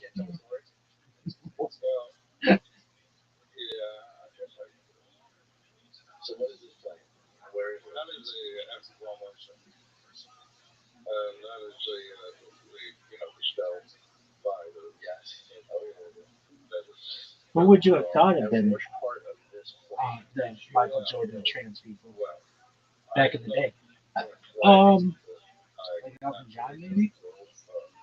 That would just be homosexuals, I guess. But there was a period of time I was running. Is Elton John homosexual? I think he came out, yeah. Is he trans? Yeah. Okay. Huh. Which What's the difference? One likes to have sex with men. The other doesn't want to be with their I was working for a company called original gender ones. I don't know. It's fluid, dog. Just whenever anybody asks me a question, it's like it's fluid. I've become fascinated with race. The rabbi, what's the temperature of the sun? Oh, it's fluid.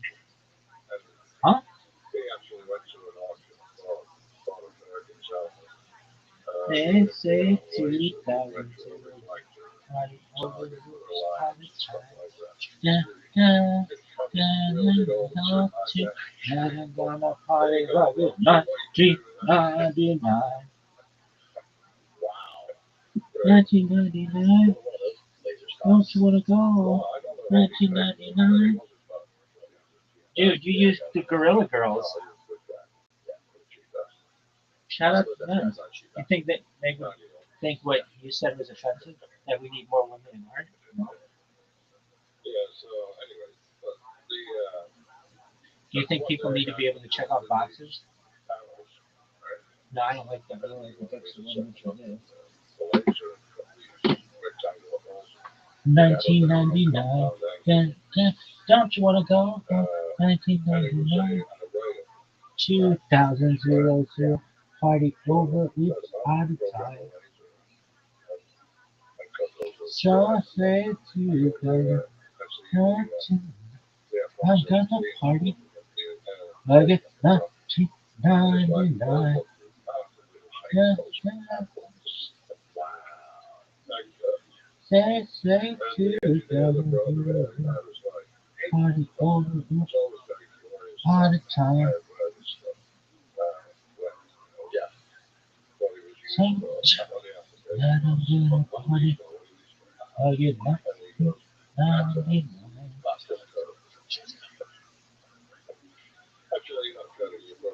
I like that raspberry beret one. That shit's tight as fuck. 1, 2, 1, 2, 3. Dun, dun. She wore a raspberry beret, the kind you find in a second-hand. So I said, dude, I want to do. I'm sure somebody's got a raspberry beret. Raspberry beret, the kind you find in a second-hand. So I said, raspberry beret. And if it was born, because I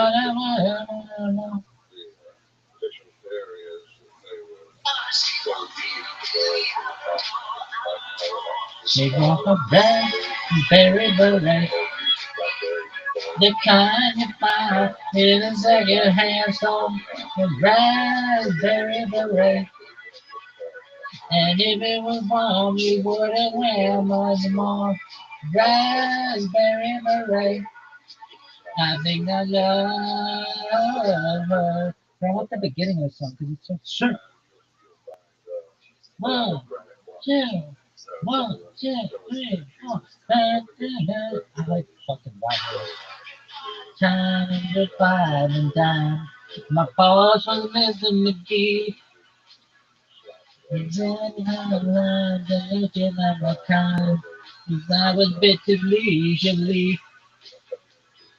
Jesus, I was ready to do something close to nothing. It didn't there the day before. That's when I saw her. Ooh, I saw she walked in through the outdoor. She wore a raspberry beret. The kind you find in a second-hand store. Raspberry beret. And if it was warm, she wouldn't wear much more. Raspberry beret. I think I love her. Just like she was. Loading reel. You think this shit's gonna work? No, because it sucks. Does everything suck? Uh-huh. Changes to remix. Make it a sequence. Dog, I don't give a flying fuck. Is this shit gonna work? That's my question. Part time in a five and dime. My boss was been on again. Yo, dog.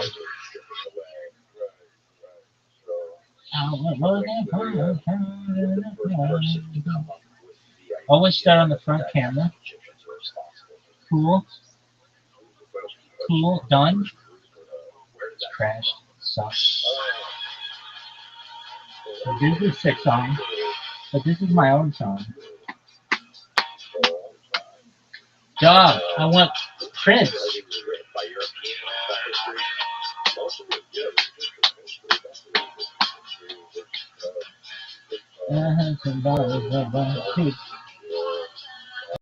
Five and dime. You bitch with my game. And daddy did at my time. Cause I was bit too leisurely. Why would it do that? Dog. Dog, I get it. I get it. I'm the one who sang that earlier. Why are you doing that with Prince? Raspberry beret. I saw her. Ooh, I saw her. She walked in for the outdoor. She wore a raspberry. Is it a beret like a French one or like a headband? I hate some fucking French one. In my time, cause I was meant to leisurely. Having fun, you know, there's something close to nothing. Different than the day before. Dude, that was so nice of Riser coming in. Riser, you're never gonna see this, but that was so nice of you. And then I'll be later like, oh, talk about it. You were really nice.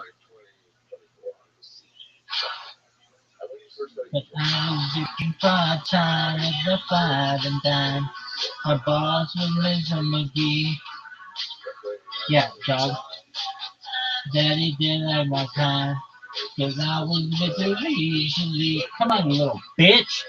Doing something close to nothing.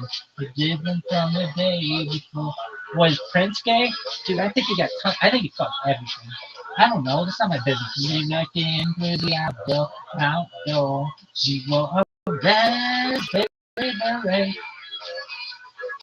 Kind you find in a second-hand store. Raspberry beret. And if it was wrong, she couldn't wear much more. I did a raspberry beret. I think I love her. Just like she was. Sitting down the bank of any harm. Wow, this is long. Down by old man Johnson's farm. Five and dime. My boss was Mr. McGee. Okay, I click this thing. I was working part time at a five and dime. My boss was Mr. McGee. What do ever happened to Mr. McGee? I bet he was like, dude, Prince, you are the shittiest employee ever. I was thinking this would be like stand up from music from songs would be hilarious. Like to get their side. Like, hi everybody, my name is Mr. McGee. I had this employee. He was lazy as fuck, always looking at the outdoor. I owned a five and dime in 1985, and this motherfucker sucked. Come on, what the fuck? What is this bullshit? Working part time in a five and dime. My boss was Mr. McGee. We really famous times that he didn't like my time.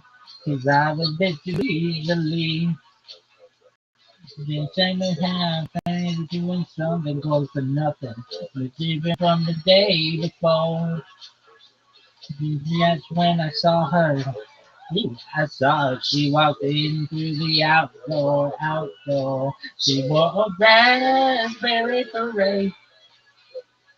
Behind your fire in a second-hand store. Raspberry beret. And if it was once, it would have well about the boys at a raspberry beret. I think I love her. Built like she was. She was in a good plan to do any harm. Right now, I'm gonna manage my bike. Down by old man Johnson's farm.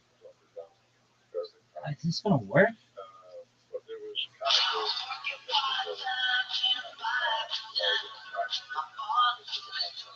That's not it, but just send it. Just send it. If I was bit to leave, come on, you little bitch. I'm scared of doing something close to nothing. It's different from the day before. That's when I saw her. Ooh, I saw her. She walked in through the outdoor. Why doesn't this go? For a raspberry beret. Trying to find in the second-hand store. Raspberry beret.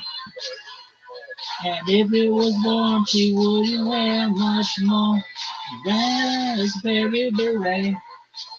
I think I love her. Felt like she was.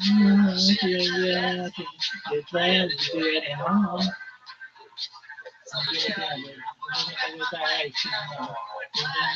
Down by old man Johnson's farm.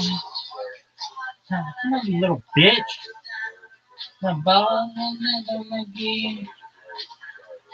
It's one of the times that he did not my time. Cause I was making leisurely.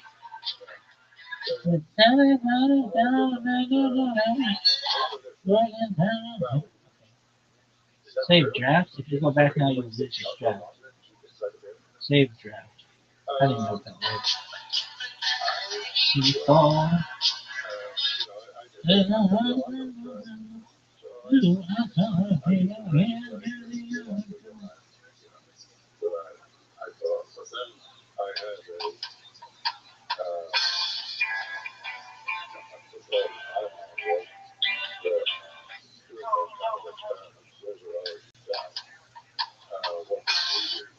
She walked in through the outdoor.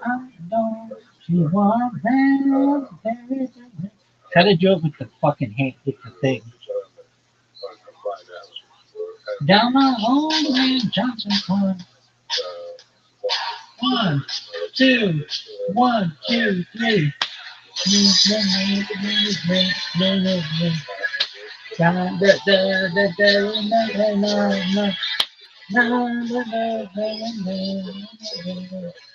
I was working part-time in a 5 and dime. My boss was Mr. McGee. He didn't have a time that he didn't like my time. Cause I was basically easily. You sing it down, doing something close to nothing. It's different than the way before. That's when I saw her. Ooh, I saw her. She walked in through the outdoor. She wore a raspberry beret. Kind of fun in a second-hand store. Oh, look at this motherfucker. Look at this athleticism. People, have you ever seen such athleticism? Think about it. There's everybody's favorite Rabbi, and then everybody else. Will Chamberlain, Andre the Giant. Boom. They walked in through the outdoor. She wore a raspberry beret. The kind you find in a second-hand store. Why do you like this song so much? Before today, folks, I never sang it. I might have sung it, but it was not a song of mine. But that fucking Kelly from Cheers, I heard she was in this video. I still don't really know. I think she hands her the guitar. I don't know. Nobody knows. She walked in through the outdoor. She wore her raspberry beret. The kind you find in a second-hand store. I said a raspberry beret. What is a raspberry beret? Okay, what are you thinking, kids? Is it going to be like a French thing? Or is it going to be with like a little thing on the thing?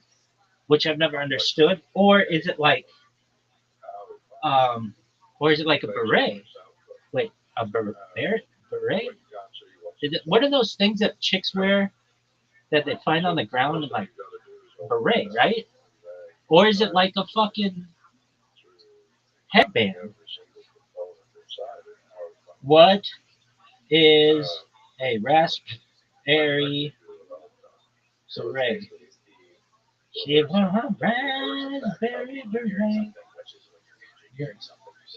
The kind you find in a second-hand store. What is it? Nobody's wearing one in the video. Okay. Bitches versus patriarchy. I mean, okay. It looks like a French thing. Village, hat, raspberry. It's a thing. Why do they have that? Why do berets have a string on top? It's like a clip. The spike on a beret. I do not know the name of the knitter. The stem is stock of cavalry. Okay, why? A manufacturing artifact that has become part of the tradition. For instance, one source suggests that there's a stem there because it has always been there. Thinking that originally like retro tradition made. Another from the knitting sandwich suggests that the stem could be the last bit of wool left over from the knitting process, which is then left as it points upwards. I don't know. It was a raspberry beret, the kind of fun in a second-hand store. Raspberry beret, and if it was one, she would it wear a bunch more than a raspberry beret. I think I know. It like she was in my heart was miserable.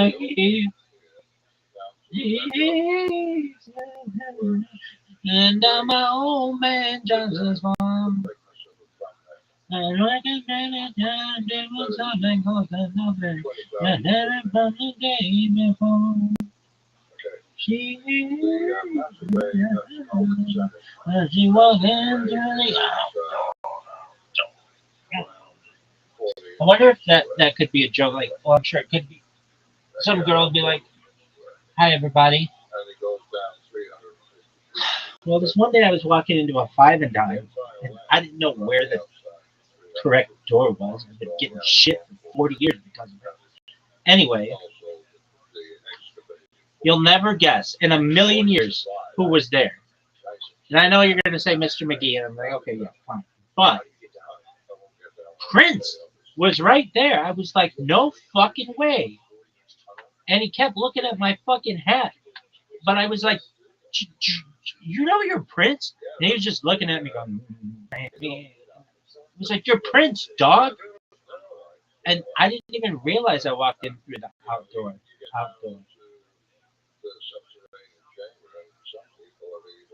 Anyway, so I hopped on this motherfucker's bike, and you'll never guess where he took me.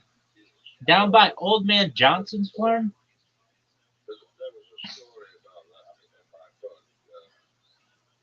All because I was wearing this fucking hat. They go, oh, raspberry beret, the kind you find in a second hand store. Wiggle, wiggle, wiggle. And if it was more, she wouldn't wear much more. And it was hot as fuck. Bill like she was.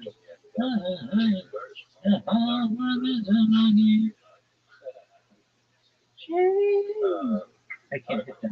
No. Tell my whole man Johnson's farm. Tiny little bitch.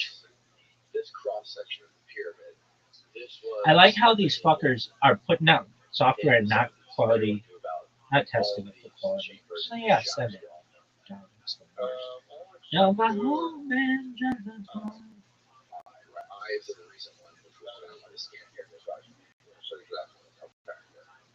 My plans are already home.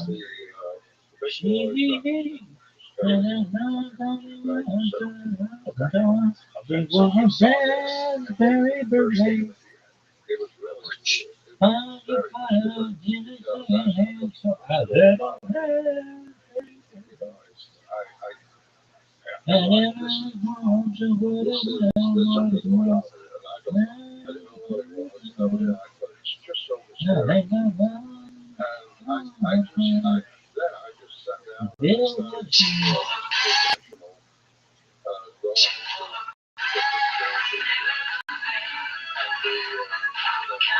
Is this the front camera? Oh shit.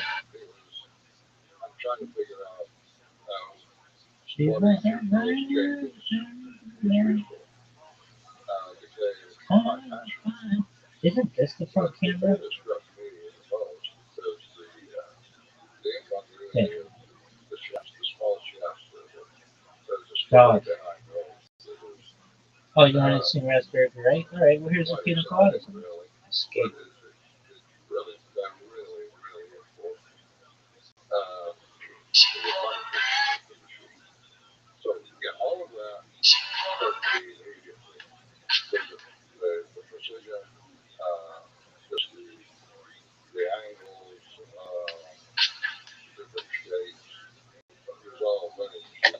Here we go.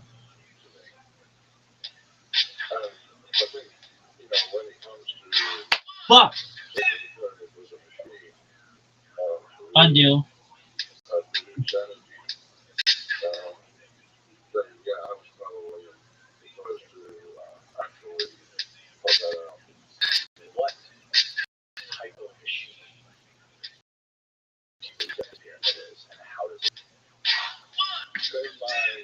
Dog, that's not it. Fucked up.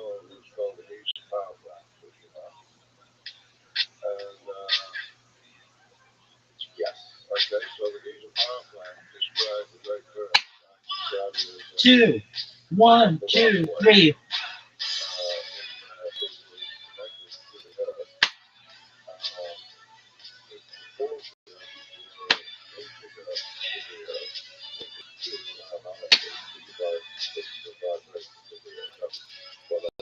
Talking part time in the Five and Dime.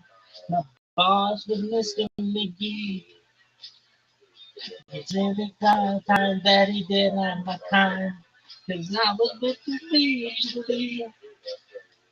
The very now experiences is something close to nothing, but different than the day before. That's when I saw her. Ooh, I saw her. She walked in through the outdoor. She wore a raspberry beret, the kind you find in the second-hand store. Raspberry beret. And if it was warm, she wouldn't wear much more. Raspberry beret. I think I love her. Looks like she was. She didn't ask me. She didn't have to do any harm.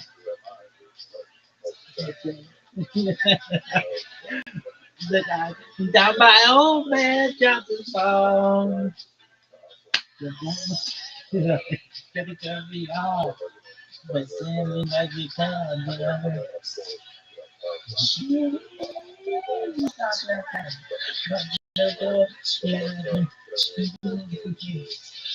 wore a raspberry beret. The kind of vibe in a second-hand store. Raspberry beret. And if it was warm, she would have went. Oh, fuck, I just fucked it up, didn't I?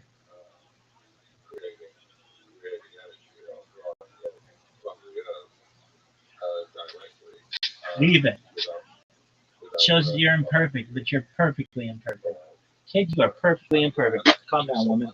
Look at these moves. One, two, one, two, three, four. Raspberry beret. The kind of fun. So I guess you're describing this seismic activity that's happening under the inside of the earth, creating vibrations that are resonating with all the rocks in the pyramid. Yeah, that cover was created by my publisher, their artist, and basically it just This joke is over the line. I don't think it's close enough to the line. as far as She written accuracy, yeah, what a raspberry beret. The time the raspberry beret. And if it was more, I wanted it more. So you theorize that the pyramids were harvesting energy and generating energy to power whatever civilization created them. Yeah. And how do they get power? Wiki Wild. Wiki Wild Wild West. Jim West. How do they use it? Yeah. That's Toronto. It's a question I get asked a lot. Rough Rider. The problem that we have is when you look at it, when you walk around the pyramids, the temples, you look at the skeleton of the civilization. Obviously, so much There we go. that is disappearing all the time. Right? You don't know what. And so when you One, two, one, two, three.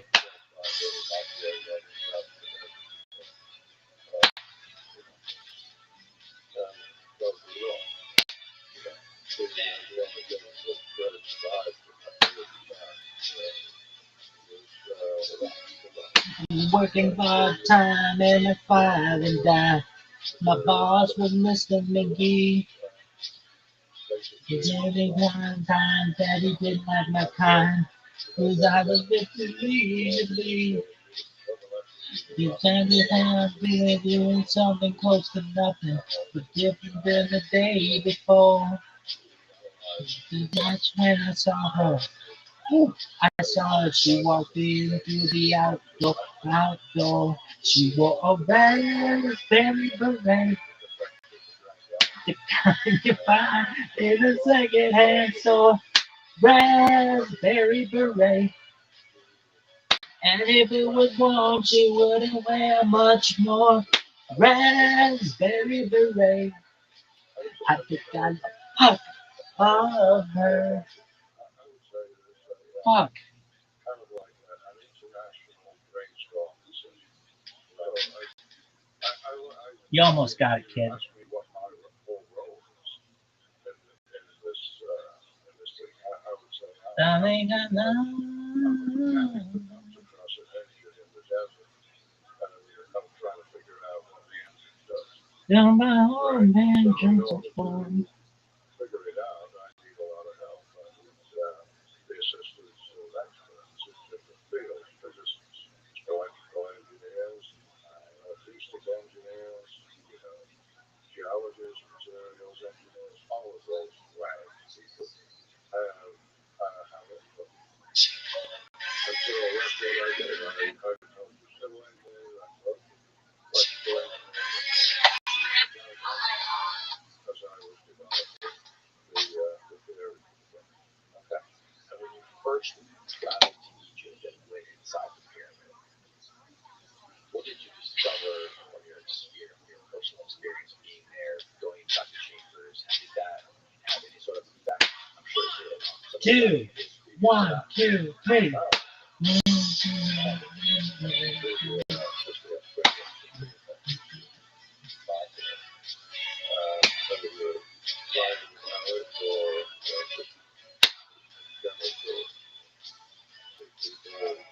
I was working part-time at a 5 and dime.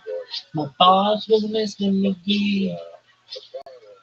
Continuing from the time that he didn't like my kind. Cause I was making easily. And every time thing doing something close to nothing. Different than the day before. When I saw her. I saw her, she walked in through the outdoor. She wore a raspberry beret, the kind you find in the secondhand store. Raspberry beret, and if it was warm, she wouldn't wear much more. Raspberry beret, I think I bought her. Built like she was. Okay, so you gotta do it.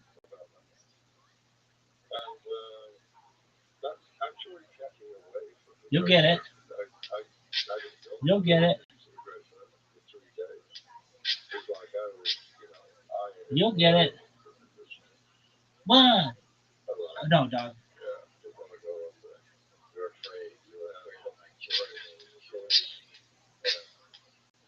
1, 2. 1, 2, 3. Oh.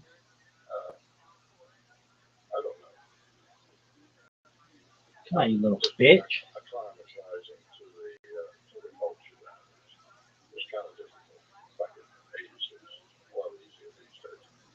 So, but anyway, the third day I was there, fourth day I went there, and they could go in, and went in, they did a few checks, it was like, oh, it's fine.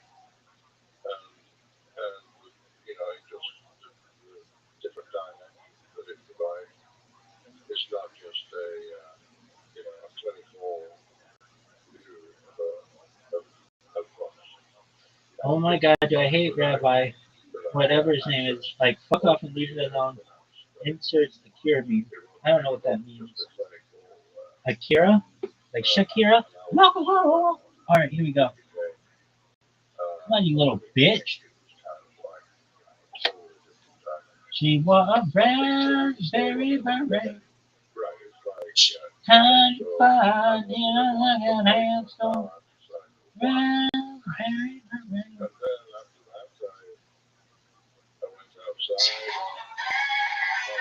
I'm gonna get it. And I'm gonna be fucking so happy.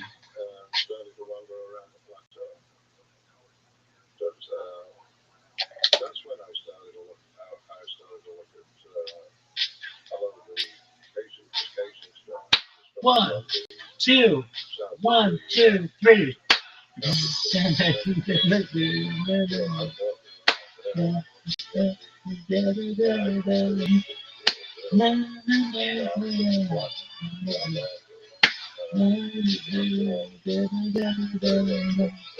Working part-time at a 5 and dime.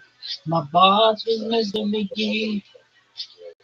He didn't have a time that he didn't have my kind. Cause I was literally loaded down the day, doing something close to nothing, but different than the day before. Ooh, that's when I saw her. Ooh, I saw her. She walked in through the outdoor. She wore a raspberry beret, the kind you find in the second-hand store. Raspberry beret. And if it was warm, she wouldn't wear much more. Raspberry beret. I think I love her. Built like she was. You can never get the bad granny home. Like a bright. Down my old man Johnson's farm. And said the mother's out of bed. They turn me on. They say I'm every time in the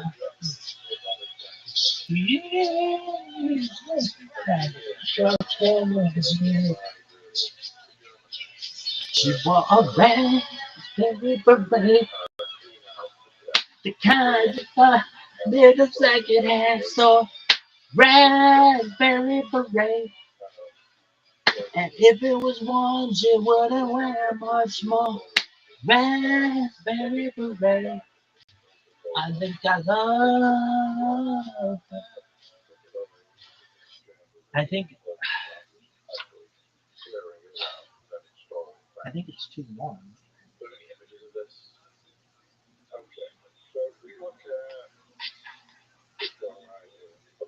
One, two.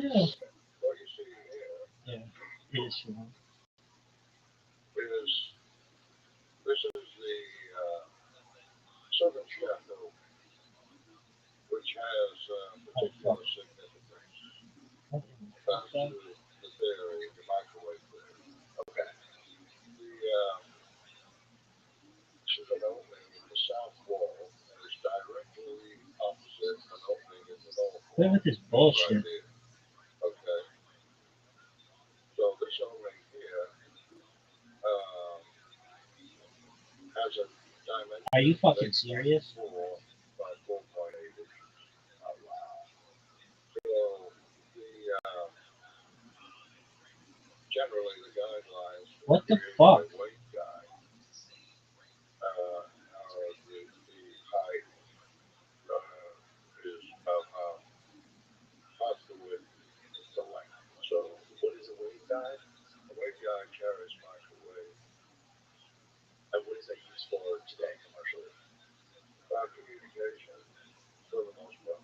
Like, for example, Dog, what the fuck? oh, just about everything we get. I mean, you got these microwave towers. Try and pull up a microwave pulling antenna on the internet.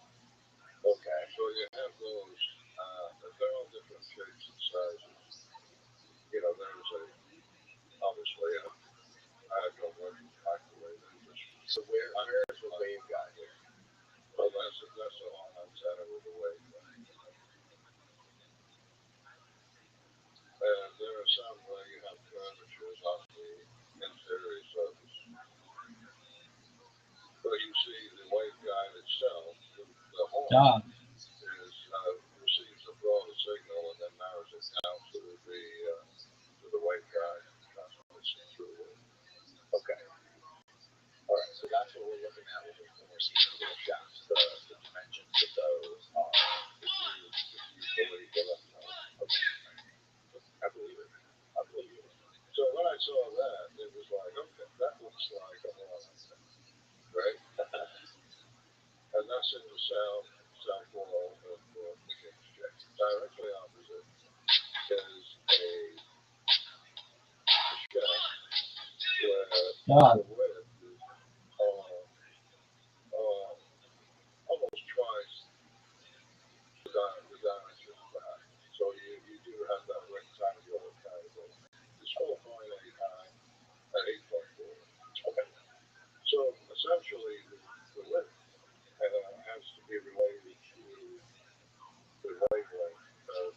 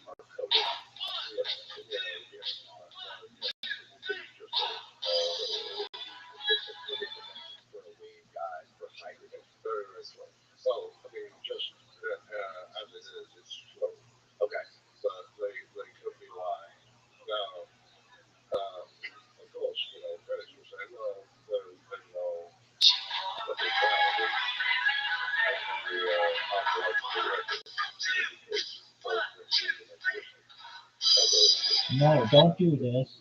And that's maybe true. Dog. Except for one place that was found by Mary, people on the south side of the Great River. And now there's a higher place. Surface of this place, there's signs of There you go. so there's two shots that are I'll put a look at it. And they got HJ, the guy there, and it's really the guy first elected. And one of them is something clean, and then it goes to something else. The other one is the house. So something happened with the kid. Yeah, something I didn't fix it inside that.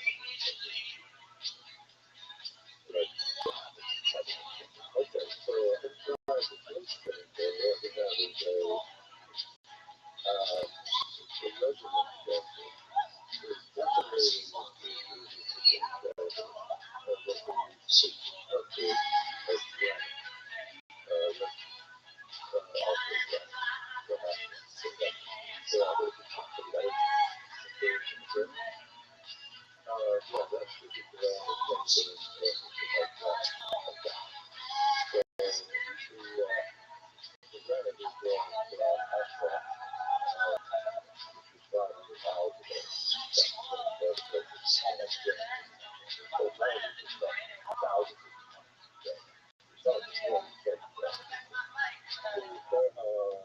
There you go. Sick. I got it. 1, 2, 1, 2, 3. Woo! So fucking sick. Anybody else talk about me? Hey, Rabbi, you're annoying as piss. Thanks. Oh my God, do I hate the Rabbi wherever his baby is by. Like, fuck off and leave me alone. Insert Akira meme. I don't know what that means. Who's Akira? Shakira?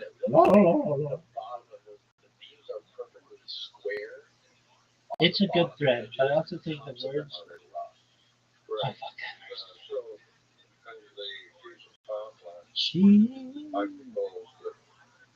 Rain, are you a chick? He's over 18. 26-year-old transgender female. I'm lesbian. I don't know if I've ever heard of that. Oh shit, it crashed.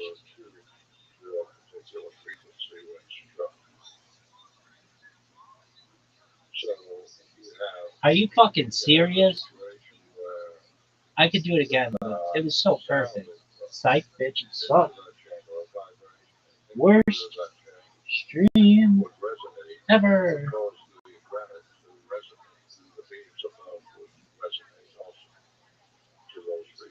She was raspberry beret.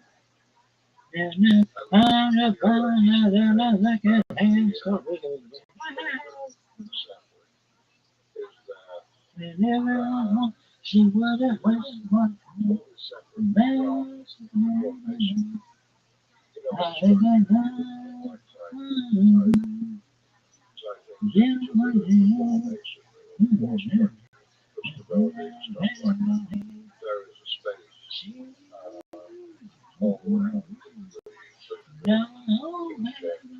So they stand up for fucking that raspberry beret chick.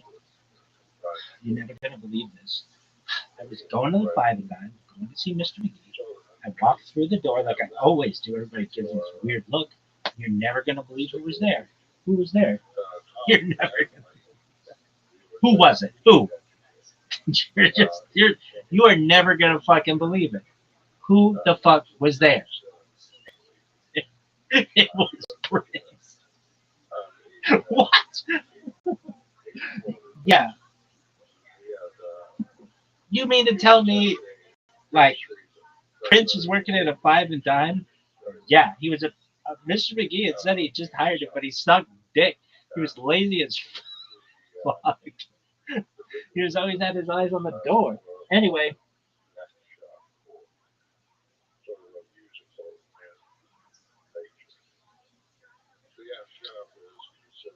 I walk in through this door, yada, yada, yada. I find myself on the back of some motorcycle by Old Man Johnson's farm.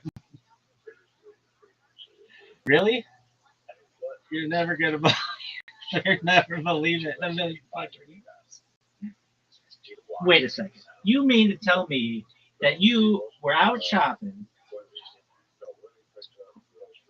minding your own business? You go to the Five and Dime. You go to Mr. McGee's Five and Dime, and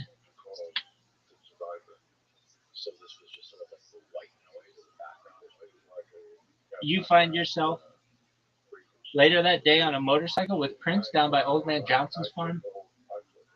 1,000,000 to 1 shot, Doc. 1,000,000 to 1.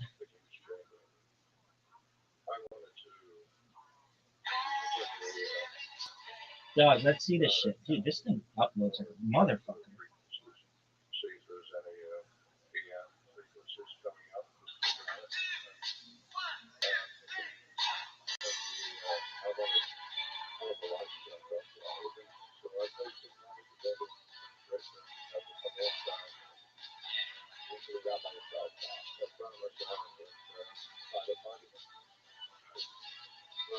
We can part-time in a Five and Dime. My boss is Mr. McGee. Jordan got a time that he didn't like my time. Cause I was good to usually. You think that I was busy doing something close to nothing. But different from the day before. That's when I saw her. I saw her. She walked in through the outdoor. She wore a raspberry beret.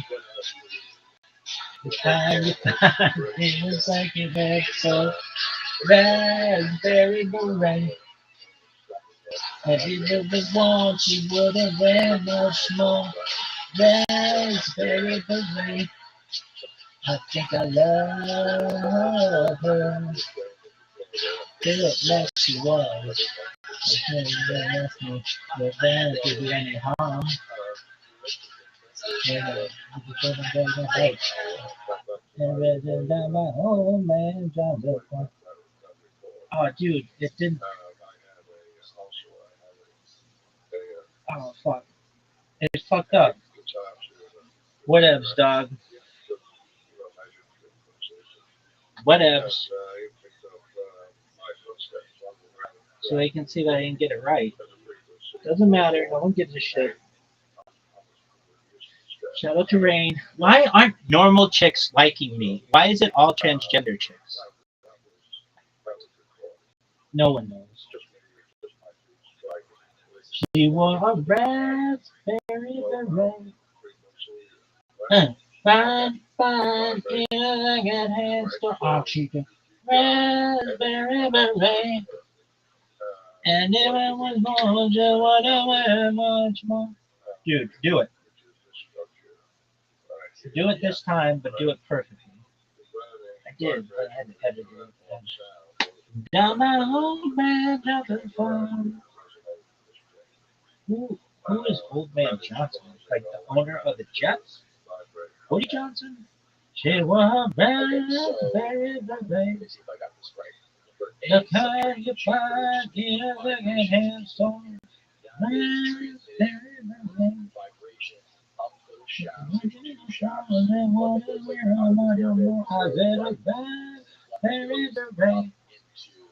I think I love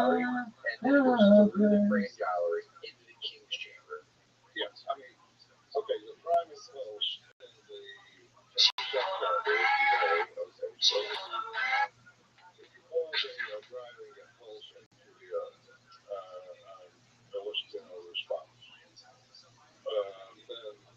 All right, just do it, baby. Look at this athleticism.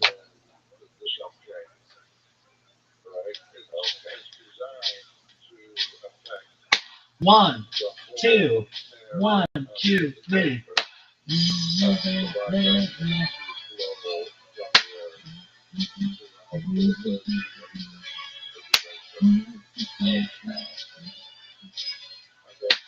I was working part-time in a five and dime. My boss was listening to me. She told me by the time that he didn't like my kind. Cause I was meant to be easily. I was busy doing something close to nothing. Different than the day before. That's when I saw her.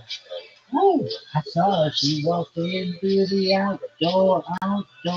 She wore a raspberry beret. The kind you find in a second-hand store. Raspberry beret. If it was warm, she wouldn't wear much more. Raspberry beret. I think I love her. Feels like she was. The giants do any harm. After my fight. Down by old man Johnson's farm.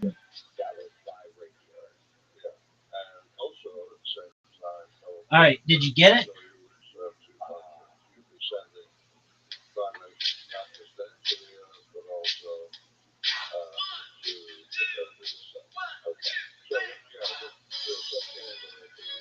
I think so. I think this is just off.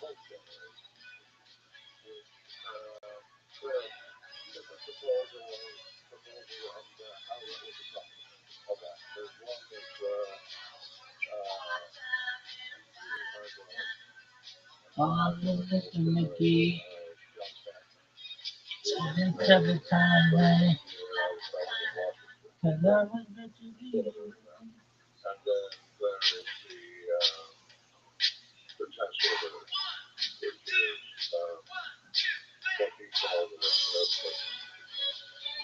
Come on, baby.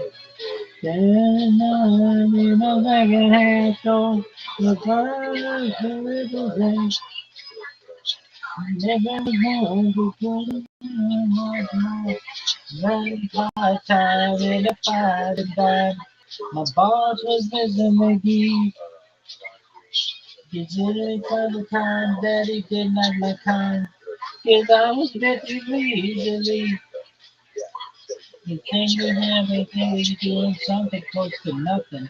It's different than the day before. Just when I saw her, I saw her. She walked in through the outdoor. She wore a raspberry beret. Kind you find in a second-hand store. Raspberry beret. If it was warm, she wouldn't wear much more. Raspberry beret. 'Cause I love her. It feels like she was. She was really asking the band to do any harm. She was a bite. Down my old man Johnson's farm.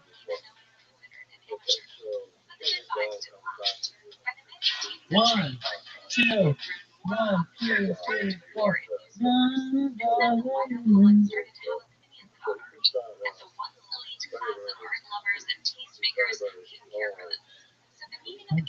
Do me any harm. You didn't.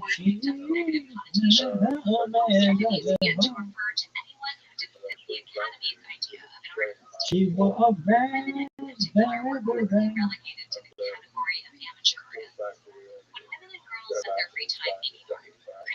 The kind you find in a second-hand store.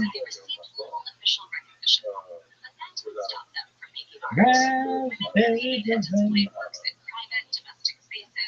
Are you gonna be? Oh, oh, oh, oh, oh. Mama gay. So you the band draws me up. The devil said it's all up. We can be more. So do addition. So many repetition.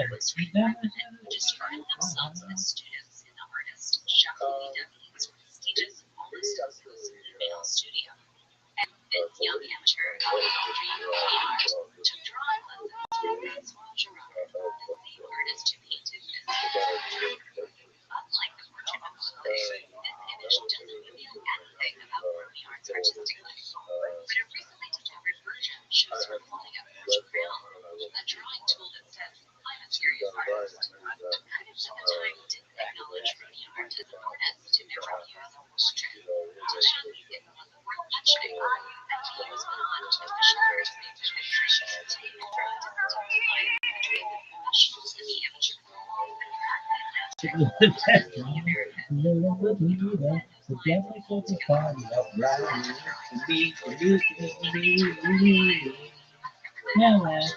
She said she wasn't ready for the world. To me, addiction, to many with the 10, but definitely set this party up right.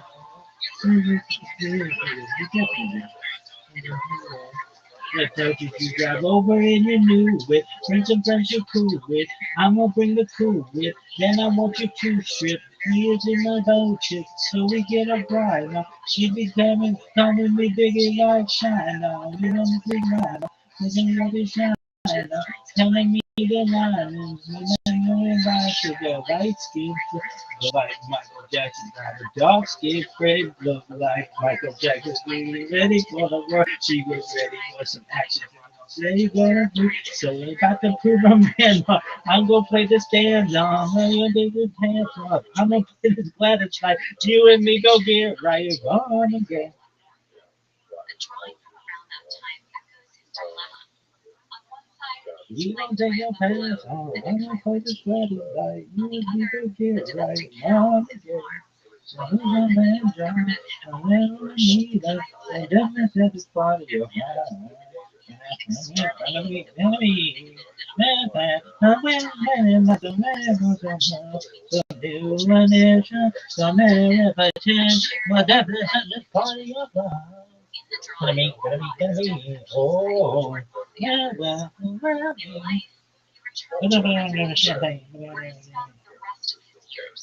Rohan didn't study at an art academy or display work his parents owned, but that doesn't make his art any less impactful, poignant, or worthy of preservation. In fact, his work has since been shown in the Metropolitan Museum of Art and the Smithsonian. Intelligently approaching the mainstream art form started actually paying attention to ordinary artists like Rohan. But as photography initially included as China, this led to new categories for organizing unrepresented types of art. Outside of art, he also called himself to We're doing so much of this. conservative art, non-traditional art. In the 1940s, painter Jean Dubuffet, for example, became fascinated by the art by sharing Burn, baby, burn. the tradition. His work Burn, baby, burn. Burn, baby, burn. Burn, baby, burn. Money for you, no surprise. The hundred stories seen. People getting loose, y'all. Getting down on the roof. The box was famous, out of control, and so entertaining. When the boogie started, so I heard somebody say, burn, baby, burn, burn, baby, burn, burn that mother down, burn, baby, burn. This one, burn, oh, burn, baby, burn, burn that mother down. Outside artists in the 20th century. Take, for example, artist I'm a Archie boogeyman, Ramirez. I'm a Born boogeyman. in Mexico, Turn me Ramirez moved to on, the United I'm a States in boogeyman, I'm the 1925 boogeyman. in search of Tell work what to you support want, his family back I'm the home. boogeyman, I'm By the boogeyman. 1931, he Tell found me himself on, unemployed, I'm the boogeyman, unhoused, I'm the and eventually boogeyman. diagnosed with Do what schizophrenia. you want. He spent the rest of his life in psychiatric institutions, including 15 years at the Twin State Hospital in I'm the California. boogeyman. Hundreds of times, using any material he could find.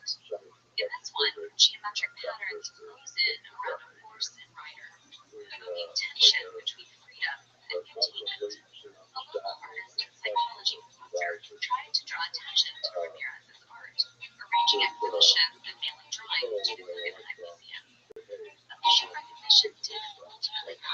boogeyman. That's what I am. I'm here to do whatever I can. Whether it's early morning, late afternoon, or by midnight. It's never too soon. We wanna breathe you. We wanna breathe you. Oh, we want all along. We will be here. And you're going on. We will be here. And you're going on. Oh, yeah. I'm your boogeyman. I'm your boogeyman. Turn me on. I'm the boogeyman. I'm the boogeyman. Do what you want. I'm the boogeyman. I'm the boogeyman. Turn me on. I'm the boogeyman. I'm the boogeyman. Do what you want. I'm the boogeyman. That's what I am. I'm here to do whatever I can. Be it early morning, late afternoon, or midnight.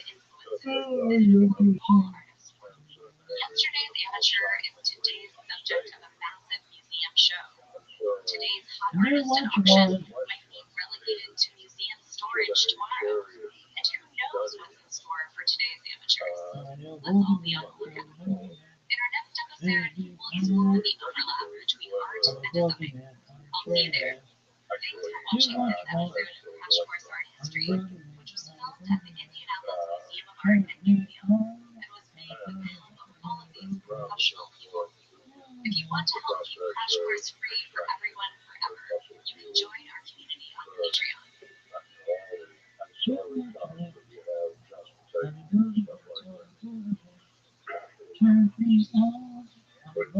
This is shooting Chicago's 1970s installation, The Dinner Party. It's a setting for a banquet representing 1,038 women from history. Some have seats of honor, like writer Virginia Woolf and abolitionist Sojourner Truth. The place settings have embroidered placemats, gold ceramic chalices, utensils, and porcelain dinner plates that look quite a bit like Georgia O'Keeffe paintings, including the plate dedicated to O'Keeffe herself.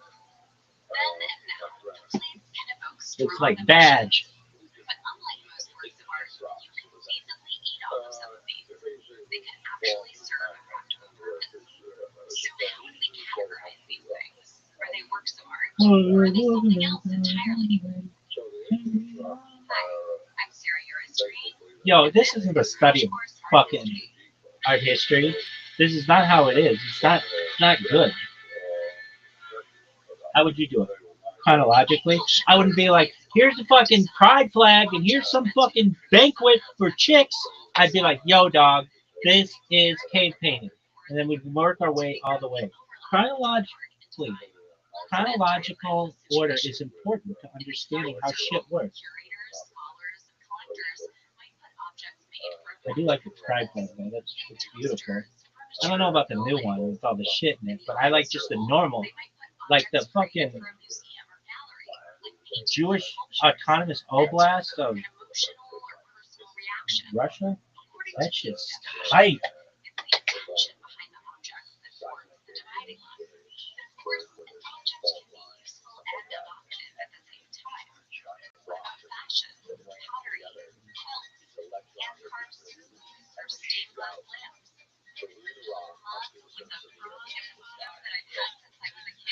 Boogeyman. That's what I am. Dude, you gotta do the 1, 2, 3. Sojourner Truth. Rabbi Rothschild. Where's my seat? I'll sit on it. What's up, bitch? Glorious Simon's lap. She can sit on mine.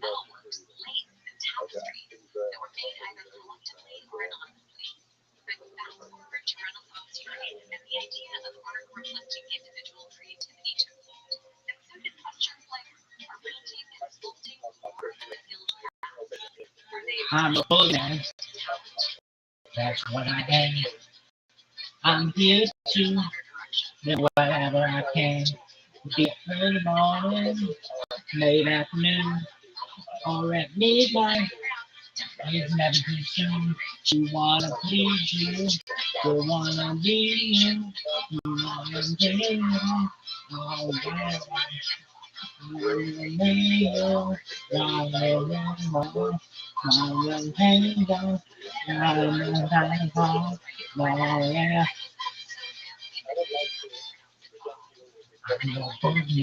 a boogeyman. Turn me on. I'm a boogeyman. I'm a boogeyman. If you want, I'm a boogeyman. I'm a boogeyman. Turn me on. I'm a boogeyman. I'm a boogeyman. If you want to know, I'm a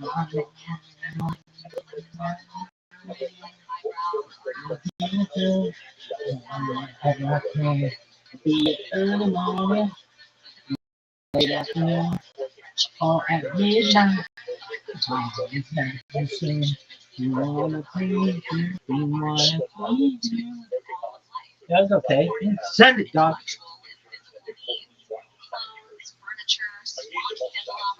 Sick.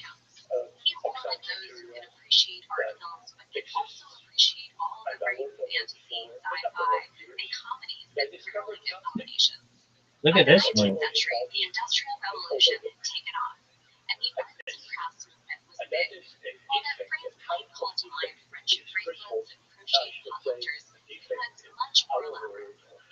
I'm your boogeyman. I'm your boogeyman.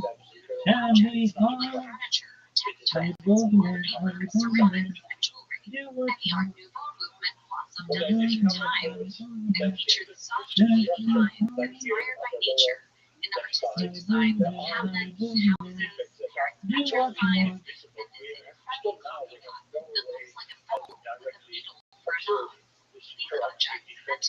She take your money when I'm in need. Yeah, she just tries me. And she, oh, she is all big. Wait a minute. Yeah, she's on Papa, Papa, Papa. Oh, oh,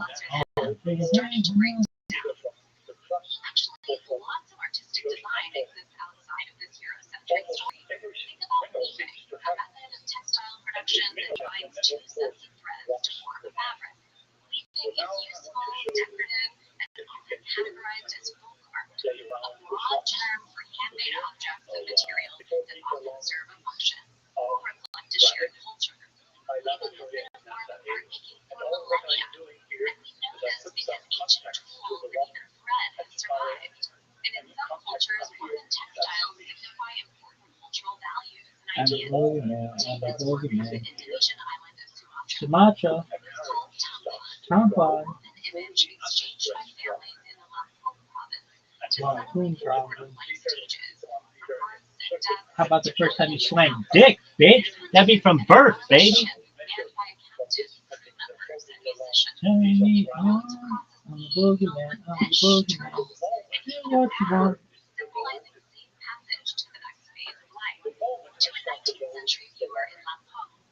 Are you fucking serious?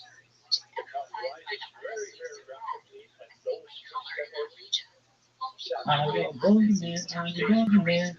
Turn me on. I'm your boogeyman. I'm your boogeyman. Do what you want. Are you fucking serious, son?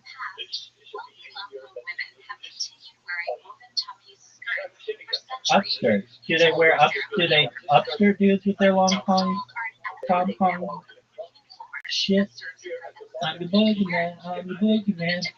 Turn me on. I'm the boogeyman. I'm the boogeyman. Do what you want. I'm the boogeyman. I'm the boogeyman. That's tight.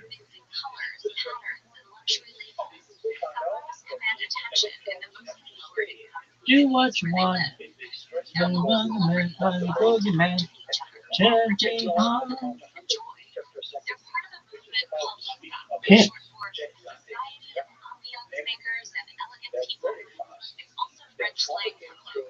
How about pimp?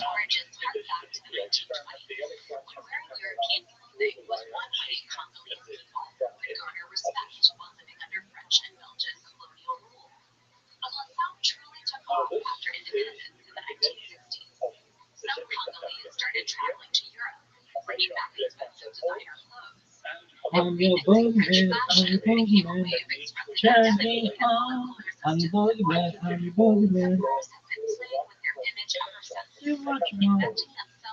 Look at this athleticism. Never seen anything so athletic, folks. You what you want. I'm your boogeyman. I'm your boogeyman.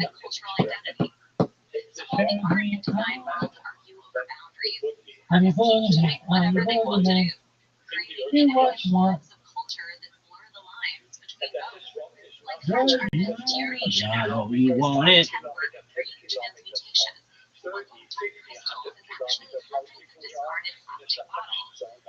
That's tight.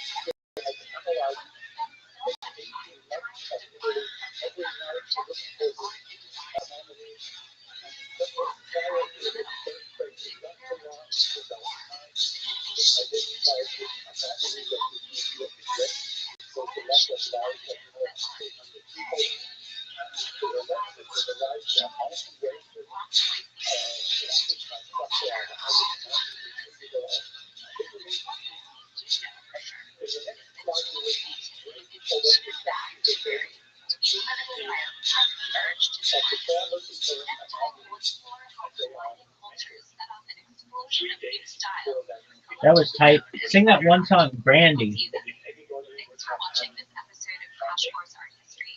There's no fucking band that they talk about this and they're like,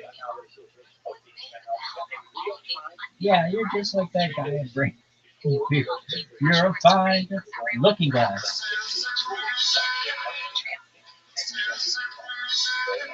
You're a fine, what a good wife. You would be such a fine. I love this song. Do do do do do do do.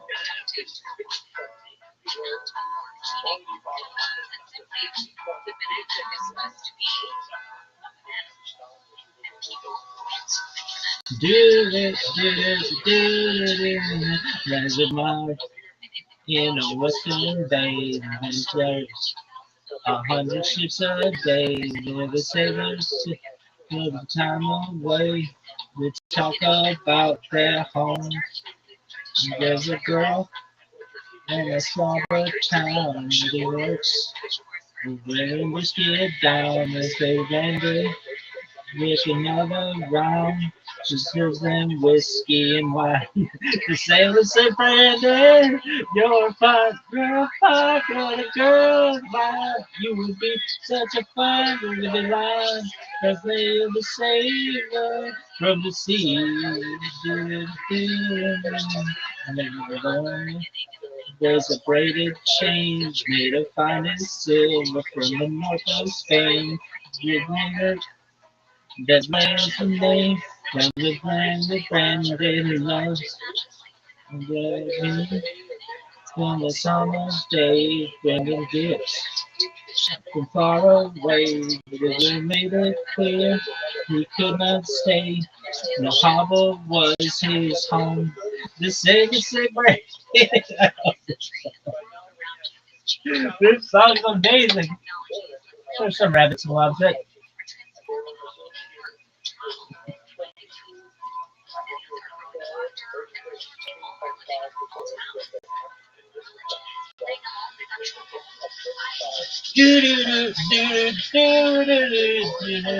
Boy, in a western bay, seems 100 ships a day, been sailors, good time away. They think about their homes. There's a girl in this harbor town, dreamers, letting whiskey down, little thing, fetch another round. She serves them whiskey and wine. The sailors say, Brandy, you're a fine, what a good wife. You would be such a fine little life. You sail the sailor from the sea.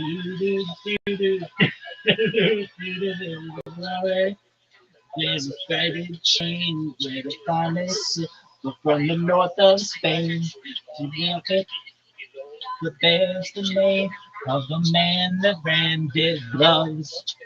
This is his name from the hollow train, bringing gifts from far away.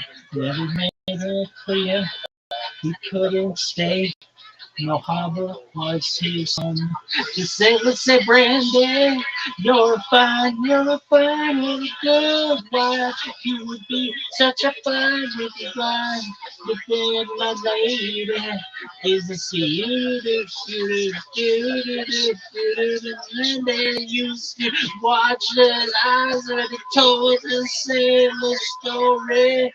Would feel the ocean running wise. Sun's raging glory, but she would always know the truth. Rose was an honest man.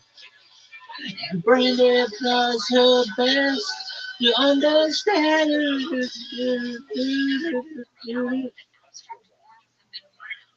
Somebody came in on that. I mean, like, what the fuck is that? I gotta take a whiz.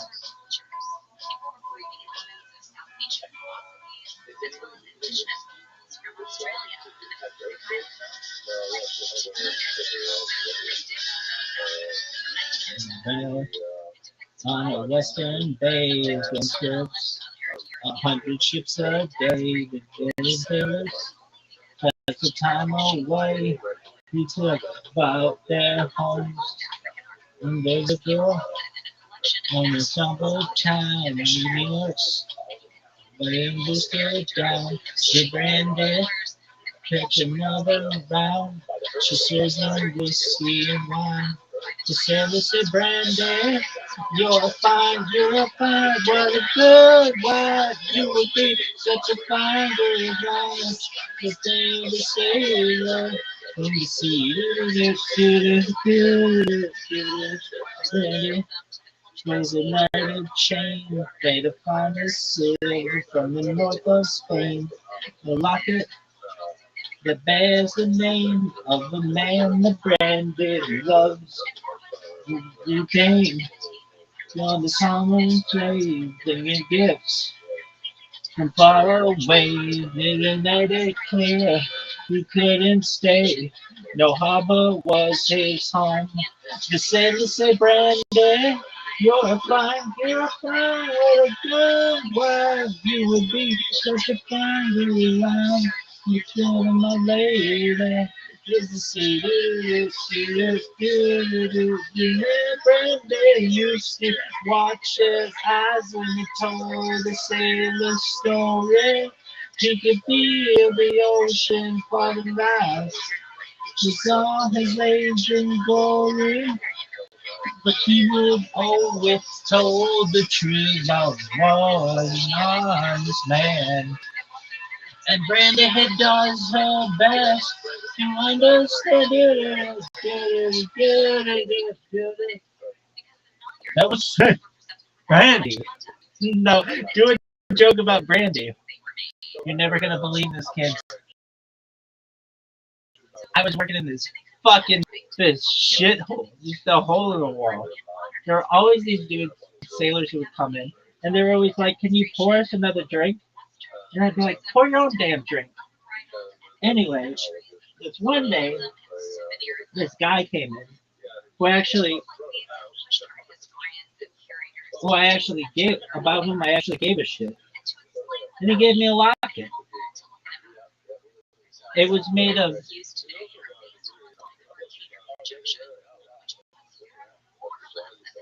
the finest silver from the north of Spain.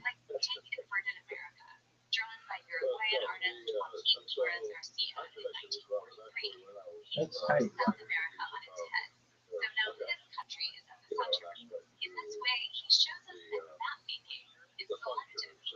Yeah.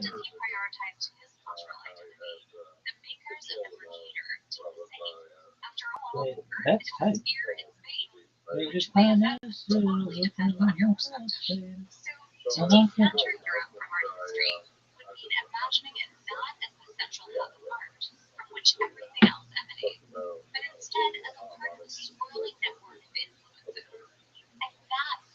And when it does her best to understand it.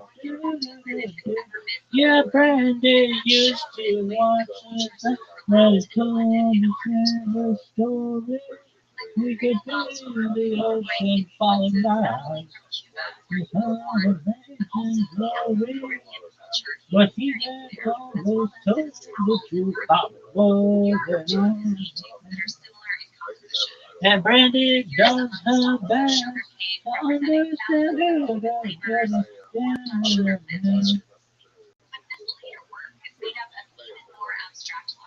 I gotta take a whiz.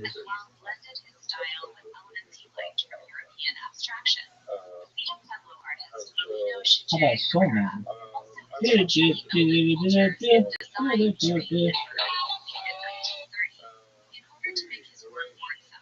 Play it, Steve. I like when I go, play it, Steve. Play it, Steve.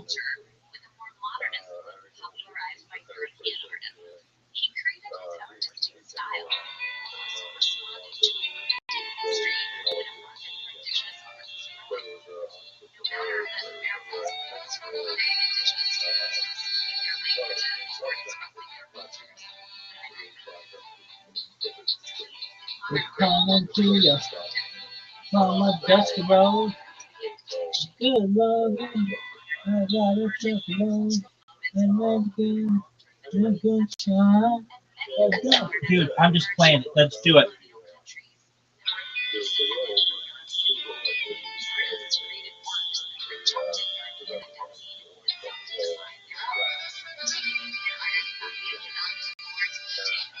Dude, do the thing. You could do the thing. Undo. Look at this one. Prices and wise clip. Psych, bitch. Cubism.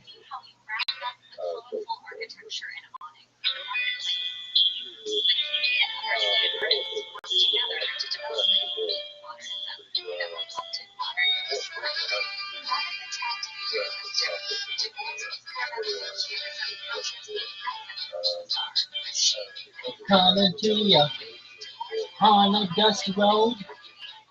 Do it, London. I got a truckload. And every day, it's something. So don't worry, cause I'm coming. I'm a soul man. I'm a soul man. I'm a soul man. I'm a soul man.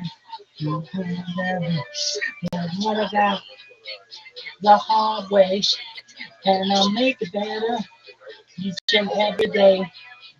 Cause I'm running, don't you fret, cause you ain't seen nothing yet.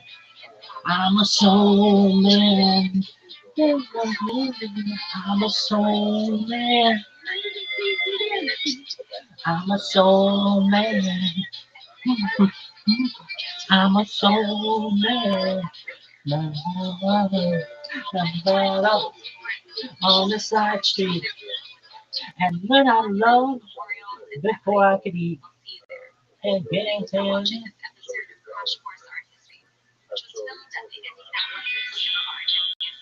what the fuck is Newfields? No one knows. Doesn't have to do with downtown. I gotta take a whiz. Hey, don't you fret. No, no, no, cause you ain't seen nothing but a song.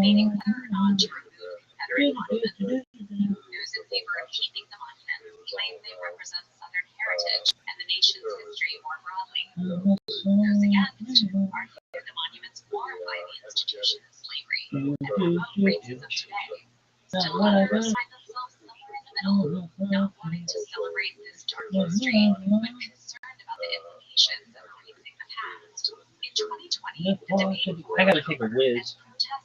Look at this athleticism of folks.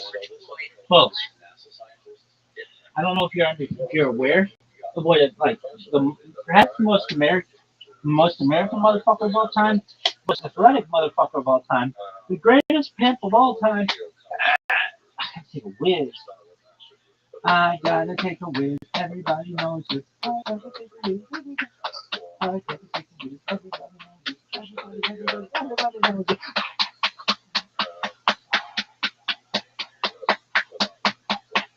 Just no one is ever gonna watch this video. No one is ever gonna watch this video. I gotta take a piss. I gotta take a piss.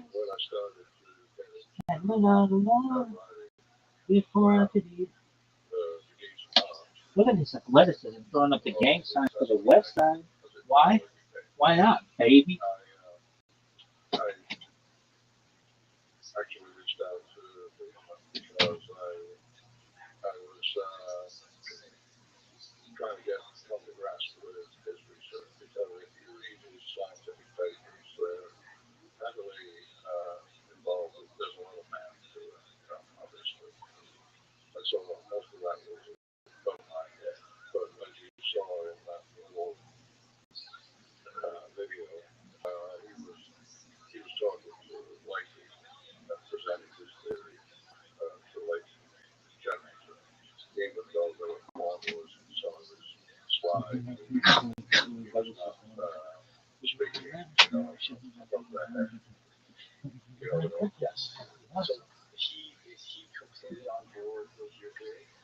Look at this athleticism. You just peed and you're out of breath. Yep, that's how you know I'm athletic.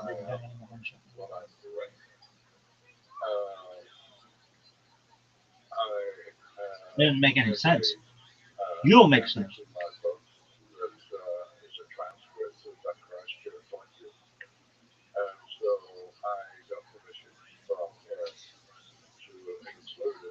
Give you hope and be your only boyfriend. Yeah, yeah, yeah, yeah, yeah. Is that something you think he has to worry about? Sort of like backing up your theory of being somebody who's employed by NASA? You think he might be labeled as like a kook or something? If he starts like Rabbi, be gone, you slut. K-pop Demon Hunters pill. No, Lisa Frankenstein, lesbianism, Halsey.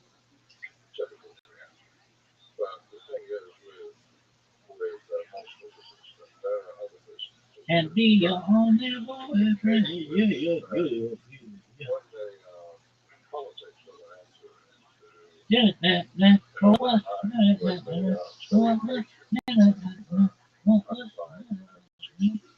Are you ready?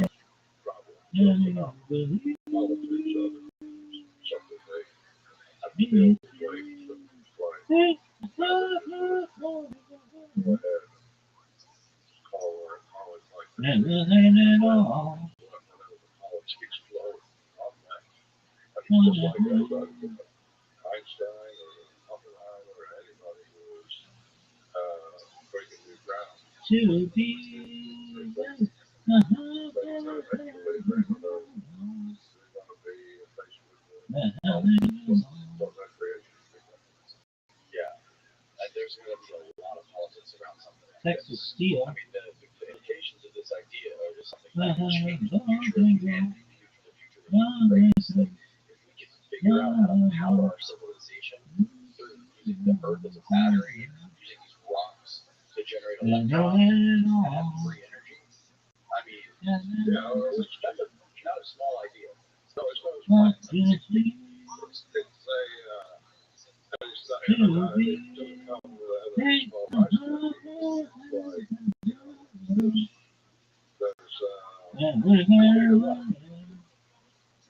One of it's the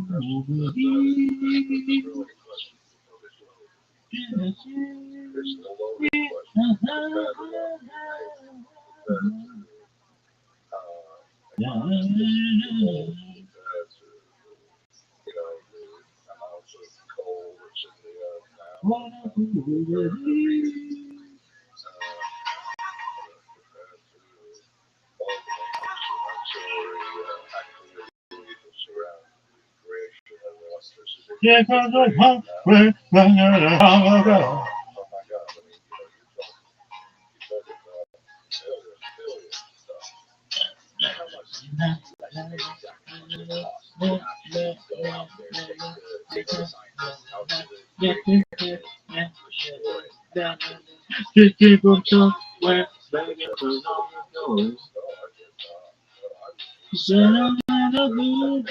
in the to create, but yet to be created. Watching her life, she touches her smile, or her nostalgic touch. Today not been a day when we wanted to say, so we realize, that she had a place in his life. And she had a breath twice as she rises through her apology. Everybody else would surely know. They're watching her go. What a fool believe. It's the darkness has the power. They're begging away.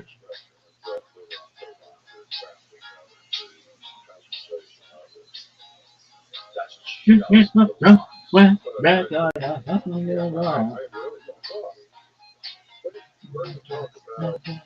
It came from somewhere back in a long ago. A sentimental who don't see that it hard to be created, but it's yet to be created. Never no light, she watches her smile, don't has nostalgic touch. But then again, what you wanted to say, only to realize. Never she had a place in his life. And he never had that twice. As she rises to her authority, everybody else would surely know. We're watching her go. What a fool believe. It's easy. The Bible has the Bible. You're wishing away.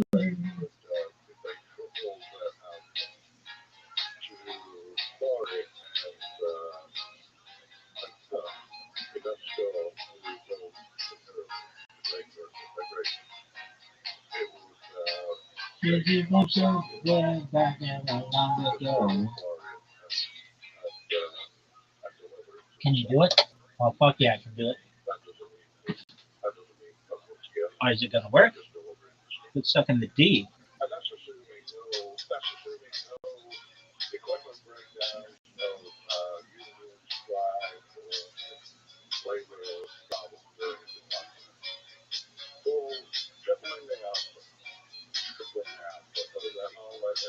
She came from somewhere back on long ago. Said that you does it very hard to be creative, but it got to be creative. No little lie, she wants to just smile for his nostalgic touch. You better melody, but it wanted to say, only to realize. Grabbing wheels, she had a place in his life. She never could that thing twice. As she rises to her authority, and everybody else would surely know. He's watching her go. What a fool believes. Do you see? The white man has the power. They're making away. What it seems to be. The man has nothing but. And nothing at all. Seven head somewhere back in a long ago. Then I knew it, but he wanted it all. Someday, somehow. He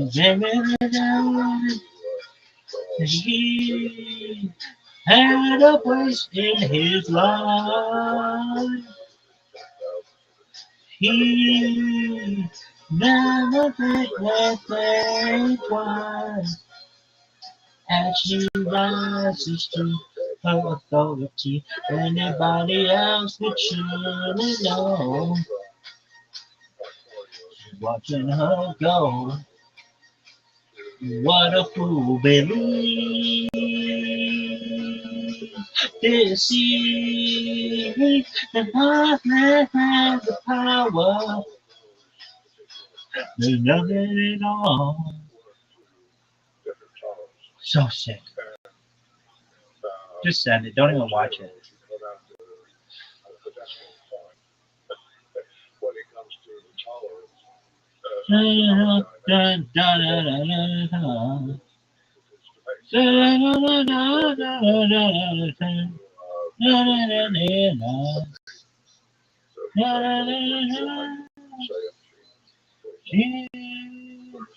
Come on.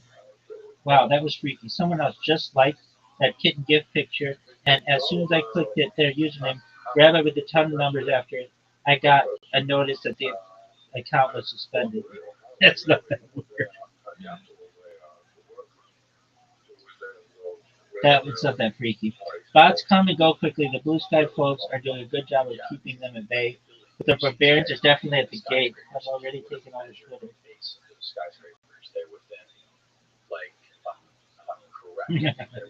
Oh, caffeine is like, you don't know who I am? We haven't met?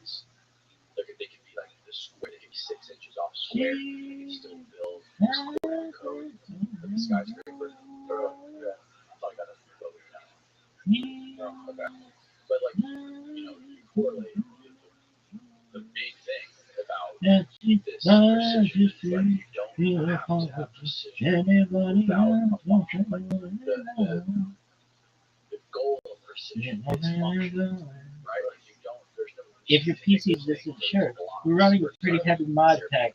Don't use all the nuclear energy stuff in the mod pack though, because he will reach your power plant. I don't even know what that means, but it's probably true. Shout out to Carrie. You guys are both only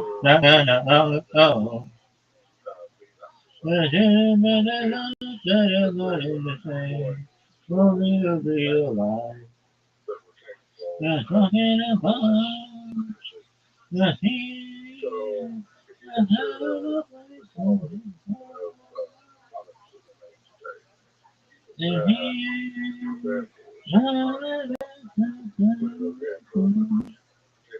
That she runs to authority.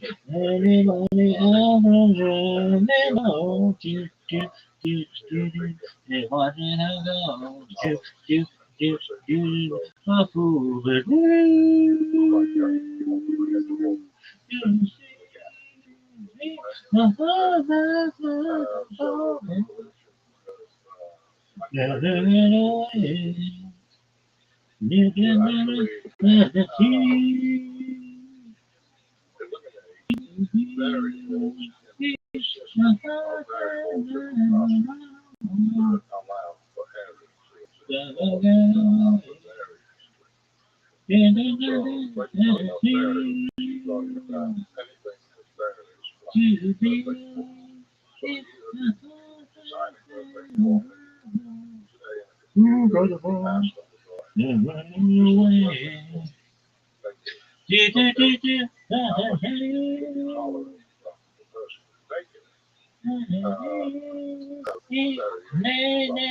These are their favorite for the sex positions. Mating process.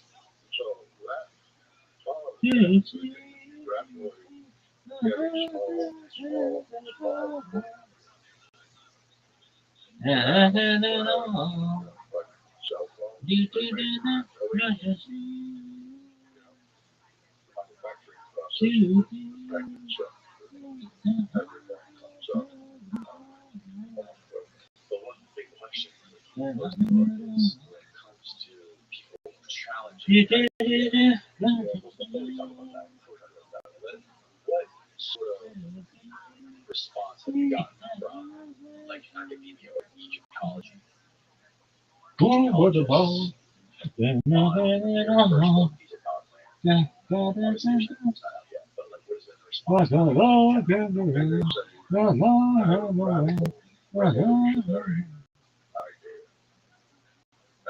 Shout out to fucking Palm James Bar. What a nice thing.